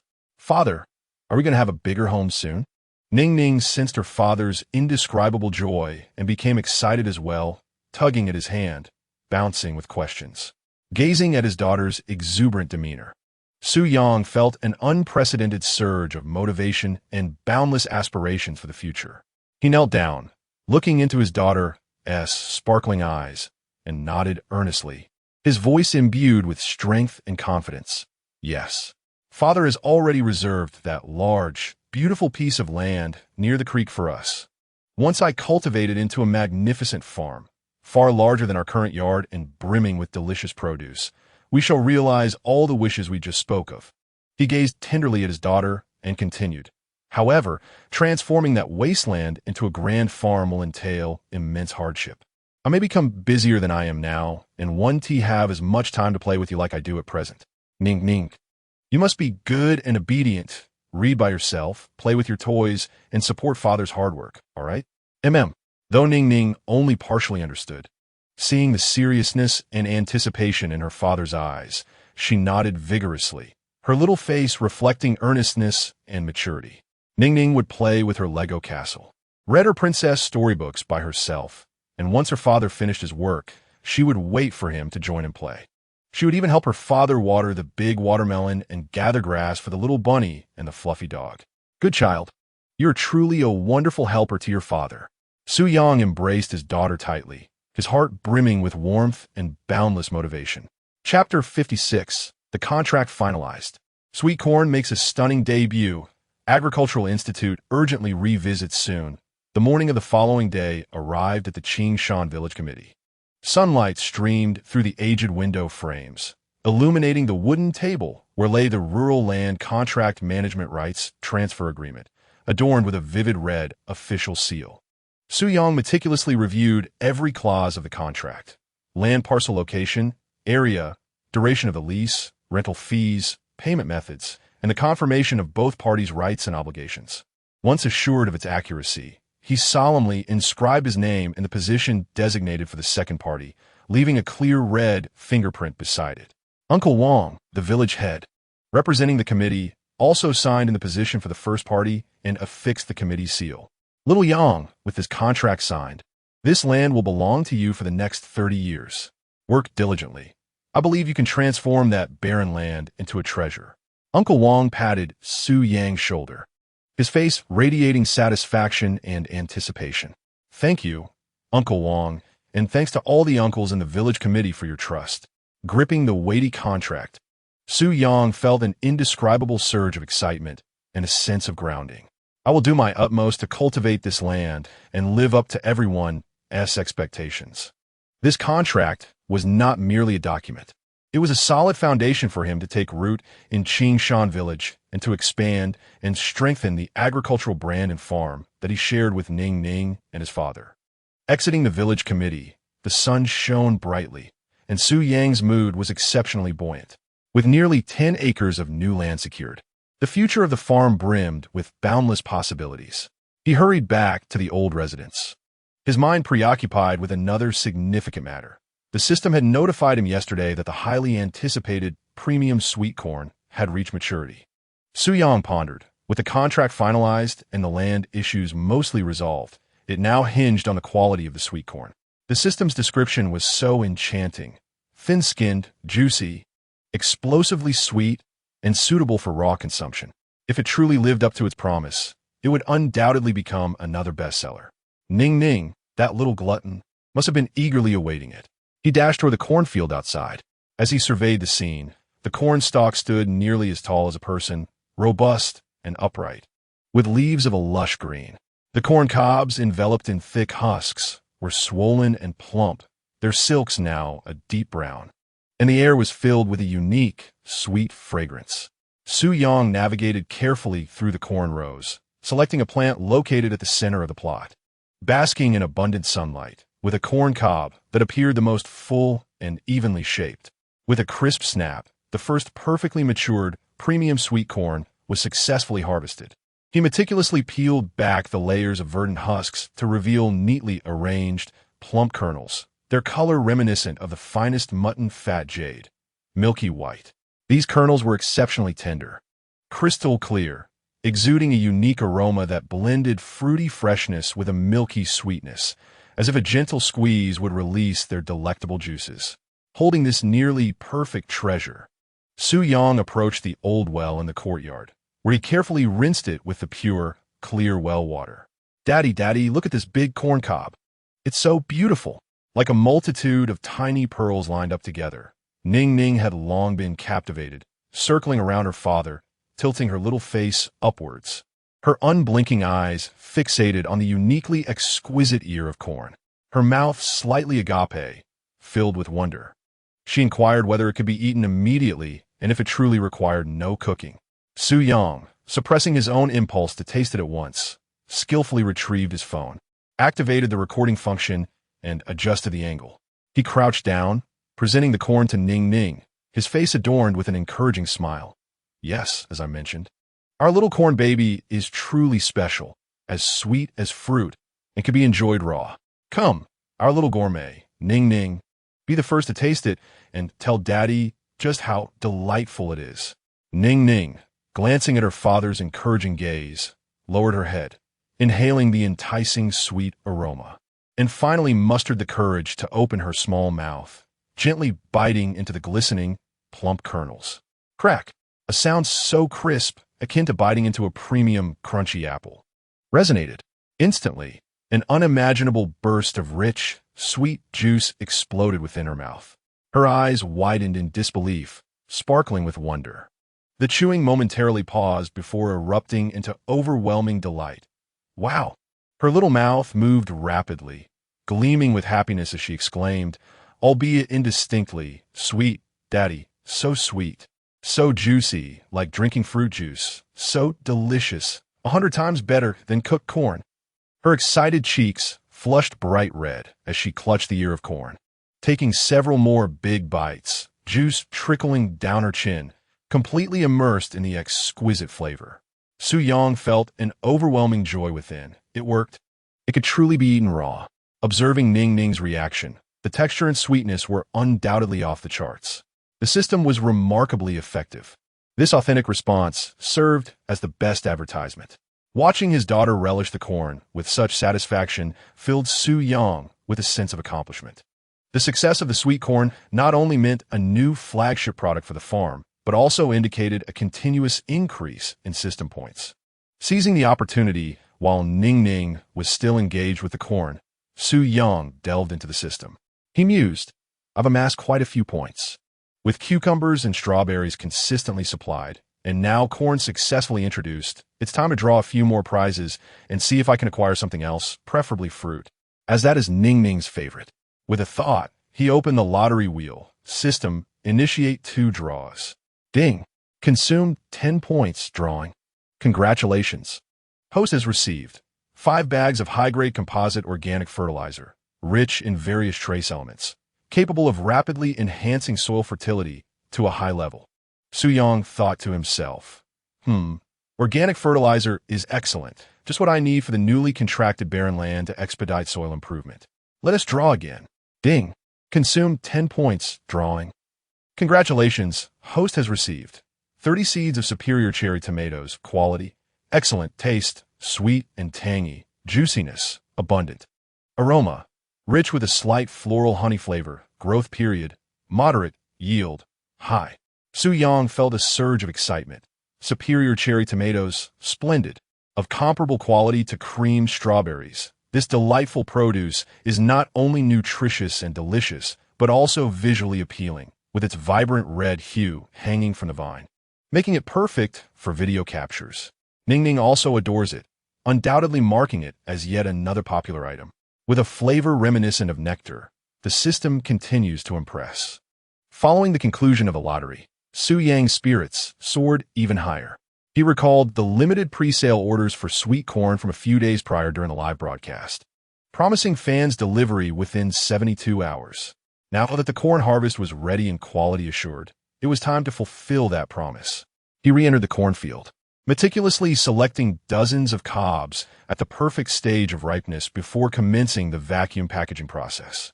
After Ning Ning had devoured most of a cob, she noticed her father busy at work and hurried over to assist, primarily responsible for handing him the vacuum bags. Watching the corn being compressed into a firm shape was quite amusing. Working in harmony, the father-daughter duo swiftly packaged the pre-sale orders, placing them into foam boxes filled with ice packs and cushioning materials. "Come on, Ning Ning, I'll take you to the town to send the express delivery. Delivering our delicious corn babies to the uncles and aunties," Su-Yang said, driving the borrowed van with an excited Ning Ning on board. They delivered the packages to the cold chain express point in town, with Su-Yang repeatedly reminding them to ensure timely and low-temperature transportation. He thought to himself, the pre-sale orders have been dispatched, and the fans have been informed. Next, the main event awaited. Upon returning home, Su-Yang promptly began editing the video of Ning Ning's inaugural corn munching session filmed earlier that morning. He retained the most genuine and impactful segments, accompanied by cheerful music and striking subtitles, with the title directly addressing the theme. Challenge across the internet. A 5-year-old cutie eating corn raw. Our corn can truly be eaten like fruit. Raw corn, fruit corn, new farmers, rural cuisine, cute kids eating show, Ning Ning and Daddy-S Countryside Daily Life. Once published, the video instantly sparked a phenomenon on Dodo platform, igniting extensive discussions and viewership regarding raw corn consumption. The views, likes, comments, and shares surged explosively, rapidly dominating various trending charts. The comment section erupted with excitement, as countless netizens were profoundly astonished by the video's content. Wow, she's really eating it raw? Look at how Ning Ning is devouring it. Saliva everywhere. My goodness, a juicy explosion with every bite? How sweet must this corn be to be considered fruit? Thin-skinned? No grit? Sweeter than first love? Host, stop describing it. I'm ready with my wallet. Ning Ning, the adorable little one, certifies it as absolutely delicious. When will you sell it? Hurry up. Is this for real? It must have been processed beforehand. It's all staged. Envious. I wish I had a dad who could grow raw corn. The supportive and anticipatory voices ultimately drowned out the skepticism, and the follower counts surged past 70,000, continuing to grow rapidly. Meanwhile, at the Crop Research Institute of the Municipal Academy of Agricultural Sciences, Li Wei was utterly astonished upon viewing the viral video and immediately dashed into Professor Zhang's office. Professor Zhang, you must see this. Suyang's sweet corn can truly be eaten raw. The video has gone viral. Professor Zhang, witnessing the joyous sight of Ning Ning munching on corn, was equally taken aback, his eyes sparkling with intense excitement. Raw consumption, indeed, is raw consumption. Professor Zhang, brimming with excitement, rose from his seat. The sweetness, the juiciness, this is unquestionably groundbreaking. Shaoli, we cannot delay. Immediately contact Comrade Su Yang. We must proceed at once to obtain mature samples. This time, I shall personally lead the expedition, bringing along the finest equipment our institute possesses. Professor Zhang contemplated. This is not merely a new variety.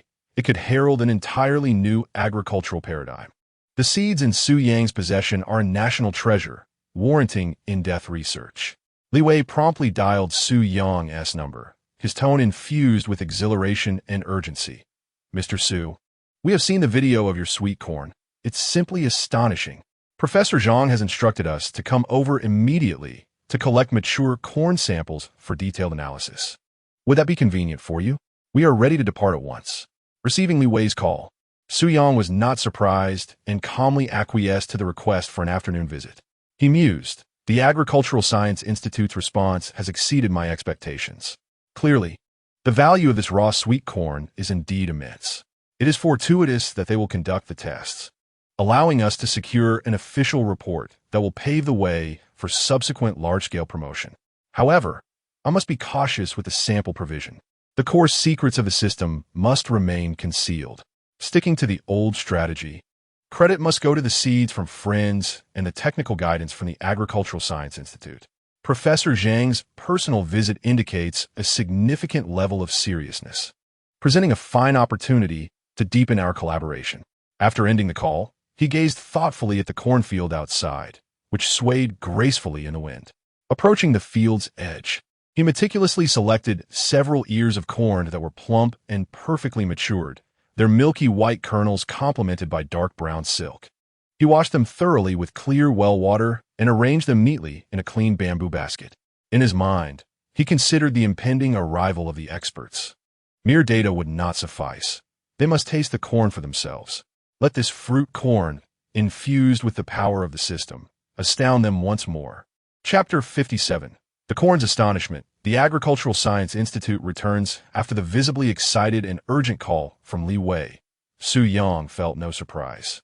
The ability of the superior sweet corn to be consumed raw, coupled with its astonishing flavor, warranted such a rapid response from the experts of the Agricultural Science Institute, who possess an almost obsessive pursuit of new varieties and technologies. He reflected that the Agricultural Science Institute's reaction had outstripped his expectations. Clearly, the value of this raw sweet corn is indeed immense. It is fortuitous that they will conduct the tests, allowing us to secure an official report that will pave the way for subsequent large-scale promotion. However, I must be cautious with the sample provision. The core secrets of the system must remain concealed. Sticking to the old strategy, Credit must go to the seeds from friends and the technical guidance from the Agricultural Science Institute. Professor Zhang's personal visit indicates a significant level of seriousness, presenting a fine opportunity to deepen our collaboration. He pocketed his phone and looked out at the vibrant cornfield, swaying gracefully in the breeze, his gaze contemplative. He approached the field's edge, carefully selecting several ears of corn with the fullest kernels, their color a milky white, their silk a deep brown. He washed them meticulously with clear well water and arranged them neatly in a clean bamboo basket. He thought to himself, when the experts arrive, data alone will not suffice. They must savor the taste. Let this fruit corn, embodying the strength of the system, once again leave them in awe. The afternoon sun bathed the courtyard in gentle warmth as Su Yang placed the bamboo basket upon the stone table. Suddenly, the familiar roar of an automobile engine and the boisterous voice of Uncle Wang resonated from the village entrance. Xiao Yang. The experts from the Agricultural Research Institute have come to see you again. Su Yang looked up to see a government-licensed SUV parked a short distance away, from which several individuals emerged. At the forefront was the distinguished Professor Zhang Yuanshao, whose vigor and commanding presence were unmistakable. Following closely were Li Wei and the assistant Xiao Zhang, both carrying several sophisticated instrument cases. Curious villagers, who were either visiting neighbors or seeking respite from the heat, gathered around, whispering among themselves at the sight. Oh, here come the big shots from the city's Agricultural Research Institute again. How many times is this now? Indeed, I heard that last time that elderly professor was one of the nation's top experts. Goodness, Xiao Yang has truly made a name for himself.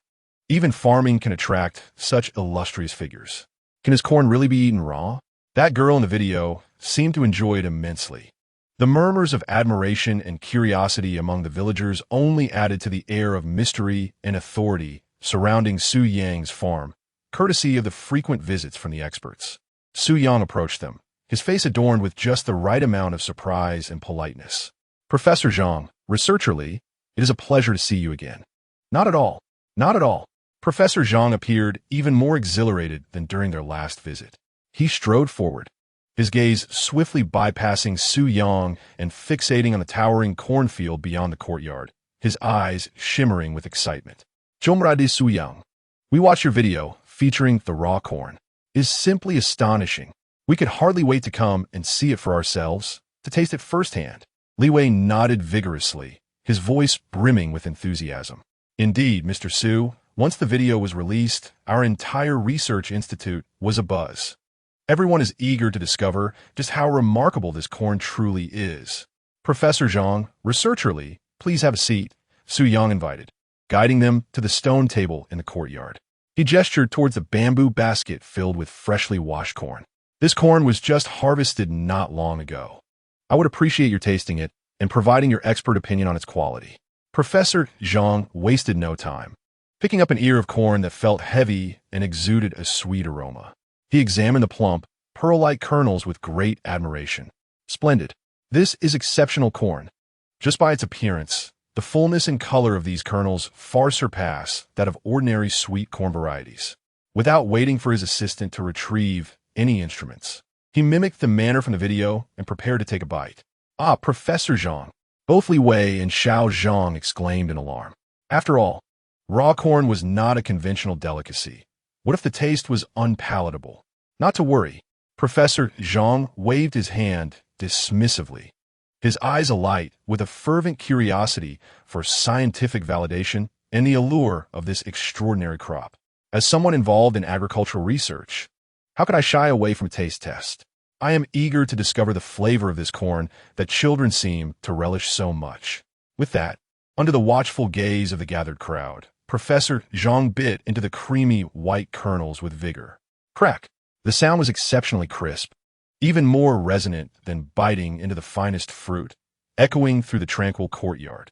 Immediately, everyone clearly observed a bright, almost translucent juice bursting forth from the ruptured kernels of corn. Professor Zhang's chewing abruptly halted, his eyes widening in disbelief and ecstatic astonishment. He chewed rapidly a few more times, swallowing the corn with a pronounced gulp, then closed his eyes, seemingly savoring the exquisite flavor. his expression reflecting the rapture akin to that of tasting an exquisite vintage. Sweet. After a long moment, he suddenly opened his eyes, his voice trembling with excitement as he gazed at Su Yang as if he had discovered a rare treasure. This sweetness was purer than that of any fruit or sugarcane. And the skin? It was almost imperceptible, with only the refreshing sweetness and abundant juice exploding in his mouth. What was this if not corn? It was unequivocally corn juice that one could gnaw on. He eagerly took several more large bites, the juice flowing down his chin unnoticed, continuously exclaiming, "Incredible, utterly astonishing. This texture, this flavor, has completely redefined my perception of corn." Li Wei and Xiao Zhang, witnessing this, could no longer restrain themselves, and each grabbed an ear of corn, mimicking Professor Zhang's actions. Crack, crack. The crisp sounds were accompanied by uncontrollable gasps of admiration. My heavens, it can truly be eaten raw, and it's so delicious. It's extraordinarily sweet, with no grit whatsoever. The texture is phenomenal. The juice is abundant, akin to drinking natural sweet corn nectar. The three experts from the Agricultural Institute completely abandoned their usual rigorous demeanor, relishing the corn like children experiencing sugar for the first time. Their faces radiant with joy and astonishment from the exquisite taste. Su Yang observed their delight, secretly amused. He thought to himself, indeed, the product of the system is as exceptional as its reputation suggests. Judging by Professor Zhang's reaction, the quality of this superior sweet corn is likely even more astonishing than I had imagined. The Agricultural Institute has been thoroughly won over. He appropriately offered them napkins, his face adorned with just the right mixture of surprise and anticipation. Professor Zhang, researcherly, it seems this corn is indeed of remarkable quality. I haven't dared to try it myself yet, waiting for your esteemed evaluations. Remarkable hardly suffices. Professor Zhang set down the impeccably stripped corn cob, gripping Su Yang's hand with excitement. Comrade Su Yang, this corn is a treasure, one that has the potential to transform our nation's fresh corn industry. Your friend has truly bestowed upon us a magnificent surprise. He once again credited the mysterious friend, and Su Yang was more than happy to go along with it. I can responsibly assert that the overall quality of this corn far surpasses all known sweet corn varieties both domestically and internationally, Professor Zhang declared emphatically. Xiaoli, Xiaozan. Commence immédiate sampling site. We must collect all samples: husks, silk, kernels, stalks, leaves, and the soil surrounding the roots. Nothing must be overlooked for the most comprehensive testing and analysis, including nutritional components, flavor compounds, sugar composition, and even trace elements. Yes, Professor Zhang. Li Wei and Xiao Zhang immediately set aside the corn in their hands, retrieving specialized sampling tools and equipment to commence their industrious work in the field. Professor Zhang, meanwhile, took Su Yang aside, his face still glowing with excitement. Although his tone grew more solemn, "Comrade Su Yang, it appears that our previous intention for collaboration must now deepen. The conditions here, along with the remarkable results you have cultivated, are of utmost significance. Our Agricultural Research Institute must extend its full support." He gazed at Su Yang, his eyes reflecting a fervent dedication to scientific research and a hopeful vision for the future. "We will continue to enhance our technical support and expedite the quality certification process. Furthermore, we aspire to establish a closer partnership with you. For instance, we could designate this farm as our research institute's most vital premium germplasm resource garden and ecological agriculture demonstration site, providing greater policy advantages and resource alignment." Pausing momentarily, Professor Zhang proposed an even more enticing suggestion. We could explore the possibility of our institute assisting you in applying for national-level agricultural project funding, aimed at expanding the farm scale and improving infrastructure, such as smart irrigation systems and standardized packaging workshops. What do you think? Upon hearing this, Su Yang felt a stirring within him. He mused, national-level project funding?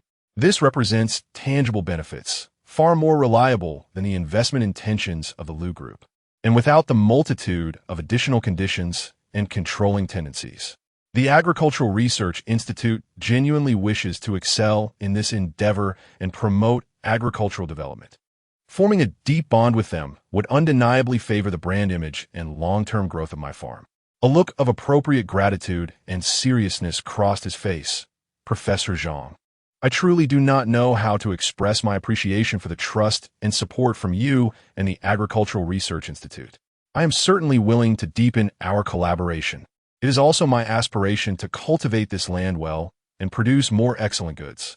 If we can indeed secure project funding, it would be like a timely boon for me. Wonderful, Professor Zhang exclaimed, delighted by Su Yang's positive attitude. Then it is settled. For specific details, let Xiao Li coordinate with you further. Comrade Su Yang, go ahead and pursue this endeavor. Our Agricultural Research Institute will be your most steadfast support. Chapter 58. The first batch of sweet corn sparks frenzy. Logistics bottlenecks emerge after the experts from the Agricultural Research Institute departed, brimming with excitement and boundless hope for the future. Su Yang's life did not undergo an immediate transformation, but continued to revolve around Ning Ning and the several acres of promising land. Perhaps the most significant change was that the batch of premium sweet corn finally welcomed its first wave of small-scale harvest and online pre-sale. With the success of creamy strawberries and exquisite cucumbers preceding it, coupled with the viral spread of Ning Ning's video of gnawing on corn, juice splattering everywhere. The concept of corn being consumable as a fruit had already whetted the appetites of the fans. Su Yang understood the essence of hunger marketing and recognized that his current yield was indeed limited. Therefore, for this pre-sale of sweet corn, he chose to adopt a strategy of limited supply. He released a teaser on Dodo. Dear family, thank you for your anticipation of our fruit corn. The initial batch is limited in quantity. Tomorrow evening at 8 o'clock, we will officially launch 30 tasting portions in the live broadcast. Adhering to the familiar protocol of only distributing to Jiangxing and nearby counties via cold chain. This corn can indeed be consumed raw. Its sweetness is off the charts, and it is incredibly juicy, verified by our little expert, Ning Ning. Following the announcement, the comment section and private messages were once again inundated. It's finally here. I've set 10 alarms. No one should dare to snatch it from me. 30 portions? Are you a devil? How can that be enough for anyone? Raw corn? Is that for real? I must buy some to try. Ning Ning looks so delighted eating it. It's making me crave it even more.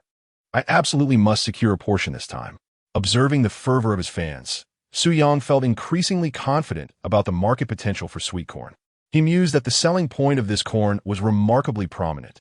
Its suitability for raw consumption, combined with the impact of Ning Ning's video, had elicited an even more enthusiastic market response than anticipated. 30 portions were merely a test run to gauge pricing and user feedback. The price could not be low. It needed to reflect its quality and rarity, so he decided on a tasting price of 68 yuan for 2 years. Though it was somewhat expensive, he believed that those who had tasted it would become the best advocates. At exactly 8 o'clock, Su Yang commenced his Dota live stream. This time, he appeared more composed and self-assured. After a brief greeting and some pleasantries, he directed the camera towards the few freshly peeled ears of sweet corn on the table, glistening like jade. Dear friends, today S-Star is our premium sweet corn, also known as fruit corn. Su Yang picked up an ear and showcased it to the camera. Look at these kernels, plump, juicy, and milk white, emanating a delightful sweet aroma. The most crucial aspect is that it can be consumed raw.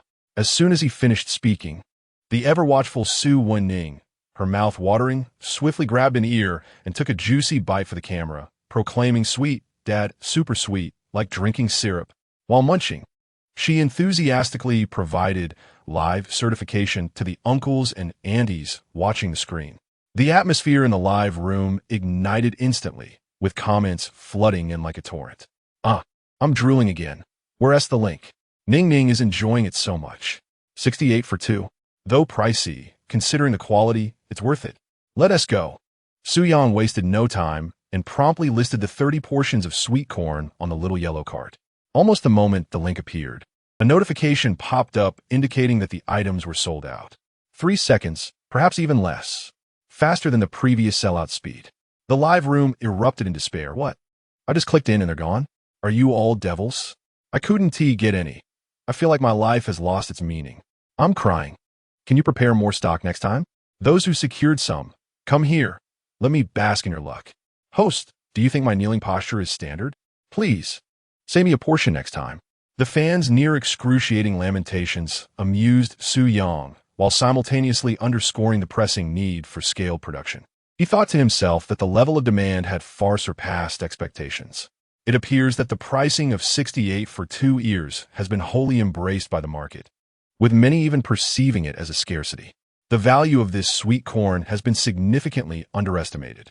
However, production capacity remains a critical issue. With this batch of 30, along with the several dozen pre-sold, the first harvest from the field is nearly exhausted. The next batch will take several more days to mature. The most pressing concern is delivery. Observing the 30 newly added order addresses in the back end, he furrowed his brow once more. He continued to calculate. The last time he shipped strawberries and cucumbers, managing 80 boxes kept him busy throughout the night, necessitating the use of Uncle Wang's vehicle. This time, although there are only 30 corn orders, the requirements for freshness and vacuum packaging are more stringent, making the process considerably more cumbersome. Once cucumbers, strawberries, and corn stabilize in production, coupled with the nearly 10 acres of newly contracted land, daily orders could potentially reach several hundreds or even thousands. At that juncture, relying solely on myself for packing and shipping would be utterly impractical. Moreover, concerning logistics, it is not feasible to continually trouble Uncle Wang. While the local courier service does offer cold chain options, they're pricey and their efficiency and service may not align with my needs. A solution must be sought. Regarding manpower, there's a considerable pool of idle labor in the village. I could consider hiring a few nimble and reliable young individuals, or Andes, to assist with the relatively straightforward tasks of harvesting, cleaning, and packaging, while I would oversee the final quality control. The logistics matter should involve thorough discussions with the town's courier station, aiming to secure a long-term partnership with preferential pricing for major clients, and insist on superior, more stable cold chain services. Alternatively, if funds accumulate sufficiently, could the purchase of a small second-hand refrigerated vehicle be a viable consideration? Controlling the transportation aspect, albeit a significant investment, would greatly enhance flexibility and manageability. Furthermore, the current use of generic foam boxes and vacuum bags appears unprofessional and is detrimental to brand image. The suggestion from Lu's side to customize packaging boxes presents a promising avenue. Perhaps I could design a series of standardized boxes and inserts emblazoned with the rural daily life of Ning Ning and Dad to elevate brand perception and enrich the unboxing experience for customers. Sitting beneath the lamp, Su Yang gazed at his slumbering daughter, then cast his eyes toward the tranquil and promising land illuminated by the moonlight. The vision of his farm's future development grew increasingly clear and concrete in his mind. Chapter 59. Lu Ruyan's business call and inner turmoil in Jiangxing. At the Lu Group headquarters, in the presidential office atop the building, sunlight streamed through the expansive floor-to-ceiling windows, delineating the opulence of the room, but failing to dispel the gloom enveloping Lu Ruyan's heart. She had just concluded a lengthy executive meeting, which focused on the high-end organic dining project she had high hopes for, now hindered by bottlenecks in top-tier ingredients. The meeting ended on an unhappy note, and she rarely lost her temper with the marketing director, driven solely by her own agitation. Ever since returning from Qingshan village, Su Yang and his extraordinary farm had lodged themselves like a thorn deep in her heart. The urgent demands of business intertwined with the complexities of personal emotions have caused unprecedented fissures in her once proud composure and control. Just then, Secretary Lin entered, holding the latest market dynamics report regarding the recent developments at Qingshan Village's Su Yang farm. The pre-sale of the edible sweet corn he promoted during his live broadcast last night had garnered remarkable acclaim, nearly reaching a phenomenon status. Lu Ruyan's fingertips unconsciously tapped against the smooth surface of the table as her gaze sharpened. Be specific. Certainly, Secretary Lin promptly reported. He showcased 30 trial packs of sweet corn, each containing 2 ears, priced at 68 yuan. According to preliminary statistics and fan feedback, they sold out in less than 3 seconds after being listed. The promotional claims of being edible, with a thin skin and a sweetness surpassing that of fruit, along with footage of his daughter Sue when Ning enthusiastically eating the corn, had gone viral on the platform, generating significant buzz. Many users have expressed keen anticipation and inquired about purchasing channels. Secretary Lin paused, then added, moreover, the project team has urgently relayed that if the quality of this edible sweet corn is indeed as claimed, its unique flavor and consumption method could revolutionize our hotel's innovative culinary offerings, particularly in high-end salads, appetizers, and healthy light meals. It is an exceedingly rare, top-tier specialty ingredient in the current market. The notion of a 3-second sellout struck Lu Ruyin with a slight breathlessness. She felt a jolt within. Su Yang had certainly mastered the art of marketing. Edible corn. And he had when Ning filmed such a video? Did he deliberately amplify the hype to exert pressure on her? Or was he merely flaunting his newfound success? The project team had already urged her multiple times. If this premium ingredient fell into the hands of competitors first, the consequences would be dire. A strong sense of urgency, intertwined with a vexation of being led by the nose, enveloped her refined countenance in a veneer of frost. She could no longer afford to wait. Securing a more stable and larger supply agreement with Su Yang was imperative, particularly regarding the sweet corn.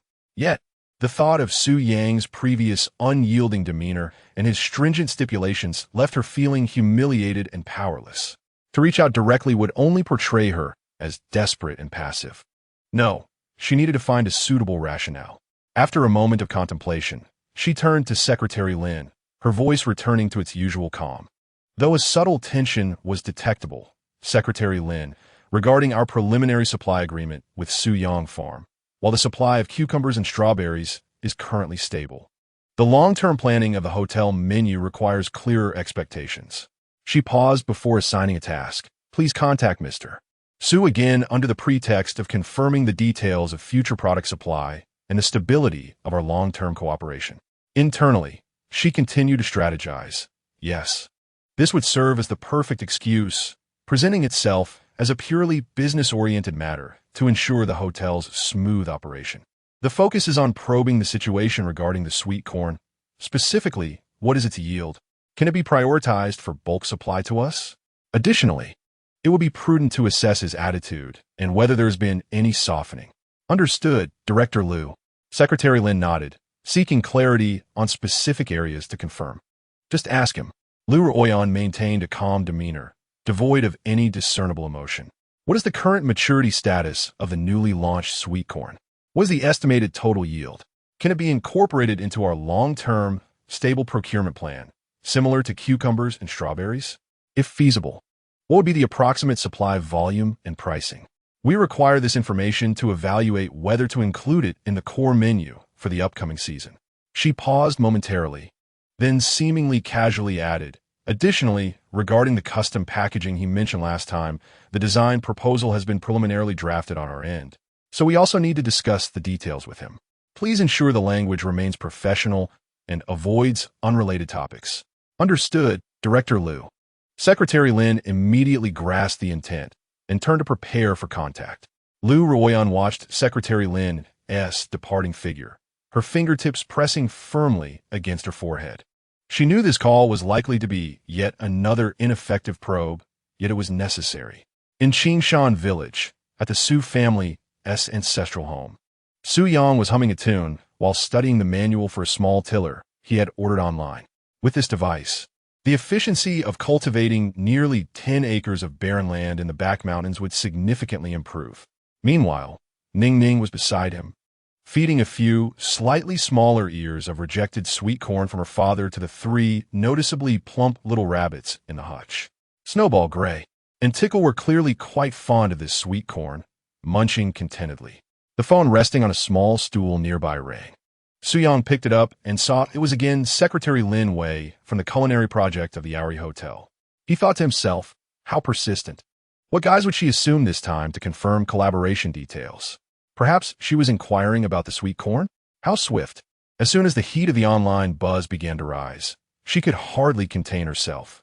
She wishes to probe into yield and pricing. Aiming to include my corn in her stable procurement plan? Not a chance. He pressed the answer button, his tone remaining calm and unruffled. Hello, Secretary Lin. On the other end, Secretary Lin professionally relayed the task assigned by Lu Ruoyan, primarily inquiring about the yield, pricing, and the potential for long-term supply of the sweet corn, as well as the details regarding custom packaging. Su Yang listened patiently, a cold smile forming within. He continued to ponder. As expected, she resorts to menu adjustments as an excuse? Lu Ruoyan, I can see through your intentions. You wish to secure a stable bulk supply? Fine, but only if you can accept a price higher than what is offered online and continue to abide by my previous conditions. However, the current yield is indeed limited. The first batch that has matured is sufficient only for pre-sale and samples for the Agricultural Research Institute. There is no surplus to allocate to you. Clearing his throat, he responded in a more formulaic tone, tinged with a hint of impatience. Secretary Lin, thank you for your hotel's interest in our new product. Regarding sweet corn, the initial batch has reached experimental maturity, with an exceedingly limited total yield primarily designated to satisfy pre-sale orders and the research sample requirements of the Agricultural Science Institute. He paused momentarily, effectively extinguishing any notions the other party had about a long-term stable supply. As for incorporating it into a long-term procurement plan, it is likely premature at this juncture. The cultivation of this exceptional variety is significantly influenced by seasonal and environmental factors, leading to inconsistent yields. Whether large-scale and stable supply can be achieved in the future will depend on subsequent planning conditions and market feedback. Concerning pricing, when stable supply becomes a possibility, we will present a corresponding pricing proposal based on market conditions and product quality. As for customized packaging, design proposals can be sent to my private message inbox on Douyin. If the specifications and costs are reasonable, I can accommodate. Su Yang's response was meticulously crafted, elucidating the objective reasons for the immediate inability to meet demand while subtly hinting at potential future collaboration, all the while obfuscating the pricing issue, thereby firmly maintaining the upper hand. Regarding the yield and price, which are likely of utmost concern to Lu Ruoyan, he offered not a single assurance. Secretary Lin, listening to Su Yang's response that seemingly closed all avenues, felt beads of cold sweat forming on her forehead. She could envision her boss's icy, furious expression upon receiving such a reply. This Mr. Su certainly shows no regard for face. Very well, Mr. Su, understand. Secretary Lin managed to maintain a professional tone with great difficulty. I will expedite the design proposal for the customized packaging to your email. Thank you for your time. I won't trouble you further. Su Yang replied nonchalantly before decisively hanging up the phone. He tossed his mobile back onto the small stool, gazing at his daughter playing joyfully in the distance and the rabbit gnawing on corn, a confident smile curling at the corners of his mouth. Internally, he mused, Lu Ruoyan, do you think you can control me? It won't be that simple. I am no longer the easily manipulated Su Yang of the past. My farm, my life, my rhythm, all dictated by me. You wish to collaborate? Fine, demonstrate your sincerity and accept my terms. Otherwise, it's off the table. He drew his thoughts back, picked up the manual for the tiller, and resumed his studies. Chapter 60. The first step in the land of hope at the Qingshan Village Committee. Several modest houses basked quietly under the sunlight. On a wooden table, the freshly signed and stamped rural land contract for transfer of management rights exuded the fragrance of ink. The Party A of the contract was the Qingshan Village Committee, and Party B was Su Yang. Su Yang meticulously reviewed each clause regarding plot location, estimated area, duration of the lease, rental fees, and payment methods, ensuring that the rights and obligations of both parties were accurate. He solemnly affixed his signature in the designated space for Party B and pressed a clear red fingerprint. Village head Uncle Wang signed on behalf of the village committee in the space for Party A and stamped it with the committee seal.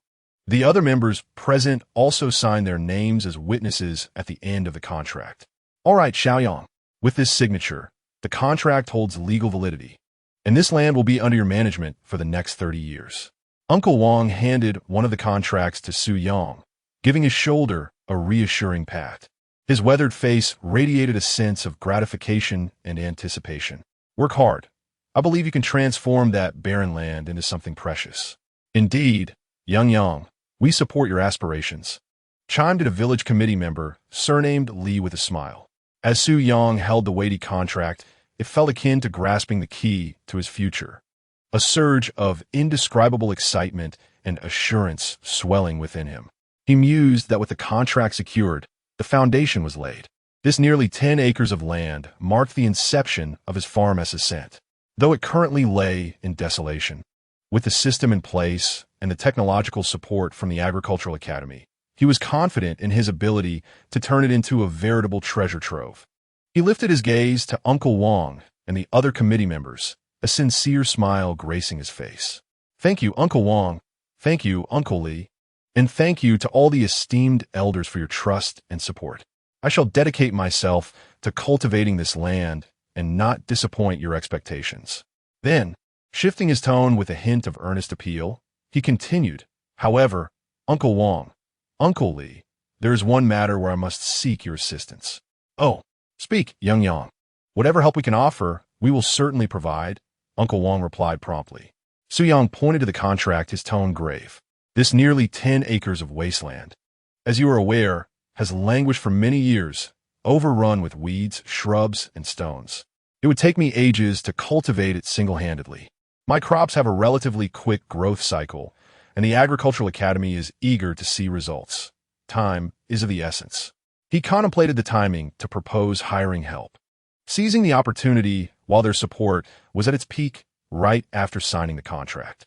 It would be far more efficient for them to organize assistance than for him to seek out workers alone. He envisioned initially hiring a small group to undertake the basic clearing tasks and subsequently increasing the workforce based on the progress and funding available. Looking earnestly at Uncle Wong and the other committee members, he said, "Therefore, I was wondering if I could enlist some of our able-bodied fellow villagers who have some spare time to lend a hand. I assure you the wages will be commensurate with market rates. I would never shortchange anyone. The primary task will be to clear the weeds and shrubs from the land and collect the larger stones in preparation for the subsequent plowing." Upon hearing this, Uncle Wong immediately slapped the table, his expression one of obvious realization followed by a broad smile of support. "What a splendid idea. I knew you would need assistance. Your thinking is spot on, young Yang. Rest assured, I will take care of this matter." He reflected that this young man was sharp-witted and straightforward in his dealings. Just after acquiring the land, he was already contemplating how to proceed and was wise enough to seek help from the villagers. This not only addressed his urgent need, but also provided an opportunity for the villagers to earn some income, achieving two objectives at once. Now, he was the pride of the village, having established a partnership with the Agricultural Academy. The villagers felt assured knowing they could work for him. "I must ensure this is handled well, as it supports the development of our village's talent."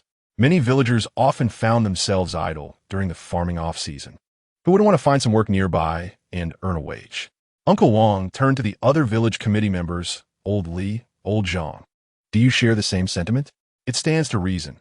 Xiao Yang is willing to invest in hiring labor and prioritizing our village. This is indeed a positive development, and we must lend our support." Lee, a committee member, nodded immediately. "Yes, this work is familiar to our villagers. There will be no issues." Another committee member voiced his agreement as well. Seeing the consensus among the group, Uncle Wong promptly addressed Su Yang. "Here is the plan. Xiao Yang, you return to prepare, and I will go to the village to announce this and gather a list of those willing to work. We will select about 10 physically fit and diligent individuals who can commence work on your land tomorrow morning. You can pay them according to the local wage for short-term labor, which is 150 a day, right? You can distribute the payments directly to them." "That is wonderful. Thank you, Uncle Wong. The wage will follow the town standard, 180 a day, and I'll provide a simple lunch," Su Yang promptly added. He understood the arduous nature of labor in the countryside and wished to ensure fair compensation for his fellow villagers. "Wow, 180, and you're providing meals?" Uncle Wong and the other committee members expressed their surprise, followed by admiration. "Xiao Yang, you are exceedingly generous. Rest assured, I will ensure we find the most capable workers for you." Thus, the arrangements were efficiently settled within the village committee. Su Yang once again expressed his gratitude to Uncle Wong and the other committee members before departing the committee office, holding the land contract that embodied hope. As he walked home, the sun shone brightly, and Su Yang's spirits soared. With the land secured and labor arranged, the first step towards cultivating his hopeful enterprise had been firmly established. Meanwhile, at the headquarters of the Lu Group in Jiangxing, in the president's office, Lu Ruyan gazed at the scanned copy of the land contract bearing Su Yang's signature and seal, just received from Secretary Lin via encrypted email. Her emotions were in turmoil. Did he truly acquire nearly 10 acres of land? His actions were swift. It seemed that the advance payment I provided had indeed become his seed capital for expansion. How ironic. Yet, how could he possibly manage nearly 10 acres alone? Previously, he emphasized limited yields in our cooperation agreement. Now, he suddenly seeks to expand. Is he attempting to meet my demands by scaling up? Or is he merely overreaching without comprehending the associated risks? Cultivating wasteland, improving soil quality, and investing in infrastructure all require substantial capital and effort. Can his small-scale farming model sustain such vast expansion? No, I cannot place all my bets on him. Although his crops are urgently needed for the project, the stability of the supply chain is paramount. If he mismanages or faces a financial shortfall, jeopardizing the supply to Uroy, I would be left in a precarious position. A seed of unease and doubt took root in her heart. She picked up the internal phone, her voice regaining composure. Secretary Lin. Yes, Director Liu. Please monitor the progress of Su Yang's land cultivation in Qingshan village, particularly regarding his hiring of labor and acquisition of agricultural machinery. I need to understand his genuine plans for production capacity expansion and any potential operational risks. Report any anomalies to me immediately. Understood, Director Liu. Secretary Lin responded, contemplating inwardly that Mr. Liu's interest in this Mr. Su had evidently transcended the realm of a mere supplier. After hanging up the phone, Lu Ruyan's gaze fell once more upon the land lease contract. Su Yang's two flamboyant, yet forceful signatures render her expression inscrutable. Chapter 61. The clearing in progress at the break of dawn the following day, as the horizon began to blush with the light of day. Su Yang arrived at the barren valley on the southern slope of the back mountain, equipped with only basic tools, bearing the weight of his future hopes. As he surveyed the nearly 10 acres of land, he found the wild grass towering taller than a man, dense thickets, and unidentifiable weeds tenaciously claiming their territory. While the ground was littered with stones of various sizes, with some areas even revealing hard rock layers, the challenge of cultivation was proving to be greater than he had anticipated. He mused that the system's assessment of the cultivation difficulty as moderate was indeed a conservative estimate. This land, abandoned for an unknown number of years, would require considerable effort merely to clear the surface debris. Nevertheless, such adversity only underscored the land's immense potential, justifying the investment. Fortunately, he had arranged with Uncle Wang the previous day for assistance today. Before long, Uncle Wang arrived, leading a group of villagers wielding hoes, sickles, and shovels. These were the village's renowned strong laborers, adept at agricultural work, and upon seeing Su Yang waiting, they greeted him warmly. Xiao Yang, you're here so early. Wow, this land is indeed quite wild. You have some guts, Xiao Yang. Don't worry, Xiao Yang, leave it to us. We'll make sure it's tidied up. The villagers spoke with enthusiasm, their words imbued with genuine goodwill and trust in Su Yang. They thought to themselves that this young man was no ordinary individual. He was willing to toil, had ambitions, and was willing to spend money to hire them. They had heard that his vegetables were in high demand in the city, with experts from the Agricultural Science Institute coming to endorse him. Working alongside him could only lead to success, earning 180 a day with a meal included. Where else could one find such a good opportunity? They were determined to work diligently and not let Xiao Yang down. Thank you all for your hard work, Su Yang said with a smile as he distributed the cigarettes he had prepared in advance. Today, our main task is to clear the weeds and shrubs from this land and collect the larger stones, stacking them to the side. Please be cautious, and there's no rush. If you tire, take a break. He maintained a humble demeanor, speaking politely and with a friendly attitude, which endeared him further to the villagers. With a shout, the experienced villagers sprang into action.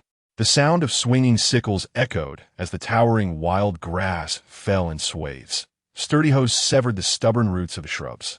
The men worked together to lift the stones, requiring several people to move, grunting as they heaved them to the edge of the plot. Su Yang did not remain idle. Rolling up his sleeves, he grabbed a machete and joined the effort to clear the shrubs. His body, having undergone preliminary enhancement through the system, possessed strength and endurance far beyond that of an ordinary person, making his efficiency astonishing. One could almost say he could match the labor of 2 or 3 average workers. Leaving the nearby villagers silently awestruck, he pondered to himself, the physical labor was indeed exhausting, far more so than his previous endeavors of cooking and caring for children in the kitchen. Yet, the sensation of perspiring while gradually transforming the barren land was profoundly fulfilling, instilling a sense of stability within him. The villagers worked diligently, ensuring that the midday meal was prepared with care, as it would be a disservice to neglect their efforts. Funds were depleting rapidly. Clearing the land, hiring laborers, and purchasing farming tools each incurred expenses. It was imperative to generate benefits from this newly acquired land as swiftly as possible. Around 10 in the morning, Su Yang maneuvered the newly purchased small tiller from the old homestead. This machine had cost him a considerable portion of his savings. Yet, as the saying goes, sharpening the axe does not hinder the work of cutting wood. With its presence, the efficiency of subsequent plowing would be significantly enhanced. The roar of the tiller shattered the tranquility of the valley. Su Yang skillfully operated the machine, conducting experimental tilling in a small area that had been preliminarily cleared. Where the machine passed, the hardened wasteland was plowed deeply, revealing the relatively loose and moist dark brown soil beneath. He mused to himself, this tiller was worth the investment.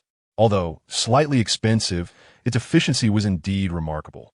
System data indicated that the surface layer of this land was rich in organic matter, while the underlying layer consisted of sandy loam. As long as the stones and weeds were cleared, and the soil was amended with the organic fertilizers and manure rewarded by the system, it would soon meet planting standards. The plan was to prioritize planting water-intensive crops near the stream, such as the ordinary watermelon seeds he had earlier drawn, along with the newly acquired superior cherry tomato seeds. The slightly elevated area behind could be utilized for corn or forage to feed rabbits. Just as everyone was busily engaged, a small figure in a pink apron, resembling a joyful little gopher, scampered over. It was Ning Ning, the little one whom Su Yang had temporarily entrusted to Aunt Shin next door. Clearly unable to contain her excitement, she had stealthily slipped away to observe her father and the others at work. "Daddy, Daddy, are you digging for treasure?" Ning Ning exclaimed as she reached Su Yang's side, gazing up with her curious little face at the churning soil and the stones being unearthed, her visage brimming with wonder. At one moment, she mimicked the adults, attempting to lift a small stone, only to grimace and realize it was too heavy. At another, she chased after a startled grasshopper. Observing her father drenched in sweat, she thoughtfully offered her small water bottle, saying, "Daddy, have some water. It's not tiring, right?" Her playful encouragement elicited hearty laughter from the hard-working villagers, brightening the otherwise strenuous atmosphere of land clearing with her delightful presence. With a blend of exasperation and affection, Su Yang gently ruffled his daughter's hair, reminding her to stay close and be safe. He was also mindful of his side endeavor, seizing a moment to capture the vibrant scene of cultivation with his phone. The footage showcased the villagers toiling diligently, the invigorating strength of the tiller turning the soil, and the stark contrast between the wild grass and fertile fields, all while capturing the charming moments of Ning Ning's playful antics. He envisioned the video narrative, documenting the inaugural day of the Land of Hope reclamation. Nearly 10 acres of wasteland lay ahead, presenting a formidable challenge, yet the future was undeniably bright. Grateful for the unwavering support of my fellow villagers, and also for the delightful disruptions caused by my little overseer, we embarked on our agricultural endeavors with hope for rural revitalization. The first day of land reclamation extended into the evening, though we managed to clear less than an acre. Witnessing the once barren soil reveal its fertile essence filled us all with a profound sense of accomplishment. As promised, Su Yang settled the day's wages with each villager and invited them to enjoy a simple yet hearty farm-style meal in his courtyard. Watching the villagers depart with satisfied expressions, Su Yang stood at the newly cultivated land, gazing at the soil imbued with sweat and hope, as well as the vast stretches of wilderness in the distance. Waiting to be conquered, his resolve unwavering. Chapter 62. A childhood friendship returns home in the valley at the southern foot of the back mountain. The reclamation work was in full swing. A dozen sturdy villagers, under Su Yang's straightforward guidance, toiled diligently, cutting grass with sickles, rooting out weeds with hoes, and shoveling stones with spades, their movements swift and purposeful.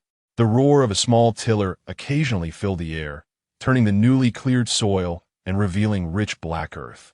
In just over a day, the previously overgrown landscape had transformed significantly. Nearly an acre of land had been preliminarily organized, brimming with primal vitality and the promise of hope. Dressed in worn work attire smeared with mud and grass clippings, Su Yang squatted in a freshly cleared area, examining a handful of soil with great care, occasionally engaging in discussion with a seasoned elder farmer nearby. His newfound agricultural skills were commendable, and the steady focus he exhibited earned him silent nods of approval from the villagers laboring alongside him. He reflected on how the reclamation was more exhausting than anticipated. Yet witnessing the land gradually transform brought him genuine peace of mind. The villagers worked earnestly, ensuring that wages and meals were well accounted for, not to slight anyone. Expenses were mounting rapidly.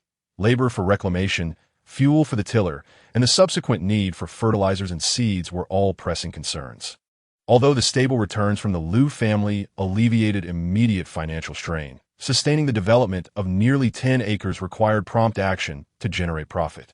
Litle Ning Ning, resembling a cheerful little inspector, donned a straw hat crafted by her father and wore a pink apron. She would occasionally deliver her small water bottle to Uncle Li, who was wielding a sickle, cheerfully encouraging him with shouts of "Go, Uncle Li." Moments later, she would dart over to the tiller, maintaining a safe distance, curiously watching the soil fly, excitedly exclaiming, "Dig, dig, dig, plant big watermelons." Her whimsical encouragement often elicited bursts of warm laughter from the hard-working villagers, infusing the otherwise tedious toil of land reclamation with vibrant colors and vivacity. Amidst this land filled with sweat and laughter, a clear, somewhat uncertain yet delightfully surprised voice rang out from a nearby path. "Su Yang, is that really you? You've truly returned?" Upon hearing the call, Su Yang looked up, following the sound with his gaze.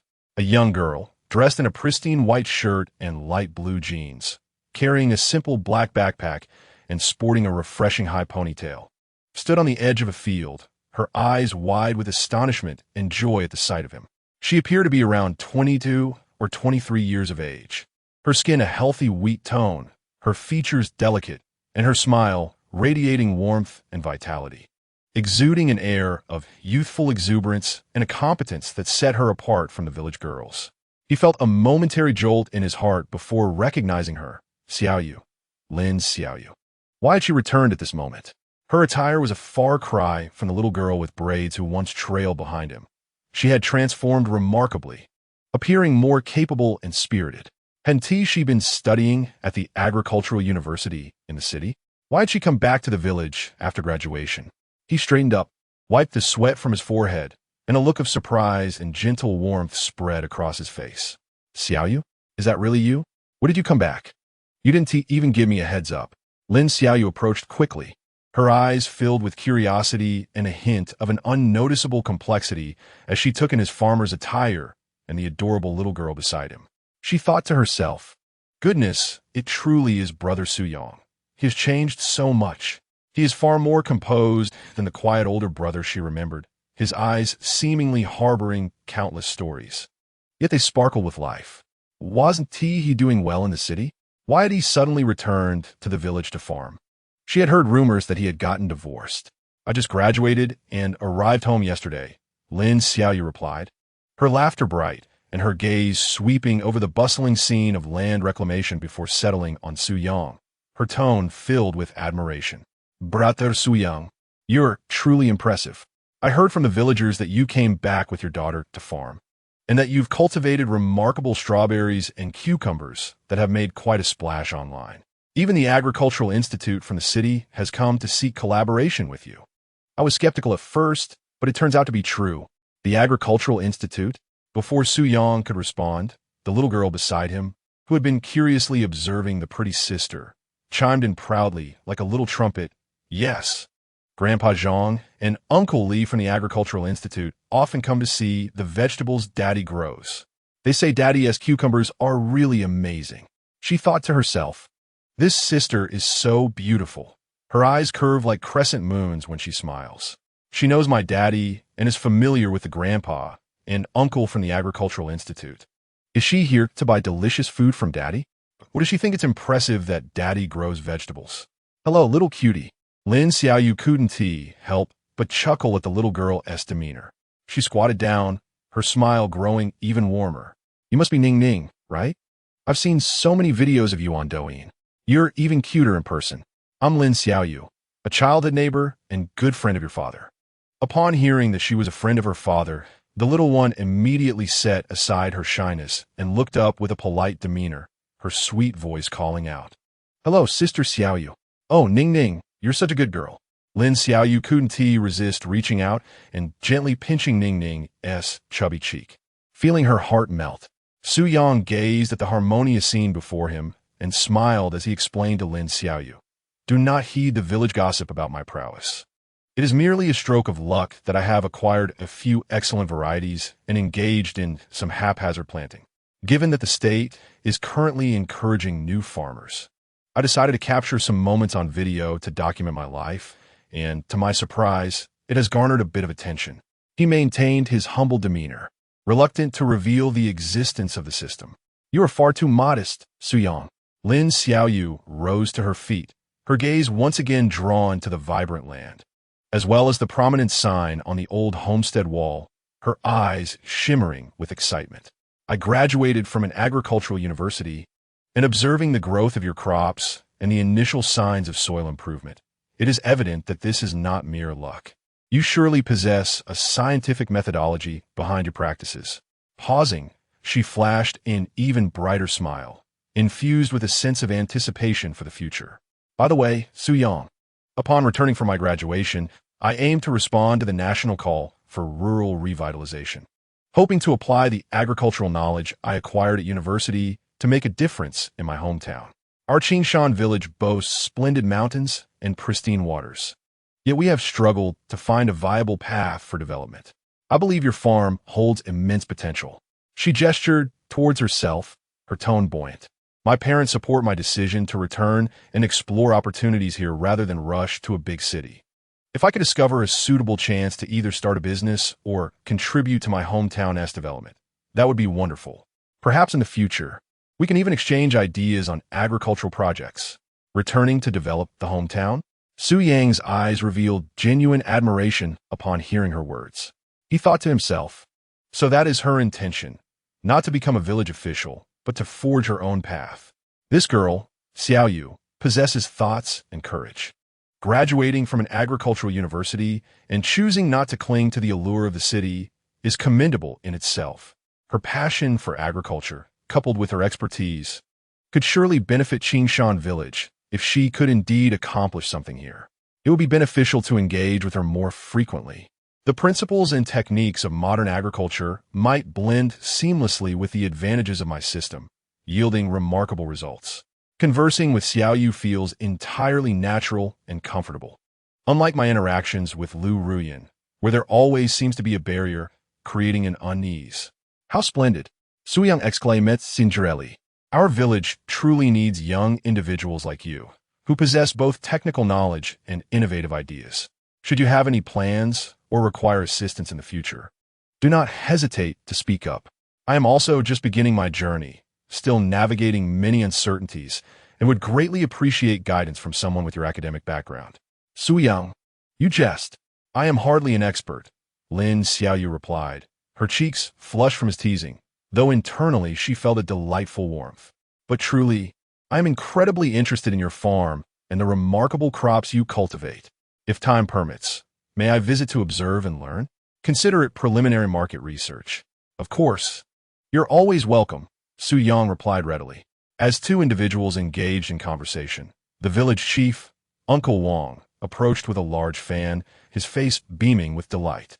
Upon spotting Lin Xiaoyu, he exclaimed with surprise, "Oh my, is that not little you? You've returned from university. How wonderful.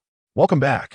Your presence is truly needed in our Qingshan village, which lacks knowledgeable and cultured youth like you. He playfully patted Su Yang's arm and pointed at Lin Xiaoyu, announcing loudly to the villagers working nearby, "Everyone look, here is our village's very own golden phoenix, Lin's little Yu. She is a distinguished graduate from the Agricultural University, and she is answering the national call to help develop our Qingshan village." Then, addressing Lin Xiaoyu, he continued, "Little Yu, your timing is impeccable. Look at the talents we have in our village now. Xiaoyang has just contracted nearly 10 acres of barren land on the back mountain and is gearing up for an ambitious endeavor. You both are young individuals well-versed in agriculture, so make sure to collaborate and devise ways to invigorate our Qingshan village." Uncle Wang's words brimmed with expectations for Su Yang and Lin Xiaoyu, igniting hopes among the other villagers for a promising future. Lin Xiaoyu greeted Uncle Wang with a smile, assuring him of her commitment to contribute. Her gaze drifted back to Su Yang and the land behind him, nourished by sweat and aspirations. Curiosity filled her heart regarding her childhood companion's current achievements and the potential for future collaboration. Meanwhile, nearby, Ning Ning feigned concentration in playing with mud. Yet her ears perked up, absorbing every word. She mused to herself, "Is Sister Xiaoyu a university student? How impressive. I think my dad is amazing too. My dad truly is remarkable. Is Sister Xiaoyu going to work with him to develop our hometown? Does that mean I might get to see this beautiful sister often? That sounds delightful." Chapter 63. The professional perspective of childhood. Friends, the cultivation of barren land in the valley at the southern foothills of the back mountain progressed steadily under the villagers' enthusiasm and Su Yang's planning. Remarkably, within just 2 days, the previously overgrown landscape had transformed significantly. A substantial area near the stream was cleared, revealing dark, moist soil that exuded freshness. The furrows plowed by the tillers stood in neat rows, as if awaiting the sowing of new hopes. The villagers were invigorated by the prospect of earning a substantial wage of 180 per day, along with a meal during this off-farming season. Moreover, witnessing the diligent and earnest Su Yang, backed by the esteemed Agricultural Academy from the city, instilled a sense of optimism among them about working alongside him. In the afternoon, Su Yang directed several villagers in sharpening bamboo poles cut from the mountain, preparing to construct a more robust support for the thriving cucumbers in the yard. He contemplated the vigorous growth of this batch of cucumbers, realizing that the original simple bamboo framework was insufficient. The optimized variety from the system was indeed extraordinary, boasting high yields but demanding greater support. Additionally, the newly contracted land required adequate infrastructure. An irrigation system was essential. Relying solely on carrying water from the stream was not only laborious, but also inefficient. The funds require additional effort. The online sales of the next batch of strawberries and cucumbers, along with the stable returns from the Liu family, need to accumulate sufficient preliminary infrastructure costs swiftly. While he pondered over finances and planning, he spotted Lin Xiaoyu approaching along the narrow path with her black backpack. Today, she had donned a more streamlined, deep blue sports outfit, and although her white sneakers were slightly muddied, it did nothing to diminish her youthful and capable aura. "Brother Suyang, are you busy?" Lin Xiaoyu greeted him with a smile, naturally walking over to his side, her curious gaze surveying the cucumber trellises under construction. "Ah, Xiaoyu has arrived?" Su Yang set aside his work and responded with a grin. "Feel free to take a look. Since you, a distinguished agricultural university student, are here, could you help me assess the growth of these cucumbers? Is there anything I should be wary of?" He mused that conversing with Xiaoyu was indeed effortless. Her expertise allowed for insightful dialogue, saving him the trouble of explaining things to the villagers. The questions she raised served as reminders that while systematic knowledge is invaluable, attention to detail and practical application is essential. One cannot solely rely on systems, lest they expose their shortcomings. Ning Ning seemed to quite admire this elder sister Xiaoyu, appreciating the addition of another playmate. Without hesitation, Lin Xiaoyu approached the edge of the cucumber field, scrutinizing it closely. The verdant vines nearly enveloped the entire trellis with robust, glossy leaves and hardly a trace of disease or pests. Straight, prickly cucumbers hung from the vines, their growth promising. The air was fragrant with a refreshing scent of cucumbers. A surge of excitement coursed through her. Goodness, these cucumbers were thriving splendidly. The leaves appeared remarkably healthy, and the high fruiting rate indicated exceptional quality. The fruits could easily be considered premium. This was no mere haphazard cultivation. Su Yang must possess some unique secret. Or perhaps, as he claimed, the seeds themselves were extraordinary? No, I must inquire from a professional perspective. This holds immense research value and could potentially unveil a breakthrough for our village's development. Brother Su Yang, these cucumbers are absolutely magnificent, Lin Xiaoyu exclaimed sincerely, then seamlessly shifted the conversation, her expression transforming into one of professional inquiry. Given the lush, thick leaves, it seems there is an ample supply of nitrogen fertilizer. However, with such a high yield, the demand for phosphorus and potassium in the later stages must be considerable. How do you plan your fertilization here? Also, I noticed the soil is quite dark. The organic matter content must be significant. Did you use farmyard manure as a base fertilizer? Is it fully decomposed?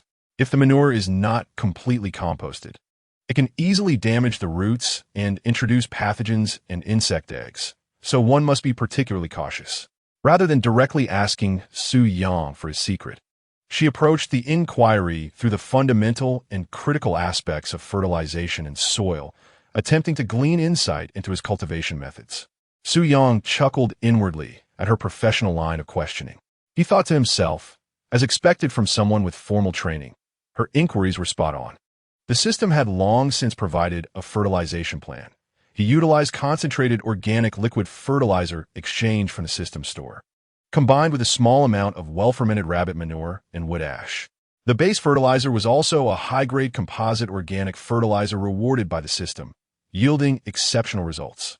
Regarding the products of the composting system, they are indeed perfectly matured and pose no risks whatsoever. However, such assertions cannot be made outright. He wore a contemplative expression and replied, Xiaoyu, you are absolutely right. Phosphorus and potassium fertilizers should indeed be pursued. I am planning to use some wood ash and liquid fertilizer made from my own fermented cake in the next few days. The base fertilizer primarily consists of a substantial amount of farmyard manure, all sourced from the village, which has been piled together and fermented for quite some time. It should be nearly fully matured, I suppose. I'm not entirely certain, but I used it once I noticed the color had darkened. He once again attributed the system's effectiveness to traditional farming methods, downplaying its merits. Lin Xiaoyu immediately pointed out the flaw in his reasoning with a serious tone, stating that the duration of fermentation is not the sole criterion for determining maturity. One must also consider factors such as temperature, humidity, and the absence of any unpleasant odors. Inadequately matured farmyard manure carries significant risks. How about this, Su Yang? Next time you're composting, I can come over and lend a hand. I studied some rapid high-temperature composting techniques in university, which can shorten the maturation period and more thoroughly eliminate pathogens and insect eggs. Su Yang feigned surprise before breaking into a grateful smile, exclaiming, That would be wonderful. I have been troubled by the complexities of handling farmyard manure. I shall certainly seek your advice next time. Advice is hardly the right term. It's about mutual learning, Lin Xiaoyu said with a smile. Though she was increasingly convinced that Su Yang did not rely solely on traditional methods, his humility prevented him from elaborating further, and she felt it inappropriate to pry. As they conversed, Ning Ning suddenly appeared, holding a freshly pulled, dirt-covered little carrot, one that Su Yang had casually sown in the corner of the yard. Daddy, Sister Xiaoyu, look, I pulled a carrot. The little one proudly displayed her treasure. Lin Xiaoyu was immediately captivated, praising her. Wow, Ning Ning, yo tramasing. You've learned to pull carrots all by yourself. This carrot looks so tender. It will surely taste delightful once cleaned. Yes, the carrots Daddy grows are super sweet, Ning Ning declared proudly, puffing out her little chest. Seeing Ning Ning's innocent and slightly smug demeanor made Lin Xiaoyu chuckle. She gently pinched her small nose, saying, Indeed, your father is the best at growing delicious things. Now, shall we go over there to see the little rabbits? Let's check if Snowball and the others are behaving today. Yes, yes, let us go see Snowball, Ning Ning exclaimed, immediately drawn to the rabbits. tugging Lin Xiaoyu's hand as they dashed towards the rabbit hutch in the corner of the yard. Su Yang watched as his daughter and Lin Xiaoyu quickly became familiar with one another, crouching together in front of the rabbit hutch to feed the rabbits and share laughter. A wave of relief and warmth washed over him. He thought to himself, with Xiaoyu around, Ning Ning certainly appears much happier. Having another playmate has brightened her disposition. With her agricultural knowledge, perhaps she could indeed assist with many tasks at the farm in the future, at least providing a sounding board for ideas. Unlike Lu Ruyan, who always approached with scrutiny and ulterior motives, making one feel uneasy, Xiaoyu is a commendable girl, practical, professional, and amiable. If she truly decides to settle in the village, perhaps deeper collaboration could be considered in the future, provided she does not pry into my core secrets. As the sun dipped below the horizon, it cast a warm golden hue over the quaint courtyard and the distant fields. Lin Xiaoyu accompanied Ning Ning for quite some time, and with lingering reluctance, she rose to bid farewell. Brother Su Yang, I shall take my leave now and will return another day to seek your guidance, she said with a smile, her eyes brimming with curiosity about this enchanting farm and anticipation for the possibilities that lay ahead. All right, take care, Su Yang nodded, watching her depart. Chapter 64. Sowing hope with new seeds. Su Yang was directing a few villagers he had hired to evenly distribute several bags of high-quality composite organic fertilizer and some well-fermented farmyard manure and wood ash into the soil, completing the final preparation for the base fertilizer. With these premium fertilizers as a foundation, coupled with the system's soil improvement technology continuously optimizing this land of considerable potential, Su Yang felt confident that it would soon transform into a high-yield farmland. He mused to himself, the soil here indeed surpassed that of the old homestead. It was thick and rich in organic matter. Utilizing this high-grade organic fertilizer, along with the farmyard manure, would undoubtedly enhance the fertility to the required level, sufficient to support the first season's crops. He decided to plant the excellent cherry tomatoes he had drawn last time. Their quality is superb, with a unique flavor and a hint of nectar, sure to be a favorite. Moreover, cherry tomatoes yield abundantly, their vibrant red color making them visually appealing for video shoots. Ning Ning also enjoyed eating cherry tomatoes, a win-win situation. While he was demonstrating how to thoroughly mix the fertilizer deep into the soil with a shovel to ensure balanced fertility, he heard Lin Xiaoyu's bright voice from the edge of the field. Brother Su Yang, your efficiency is truly impressive. In just a few days, the 2 acres are nearly ready. Today, Lin Xiaoyu donned a set of lightweight athletic attire, her white sneakers speckled with mud, a backpack slung over her shoulders, and a sheen of sweat on her forehead, clearly having just returned from visiting the village and stopping by to check on the progress. He thought to himself, Xiaoyu is here again. Her expertise as an agricultural university graduate will allow me to rationally explain some of my special practices.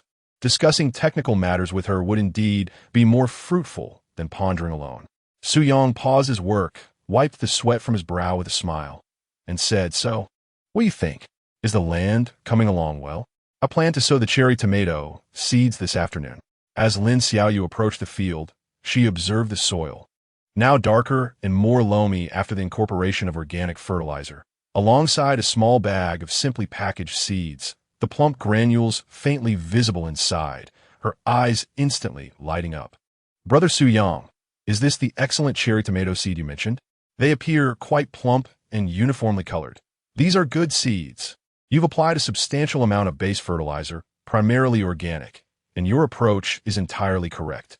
Then she squatted down, grasped a handful of soil, and took a whiff, her expression turning professional.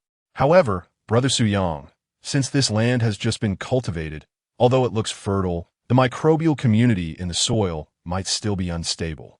Would it be risky to plant tomatoes, which have high fertility requirements, directly? Should we consider planting a cover crop or legumes first to nourish the soil? He murmured to himself, pondering whether the improved soil truly needed nurturing. Nevertheless, Xiaoyu's point was indeed valid. Conventional agricultural practices dictated such an approach. Fortuitously, he could leverage her words to rationalize the system's soil optimization effects. He feigned contemplation and nodded deliberately. Xiaoyu, you are right. one should indeed nurture the soil first. However, during the last visit from researcher Lee of the Agricultural Academy, he examined the soil and remarked that its quality was particularly exceptional. It had previously been a site where old forest debris was accumulated, resulting in a high organic matter content. With slight enhancement, it could easily meet excellent standards, making the direct cultivation of fruits and vegetables quite feasible. Moreover, the cherry tomato seeds I possess are purported to be a new variety, renowned for their robust adaptability and relatively lenient fertility requirements. He deftly shifted the responsibility to the Agricultural Academy and the characteristics of the new variety, thereby artfully justifying his decision to bypass the soil nurturing stage. Lin Xiaoyu suddenly realized the implications. If experts from the Agricultural Academy had assessed it, there must be no issues. Their extensive experience assured accuracy in judgment. However, during planting, attention must still be paid to the spacing and planting depth. Although cherry tomatoes are indeterminate, a reasonable density is necessary to ensure adequate airflow and light penetration, as well as optimal yield. I understand that, Su Yang promptly affirmed, directing the villagers to create ridges and dig holes according to the system's optimal parameters. The row spacing should be approximately 60 centimeters, with a plant spacing of around 40 centimeters, digging the holes slightly deeper, about 10 centimeters, and later mounding soil around the seedlings. Observing Su Yang's composed command, Lin Xiaoyu noted how the villagers worked diligently, maintaining remarkable precision in row spacing, plant distance, and hole depth. She couldn't help but admire him inwardly, thinking that Su Yang truly understood the intricacies of the field. His planting standards were even more regulated than those at the standardized base she had visited during her internship. Clearly, his claims of casual planting were a mere display of modesty. He must have conducted thorough research or perhaps received guidance from someone knowledgeable. If these cherry tomatoes could match the quality of his cucumbers and strawberries, our specialty agriculture in Qingshan village would surely have a bright future.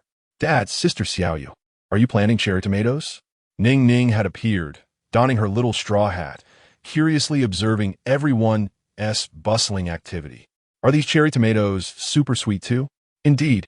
I hope they grow sweet, like nectar, Su Yang replied with a smile, carefully placing a cherry tomato seed into the prepared hole. Sweet like nectar? Ning Ning's eyes sparkled with excitement. Then I want to be the first to taste them. Absolutely. The first will be for Ning Ning, Su Yang readily agreed. Lin Xiaoyu watched the warm interaction between the father and daughter with a sense of warmth in her heart. She took the initiative to grab a small rake, assisting the villagers in covering the soil. Though her movements were somewhat unpracticed, she was earnest in her efforts. Su Yang, not forgetting to capture this moment of sowing hope, took out his phone to document the scene. The camera captured the newly cultivated fertile land, the industrious villagers, Lin Xiaoyu's earnest profile as she covered the soil, and the adorable sight of Ning assisting with a small shovel. He mused to himself that this scene was perfect for sharing on Douyin, aptly titled Land of Hope. Sowing the future. The exceptional graduates from the Agricultural University have come together to lend their assistance. The cherry tomatoes must succeed. This narrative is adorned with tags such as new farmers, rural revitalization, cherry tomatoes, college students returning to their hometowns, and father-daughter daily life. The presence of Xiaoyu naturally adds visual appeal, simultaneously affirming the professionalism and allure of my farm. Over the course of an afternoon, through the collective effort of all involved, 30 seeds of superior cherry tomatoes were meticulously sown into this newly cultivated land. Su Yang directed the villagers to fetch several buckets of crystal-clear creek water from the nearby stream, gently using ladles to saturate each planting hole with care. Chapter 65. The Urgency of Logistics Upgrade in the Land of Hope. The nearly 10 acres of newly contracted valley wasteland on the southern slope of the back mountain is bustling with cultivation activities. The hired villagers exhibit remarkable enthusiasm, visibly clearing vast expanses of weeds and shrubs, revealing the fertile black soil beneath. Meanwhile, on the side of the old homestead, the crops under Su Yang's attentive care are reciprocating with astonishing growth rates. The previously sown superior cherry tomato seeds have already broken the soil, with tender green seedlings flourishing in the optimally enhanced soil and basic soil improvement techniques. Each day, they unfurl their delicate leaves, showcasing a vitality far surpassing that of ordinary varieties. The information displayed on the system panel reveals that the cherry tomatoes are currently in the seedling stage, robust and with rapidly differentiating leaves and well-developed root systems. The anticipated time for their first flowering is just 12 days. Su Yang is filled with anticipation for this new variety. If these cherry tomatoes can achieve the same quality as the creamy strawberries and superior cucumbers, infused with the nectarous flavors described by the system, they will undoubtedly create a sensational impact in both the market and public reputation. Simultaneously, the plot of land outside the old homestead has reached a stable harvesting period for the superior cucumbers. The dark green vines have entwined the reinforced bamboo trellis, with delightful surprises hidden beneath nearly every leaf. Each morning, Su Yang harvests dozens, even hundreds of pounds of vibrant, tender cucumbers, adorned with prickles at their tops. Whether supplying the Euro-rich hotel under the Lu Group as per contract or offering a limited quantity on the Dowdo Live streaming platform to reward fans, the cucumbers have garnered nearly frenzied acclaim. Reviews flood in, praising their crisp sweetness and juiciness, likening them to fruits, with comments such as "the flavor is so rich and refreshing that I never want to eat other cucumbers again." And their repurchase rates and popularity are subtly beginning to overshadow the previous buzz surrounding the creamy strawberries. The superior sweet corn has also entered the filling stage. The corn stalks, towering over a person, stand robust and erect, their leaves lush and broad, resembling a battalion of spirited guards. The corn cobs, enveloped in thick husks, are increasingly plump, while the silks at the top gradually transition from green to brown. The air is imbued with a unique sweetness, a delightful blend of creamy and fruity aromas, indicating that large-scale ripening and market readiness is imminent. The yield is visibly on the rise. The joy of harvest is palpable, yet it is accompanied by the logistical bottlenecks that Su Yang had long anticipated and must now confront. In the early morning, Su Yang meticulously packaged dozens of pounds of freshly harvested cucumbers along with a small batch of ripe cream strawberries. Observing the growing pile of agricultural products in the yard that required processing and transportation, he furrowed his brow in concern. A thought began to take root in his mind. This cannot continue. Each shipment felt akin to a battle. The processes of harvesting, cleaning, sorting, and packing consumed nearly all of his time, leaving little opportunity to spend with Ning Ning. Additionally, logistics remained a significant challenge. While the cucumber yield was now abundant and relatively easy to store, the delicate cream strawberries were quite the opposite. Even the slightest bump or improper temperature could lead to substantial losses. Furthermore, once the sweet corn reached maturity, vacuum packaging and a complete cold chain would be essential to ensure optimal flavor. Relying on Uncle Wong for assistance was becoming increasingly burdensome. The favors owed were piling up, and his small van was hardly a professional refrigeration vehicle. During the sweltering summer, or when shipping to slightly more distant neighboring counties, the integrity of the produce was put to a severe test. Although the responsibility for transporting and quality control of goods supplied to the Liu family was currently theirs. Shifting the risk, the online orders from fans and potential new channels were matters he had to address independently. If the logistics fell short, all prior efforts could be rendered futile. Once the reputation faltered, regaining it would prove challenging. The brand of Ning Ning and her father must be cherished and protected. Sitting on a small stool in the yard, he took out his notebook, which recorded income and planning, and began to calculate earnestly. He reflected on the steady flow of online sales. The repurchase rate for cucumbers was high. Although the unit price did not match that of strawberries, the volume was substantial, yielding considerable profit. The popularity of sweet corn was still on the rise, and the next batch would undoubtedly replenish funds. The contract with the Liu Group ensured a fixed weekly supply, with prompt payments providing stability. Previously, he had invested significantly in land cultivation, hiring workers, and purchasing a rotary tiller, but the initial advance payment from Liu had alleviated his immediate concerns. Coupled with the recent accumulation of profits from online sales, he thought to himself that, with some determination, he could just about afford a small second-hand refrigerated truck. He concluded that purchasing a vehicle was crucial to facilitating the market journey of his farm products. With his own refrigerated van, he could control transportation time and temperature, thus maximizing product freshness and enhancing customer experience. The efficiency of shipments would also see a marked improvement, freeing him from dependence on other schedules and the obligation of favors. Though the initial investment was significant, it was a necessary expenditure for long-term development. Sharpening the axe does not delay the work of cutting wood.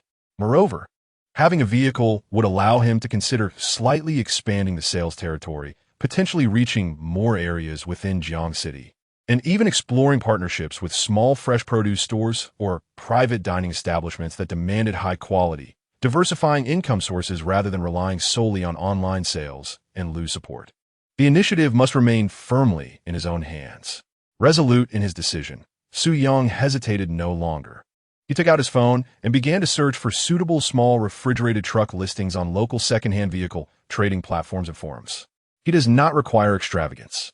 What matters most is the efficacy of the refrigeration system, the cleanliness and hygiene of the compartment, adherence to food transport standards, and reliability of the vehicle to avoid breakdowns en route. The pricing must also remain within his budget. There is no rush. It is imperative to select and compare meticulously. Upon awakening from her afternoon nap, Ning Ning noticed her father intently swiping on his phone screen, occasionally furrowing his brow, which piqued her curiosity. "Daddy, what are you looking at? Are there uncles and aunts wanting to buy delicious food again?" Su Yang smiled as he set down his phone and lifted his daughter onto his lap. "No, my dear. Daddy is contemplating whether we should purchase our very own large vehicle. This way, we can transport a plethora of strawberries, cucumbers, and sweet corn, delivering them to the uncles and aunts more swiftly." Ning Ning's eyes sparkled with excitement. "A large vehicle? Like the one Grandpa Wang uses for deliveries? Does it have a big box at the back?" Su Yang pointed to an image of a refrigerated truck on his phone, explaining in the simplest terms, "Yes, but Daddy wants to acquire an even more impressive one. Look, this big box at the back is akin to a mobile refrigerator, keeping our strawberry and cucumber treasures cool and comfortable during transit, ensuring they arrive at the uncles and aunts in a state as fresh as if they were just picked from a field." A refrigerated truck, in essence, is a specialized box truck equipped with refrigeration apparatus and thick insulation, designed to maintain low temperatures for transporting perishable items like fresh fruits and vegetables, milk, yogurt, and even ice cream, safeguarding them from spoilage during transit. "Wow, cool big box." Ning Ning was instantly captivated. "So, when Shueqiu, Hui Wei, and Tao Tao get hot, can they also stay inside to cool off?" Su Yang was amused by his daughter's whimsical imagination and playfully pinched her tiny nose. "Ha! That big box is exclusively for vegetables. Little bunnies would freeze inside. However, once Daddy acquires the vehicle, we can take you to even farther places, like the big park in the county to ride on the swings, or visit the zoo to see the big tigers." "Hooray! Buy the big vehicle and see the big tigers." The little one cheered, clapping her hands enthusiastically, expressing her unequivocal support for her father's grand plan. Observing his daughter's excitement, Su Yang's resolve to purchase the refrigerated truck solidified further. This endeavor was not merely for business expansion. It was also about creating better opportunities for Ning Ning, enabling her to experience a broader world. He promptly took action, reaching out to several sellers through an online platform to inquire about the vehicle's condition, refrigeration performance, mileage, and more, and scheduled an appointment to view the truck that afternoon. Chapter 66. Logistics Upgrades and Initial Results After Meticulously Filtering and Comparing Options Online. He also made time to visit a nearby county's used car market to inspect vehicles in person, assess their conditions, and negotiate prices. Ultimately, Su Yang successfully purchased a domestically manufactured small second-hand refrigerated truck, which was in decent condition and met the required refrigeration standards, utilizing a substantial portion of his liquid funds. Though the vehicle may not be the latest model, it has been well maintained, with a clean and tidy interior that adheres to food transportation standards. The refrigeration unit operates smoothly, making it an excellent value for Su Yang's current needs. When Su Yang returned to Qingshan village driving this white truck, adorned with remnants of old advertisements It immediately stirred considerable excitement among the villagers. Look at Xiao Yang. He truly has talent. Even managing to buy a refrigerated truck? They exclaimed. This vehicle looks professional. Delivering goods will surely be much more convenient now, and we needn't worry about spoilage during transit. I told you, working with Xiao Yang has prospects. In such a short time, he's acquired everything he needs, far better than going out to work for someone else. The villagers gathered around the truck, marveling with eyes filled with envy and admiration. In their simple understanding, being able to purchase such a sizable vehicle signified a flourishing career and a promising future. Su Yang greeted everyone with a smile, offering no elaborate explanations. He thought to himself that although the second-hand vehicle had consumed a significant portion of his savings, it was undoubtedly worth the investment. The refrigeration efficiency had been tested with no issues, and the space was ample enough to accommodate both current and future production levels. With this acquisition, the major bottleneck in logistics had been preliminarily resolved, granting him a sense of control. Next, he needed to address the issue of personnel. Merely having a vehicle was insufficient. He required a reliable, meticulous driver who was familiar with the local road conditions. During his initial ventures, he had noticed a young man named Su Xiao Wu, in his early 20s, who had graduated from high school but had not gained admission to university. He worked odd jobs nearby, exhibiting dexterity and a diligent nature. Yet he seemed to lack a stable occupation. Su Yang learned that Xiao Wu possessed a driver's license, though he had yet to have the opportunity to drive a good vehicle. That evening, Su Yang intentionally sought out Xiao Wu, who was helping his parents harvest grain at their doorstep. Xiao Wu, are you busy? Su Yang inquired, offering him a cigarette. Brother Yang?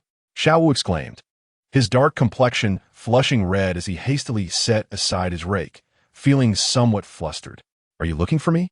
Irigardit Su Yang. The talented individual who had returned to the village with a beautiful daughter, excelled in farming, attracted experts from the Agricultural Research Institute, and now purchased a large truck. With both admiration and a hint of distance, Su Yang stated his purpose directly. I have just acquired a refrigerated truck to deliver goods to the town and city. I am currently in need of a driver. I see that you work efficiently and are quite earnest. I would like to know if you would be willing to assist me in driving and delivering goods. I will pay you a wage that aligns with market rates. The work is not strenuous, but it does require attentiveness and a strong sense of responsibility. Upon hearing this, Xiao Wu's eyes sparkled with excitement, and he stammered in disbelief. Brother Yang, is that true? You want me to drive that refrigerated truck? Of course I would love to.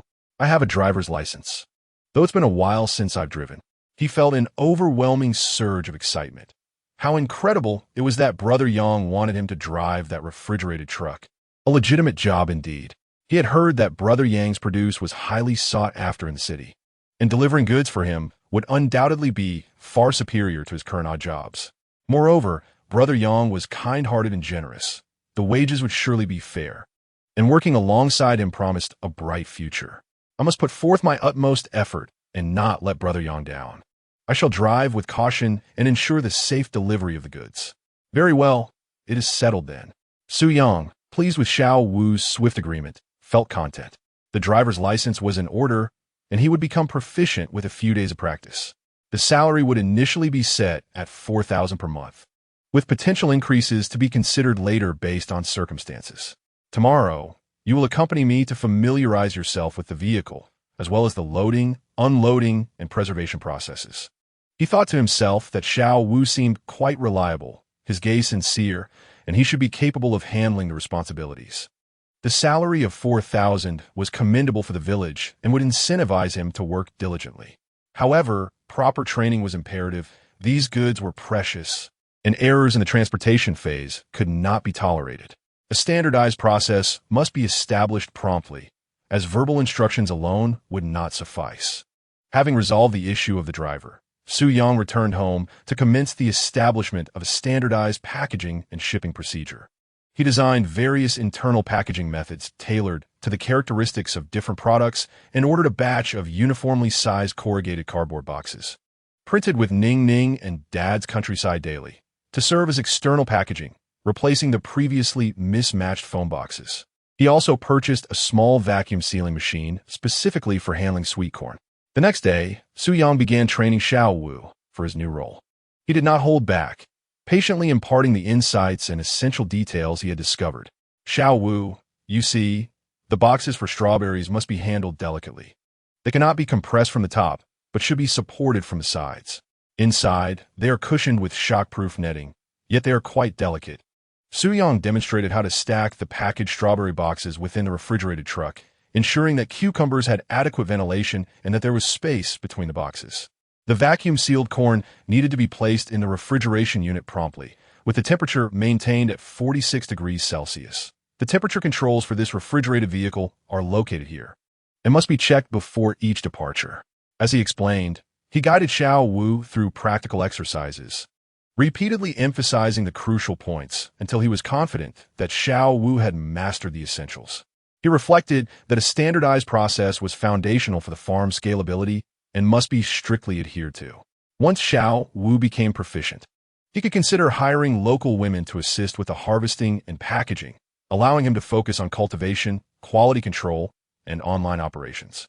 At that moment, Lin Xiaoyu strolled over with her backpack slung over her shoulders.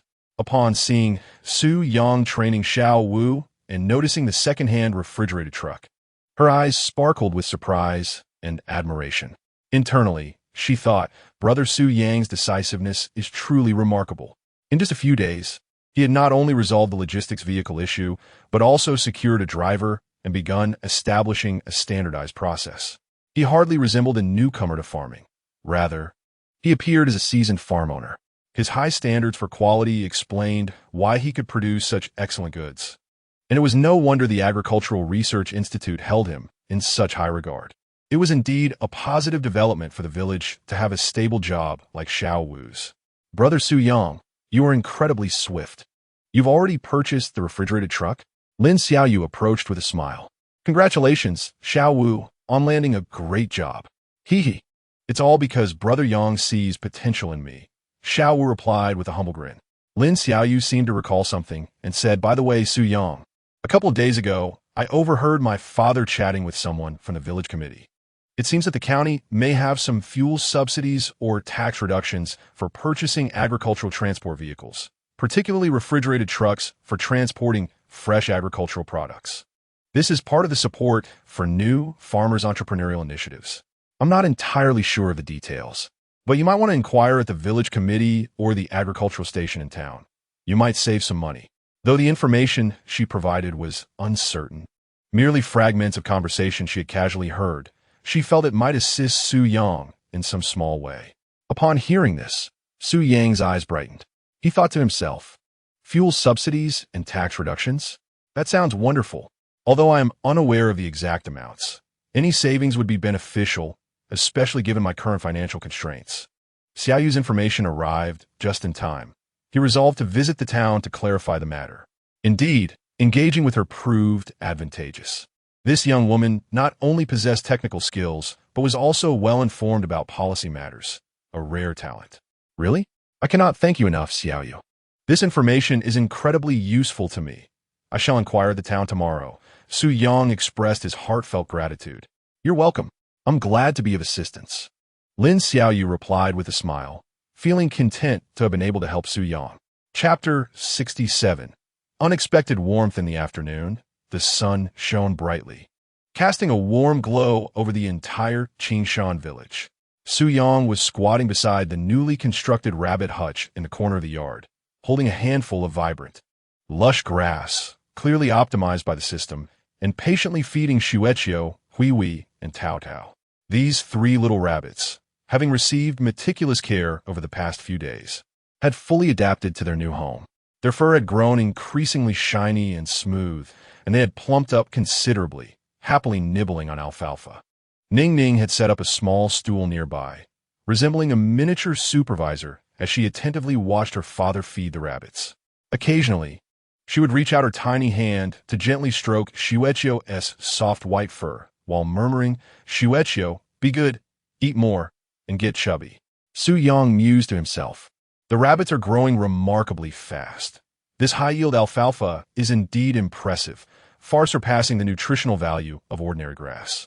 Collecting and fermenting their droppings will provide perfect fertilizer for the newly cultivated land, achieving an ecological cycle. Simply splendid. Ning Ning was increasingly embodying the role of a little caretaker, which was delightful. However, he pondered about Lu Ruyan. Having sent the contract, what scheme was she concocting this time? Given her disposition, she would hardly relinquish her aspirations so easily after the last setback, especially with the allure of sweet corn for her project. As he contemplated this, he heard the familiar sound of a car engine at the gate. It was more understated than the previous Audi. A black Mercedes-Benz business vehicle had arrived, notably lacking the internal license plate of the Lu Group.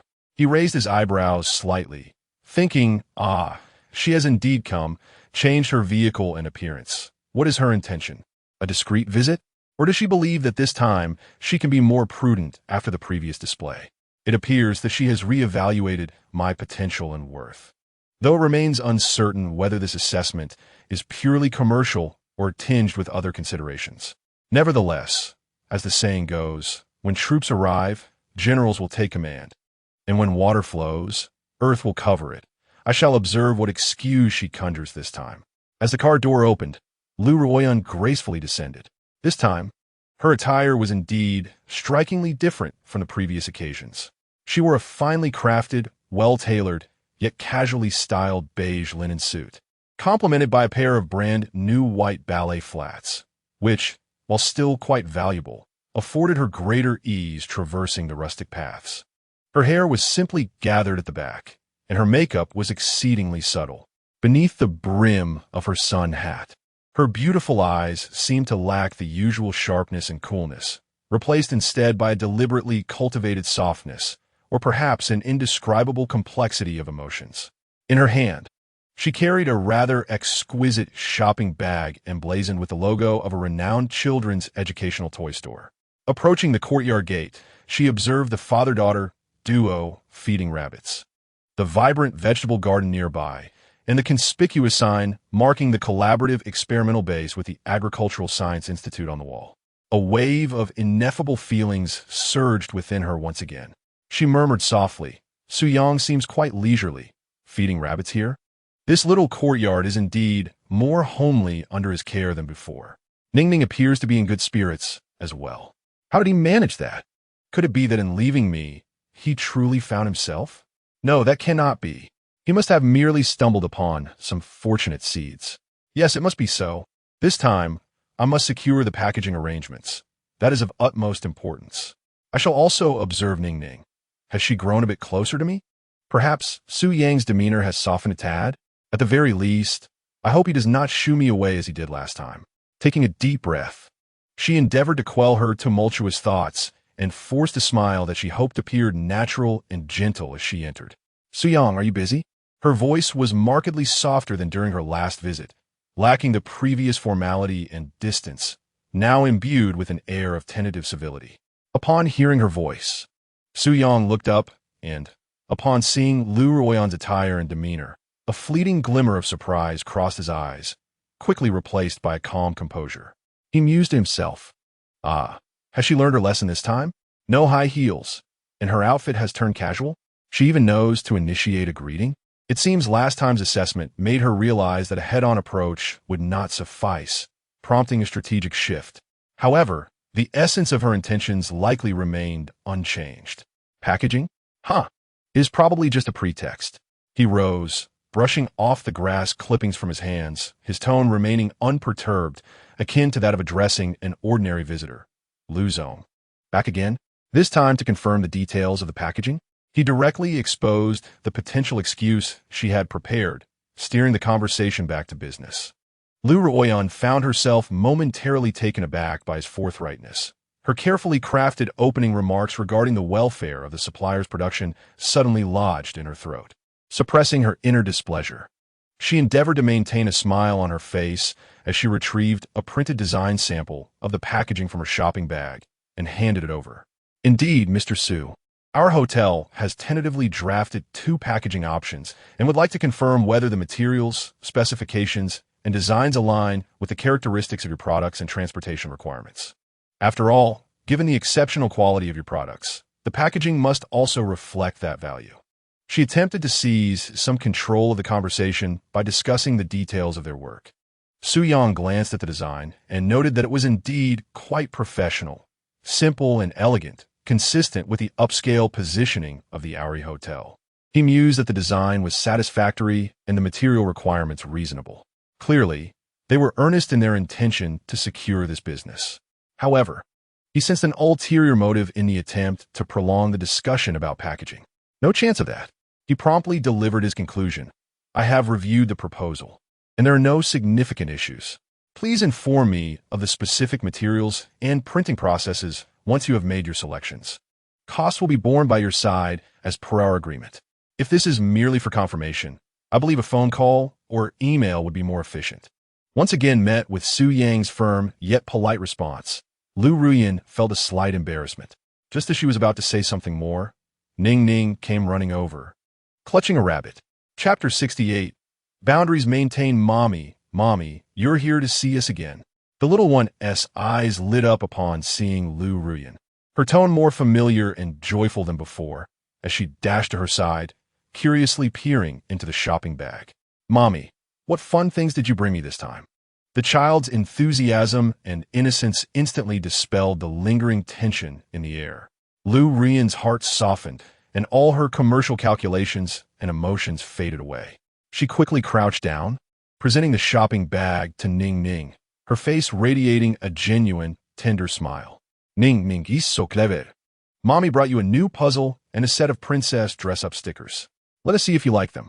Wow, it's a mermaid princess puzzle and shiny stickers. Ning Ning exclaimed as she pulled out the gifts, her face alight with joy. Thank you, Mommy. You're the best. The little one hugged the gifts tightly and planted a kiss on Lu Ruyan's cheek. This unexpected display of affection struck Lu Ruyan's heart like a warm wave, and her eyes instantly glistened with unshed tears. A tremor of joy coursed through her. Ning Ning kissed me. She initiated the kiss. There is still a part of her that remembers me. She simply enjoys her current life more and cherishes Su Yang's company.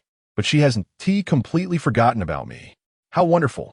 An indescribable mix of excitement and poignancy surged within her, almost rendering her speechless. Observing this scene, Su Yang let out a soft sigh. He thought to himself, this little girl can be easily pleased with just a piece of candy.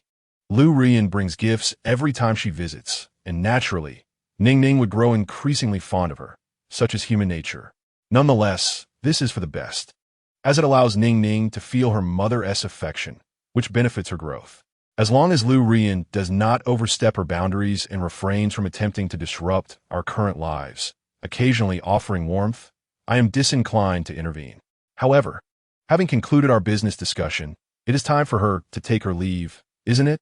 He cleared his throat, intending to provide a gentle reminder. Unexpectedly, Ning Ning grasped Lu Ruyan's hand, pointing to the corner of the yard where a pile of freshly purchased timber and bamboo lay, and innocently inquired, Mommy, look, Daddy is building a new house for the little rabbits. Once it's finished, our home will be filled with so many little rabbits. Would you like to stay and watch the rabbits settle into their new home with us? Lu Ruyan's heart skipped a beat. Ning Ning had actually invited her to stay. This was unprecedented. Instinctively, she glanced at Su Yang, her eyes betraying a flicker of inquiry and hope that she herself had not fully recognized. Su Yang pondered. Is this little one feeling a draft? Having just accepted a gift, she is now extending an invitation to remain and watch the rabbits? My rabbit hutch is not even completed. What is she attempting? Does she truly believe this is her home? No, I cannot allow her to take liberties. He immediately interjected, his tone remaining calm, yet imbued with an undeniable sense of boundary, directly addressing Ning Ning. Ning Ning, dear, Mommy is very busy with work and needs to return to the city for a meeting. Daddy will record a video for your mother to see the baby rabbits in their new home. He then raised his gaze to Lu Ruyan, his expression tranquil and unyielding, stating coolly, Ms. Lu, since the packaging plan has been confirmed, if there is nothing further, I shall take my leave. There are still many tasks to attend to at the farm. The dismissal was once again issued, this time in front of Ning Ning, delivered in an almost indifferent manner. Lu Ruyan's smile instantly faltered the warmth ignited by her daughter's affection extinguished as if doused with cold water. She looked into Su Yang's emotionless eyes, and then at Ning Ning, who appeared slightly disheartened by her father's words, yet obediently nodded. A familiar wave of humiliation and frustration surged within her. Su Yang, he was so unyielding. He showed no regard for Ning Ning's feelings. Was this a warning to not entertain the idea of using her daughter to draw closer to him or interfere in their lives? Very well, Su Yang. You are indeed ruthless. Lu Rian abruptly rose, forcibly suppressing the bitterness and anger welling up inside her, her face once again cloaked in frost. She did not even glance back at Ning Ning, merely giving a cold nod to Su Yang. Understood, Mr. Su. I will not impose further. Let us proceed with the cooperation as per the contract. With that, she turned and strode out of the yard, her posture upright, yet betraying an unspoken sense of distress and resolution. Su Yang watched a retreating figure, which seemed to flee in disarray, feeling little satisfaction. Instead, a faint weariness arose within him. He thought, so be it. It is better to endure a short pain than a long one. It is imperative that she comprehends our boundaries thoroughly. I hope that after this, she will quiet down and cease her various attempts to intrude upon our lives. Daddy. Ning Ning tugged at Su Yang's sleeve, a look of confusion and grievance on her small face. Is Mommy angry? Why did she leave without waiting to see the little rabbits settle into their new home? Su Yang knelt down, embracing his daughter in his arms, gently patting her back while softly comforting her. Mother is not angry. She truly has work to attend to. Next time, when she has the time, she will come to see Ning Ning and the little rabbit, all right? He was aware that his earlier demeanor might have been somewhat stern, perhaps leaving Ning Ning feeling disheartened. It was a necessity. He could not afford to send any ambiguous signals to Lu Ruyin, nor allow Ning Ning to harbor unrealistic fantasies about their reconciliation. Ning Ning, with a semblance of understanding, nodded her head, though a hint of disappointment lingered. It was swiftly replaced by the warmth of her father's embrace and the anticipation of future joys. Daddy, please finish building the rabbit's home quickly so that when Mommy comes next time, she can see it. All right, Daddy will hurry, Su Yang assured with a smile. Yet within his heart resonated a steadfast determination to protect the tranquility of their current life. Lu Ruyin, if you're merely a business partner, I welcome you. However, should you wish to overstep, attempting to interfere in my life with Ning Ning, or even entertain the notion of returning to the past, his gaze turned cold. Such a possibility is utterly impossible. Chapter 69. The first shipment of tomatoes. Logistics begin to show results. The clamor and fervor of last night's live broadcast gradually dissipated, giving way to the unique tranquility and freshness of Qingshan village in the morning. In the small courtyard of the Su family's ancestral home, a scene of busy yet orderly activity unfolded. Su Yang, alongside the newly hired driver, Su Xiaowu, was finalizing the packing and shipping of the orders for the excellent cherry tomatoes that had been instantly sold out during the live stream. He reflected on the explosive success of the broadcast. The honey tomatoes had skyrocketed in popularity. The pricing strategy was flawless, with even potential for enhancement. The word of mouth had further fermented, and fan loyalty had intensified.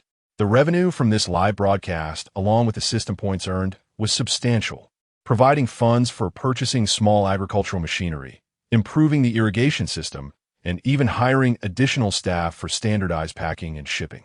Unlike the previous somewhat chaotic shipping scenes, this time everything was meticulously organized, and efficiency had significantly improved. Su Yang personally led Xiao Wu to the hopeful fields on the back mountain, carefully harvesting the first batch of perfectly ripe honey tomatoes, each cluster radiant and plump, exuding an enticing sheen and distinctive sweetness. Upon returning to the courtyard, Su Yang opted not to use the previously mismatched phone boxes. Instead, he unveiled a batch of brand new corrugated cardboard boxes ordered online, adorned with light green prints reading Ning Ning and Daddy's Rural Daily Life, along with a QR code. Inside the boxes, the simple foam netting was replaced with custom, eco-friendly molded pulp liners featuring dividers, ensuring that each cherry tomato was securely held in place, minimizing the risk of damage during transport. Su Yang patiently demonstrated the packing process to Xiao Wu, You see, these honey tomatoes are slightly sturdier than strawberries, yet still quite delicate. Like this. Gently place each one into the paper tray, ensuring they remain steady. Once filled to a pound, cover it with this transparent lid and place it into our custom box. He pointed at the box. Do you see? Doesn't it look much more professional? This can also be seen as a subtle promotion for our farm. The users will undoubtedly have a much more pleasant experience upon receiving their orders.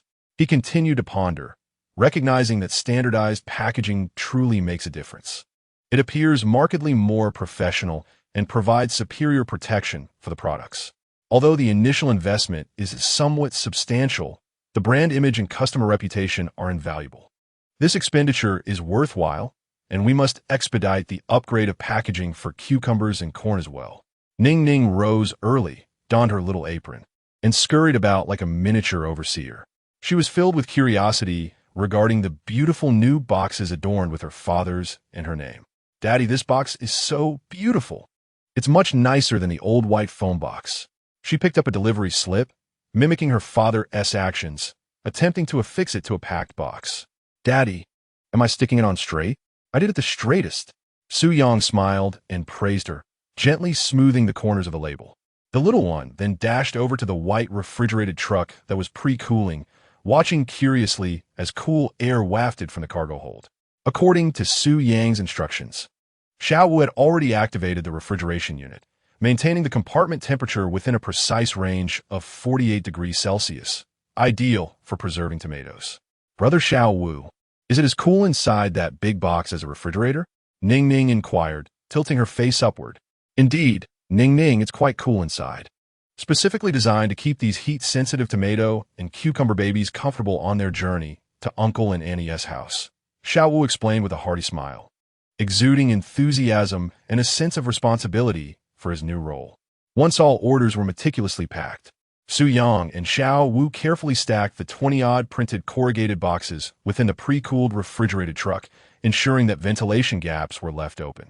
Su Yang emphasized Xiao Wu, this first batch of honey tomatoes is particularly important. Drive steadily and be mindful of temperature fluctuations on the way. After reaching the town's delivery point, confirm the fastest cold chain and send me the tracking number promptly. Rest assured, Brother Yang, I will ensure the task is completed. Xiao Wu confidently promised, his eyes gleaming with determination. As Su Yang observed Xiao Wu driving the refrigerated truck smoothly out of the courtyard and disappearing down the winding country road, a wave of reassurance and accomplishment washed over him. He thought to himself that controlling logistics was a solid foundation. With Xiao Wu and this vehicle, the efficiency and quality of future shipments were assured.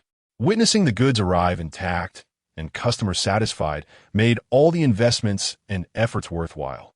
Now, he could begin considering the expansion of some high-quality, small-batch offline channels. After all, one should not place all their eggs in one basket, nor should they rely solely on a single tree. As Su Yang anticipated, thanks to the timely transportation provided by their own refrigerated truck and the standardized, professional packaging, the first batch of honey tomatoes was delivered to buyers in Jiangxing and neighboring counties at an astonishing speed and in impeccable condition, far exceeding the expectations of their fans. Soon, the Douyin backend of Ning Ning and Dad's rural daily life, along with fan groups, local gourmet forums, and social circles, was inundated with an avalanche of stunning reviews and vividly illustrated buyer showcases regarding the honey-sweet tomatoes. Oh my goodness! They arrived swiftly via SF Express's cold chain, and the packaging was incredibly thoughtful. So charming. Not a single tomato was damaged, still exuding a refreshing chill. My heavens, these little tomatoes truly possess a honey-like flavor. It's astonishing. With a single bite, the juice burst forth in my mouth, sweet, purely sweet, devoid of any sourness, a delightful explosion of taste that left me feeling utterly elevated. Although the price of 108 per pound stings a bit, I am willing to deplete my wallet for such quality. It's delicious enough to bring tears to my eyes. Will the host sell them again? I would like to reserve 5 pounds in advance. Initially skeptical, I am now thoroughly convinced after tasting them. This is undeniably the most exquisite small tomato I have ever consumed, without exception. I implore the host to reveal their cultivation secrets. Upon scanning the QR code on the packaging, I immediately followed the host Douyin account. The host not only cultivates remarkable produce, but also exhibits exceptional taste and attention to detail. For those of us who missed out, witnessing your reviews and effusive praises, I shed 2 lines of envious tears. Host, do I still have a chance? The word of mouth has spread like wildfire, igniting an explosive fermentation of enthusiasm. Those fortunate enough to acquire the tasting pack have become the most devoted advocates of honey sweet tomatoes, tirelessly sharing their divine experiences across various social platforms. Many onlookers, initially mere spectators, were captivated by the vividly illustrated, fervent, and nearly flawless feedback, leading them to flock to Su Yang's Douyin account and click follow, resulting in a rapid surge of new fans. Sitting in the old courtyard, Su Yang observed the continuous rise in positive reviews, private messages, and follower counts, while also noting the increasing sales and system points in his account, filling his heart with the joy of harvest and a solid sense of his career's steady ascent. He strolled to the newly cultivated, vibrant land on the back mountain, gazing at the distant rolling hills and the nearby flowing stream, inhaling the fresh air, and feeling the strength emanating from the soil beneath his feet. The initial resolution of logistical bottlenecks was akin to unblocking a vital artery, establishing a solid foundation for the next phase of his farm's soaring success. He thought to himself, the reputation has taken off. The effects of the logistical upgrades are immediate. The brand image is also on the rise. The next step is to maintain quality, effectively utilize the newly contracted land, and rapidly expand the cultivation area of cherry tomatoes and sweet corn to meet the demands of more fans. Chapter 70. An Unexpected Visitor. An official inspection in a high-standard conference room of the Jiangxing city government. A meeting was underway regarding the promotion of agricultural development and rural revitalization strategies across the city. The atmosphere was serious as department heads sequentially reported on their progress. When it was time for the Jiangcheng Academy of Agricultural Sciences to speak, Professor Zhang Yuanchao, the director of the Crop Research Institute, cleared his throat and energetically approached the podium. He refrained from elaborating on conventional research data and project reports, instead shifting his focus to a recent discovery that has stirred both his own excitement and that of the entire research institute. Professor Zhang adjusted his reading glasses, and though his voice bore the weight of age, it resonated with undeniable authority and uncontainable enthusiasm. Esteemed leaders and colleagues, today I shall take a moment of your time to present a significant case that our Agricultural Science Institute has recently discovered and preliminarily established cooperative relations with a new farmer, Comrade Su Yang, located in the remote mountainous region of Qingshan Village, along with his family farm and the groundbreaking crop varieties he is cultivating. Upon these words, the previously subdued conference room fell silent, all eyes now riveted on this esteemed agricultural expert. Professor Zhang gestured for his assistant to display several images, showcasing the vibrant crops of Su Yang's farm and the conspicuous sign of the Agricultural Science Institute's cooperative experimental base. Comrade Su Yang's circumstances are quite unique. He is a young entrepreneur who has returned to his hometown, striving diligently with his young daughter in the dilapidated ancestral home. Yet, the agricultural talent and achievements he has demonstrated have left even us seasoned agricultural researchers astounded. Professor Zhang's tone grew more emphatic as he pointed to the data charts on the screen. Our institute's preliminary testing and field investigations reveal that he cultivates a variety of cream strawberries, which not only possess a unique flavor with a natural creamy aroma and exceptional sweetness, but also have a growth cycle nearly half that of the currently best-performing varieties. Furthermore, his cucumbers boast vitamin and soluble sugar contents 2 to 3 times higher than those of ordinary high-quality cucumbers, with a crisp and sweet taste comparable to top-tier fruits. A wave of suppressed murmurs rippled through the conference room, with many leaders displaying expressions of astonishment. Professor Zhang, undeterred, continued to unveil even more astonishing news, his voice slightly elevated with excitement. Even more incredible is his successful trial cultivation of an entirely new variety of superior sweet corn. This corn, with its plump kernels resembling jade and thin skin that is nearly residue-free, can be consumed raw like a fruit. I, along with several researchers, have personally tasted it, and its juicy, purely sweet flavor completely redefines our understanding of corn. It is nothing short of corn juice that you can bite into. Raw corn, exceptionally sweet. The city's Secretary Lee, seated at the head of the table, raised his eyebrows, his previously half-closed eyes suddenly wide open, casting a keen gaze upon Professor Zhang. His voice steady, yet imbued with undeniable authority. Mayor Wang, sitting nearby, straightened in his seat, exchanging inquisitive glances with several leaders responsible for agriculture and technology. He pondered. Professor Zhang is an authority in domestic corn breeding. Could he truly be using words like redefining, understanding, and treasure to describe this? The Agricultural Science Institute has even specifically designated a cooperative base. Raw corn is no small matter. If this is indeed the case, it represents a significant breakthrough for our city's modern agricultural development and rural revitalization efforts. An impressive calling card. This exemplary case must be thoroughly understood and vigorously supported. Professor Zhang sensed the leader's attention and continued. Comrade Su Yang's success, as he himself stated, is partly due to the excellent seeds obtained through special connections. However, more importantly, he has demonstrated a remarkably scientific, efficient, and entirely compliant approach to green organic standards in his planting philosophy and practical abilities. His soil improvement techniques, which he modestly refers to as simple methods, yield astonishing results, significantly enhancing the fertility of barren land in a short period, all while leaving no residue of chemical fertilizers or pesticides. Furthermore, he adeptly utilizes new media platforms like Doudu, documenting the warm and authentic rural life he shares with his daughter, directly selling to consumers. Currently, demand for his products far exceeds supply, and they have garnered an excellent reputation. He has initially explored a new pathway for promoting high-quality specialty agricultural products supported by internet technology and agricultural research institutions.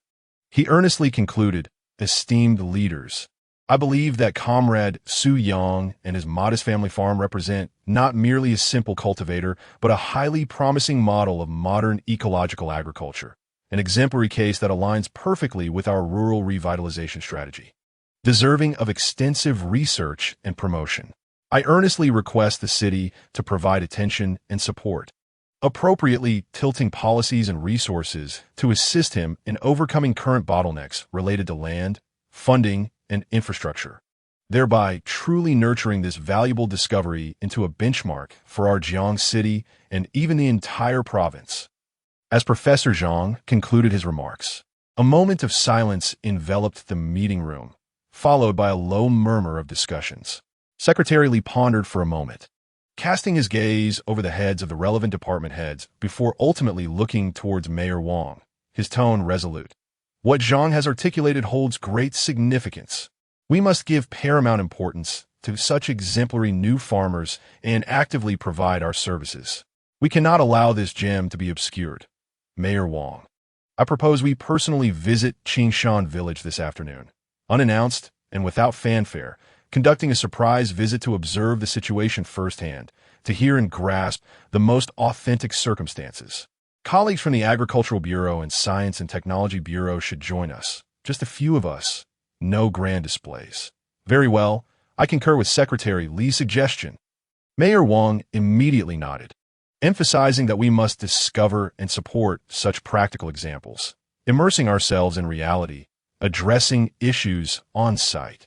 This is the attitude we ought to adopt in serving grassroots efforts and promoting rural revitalization, without informing the township and without prior contact with the village committee. Two unmarked black sedans quietly drove along the rural road leading to Qingshan Village around 2 o'clock that afternoon, stopping discreetly some distance from the village entrance.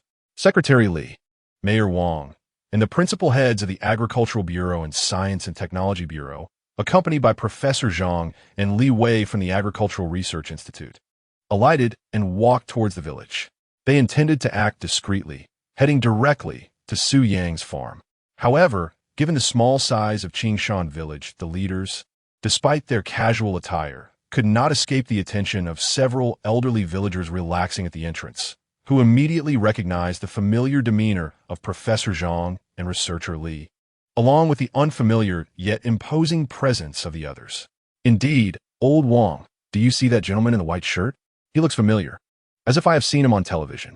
Could he possibly be an esteemed official from a city, here specifically to visit Shaoyang? The news spread quietly among the simple villagers, as if it had sprouted legs. Although there were no reporters, no cameras, or microphones, when Secretary Li and his entourage, guided by Uncle Wang, arrived at the old Su residence, a considerable number of curious villagers had gathered spontaneously at the entrance and along the field paths. They dared not approach too closely, merely observing from a distance, whispering among themselves, their eyes filled with reverence and envy toward Su Yang.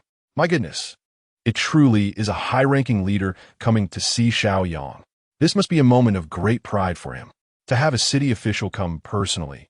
The crops he cultivates must be extraordinary. At that moment, Su Yang was in the vibrant cornfield outside, replenishing a few struggling corn seedlings with a concentrated organic nutrient solution he had exchanged for at the system store. Ning Ning, Varinkas Madistravhat, resembled a little adult as she inspected the cucumber vines with a small stick, diligently checking for any pests. Chapter 71. The corn amazes all. Support promises materialize upon seeing Uncle Wang leading a group of distinguished individuals towards him, particularly the two familiar faces often seen in local news. Su Yang, though somewhat prepared, still felt a considerable weight of pressure. He thought to himself, they have indeed come, the secretary of the municipal committee and the mayor. This unannounced visit is quite significant. It seems Professor Zhang genuinely put forth considerable effort to recommend me at the meeting. This is excellent. The attention and recognition from top-level leaders are more effective than any form of publicity. I must remain composed, not revealing any anxiety, nor exposing the system. The focus should remain on highlighting organic cultivation, scientific management, and the technical support from the Agricultural Research Institute. He set down the sprayer, wiped his hands, and approached them with an appropriately surprised yet sincere smile, saying, Secretary Li, Mayor Wang, Professor Zhang, esteemed leaders, I never expected you to come personally to our humble valley. Please do come in. Secretary Li thought, this young man is impressive. Faced with so many of us, and with all the villagers around watching, he remains unflustered, neither servile nor arrogant, displaying remarkable composure. Observing his demeanor in the well-managed farm, he certainly does not resemble an average farmer.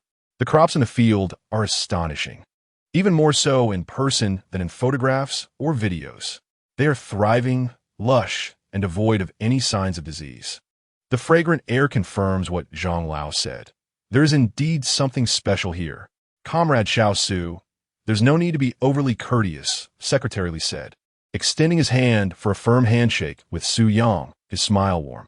We are here in response to the call to engage more with the grassroots.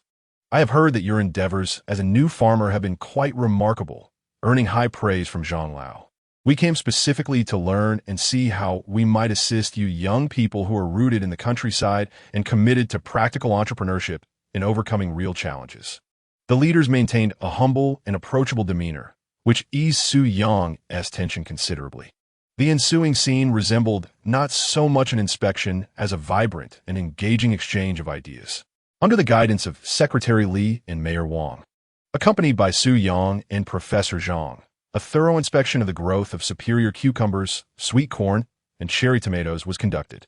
They expressed profound admiration for the organic cultivation model, which relies solely on physical and biological methods for pest and disease control, resulting in minimal infestations. As they approached the field of sweet corn, poised to emerge with silk and grain, the leaders were particularly impressed by the robust stalks and verdant leaves that far surpassed those of ordinary corn. The atmosphere reached its zenith during the tasting segment.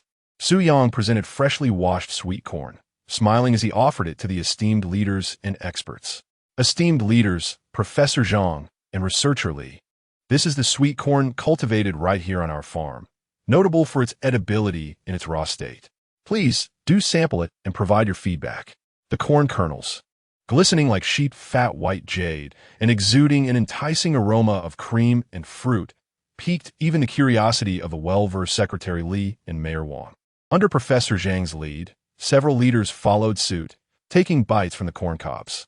The crisp sound resonated along the field's edge, accompanied by the splattering of juice.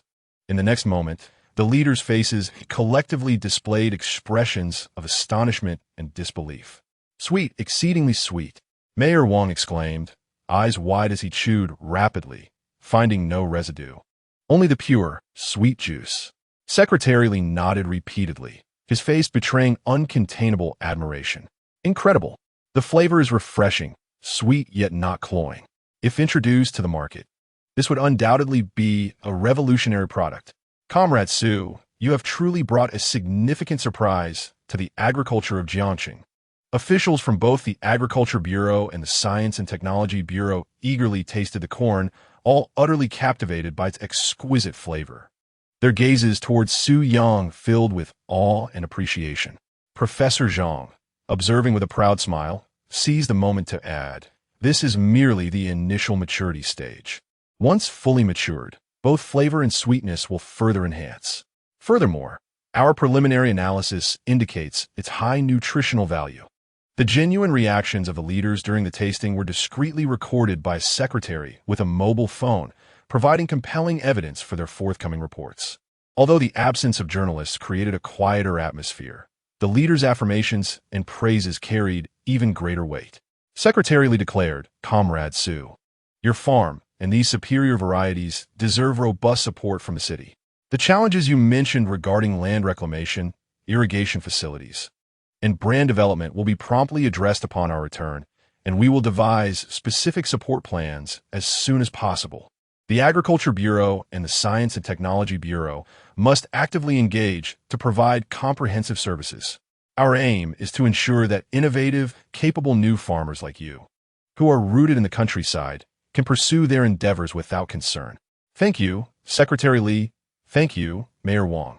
And thanks to all the leaders for your care and support."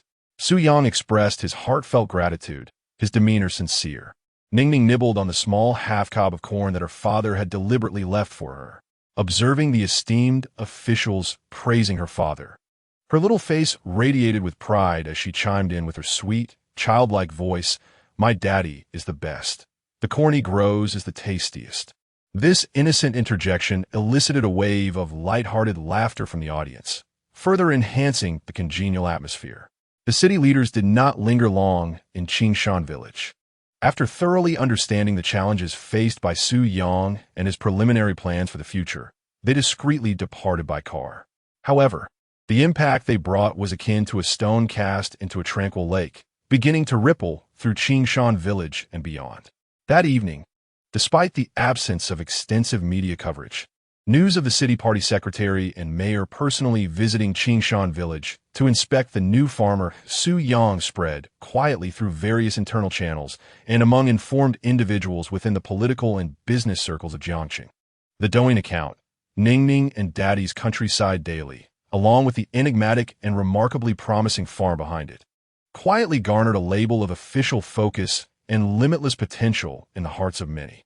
After lulling Ningning to sleep, who was particularly excited yet exhausted from meeting so many distinguished officials that afternoon, Su Yang sat alone under the lamp, reflecting on the day's events. He mused that the personal visit from city leaders, coupled with their public commitment to provide robust support, indicated that Professor Zhang and the Agricultural Research Institute truly regarded him as a key model to promote. This presented both a tremendous opportunity and considerable pressure. With official endorsements secured, subsequent applications for policy subsidies and project funding should proceed more smoothly, which was crucial for the expansion of the farm and infrastructure development. Yet, with increased attention came heightened pressure. He realized he must swiftly develop the new land, enhance production capacity, and maintain stringent control over product quality, as any misstep would not only betray his followers, but also the trust of the Agricultural Research Institute and the leaders. His system points had increased significantly. It was time to participate in a few more draws or check the store for crucial technologies that could enhance efficiency, improve irrigation, or introduce new varieties. Tomorrow, he planned to collaborate with Xiao Wu to implement the previously selected small-scale drip irrigation system. Modern irrigation was imperative for the new land, as relying on manual water transport was no longer viable. The rotary tiller also needed to be utilized promptly to turn over the remaining uncultivated land. Regarding manpower, as the tomato and corn entered the large-scale harvesting phase, the current team of villagers would undoubtedly be insufficient. He needed to communicate with Uncle Wong in advance to organize additional help, particularly meticulous and skilled women, to handle the picking and packing. Chapter 72. The Power of New Equipment and the Dragon Fruit Home. The nearly 10 acres of newly contracted valley wasteland in the back mountain was undergoing a remarkable transformation.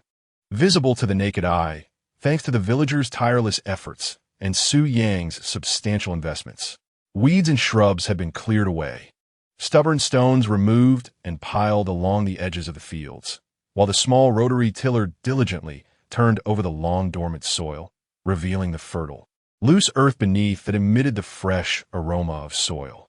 Standing before approximately 2 acres of newly cultivated and initially leveled land, Su Yang was filled with a profound sense of accomplishment, yet he was acutely aware of the bottleneck in efficiency.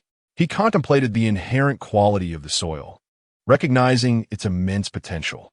Uncle Wong and his team were laboring diligently, but relying solely on human effort and a small rotary tiller to meticulously prepare nearly 10 acres of land to a high standard, while also racing against the optimal planting time for the next crop, was simply too slow. I require more efficient tools, particularly for the sowing phase, as this directly relates to the uniformity of subsequent crop growth and management efficiency, which in turn influences both yield and quality. The system store. Previously, his points had been insufficient to explore those larger machines, but after several rounds of online sales and stable returns from the Liu family, he believed he had accumulated a considerable amount of points. It was imperative to check if there were any devices that could resolve the sewing efficiency issue. To excel in 1S craft, one must first sharpen their tools. This investment cannot be overlooked. It is essential to swiftly derive benefits from this land of hope. With a determination, he immersed his consciousness into the system interface and promptly accessed the system store. A dazzling array of products emerged, and he directly filtered for the category of agricultural machinery. Before long, a device, shimmering with technological brilliance, captured his attention. Advanced Automatic Seeder, Model 20, Function Description. Utilizing intelligent light sensing, positioning, and pneumatic jet technology, it facilitates high-precision, high-efficiency automated sowing operations. It supports various seed specifications and seedlings, allowing for adjustable plant spacing, row spacing, and sowing depth. Equipped with a small fertilizer box, it can simultaneously perform precise application of base or seed fertilizer.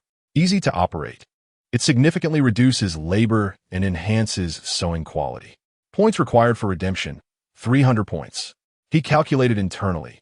300 points was indeed a hefty sum, nearly half of his current total. However, the high precision and automation of this device, along with its ability to fertilize simultaneously, seemed tailor-made for his new plot of land. The efficiency would surpass manual sowing by a factor of 10, perhaps even dozens. Furthermore, its accuracy would ensure that each seed is placed in the optimal position for the best possible growth commencement, which was crucial for the subsequent optimization of crop development. The simultaneous fertilization would save even the effort of applying base fertilizer. What a perfect solution! Though parting with the points felt painful, this investment was undeniably strategic. With it, the nearly 10 acres could be sown swiftly and with high quality, drastically shortening the construction cycle and seizing a competitive edge in the market. I'll buy it. Without hesitation, he selected Redeem. Chime. Consumed 300 points, successfully redeemed, Advanced Automatic Seeder 1.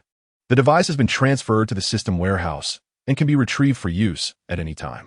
The confirmation of the successful redemption invigorated Su Yang. He took a moment to check the seed warehouse, which contained not only the remaining ordinary seeds, but also the spoils from 2 recent draws he had made with scattered points. Excellent Red Heart Dragon Fruit seedlings. 50 pieces, quality, excellent, flavor, sweet and juicy, flesh, delicate, almost free of the typical earthy taste found in regular dragon fruit, rich in anthocyanins, growth period, moderately long. Requires support, yield, medium to high. Ordinary watermelon seeds, 1 bag, quality, ordinary, approximately 20 seeds, characteristics, thin skin, strong adaptability. Acceptable sweetness. He envisioned the cultivation of red heart dragon fruit, a product of exceptional quality. This fruit is quite rare for outdoor cultivation in our Jiangxing area, making it a coveted delicacy. If successful, it will undoubtedly become a bestseller. The absence of any earthy taste is crucial, as many people are deterred by the typical grassy flavor of dragon fruit. Its high nutritional value, rich in anthocyanins, aligns perfectly with the current health-conscious consumption trends. Although the growth period is somewhat extended and it requires support, there is ample space in this new plot of land. The ordinary watermelon seeds are just right for planting near the creek, providing refreshing relief during the summer heat. While the quality may be ordinary, produce grown in this fertile soil will surely yield delightful flavors. It is settled then. The newly cleared 2 acres will be dedicated to cultivating dragon fruit and watermelons, utilizing the newly acquired automatic seeder. In the afternoon, Su Yang retrieved the pristine, advanced automatic seeder from the System S storage. This machine appeared significantly more sophisticated than typical agricultural machinery, its sleek silver-gray metallic casing exuding a sense of futuristic technology. Unlike traditional seeders, it was not cumbersome, but resembled an intelligent agricultural robot. Su Yang carefully transported this precious device to the new land at the back mountain in his second-hand refrigerated truck. The novelty of this machinery quickly attracted the attention of the villagers who were clearing the land. Wow, Xiaoyang, what is this new machine? It looks impressive. Can it really plant seeds? I've never seen anything like it. The villagers exclaimed, their curiosity piqued. With a smile, Su Yang provided a brief explanation, mentioning that this was an automated seeder capable of planting seeds swiftly and efficiently. He then proceeded to follow the operational instructions transmitted to his mind by the system, skillfully loading the excellent red heart dragon fruit seedlings, which were encased in a special nutrient gel, directly into the machine's seed chamber. He also added a small amount of slow-release organic granular fertilizer from the system store into the fertilizer compartment. After configuring the plant spacing, row distance, and sowing depth parameters, Su Yang activated the machine. The seeder moved along the predetermined path with the precision of a tireless craftsman. The front probe appeared to be scanning the soil conditions, while the mechanical arm at the rear meticulously placed the nutrient gel-encased dragon fruit seedlings into the loose soil at the designated depth and spacing, simultaneously releasing a small amount of granular fertilizer at the root zone. The entire process was smooth, accurate, and efficient, with almost no extraneous movements. Within an hour, an acre of dragon fruit seedlings had been successfully sown, perfectly aligned as if measured with a ruler. The astonishing efficiency and precision left the villagers nearby, who were still laboriously digging holes with hoes, utterly astounded. They were profoundly impressed, thinking to themselves, "Goodness gracious, this machine is truly remarkable. It accomplishes in mere moments what 10 of us could do collectively, and it plants so uniformly. The advanced technology from the city is indeed extraordinary." Li Deliang, with his astute mind, wisely invested in such an impressive device. Entrusting our land to him is undoubtedly a wise decision. Su Yang was equally pleased with the efficiency. He took out his phone to document the automatic seeder at work, as well as the neatly aligned rows of seedlings it produced. In his mind, he envisioned, this video must be meticulously edited, emphasizing the concept of technological farming and showcasing the high efficiency and precision of modern agricultural machinery. The title could be Farm Equipment Upgrade. The grand debut of the advanced automatic seeder, planting the hope of dragon fruit. Tags would include new farmers, technological farming, automatic seeder, dragon fruit, and rural revitalization. This not only highlights my investment and professionalism, but also attracts more fans interested in modern agriculture, further enhancing the prestige and influence of my account. It also subtly addresses those who question my farming methods. While Su Yang was engrossed in capturing footage, a figure clad in a pink apron hurried over. It was Ning Ning, who had come upon hearing the news. The little one was completely captivated by the machine that could autonomously plant fruits. "Daddy, this big machine is amazing. It can plant the seedlings into the ground by itself." Ning Ning circled around the seeder, her big eyes brimming with curiosity and excitement. Is it a robot? Just like in the cartoons? Su-Yang chuckled and explained. It's somewhat similar. It's a very clever robot specifically designed to help Daddy with farming. Wow, a robot! Ning ning immediately perché up. Running in front of the machine, hands on her hips, imitating a commander from her cartoons, and cheerfully shouted, "Robot, go forth and plant the big watermelons." Her adorable portrayal of the little commander elicited hearty laughter from the surrounding villagers. Su-Yang also captured this whimsical moment on film. After finishing the planting of dragon fruit, Su-Yang adjusted the machine's parameters and switched to ordinary watermelon seeds, swiftly completing the sowing in another area. Once all tasks were done, it was already afternoon. Su-Yang returned to the old residence, resting while checking his phone messages. Aside from the usual requests for updates from his followers, he discovered a private message from an unfamiliar account. Upon opening it, he found the sender claimed to be a food blogger named Little Chubby Sia, who had a modest following of only a few thousand. However, the content on the homepage featured genuine explorations of eateries and home-cooked dishes. The message read, "Hello, Teacher Su-Yang. I apologize for the intrusion. I am Little Chubby Sia, a food blogger on Doudu, and I have been quietly following your account. I am deeply fascinated by the extraordinary agricultural products you cultivate and the warm rural life you share with Ning Ning, especially your creamy strawberries, cucumbers, sweet corn, and cherry tomatoes. Everyone's feedback is simply phenomenal. I ardently hope for the opportunity to collaborate with you, perhaps by visiting your farm for a filming session, or by receiving some of your products for an authentic tasting and review video. Although my follower count is modest, my passion for gastronomy is genuine, and I assure you that I will devote myself to crafting quality content, aiming to introduce more people to your exceptional offerings. I eagerly await your response." He began to ponder the notion of food blogger. A few thousand followers is indeed not a significant number. However, the sincerity of the approach was commendable, distinguishing it from the usual profit-driven marketing accounts. A collaborative visit for filming? That is not feasible at the moment, as the farm is still in its initial stages of development, and many systems and elements are not ready for public display, posing too great a risk. However, providing products for evaluation is certainly a possibility worth considering. Allowing a relatively impartial food blogger to assess my products, especially the honey tomatoes and sweet corn, could further enhance our reputation and reach food enthusiasts who may not typically engage with my daily content. Moreover, with fewer followers, the financial demand should be minimal. It might even suffice to simply provide the products, ensuring low investment costs. We could initiate a conversation online to explore their specific ideas and requirements. If they prove to be reliable, it would be reasonable to offer a small quantity of cucumbers or corn samples for their initial trial. One must not place all eggs in one basket. Having additional promotional channels is always advantageous. He slightly moved his fingers and sent a succinct message to the foodie Xiao P. "Hello. Thank you for your interest. A visit is currently inconvenient. However, we can discuss the product evaluation collaboration in detail." Chapter 73. The initial exploration of foodie Xiao Xie and sample dispatch after securely returning the newly purchased advanced automatic seeder to the system's warehouse and meticulously inspecting the soil cover and moisture of the recently seeded dragon fruit and watermelon areas. Su-Yang finally brushed the dirt off his hands, preparing to head back to the old residence.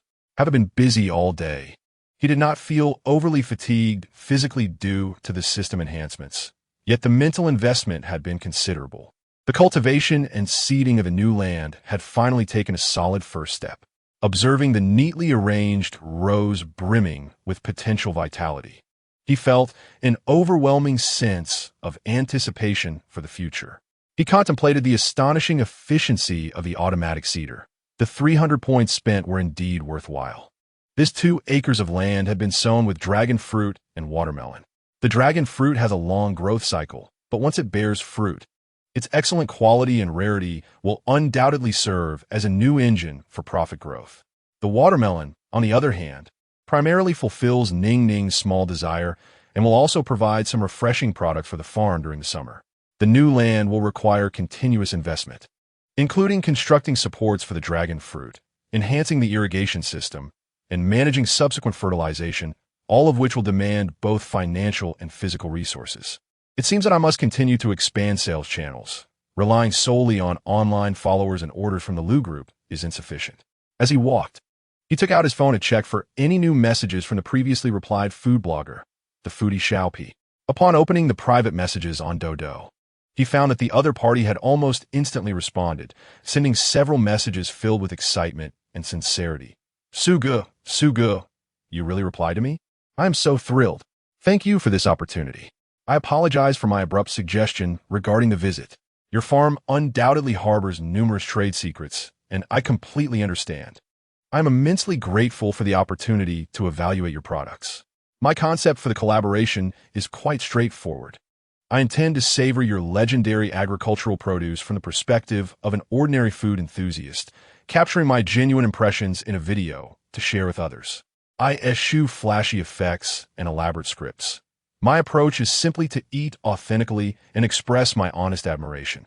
I hope to introduce your remarkable farm to fellow food lovers who share my passion. Rest assured, I guarantee that the content of the video will be entirely objective and truthful, without any exaggeration or negative implications.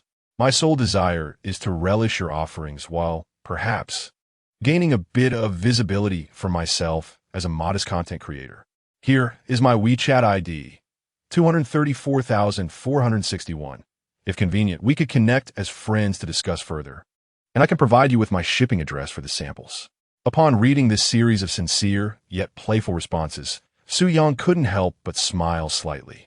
He reflected on how this delightful individual, Xiao Pangxia, was quite intriguing and spoke with a refreshing candor, maintaining a humble demeanor.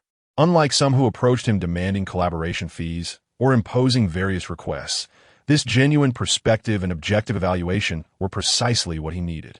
Although his limited follower count might suggest reduced influence, it conversely implied that his assessments could be more authentic, less likely to be dismissed as mere promotional content, and the risk of backlash would be minimized. Supporting a newcomer could be beneficial, and having an additional channel for communication is always advantageous. Sending him some samples to try would incur little cost. If his video turns out to be commendable, they might even consider establishing a long-term supply relationship.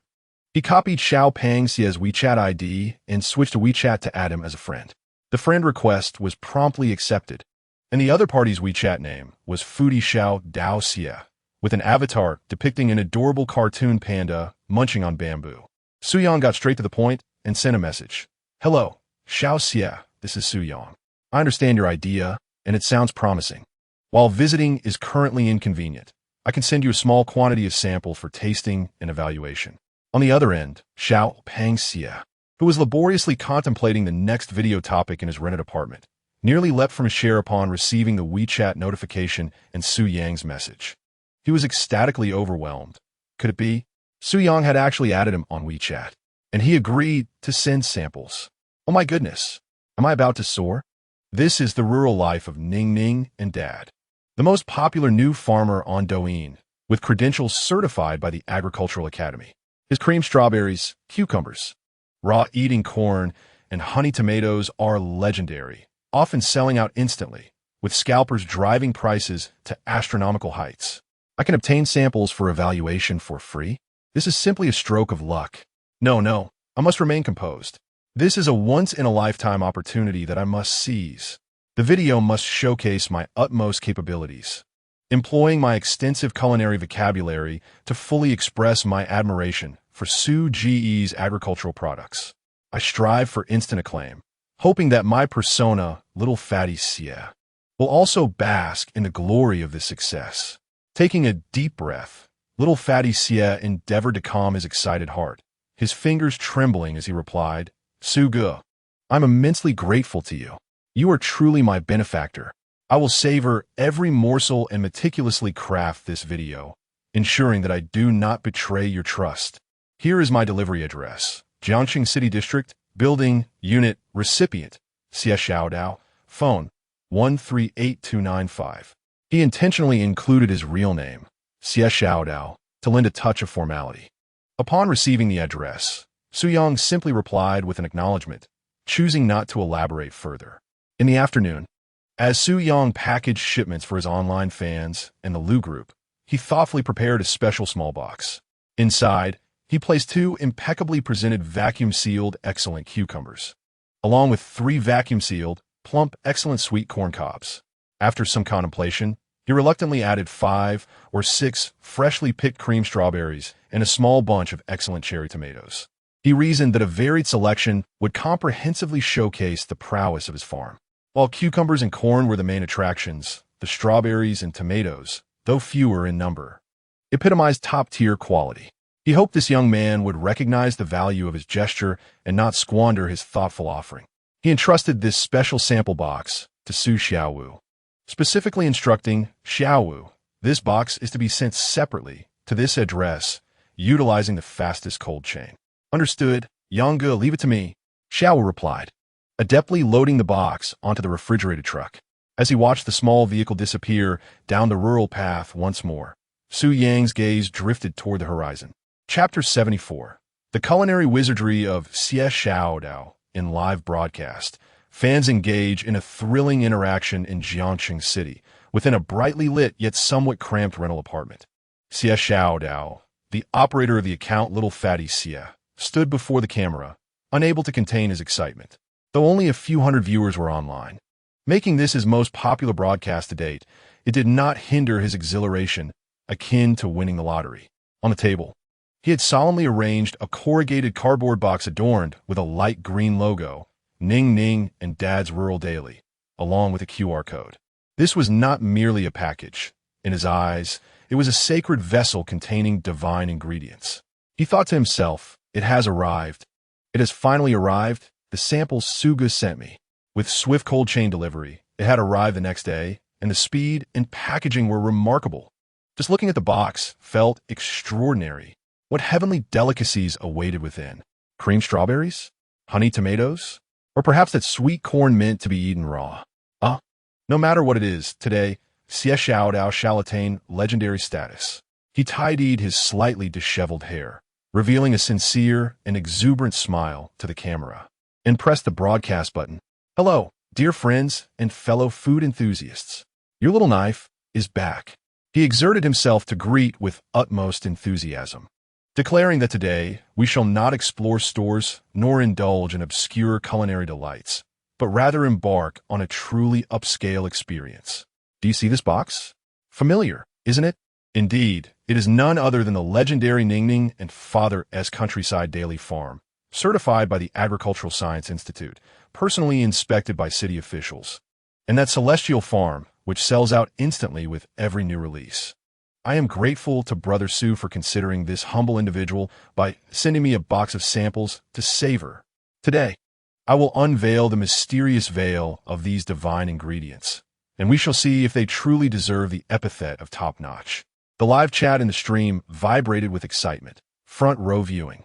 Xiao Dao has made it, receiving Brother Su's generosity. I'm envious. Please eat more on my behalf. Is this for real? Brother Su's products? Hurry, open the box. Xiao Dao, are these really samples? You didn't get paid, did you? Acknowledging the skepticism in the chat, Xiao Dao immediately raised his voice, thumping his chest and declaring, Brothers, what are you saying? Look at my live stream backdrop. Observe my equipment. Does it seem like I could afford Brother Su's meals? Brother Su is incredibly busy. If he sent me samples, that is a sign of fortune from my ancestors. Today is undeniably a genuine pilgrimage of a foodie towards top-tier ingredients, so rest assured and watch. He meticulously sliced through the tape, opened the carton, revealing the carefully secured samples within. Several vibrant green cucumbers, a few ears of creamy sweet corn, a small box of ruby red strawberries, and a tempting cluster of cherry tomatoes. Wow, dear friends, did you see that? The packaging exudes professionalism. Brother Su is exceedingly generous, and the variety is impressive. He picked up a cucumber, stating, Let us begin with this. The cucumber reputed to be as crisp and sweet as fruit. The chat buzzed with comments. Has the cucumber been washed? Are you going to eat it raw? Xiao Dao replied, Wash what? Brother Su's products are certified green and organic by the Agricultural Science Institute. I'll just give it a wipe and dig in. That's the essence of authenticity. He wiped it with a paper towel and took a decisive bite. The crisp sound echoed, and his eyes widened in astonishment. Wow. Sweet, it's truly sweet. Brothers, trust me, this is not just a cucumber. It's a fruit dressed in cucumber skin, refreshingly sweet and juicy, with no hint of bitterness. The chat erupted. Is that for real? Sweeter than fruit? Xiao Dao continued munching while responding. Absolutely. This is far sweeter than the exorbitantly priced imported crunchy cucumber I bought yesterday. And this cucumber's flavor is particularly rich and intense. Simply extraordinary. After finishing the cucumber, he reached for the vacuum-sealed sweet corn. Next up, let us challenge this.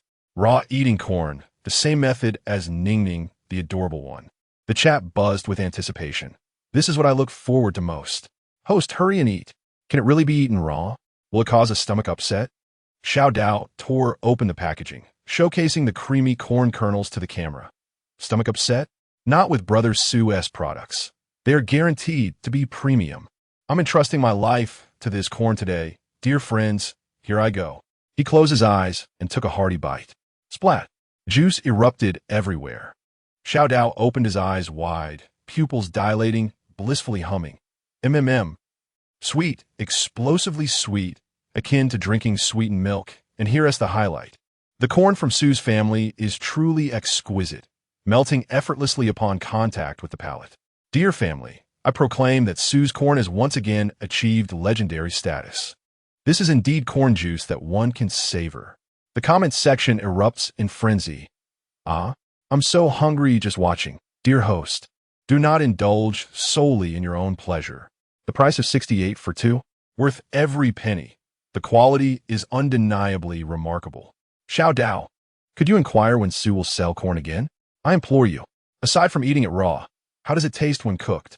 Xiao Dao, reminiscing while responding, states, my friend, is there really a need to cook it? It's already extraordinary raw. Imagine how it would be when cooked. However, Su did not send me any cooked samples. I shall certainly try that next time. Next come the strawberries and tomatoes. The comments flood in. Strawberries, creamy strawberries. Do try them. And tomatoes, honey tomatoes? They sound sweet. With great care, Xiao Dao lifts a creamy strawberry. Inhales deeply. The aroma is intoxicating, incredibly fragrant. With a hint of cream, upon tasting, he is instantly enraptured. Words fail him. Sweet yet not cloying, it dissolves in the mouth, the Everest of strawberries. Finally, the honey tomato makes its grand entrance. The finale has arrived. The comments declare, this tomato looks incredibly tempting. Does it truly taste of honey? Xiao Dao takes one, placing it in his mouth. A soft pop resonates. The flavor of honey is indeed present. His voice quivers with excitement, pure sweetness, devoid of any acidity, akin to consuming solid honey. Su, do you still need a son? At the conclusion of the live stream, Xiao Dao slumps in his chair, gazing into the camera with a dazed yet profoundly satisfied expression. Dear family, today, as tasting has left me at a loss for words. All I can say is, Ning Ning and Dad, forever divine. Su, you are like my reborn parents. I must cherish these samples. No, I shall savor them slowly. Everyone, rush to follow Su. Whether you can snag some depends on fate. Farewell. In Qingshan village, at the Su family's ancestral home, Su Yang observes the exaggerated comments and the steadily rising viewer count in Xiao Dao's live stream with a satisfied nod. He thinks to himself, this Xiao Dao is quite effective. His reactions are genuine, and the interaction is commendable. Though a bit over the top, he has indeed showcased the ingredients' qualities. This free promotion is a boon. I hope to attract some new fans, particularly those discerning about their food. He exits the live stream to continue his research on the installation of drip irrigation equipment. Meanwhile, at the headquarters of the Lu Group in Jiangcheng, Lu Ruyan watches a replay of Xiao Dao's live stream on Secretary Lin's phone, particularly captivated by his almost frenzied reaction while tasting the honey tomato. Along with the barrage of inquiries and purchase requests in the comments regarding the tomato's flavor, her heart tightens once more. Internally, she is shaken. Honey flavor, pure sweetness without acidity. If even this relatively obscure influencer can provide such a claim, the quality must be extraordinary. The project team's report was indeed not exaggerated. The honey tomato, along with that sweet corn, must be procured without delay. given Su Yang's previous cold refusal. It seems that merely relying on the secretary's phone call will not suffice this time. The excuses regarding packaging are too flimsy. He does not buy into that. I must go in person, demonstrate sufficient sincerity, even at any cost, for the project, for the group, and for her. She abruptly lifted her head, her gaze sharp and her tone imbued with an undeniable resolve.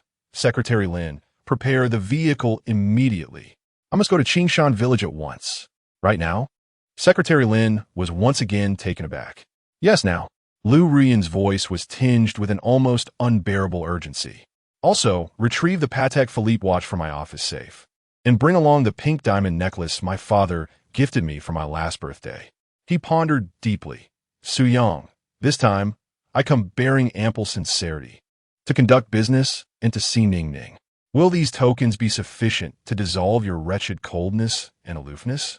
The stable supply of honey tomatoes and sweet corn is my unwavering goal. Secretary Lin observed the near-mad determination glimmering in Lu's eyes, his heart shaken, and he dared not speak further, promptly turning to make arrangements.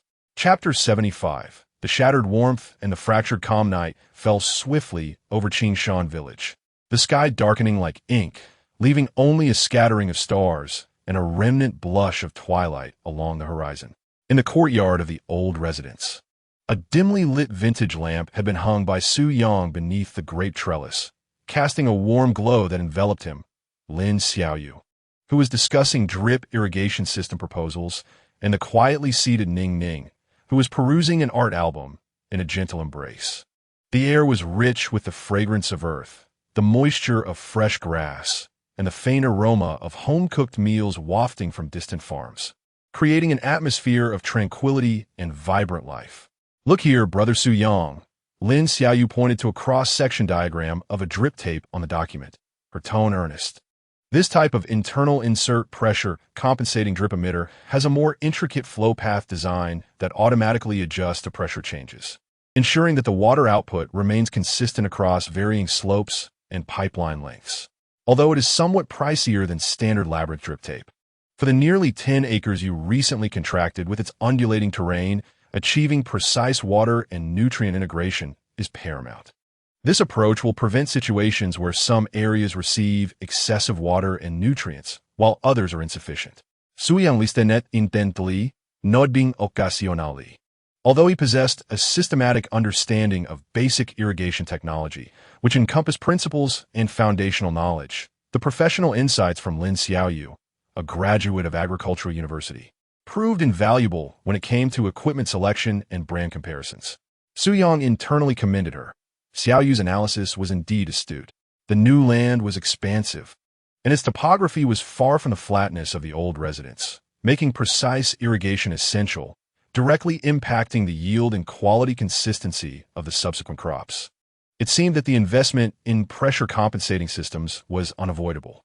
Fortunately, recent sales of cucumbers and tomatoes had been promising, and the advance payment from the Lu family had also been received, providing temporary financial relief. Once the drip irrigation system was installed, watering and fertilizing would become significantly less labor-intensive, and efficiency would greatly improve. Just as he was about to speak, he heard footsteps at the courtyard gate, different from those of the villagers, marked by a hint of urgency and hesitation. Moments later, a figure appeared at the open gate. Lu Rian had arrived.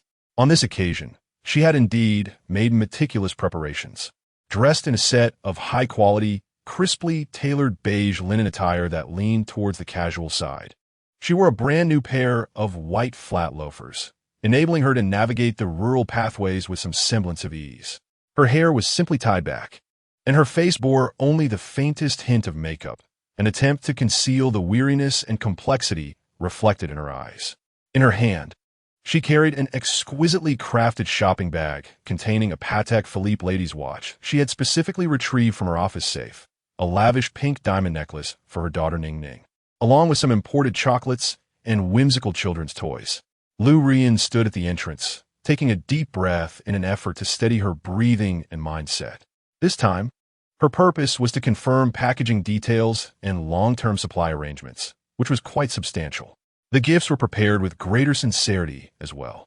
Surely, Su Yang would not be as brusque as he had been during their last encounter, perhaps starting with a discussion on work before casually inquiring about Ning Ning would create a more favorable atmosphere.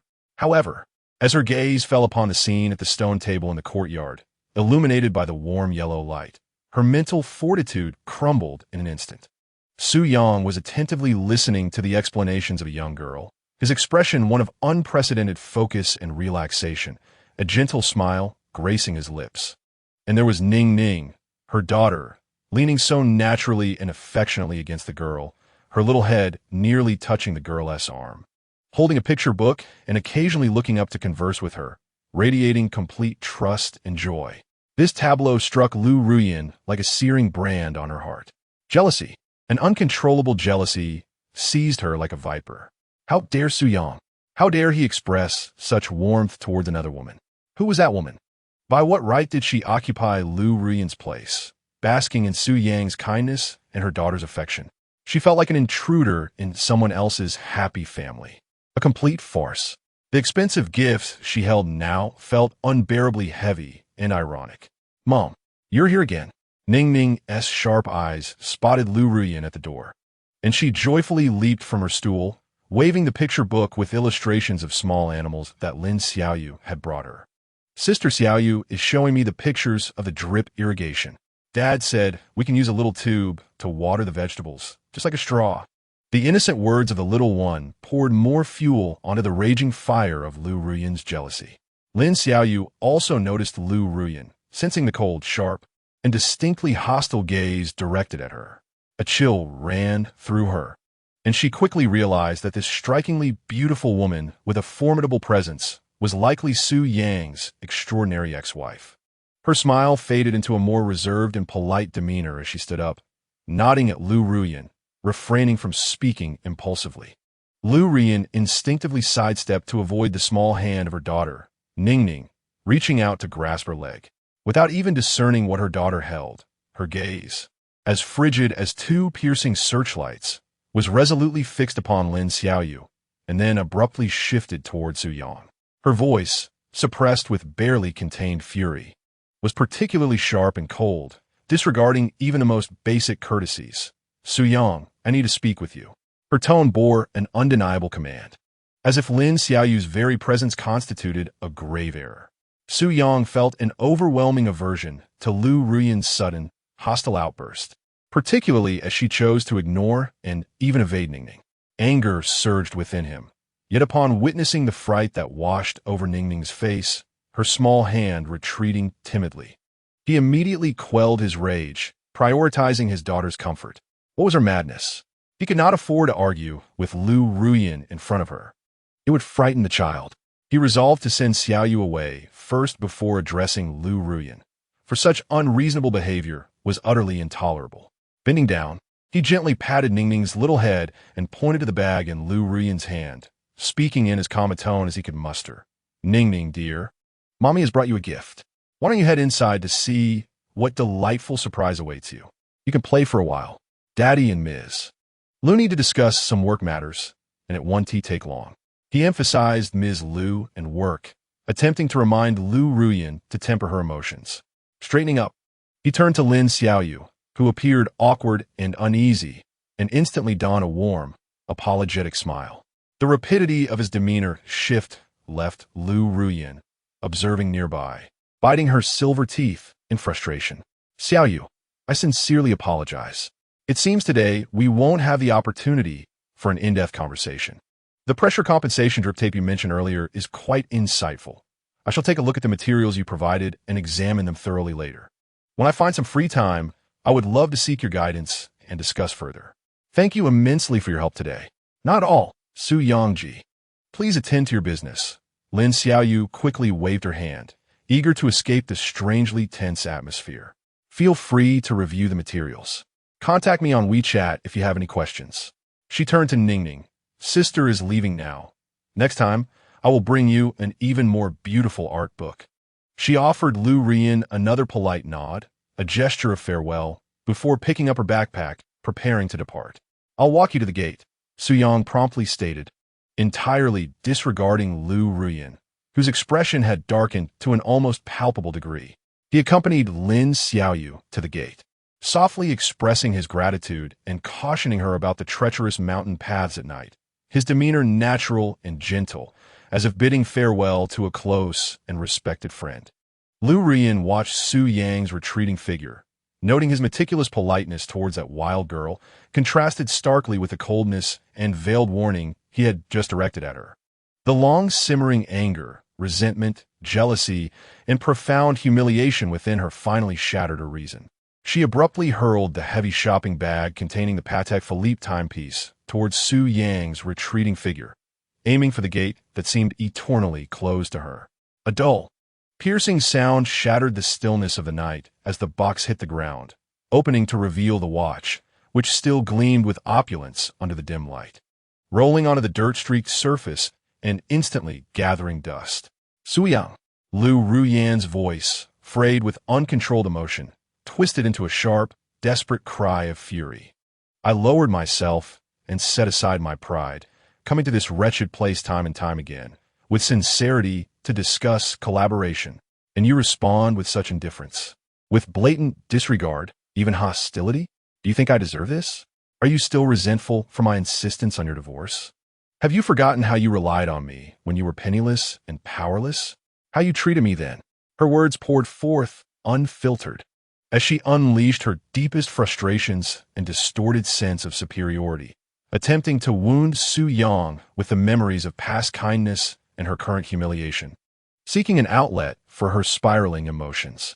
After bidding farewell to Lin Xiaoyu, Su Yang turned slowly at the sound of the crash and Lu Ruyan's frantic scream. Upon seeing the dusty, yet still valuable Patek Philippe watch on the ground, and then Lu Ruyan's tear-streaked face twisted with jealousy and rage, the last remnants of his patience evaporated, replaced by a chilling, profound revulsion and resolute finality. His heart was as cold as ancient ice, devoid of any stirrings, filled only with disgust and fatigue. Enough. I have truly had enough. It is always like this, every time you lose control. Completely disregarding Ning Ning, who is right beside us. You show no signs of reflection or change. Your inherent arrogance, selfishness, and irrationality run deep within you. And you dare to bring up the time before our marriage? To suggest I was dependent on you? Who does she think she is, even as a stay-at-home husband? I have never spent a single cent of Lu's ill-gotten money. Now you bring this up, seeking to irreparably sever our ties. To humiliate me in the most vicious manner possible? To validate your decision to divorce? How ludicrous. A woman such as this is an affront to the eyes. He could hardly muster the effort to bend down and retrieve the priceless watch, instead observing Lu Ruyan with the cool detachment one might reserve for a deranged stranger, his voice sharper than the biting winter wind. Ms. Lu, it appears you're not only losing control of your emotions, but also suffering from a fundamental lapse in memory and perception. We are divorced, thoroughly and completely divorced. My attitude towards anyone is my own prerogative, entirely contingent upon whether they are deserving of my respect. Lin Xiaoyu is my friend, a sincere university student genuinely aiding my efforts and those of the village. She is cultured and respectful, and I treat her with the courtesy she merits. He stepped forward, embracing the trembling little girl, who had been frightened into hiding behind the door by Lu Ruyan's shrill screams and the crashing of objects. Her pale face was wet with tears. He held her tightly, then raised his gaze, which pierced through Lu Ruyan's hysterical fa-ade like two merciless scalpels, exposing her most vulnerable core. As for you, if you present yourself as the president of the Lu Group, then your previous behavior is akin to a shrew shouting in the streets, devoid of any grace. If you approach as Ning Ning's mother, let me tell you, you are utterly unworthy, a woman who can only compensate for her absence with extravagant gifts, while losing control of her emotions and frightening her child, is not fit to be a mother. Su Yang, cradling his shivering daughter, felt her small body tremble with overwhelming fear, and any remaining pity for Lu Ruyan evaporated, leaving only boundless disdain and resolute rejection. His voice was firm, akin to a final judgment, devoid of any compassion or leniency. Lu Ruyan, proceed with our collaboration strictly according to the contract. All subsequent communications must be conducted via email. Do not call again, and certainly do not show your face here. He held Ningning close, casting a deep glance at the expensive watch, now soiled with dirt, on the ground, and then at Lu Rian's face, which was pale with shock, humiliation, and despair, his tone chilling to the bone. As for seeing the child, today you have witnessed that all you can bring her is fear and tears. Please leave immediately. You are not welcome here. From now on, never return. I refuse to let our hard-earned tranquility and peace be tarnished and shattered by your inexplicable, uncontrolled emotions. With that, he turned away, not sparing Lu Rian another glance, resolutely carrying his still sobbing daughter into the house. With a resounding thud, he shut the old yet sturdy wooden door, as if sealing off all entanglements with the past. Lu Rian stood outside in the cold night, as though all her strength and spirit had been drained away. Su Yang's words, each one like a poisoned ice blade, plunged mercilessly into her heart, shattering all her pride, all her FA aids, and all her hopes. Shrew, unworthy, never return. How could he expel her with such callous, hurtful, and unyielding words? The unmasked disdain and coldness in his eyes struck her deeper than any rejection ever could, leaving her feeling bone-chilling despair. She gazed at the tightly closed door, which seemed forever barred against her, listening to the faint sounds of Su Yang gently comforting Ningning from within. She longed to cry out, to rush in recklessly and confront Su Yang, demanding to know why he treated her so, why he deprived her of the right to see her daughter. Yet ultimately, all her strength seemed drained, every sound stifled in her throat, leaving only an overwhelming coldness, humiliation, and despair that threatened to engulf her. She had lost, utterly and disgracefully. Chapter 77. Consequences and boundaries. The black Mercedes van glided away from the entrance of Qingshan village like a phantom, leaving behind the land that, in Lu Rian's eyes, was steeped in humiliation and defeat, along with the tightly shut wooden door that seemed to eternally reject her. Inside the vehicle, the profound silence contrasted starkly with the fleeting night outside. Lu Rian sat rigidly against the soft leather seat of the rear, her fingers icy, her entire being trembling slightly from the hysterical breakdown that had just transpired, coupled with Su Yang's final, cold, and resolute words. A chilling wave of unprecedented humiliation engulfed her, overwhelming her senses. Lu Rian, the president of the Lu Group, a prominent figure in the business world of Jiangcheng, had never before endured such treatment. She had been publicly scolded as a shrew, deemed unworthy of motherhood, and dismissed cruelly by her ex-husband, the very man she had once supported with generosity. Su Yang's frigid gaze and his admonition to never return felt like a poisoned dagger, repeatedly slicing through her already tattered pride. Her mind replayed the scene uncontrollably, Su Yang holding Ningning tightly in his embrace, regarding her with the look one might reserve for a deranged stranger. His tone brimming with disdain and finality, so painfully real and chilling. And there was Ningning, her daughter, terrified and pale, trembling in her father's arms, softly sobbing, a sight far more agonizing than any hurtful words from Su Yang. Unworthy of being a mother, Lu Rian murmured in a daze, tears finally cascading down her cheeks, leaving a cold trail in the dimly lit cabin. She abruptly raised her hand to wipe away the tears, striving to reclaim a semblance of dignity befitting President Lu. Yet the intense pain and despair deep within her remained inescapable. He has forgotten who it was that once. Anger burned within her like a wildfire, only to be swiftly replaced by a deeper sense of powerlessness and an indescribable ache. Yet, the image of Ningning, so genuinely frightened of her, pierced through her heart. Had she truly terrified her? Why had she lost control in such a manner? The sight of him standing beside Lin Xiaoyu had sent her spiraling. And what of the tranquil life he spoke of, tainted and shattered by her presence?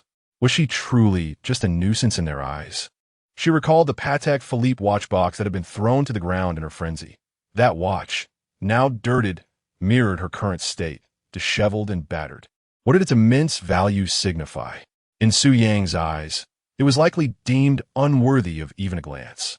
The gift she had intended as a stepping stone had instead become evidence of her breakdown. She squeezed her eyes shut, attempting to expel those painful images from her mind, forcing herself to regain composure. Taking a deep breath, when she reopened her eyes, the vulnerability and tears had been forcibly suppressed, replaced by a layer of colder hardness. Qingshan Village, the Su family ancestral home. After bidding farewell to the Mercedes-Benz van that ultimately vanished into the night, Su Yang closed the gate and secured the latch. As if severing ties with a wearisome world, he took a deep breath. The crisp night air of the mountain village somewhat soothed his restless spirit. He glanced down at his daughter Ning Ning, who appeared to be startled by the recent upheaval. Her little face was still pale, and she clung tightly to his neck, softly sobbing. "Ning Ning, be good, do not be afraid. Daddy is here," Su Yang reassured her as he carried her into the warm living room, gently placing her on the small wooden bed. With a soft towel, he tenderly wiped away the traces of her tears, his voice imbued with gentleness. "Just now, Mommy, well, she might have faced some unpleasantness at work, which made her upset. She didn't mean to frighten you." He found it challenging to explain the complexities and chaos of the adult world to such a young child, so he endeavored to provide a relatively comprehensible reason. He thought to himself, finally, it is over. This relentless tug-of-war and probing had been utterly exhausting. Lu Ruyan's outburst, though unsightly, had at least shattered any pretense, which was a relief. It spared him from her future manipulations under various guises. She had not changed at all, deep down. She remained the same aloof and controlling General Manager Lu. It was only due to his unexpected rise and her project's demands that she had to lower her guard slightly. Yet that facade crumbled effortlessly when confronted with her fragile pride. "Correspondence via email? That suits me perfectly. Let us conduct our business formally. As per the contract, goods exchanged for payment, and leave all else aside. This is for the best, drawing a clear line between us." It pained him to see Ning Ning frightened for no reason. It seemed imperative to protect her even more in the future, ensuring that Lu Ruyan's emotions would not affect their child. "Daddy," Ning Ning raised her tear-filled eyes to Su Yang, her little face reflecting fear and confusion. "Why was Mommy so angry? She threw things. It was scary. It is Daddy's fault.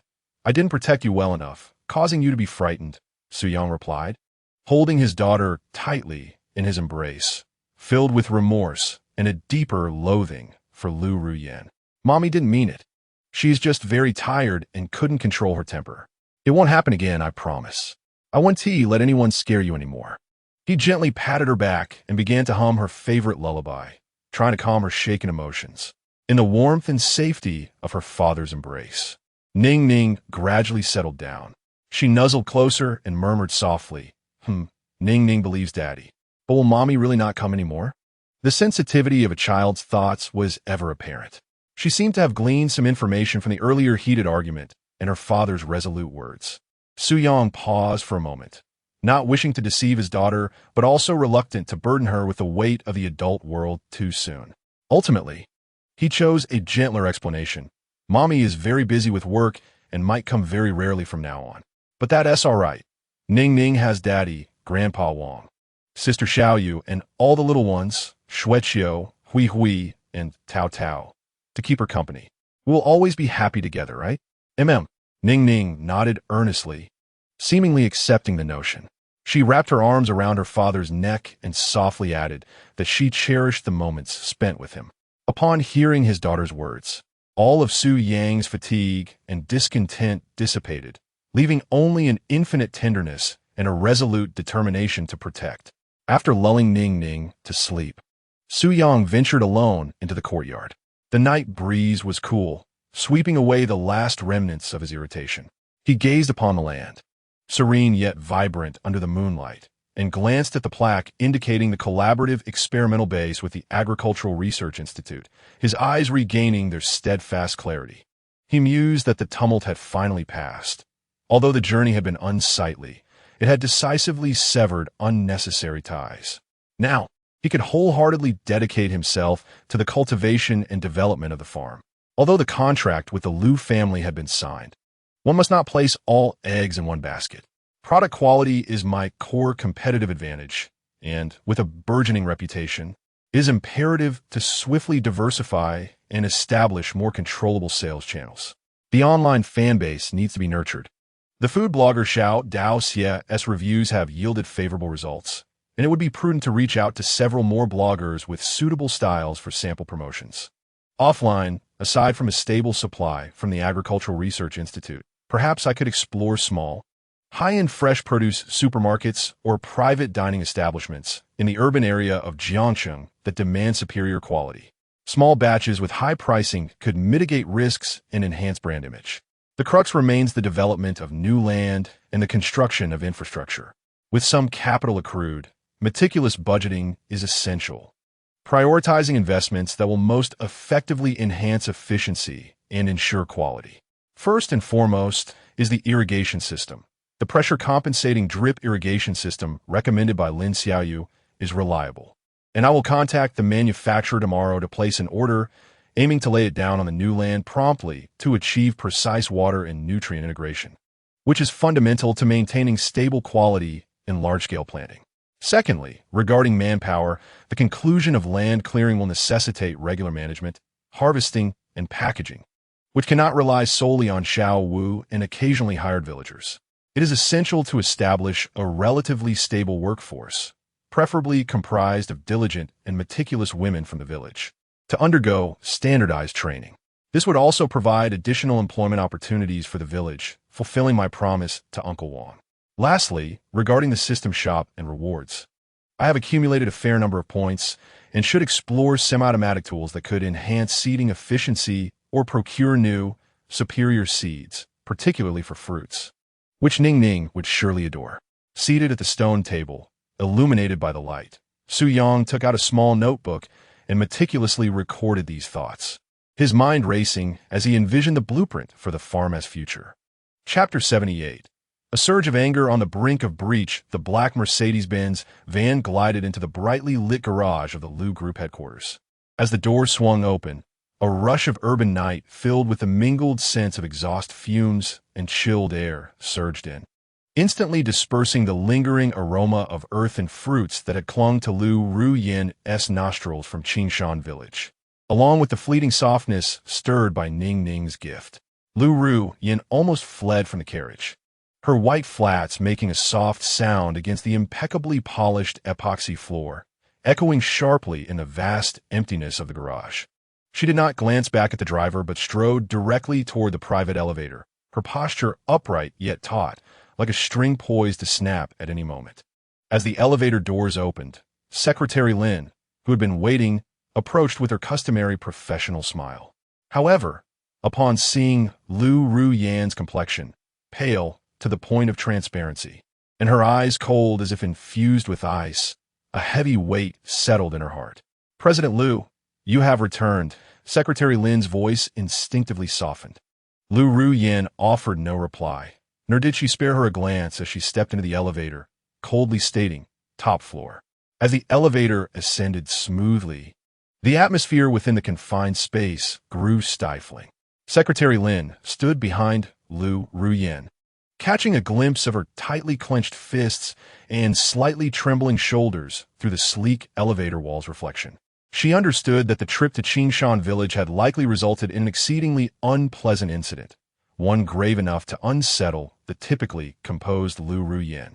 Inside, Lu Ruyan's emotions churned like molten lava, ignited by Su Yang's final words and his resolute demeanor. A shrew, unworthy of motherhood, never to return? How could she, Lu Ruyan, have endured such a profound humiliation? Su Yang, how dare he? On what grounds? Did he believe that by cultivating a few trivial things, he could elevate himself above her? Had he forgotten who initiated the collaboration? A bitter smile crept onto her lips. This partnership had from the outset been her condescension, a benevolent grant, and now it had become the leverage he used against her. No, this could not continue. She would make him aware of who truly held the reins. Ding! The elevator reached the top floor, and the doors slowly opened. Lu Ruyan took a deep breath, forcibly suppressing the nearly uncontrollable grimace on her face, replacing it with an even colder, more unyielding mask.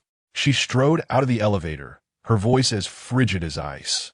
Without even glancing back at Secretary Lin, notify the head of the legal department, the procurement director, the head of the catering project, and summon Chef Pierre as well.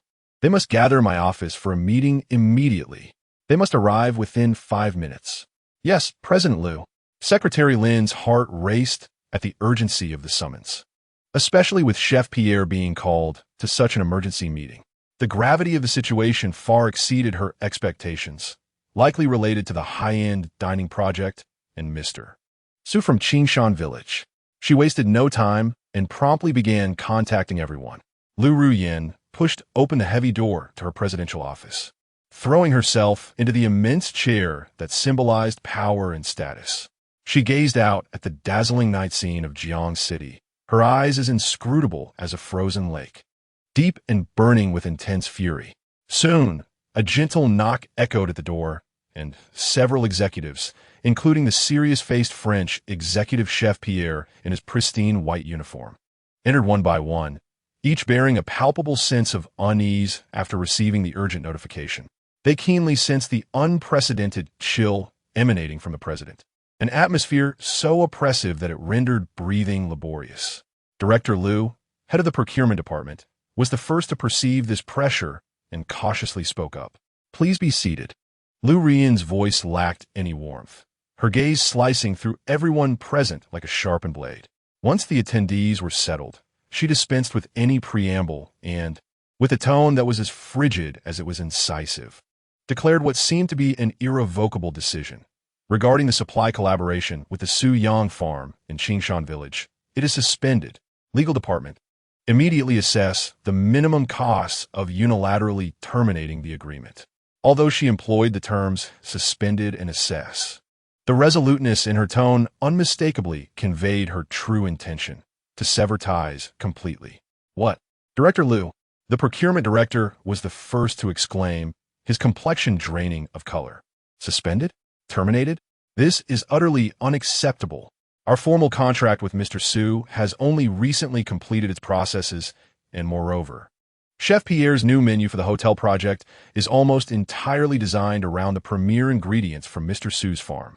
To terminate now would jeopardize the project." Director Liu, from a legal standpoint, unilaterally terminating the contract constitutes a serious breach. The legal director hastily added, beads of sweat forming on his brow. "Not only would it be challenging to recover the advance payment, but we would also face the potential for significant claims from Mr. Su, which could irreparably damage our group's commercial reputation. Furthermore, our grounds for breach are fundamentally flawed." The previously silent Chef Pierre now furrowed his brow, his azure eyes filled with confusion and urgency. He spoke in a serious tone, his accent thick as he declared, "Director Liu, with all due respect, the samples provided by Mr. Su, be it strawberries, cucumbers, or the legendary honey tomatoes I recently tasted, are of phenomenal quality. They embody the soul of our new menu and represent our sole opportunity to redefine the pinnacle of dining experience at the Auri Hotel. If we lose this supply source, I cannot fathom what substitutes could possibly satisfy our pursuit of unparalleled quality. Frankly, if this project loses Mr. Su's ingredients, its value will be significantly diminished, potentially leading to its outright failure." This obstinate and proud French chef, in a bid to uphold the culinary artistry he cherished and the project's future, once again voiced his vehement opposition, as Lu Ruyin listened to the nearly unanimous dissent and counsel from her subordinates. Particularly Pierre's blunt assertions regarding the singular opportunity and the project's depreciation, her inner fury flared, and her countenance darkened. Why was everyone extolling his virtues? Why was his contribution deemed irreplaceable? Did they truly believe that without him, the Liu Group would falter? Slamming her hand on the table, her voice sharp and imbued with an undeniable command, she declared, "Enough. I do not wish to hear this. I ask you only one thing. Can alternatives be found? Procurement department, search globally without regard for cost, and do it immediately. Our D department, allocate all resources to replicate and improve. I refuse to believe that the technological prowess and financial might of the Liu Group cannot surpass that of a mere country bumpkin." She was overwhelmed with excitement, her breath coming in quick gasps, her chest rising and falling violently, her eyes reflecting an irrational obsession.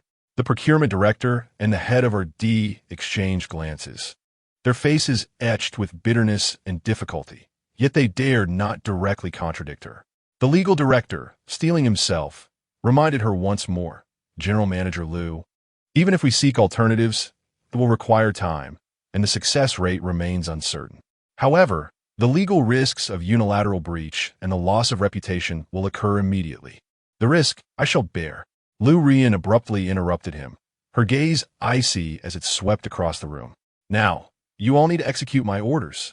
Do it immediately. Meeting adjourned. She nearly shouted the last two words, then abruptly turned her chair, facing away from everyone, gazing out at the cityscape that had once entranced her, now only evoking a sense of endless irritation. The executives exchanged glances, ultimately resigning to a sigh, silently exiting the office, which was thick with the president's fury and irrational decisions. They understood that a monumental storm was indeed brewing.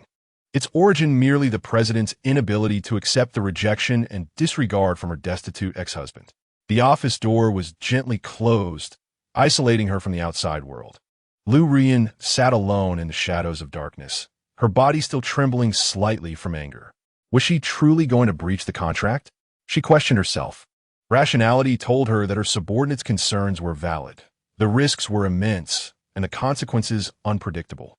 Yet, the thought of Su Yang's cold gaze, his resolute words, and Ning Ning's closeness to that little sister Yu, along with her own helplessness and loss of control before him, unleashed a torrent of uncontrollable anger and resentment within her. The notion of breach flourished wildly in the fertile ground of her anger and pride. Chapter 79, Severing Old Ties.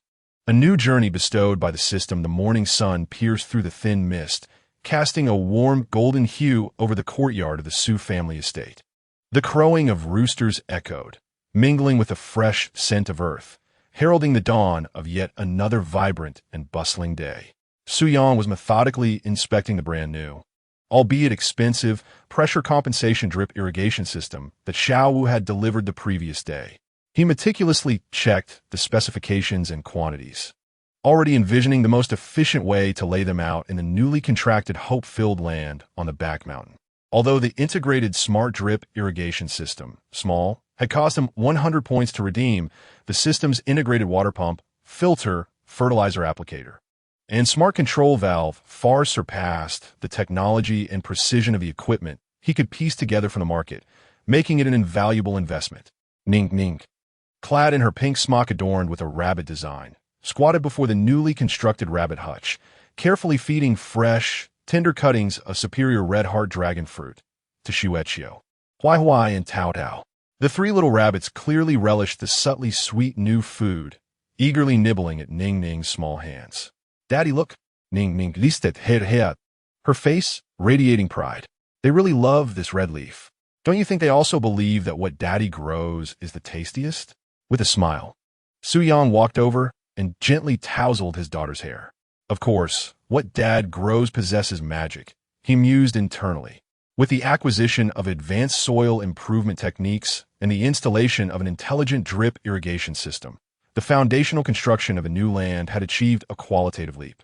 Once this system was fully operational, irrigation and fertilization could be automated and executed with precision, not only saving substantial labor, but also ensuring that the crops thrived in optimal conditions, thereby enhancing both quality and yield significantly. As for the collaboration with the Liu Group, given yesterday's developments, action was likely imminent. With her personality, after suffering such a setback, she would not rest easily. However, I am no longer the Su Yang who was once at her mercy. Just then, his phone, resting on a nearby stool, vibrated.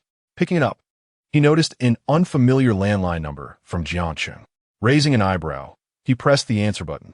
A young woman's voice emanated from the other end. May I speak with Mr. Su Yang of Qingshan Village? Yes, this is he. May I ask who is calling? Hello, Mr. Su. I am the head of the legal department at the Liu Group.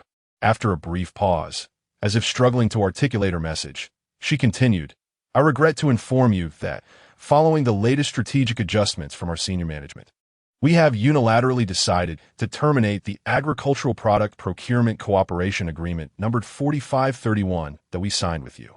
We will promptly communicate with you via email regarding subsequent matters related to breach of contract and compensation. Having delivered her message, the legal department head excused herself and hung up. Listening to the dial tone, Su Yang displayed no signs of surprise. Instead, a look of relief, even liberation, spread across his face. Internally, he smirked, knowing that the anticipated moment had arrived. Unilateral termination of the contract? Compensation for breach? Huh. Do I truly covet your meager compensation? This contract was initially pursued by you for my signature, and now you wish to discard it? Very well, this severance allows for a clean break, sparing me from any future harassment and probing masquerading as official business. While the absence of such a significant client might tighten cash flow in the short term, the long-term benefits would undoubtedly outweigh the drawbacks. I can now plan production and sales entirely at my own pace without her interference. The quality of my product speaks for itself. There is no shortage of buyers. The demand from my online followers are overwhelming, and the Agricultural Research Institute is eagerly awaiting samples. Lu Ruoyan, do you truly believe that severing this connection will hinder me? On the contrary, you have alleviated my final reservations, granting me the freedom to soar. With a casual swipe, he deleted the call log, treating it as mere extraneous information. A newfound clarity washed over him as he redirected his attention to the system. System, initiate 5 draws. Seizing the moment of good fortune, Su Yang decided to test his luck. Ding. Consume 10 points, draw. Congratulations, you have obtained Beginner Pest and Disease Resistance Aura, passive. Once equipped, it slightly enhances all crops' resistance to common pests and diseases within the farm. A surge of joy blossomed within him. This was splendid, although it was rudimentary. The capacity to mitigate pest and disease issues signified a reduction in management costs and potential losses, effectively enhancing profits. Ding. Consume 10 points. Congratulations on winning. Thank you for your patronage. Ding. Consume 10 points. Congratulations on winning. Special fertilizer, fruit flavor sweetener, micro-effective type, 1 bottle 50. Can be used in diluted form during the fruit swelling period, significantly enhancing the sweetness and flavor complexity of fruit crops, particularly beneficial for system-optimized varieties. Ding. Consume 10 points. Congratulations on winning. Thank you for your patronage. Ding. Consume 10 points. Congratulations on winning. Excellent greenhouse construction blueprint, basic ventilation and insulation type, 1 copy. Includes a detailed materials list and construction steps, suitable for building economical and practical high-standard vegetable greenhouses. Su Yang's eyes gleamed with excitement. This fruit flavor sweetener, which promised to enhance sweetness and flavor complexity, along with its superior efficacy for optimized system varieties, was nothing short of miraculous. Although it was only 50, the description indicated it was highly effective in small quantities.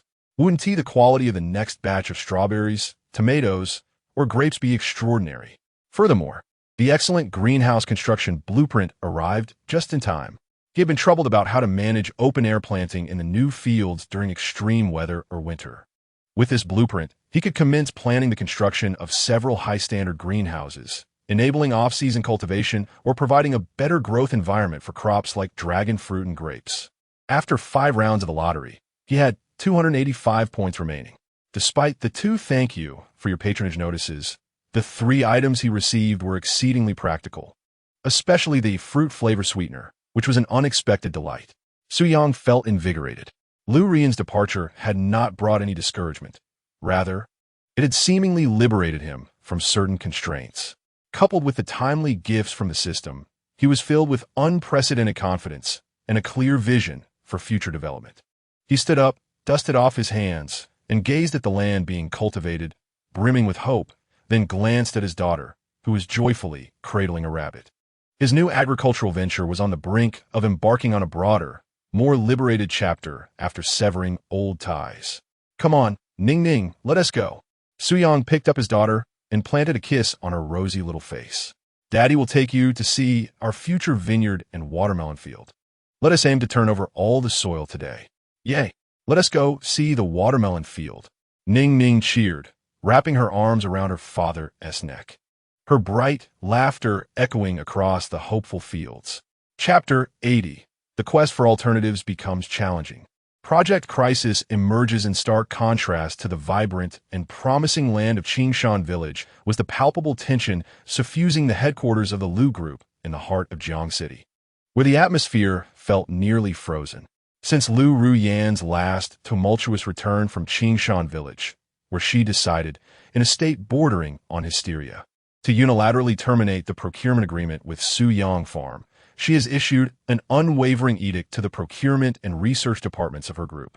She commanded them to relentlessly seek, at any cost, suppliers capable of flawlessly substituting the exquisite ingredients sourced from Su Yang Farm on a global scale.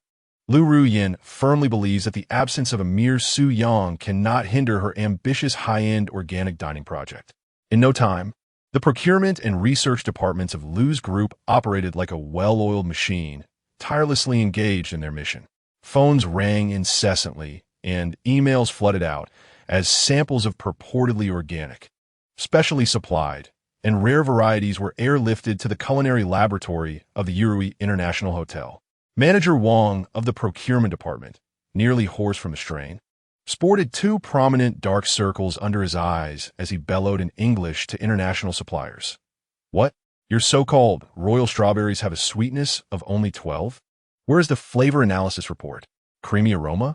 Apologies, but all we can discern is a faint grassy taste."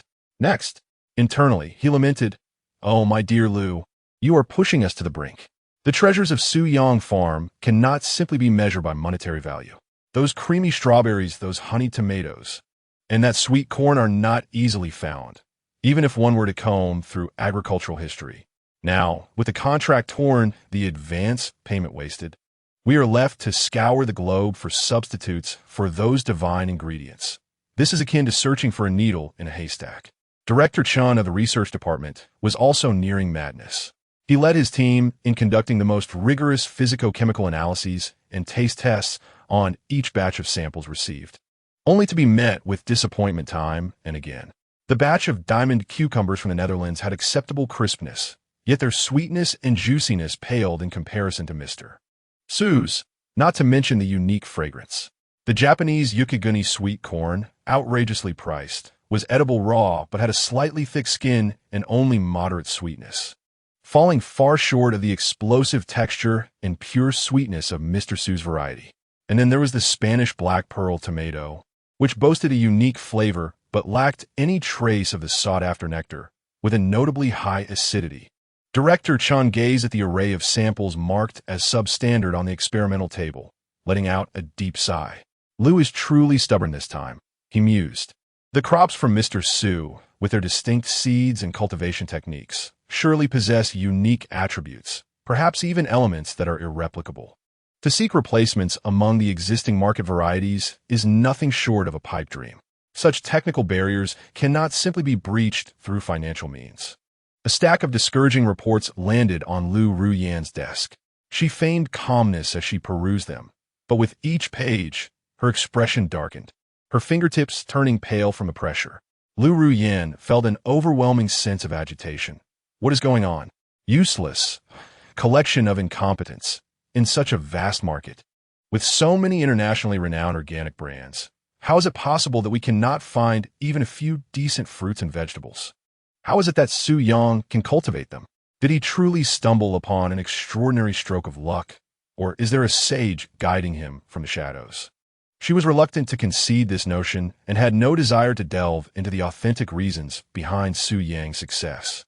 All she knew was that she could not afford to lose, particularly not to the man she had personally ousted.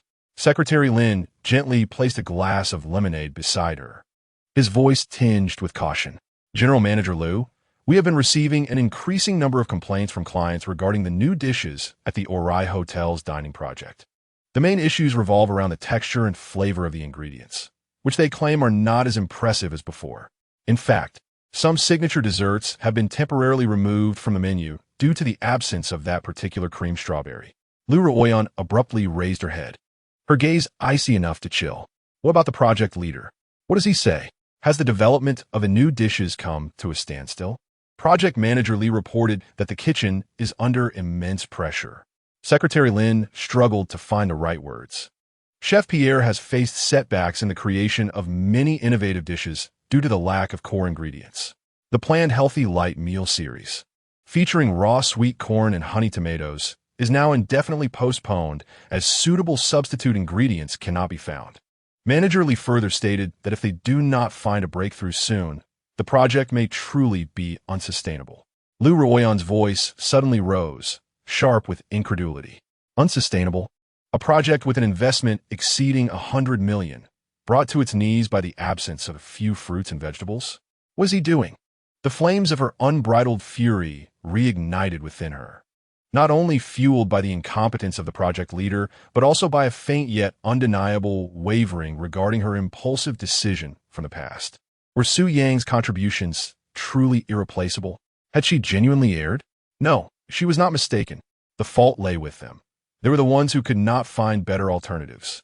Liu Ruoyan forcefully closed her eyes, attempting to banish from her mind the image of Su Yang's calm demeanor and the blissful expression he wore while cradling the honey tomatoes. Yet those images, like indelible marks, burned ever more vividly into her consciousness. The arduous search for substitutes, the stagnation of the project, the escalating client complaints, all these elements tightened around her like invisible nooses, making her, a woman accustomed to controlling everything, feel powerless for the first time, teetering on the brink of panic. She knew that if she did not devise a solution soon, the project she had invested countless efforts into could indeed collapse under her watch. Chapter 81. The Farm Upgrade, Reputation Ferments. New customers arrive. The morning sunlight bathed the newly cultivated land on the back mountain, where the recently sown superior red-fleshed dragon fruit seedlings had taken root with resilience, aided by the optimized soil and the dual enhancement of the primary pest resistance aura. Their tender green branches stretched upward, brimming with vitality. In another area, ordinary watermelon seedlings had also broken through the soil, their vibrant green cotyledons glistening with the morning dew, exuding an undeniable charm. Suyang, accompanied by Lin Xiaoyu and several nimble villagers, commenced the planning and construction of the first batch of high-standard vegetable greenhouse frameworks on this new land, adhering meticulously to the blueprint for superior greenhouse construction. He envisioned that although open-air cultivation was less labor-intensive given the expansive area, it was exceedingly susceptible to weather fluctuations. To ensure a stable year-round supply of high-quality produce, particularly delicate varieties like dragon fruit and cherry tomatoes, greenhouses were indispensable. The blueprint provided by the system proved to be exceptionally practical, taking into account ventilation, insulation, and lighting, with materials that were also relatively economical. They decided to construct 2 pilot greenhouses, one for dragon fruit and another dedicated to seedling cultivation and off-season vegetable planting. Brother Su, your greenhouse design is truly professional, Lin Xiaoyu exclaimed, admiring the simple construction drawings and the galvanized steel pipes, slots, and film lines stacked nearby, all procured per the blueprint. Her eyes sparkled with admiration, noting the scientifically considered positions of the ventilation openings, the spacing, and curvature of the framework, which maximized the growth environment for the crops inside. It's even better than some of the greenhouses in our school's experimental field. Su Yang Chuklet, attributing the credit to a friend from the Agricultural Research Institute.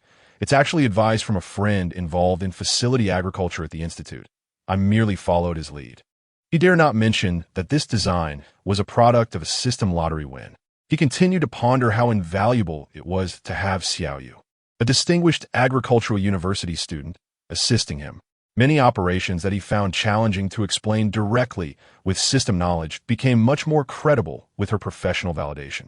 For instance, while the villagers recognized the greenhouse as beneficial, Xiaoyu's explanations elucidated precisely why, earning their trust. Meanwhile, Ning donned her little straw hat, resembling a tiny supervisor as she scurried about, occasionally handing over small tools, though often inadvertently causing more trouble. At other times, she would dash over to the dragon fruit seedlings, imitating her father's actions, gently poking the soil with her little fingers, whispering sweetly, "Little dragon fruit seedlings, you must grow quickly and bear red." Sweet fruits for Ning to enjoy.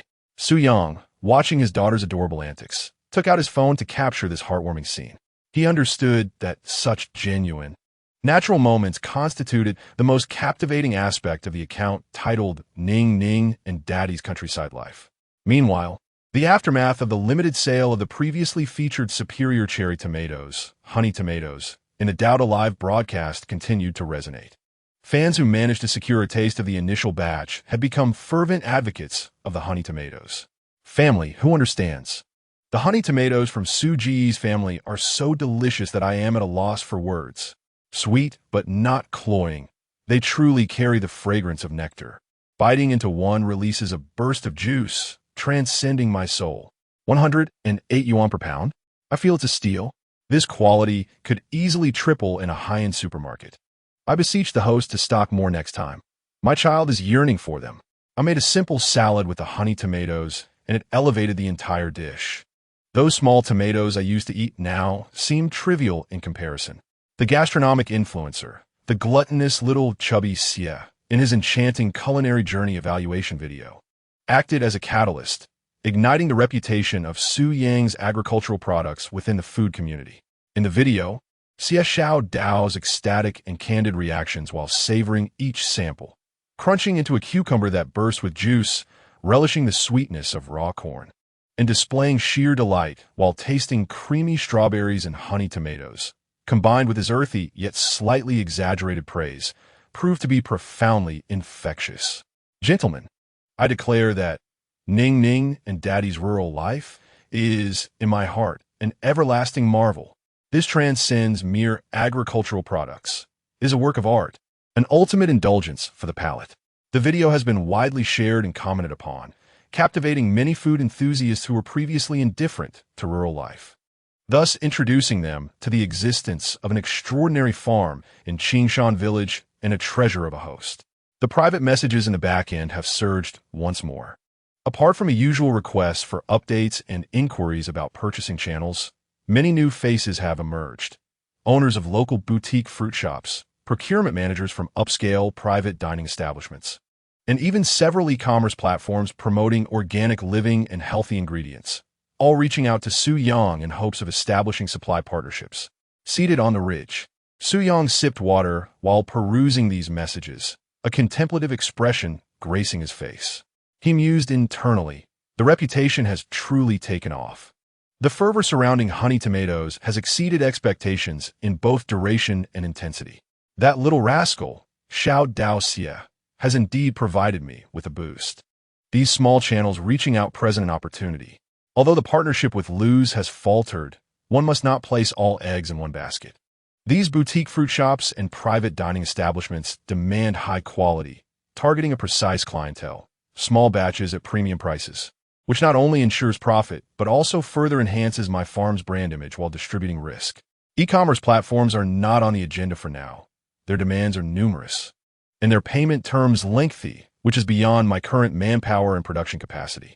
He selected a few seemingly reliable fruit shops and private dining establishments, located in or near Jiangsheng, deciding to provide them with a small quantity of samples to test the waters. Daddy, what are you looking at?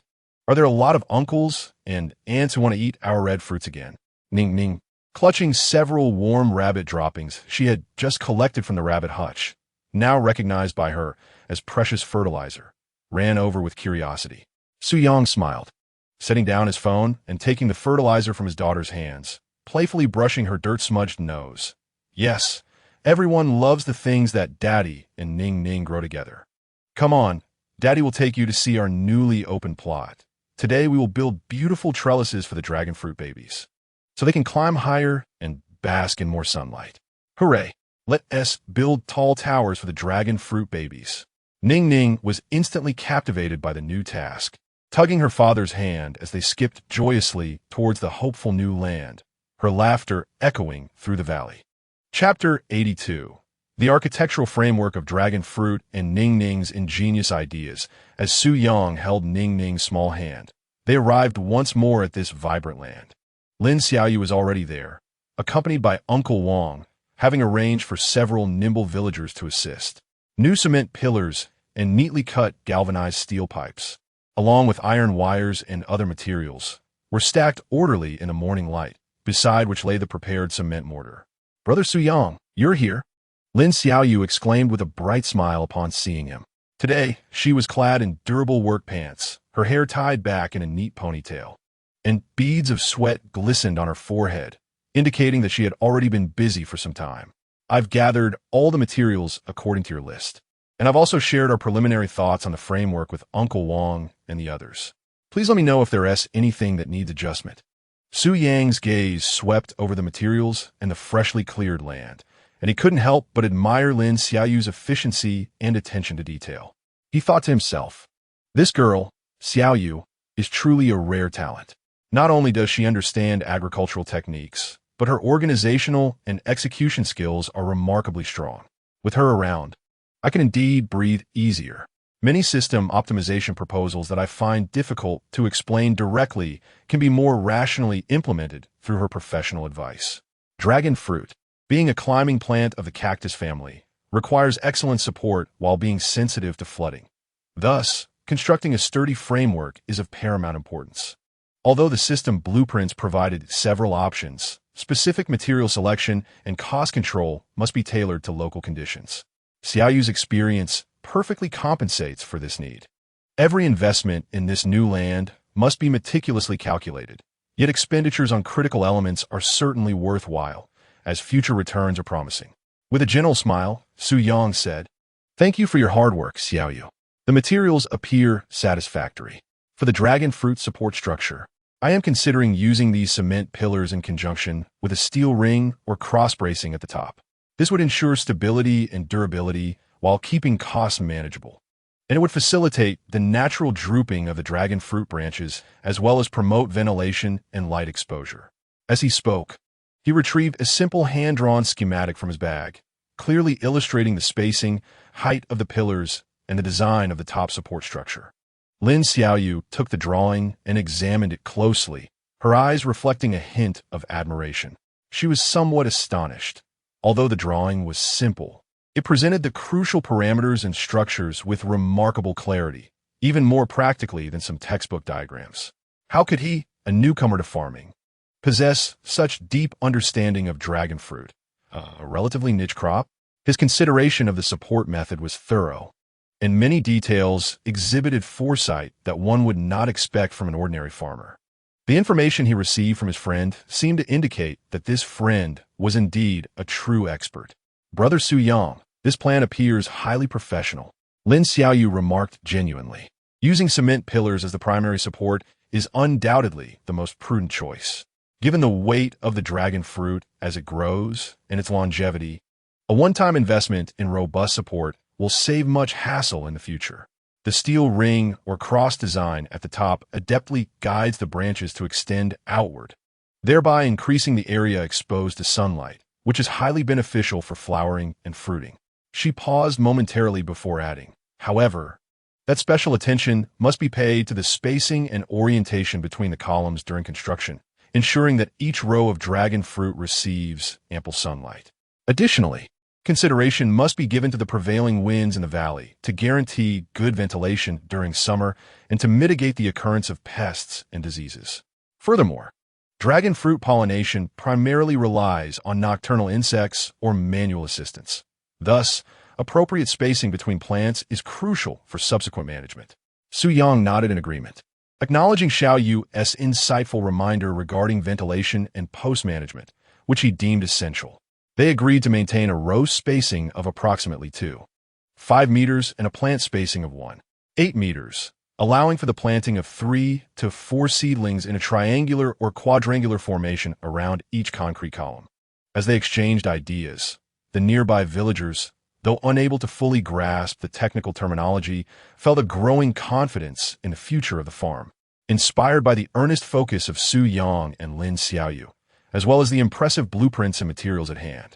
Ning Ning, like a curious little sprite, flitted about, first patting the concrete columns with her tiny hands, then picking up a scrap of discarded steel pipe to play with. Upon witnessing her father and Lin Xiaoyu directing the villagers in digging holes, erecting columns, and securing the steel framework, her mind sparked with new imaginative ideas. "Daddy, Sister Xiaoyu," Ning Ning exclaimed as she ran up to them. tilting her little face upward and pointing at the newly erected concrete columns with excitement. Look, these columns are so tall. Don't they look like the high-rise buildings we're building for the baby dragon fruits? When the baby dragon fruits grow up, they can live in their tall buildings, basking in the sun and seeing far, far away. Haha, Ning Ning, you are absolutely right. Lin Xiaoyu laughed, bending over with delight at the whimsical analogy. She crouched down to tickle Ning's little nose, saying, "These are indeed the skyscrapers for the baby dragon fruits. Once they move in, they'll bear larger, sweeter red fruits for you to enjoy." Ning Ning nodded vigorously, then, with the demeanor of a little adult, approached one of the recently secured concrete columns, extending her small hand to solemnly pat it, declaring in her sweet voice, "This tall building shall be called the home of the sun." She scampered to another column, exclaiming, "This one is the swing of Grandma Moon, and this one is the singing platform for the little birds." The little one enthusiastically bestowed each soon-to-be pillar, brimming with hope, with whimsical names. Her cheerful laughter and boundless imagination infusing the bustling construction site with vibrant life and joy. Su Yang, observing his daughter's natural interaction with Lin Xiaoyu and their shared happiness, felt warmth enveloping his heart. He took out his phone to capture this busy yet heartwarming scene, thinking to himself how vividly alive this moment was. The process of constructing trellises for dragon fruit, the diligent labor of the villagers, the professional guidance of Lin Xiaoyu, and the imaginative ideas from Ning Ning, the chief naming officer, come together to create a perfect narrative. The title could be New Developments in the Land of Hope. Erecting skyscrapers for dragon fruit babies, with adorable children bestowing names, where scientific cultivation meets childlike joy. Tags should include new farmers, dragon fruit cultivation, scientific trellis construction, rural revitalization, daily life of kids, and father-daughter interaction. This not only showcases our farm's professional commitment and meticulous care for the crops, but also highlights the warm familial atmosphere that fans will undoubtedly enjoy. As the sun grows increasingly fierce, the enthusiasm of everyone remains undiminished. Chapter 83.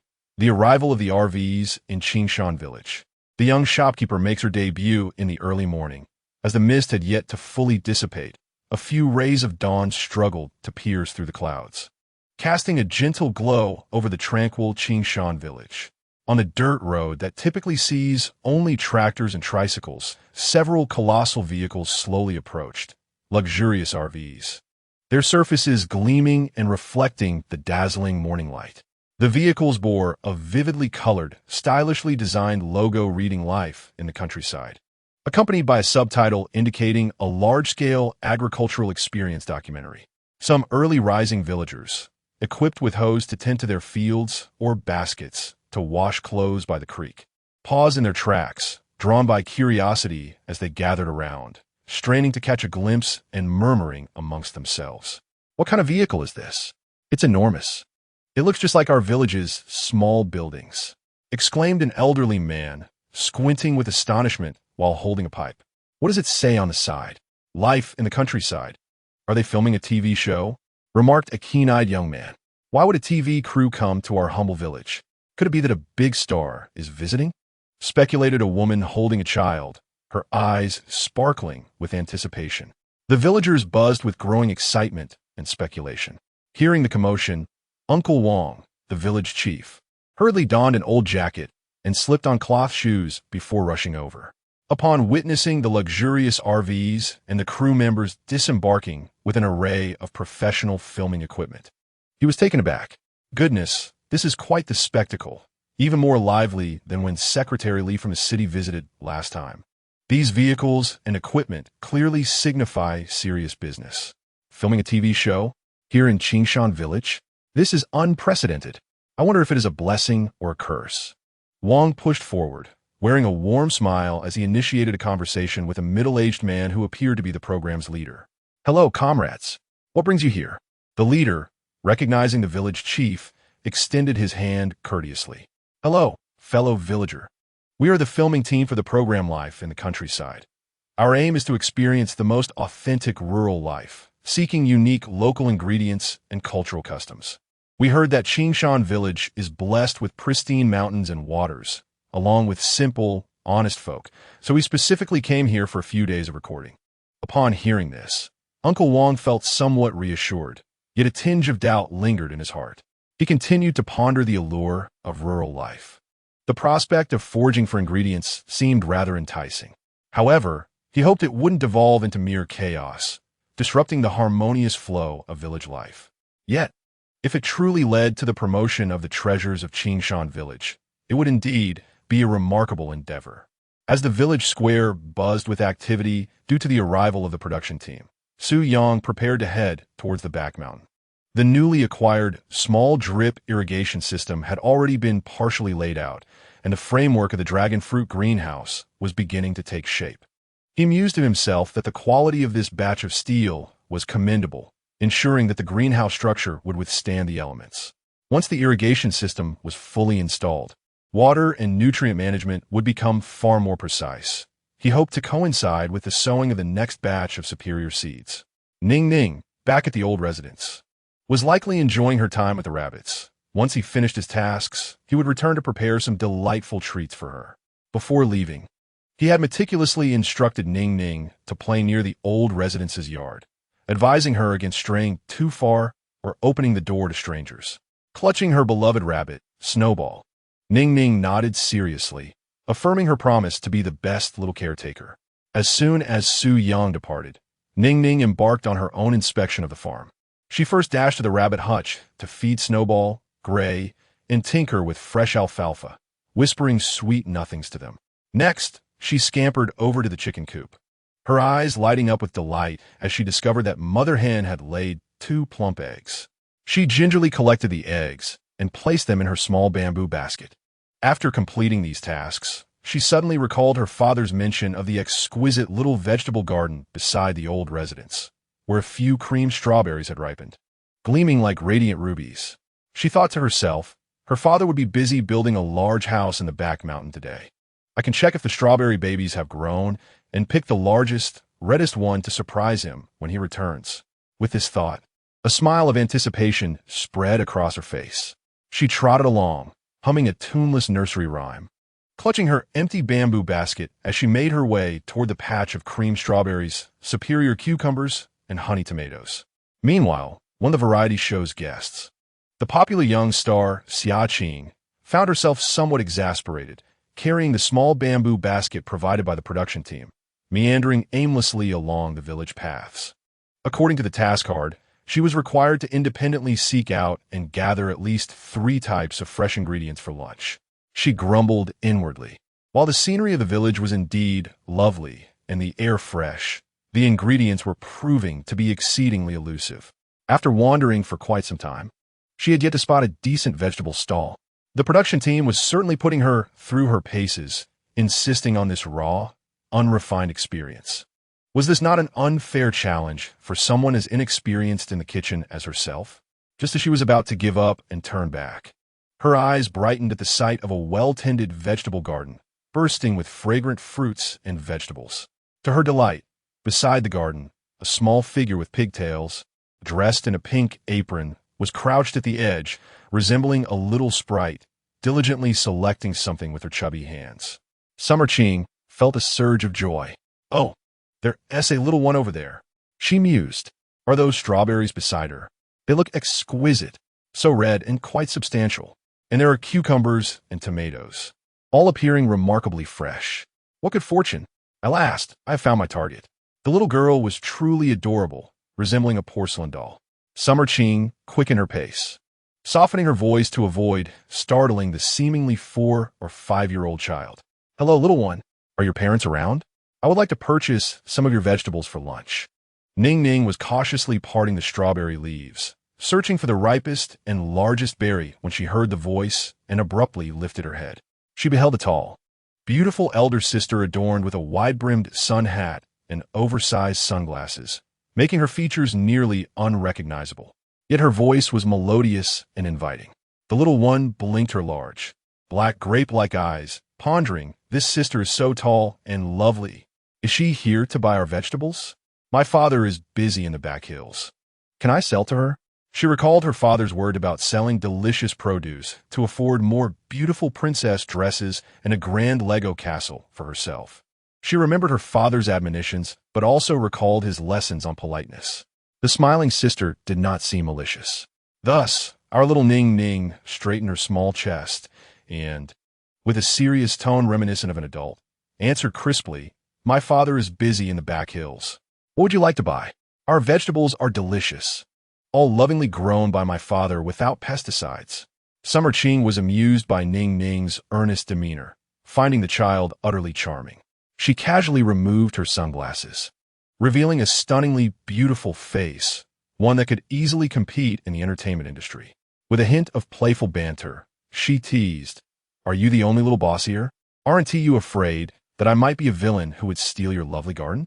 Ning Ning tilted her head, earnestly scrutinizing Summer Ching's now even more breathtaking visage.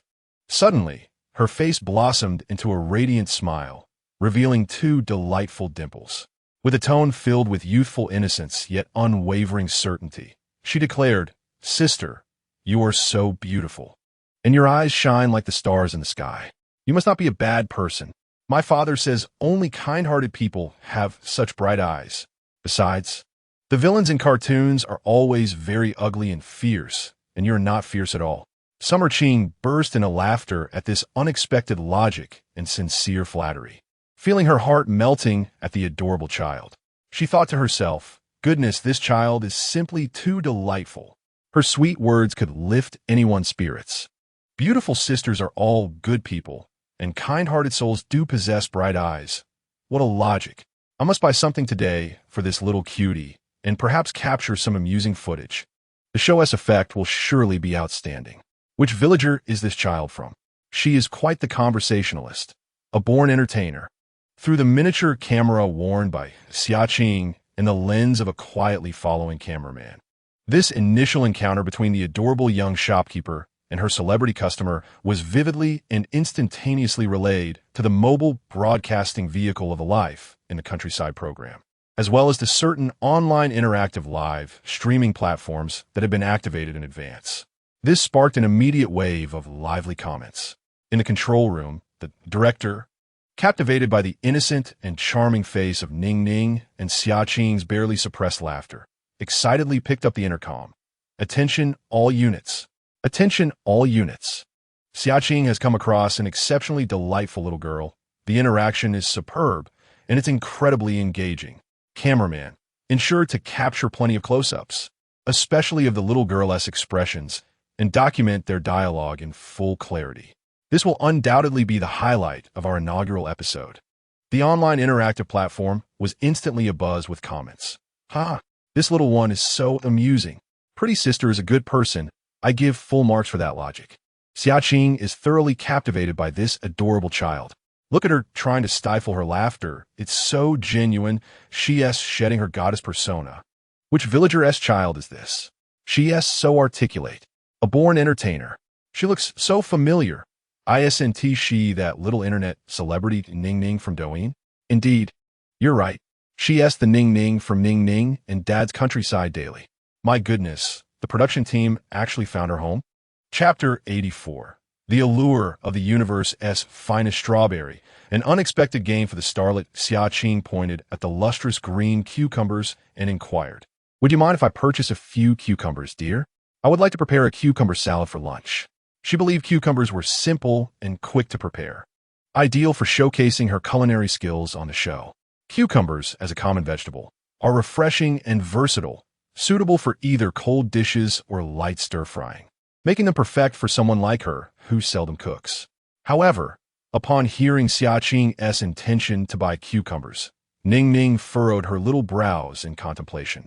She trotted over to the cucumber vines, resembling an experienced little farmer, and with her chubby hands, she gently parted the leaves to closely inspect the cucumbers hanging from the vines. Some of the cucumbers were adorned with delicate yellow blossoms, appearing quite fresh. Yet Ning Ning felt they seemed to be lacking something. She then returned, her small face displaying a hint of professional disappointment, and shook her head. "Sister, it seems like today's cucumber babies haven't quite woken up yet. They say they need some more sun to sweeten up. Eating them now might not be entirely enjoyable. She thought to herself. Her father had said that the cucumbers taste sweetest when the little flowers on top are about to fall off, and these seem to be just a tad underripe. Ah, strawberry. Yes, the strawberries, so red and luscious. My father says one can fetch a handsome price. If I sell strawberries, my father will surely praise me for being so capable. With that thought, she promptly tugged at Xia Qing's sleeve, pointing to the patch of luscious, ruby-red cream strawberries exuding a sweet fragrance. And in an assertive tone, she earnestly urged, "Sister, please buy some strawberries. The cream strawberries cultivated by my father are undoubtedly the most delectable strawberries in the entire universe. They are both fragrant and sweet, imbued with the essence of grandmother's love. Ning ning adorest him." As she spoke, she took a deep inhalation through her tiny nose, as if the aroma wafting through the air served as the ultimate testament to their deliciousness. Summer Qing was once again amused by Ning Ning's whimsical and undeniably persuasive charm. The cucumber baby hasn't awakened? This little creature's imagination is exceedingly rich. She mused to herself, pondering the delightful notion. However, the description of cream strawberries sounds exquisitely refined, and the hint of grandmother's flavor is intriguingly peculiar. This certainly adds an element of showmanship. Moreover, what if they truly taste as wonderful as she claims? Gazing into Ning Ning's expectant and confident eyes, along with the strawberries that gleamed a vibrant red and appeared plump beyond belief, her resolve began to waver. These strawberries were indeed more enticing than any so-called premium strawberries she had encountered in the city. The unique fragrance, even from a few steps away, wafted delicately into her nostrils, stirring her taste buds, despite her usual indifference towards sweets. Just as Summer Qing hesitated, Ning Ning had already scampered over to the strawberry patch on her little legs, carefully plucking the largest and ripest cream strawberry, exuding a rich sweetness. She remembered her father's teachings and first rinsed the strawberry with a crystal-clear stream water diverted from the mountain gorge, which Su Yang had thoughtfully channeled to the garden using sturdy bamboo pipes. The spring water was refreshingly sweet, perfect for washing fruits and vegetables. Then, like presenting a treasure, she cradled the strawberry in her tiny hands, making it appear even more substantial, and offered it to Summer Qing. "Sister, you must try it. If it's not sweet, you won't owe a penny. That's what Dad said." Ning Ning tilted her little face upward, her gaze imbued with sincerity, her large, dark eyes sparkling with an irresistible allure. Summer Qing beheld the strawberry, a veritable masterpiece of nature, its shape rounded, color uniform, the fine seeds glistening like tiny jewels. With Ning Ning's clear and untainted eyes reflecting pure innocence, she found it impossible to decline this heartfelt offering from a child. The strawberry emitted a unique, creamy sweetness that was increasingly palpable, stirring even a celebrity so accustomed to gourmet delicacies. She accepted the strawberry, feeling its slight weight in her hand, the green stem fresh and vibrant, as the fragrant aroma filled her senses. Gently, she took a small bite. Instantly, an indescribable burst of exquisite sweetness exploded on her palate, akin to the most dazzling fireworks. The flavor was pure and rich, devoid of any hint of tartness. The flesh was delicate and tender, melting in her mouth without the need for chewing, its juicy essence cascading down her throat, leaving an enduring bouquet of fragrance behind. The most astonishing aspect lies in the exquisite sweetness that is intertwined with a subtle, extraordinarily natural aroma reminiscent of high-quality dairy cream, perfectly merging with the fresh fragrance of the strawberries themselves, thus creating an unprecedented, richly layered, and profoundly harmonious flavor. Xia Qing stood frozen, her hand trembling slightly as she held the strawberry, her eyes widening in disbelief, her face a canvas of astonishment and sheer ecstasy, utterly conquered by the exquisite taste. "Oh my heavens, what divine flavor is this? It is utterly delectable. Without a doubt, this is the most delicious strawberry I have ever tasted in my life, bar none. The creaminess is simply marvelous. This is no ordinary strawberry, but rather a gift from the Creator. The little girl did not deceive me. This is indeed the best in the universe. I must purchase more." If I were to bring these back for the other guests to try, they would surely go wild. This episode is destined to be a hit. In a state of near abandon, she devoured a large strawberry in just a few bites, even licking her fingers to savor the sweet juice, entirely forgetting her image as a celebrity. At this moment, tasks and ingredients faded into insignificance. Her entire palate and mind were consumed by this unprecedented delicacy. Through the miniature camera Xia Qing carried and the lens of the stealthy cameraman nearby, her astonished, enthralled, and somewhat unrestrained expressions while tasting the strawberry were perfectly captured, providing excellent material for the post-production editing of the show. This scene ignited excitement once again among the director and crew stationed in the control room and the online interaction platform.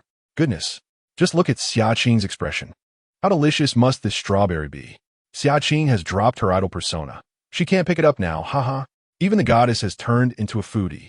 From across the screen, I can practically smell the aroma. I'm drooling. Ning Ning, the produce from her father's farm, is exceptionally delicious. I didn't even manage to grab any of the corn last time. The strawberries from this little girl's home must be heavenly. Director, quickly ask for the address. Our team will take them all. If we can feature this on the show, it will undoubtedly generate buzz. In the control room, the director excitedly seized the intercom, his voice slightly distorted with enthusiasm. This is fantastic. Xia Qing's reaction is so genuine. This strawberry is definitely a highlight. Be sure to emphasize this segment in the editing. Xiaozhong, hurry and ask the little girl when her parents will be back. We must find a way to procure more of these strawberries. The viewership for this episode depends on it.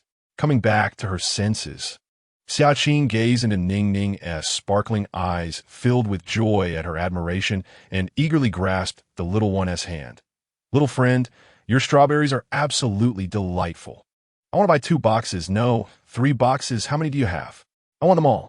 Her mind was completely consumed by the astonishing flavor, having entirely forgotten that she initially intended to purchase a few cucumbers, or whether the budget provided by the production team was sufficient. Upon hearing that the beautiful sister wanted to buy so many, Ning Ning's face lit up with glee. She recalled her father mentioning that strawberries are precious, and a small box could fetch a significant sum. Thinking to herself, the strawberries my father grows are the best. The beautiful sister is quite fond of this, and I wish to assist my father in selling a great deal of money to purchase a large excavator toy. With Ning Ning's enthusiastic assistance, she clumsily helped Xia Qing pack 2 small baskets filled with the finest cream strawberries to accommodate the occasional villagers or acquaintances who wished to sample them. Su Yang meticulously crafted some delicate fruit baskets from slender bamboo strips, lining the bottoms with clean, dry straw and adorning the tops with crooked crayon drawings of rabbits and strawberries by Ning Ning, exuding a charming simplicity. Xia Qing cheerfully retrieved 2 crisp, red 100-yuan bills from her wallet and handed them to Ning Ning. Watching with delight as the little one's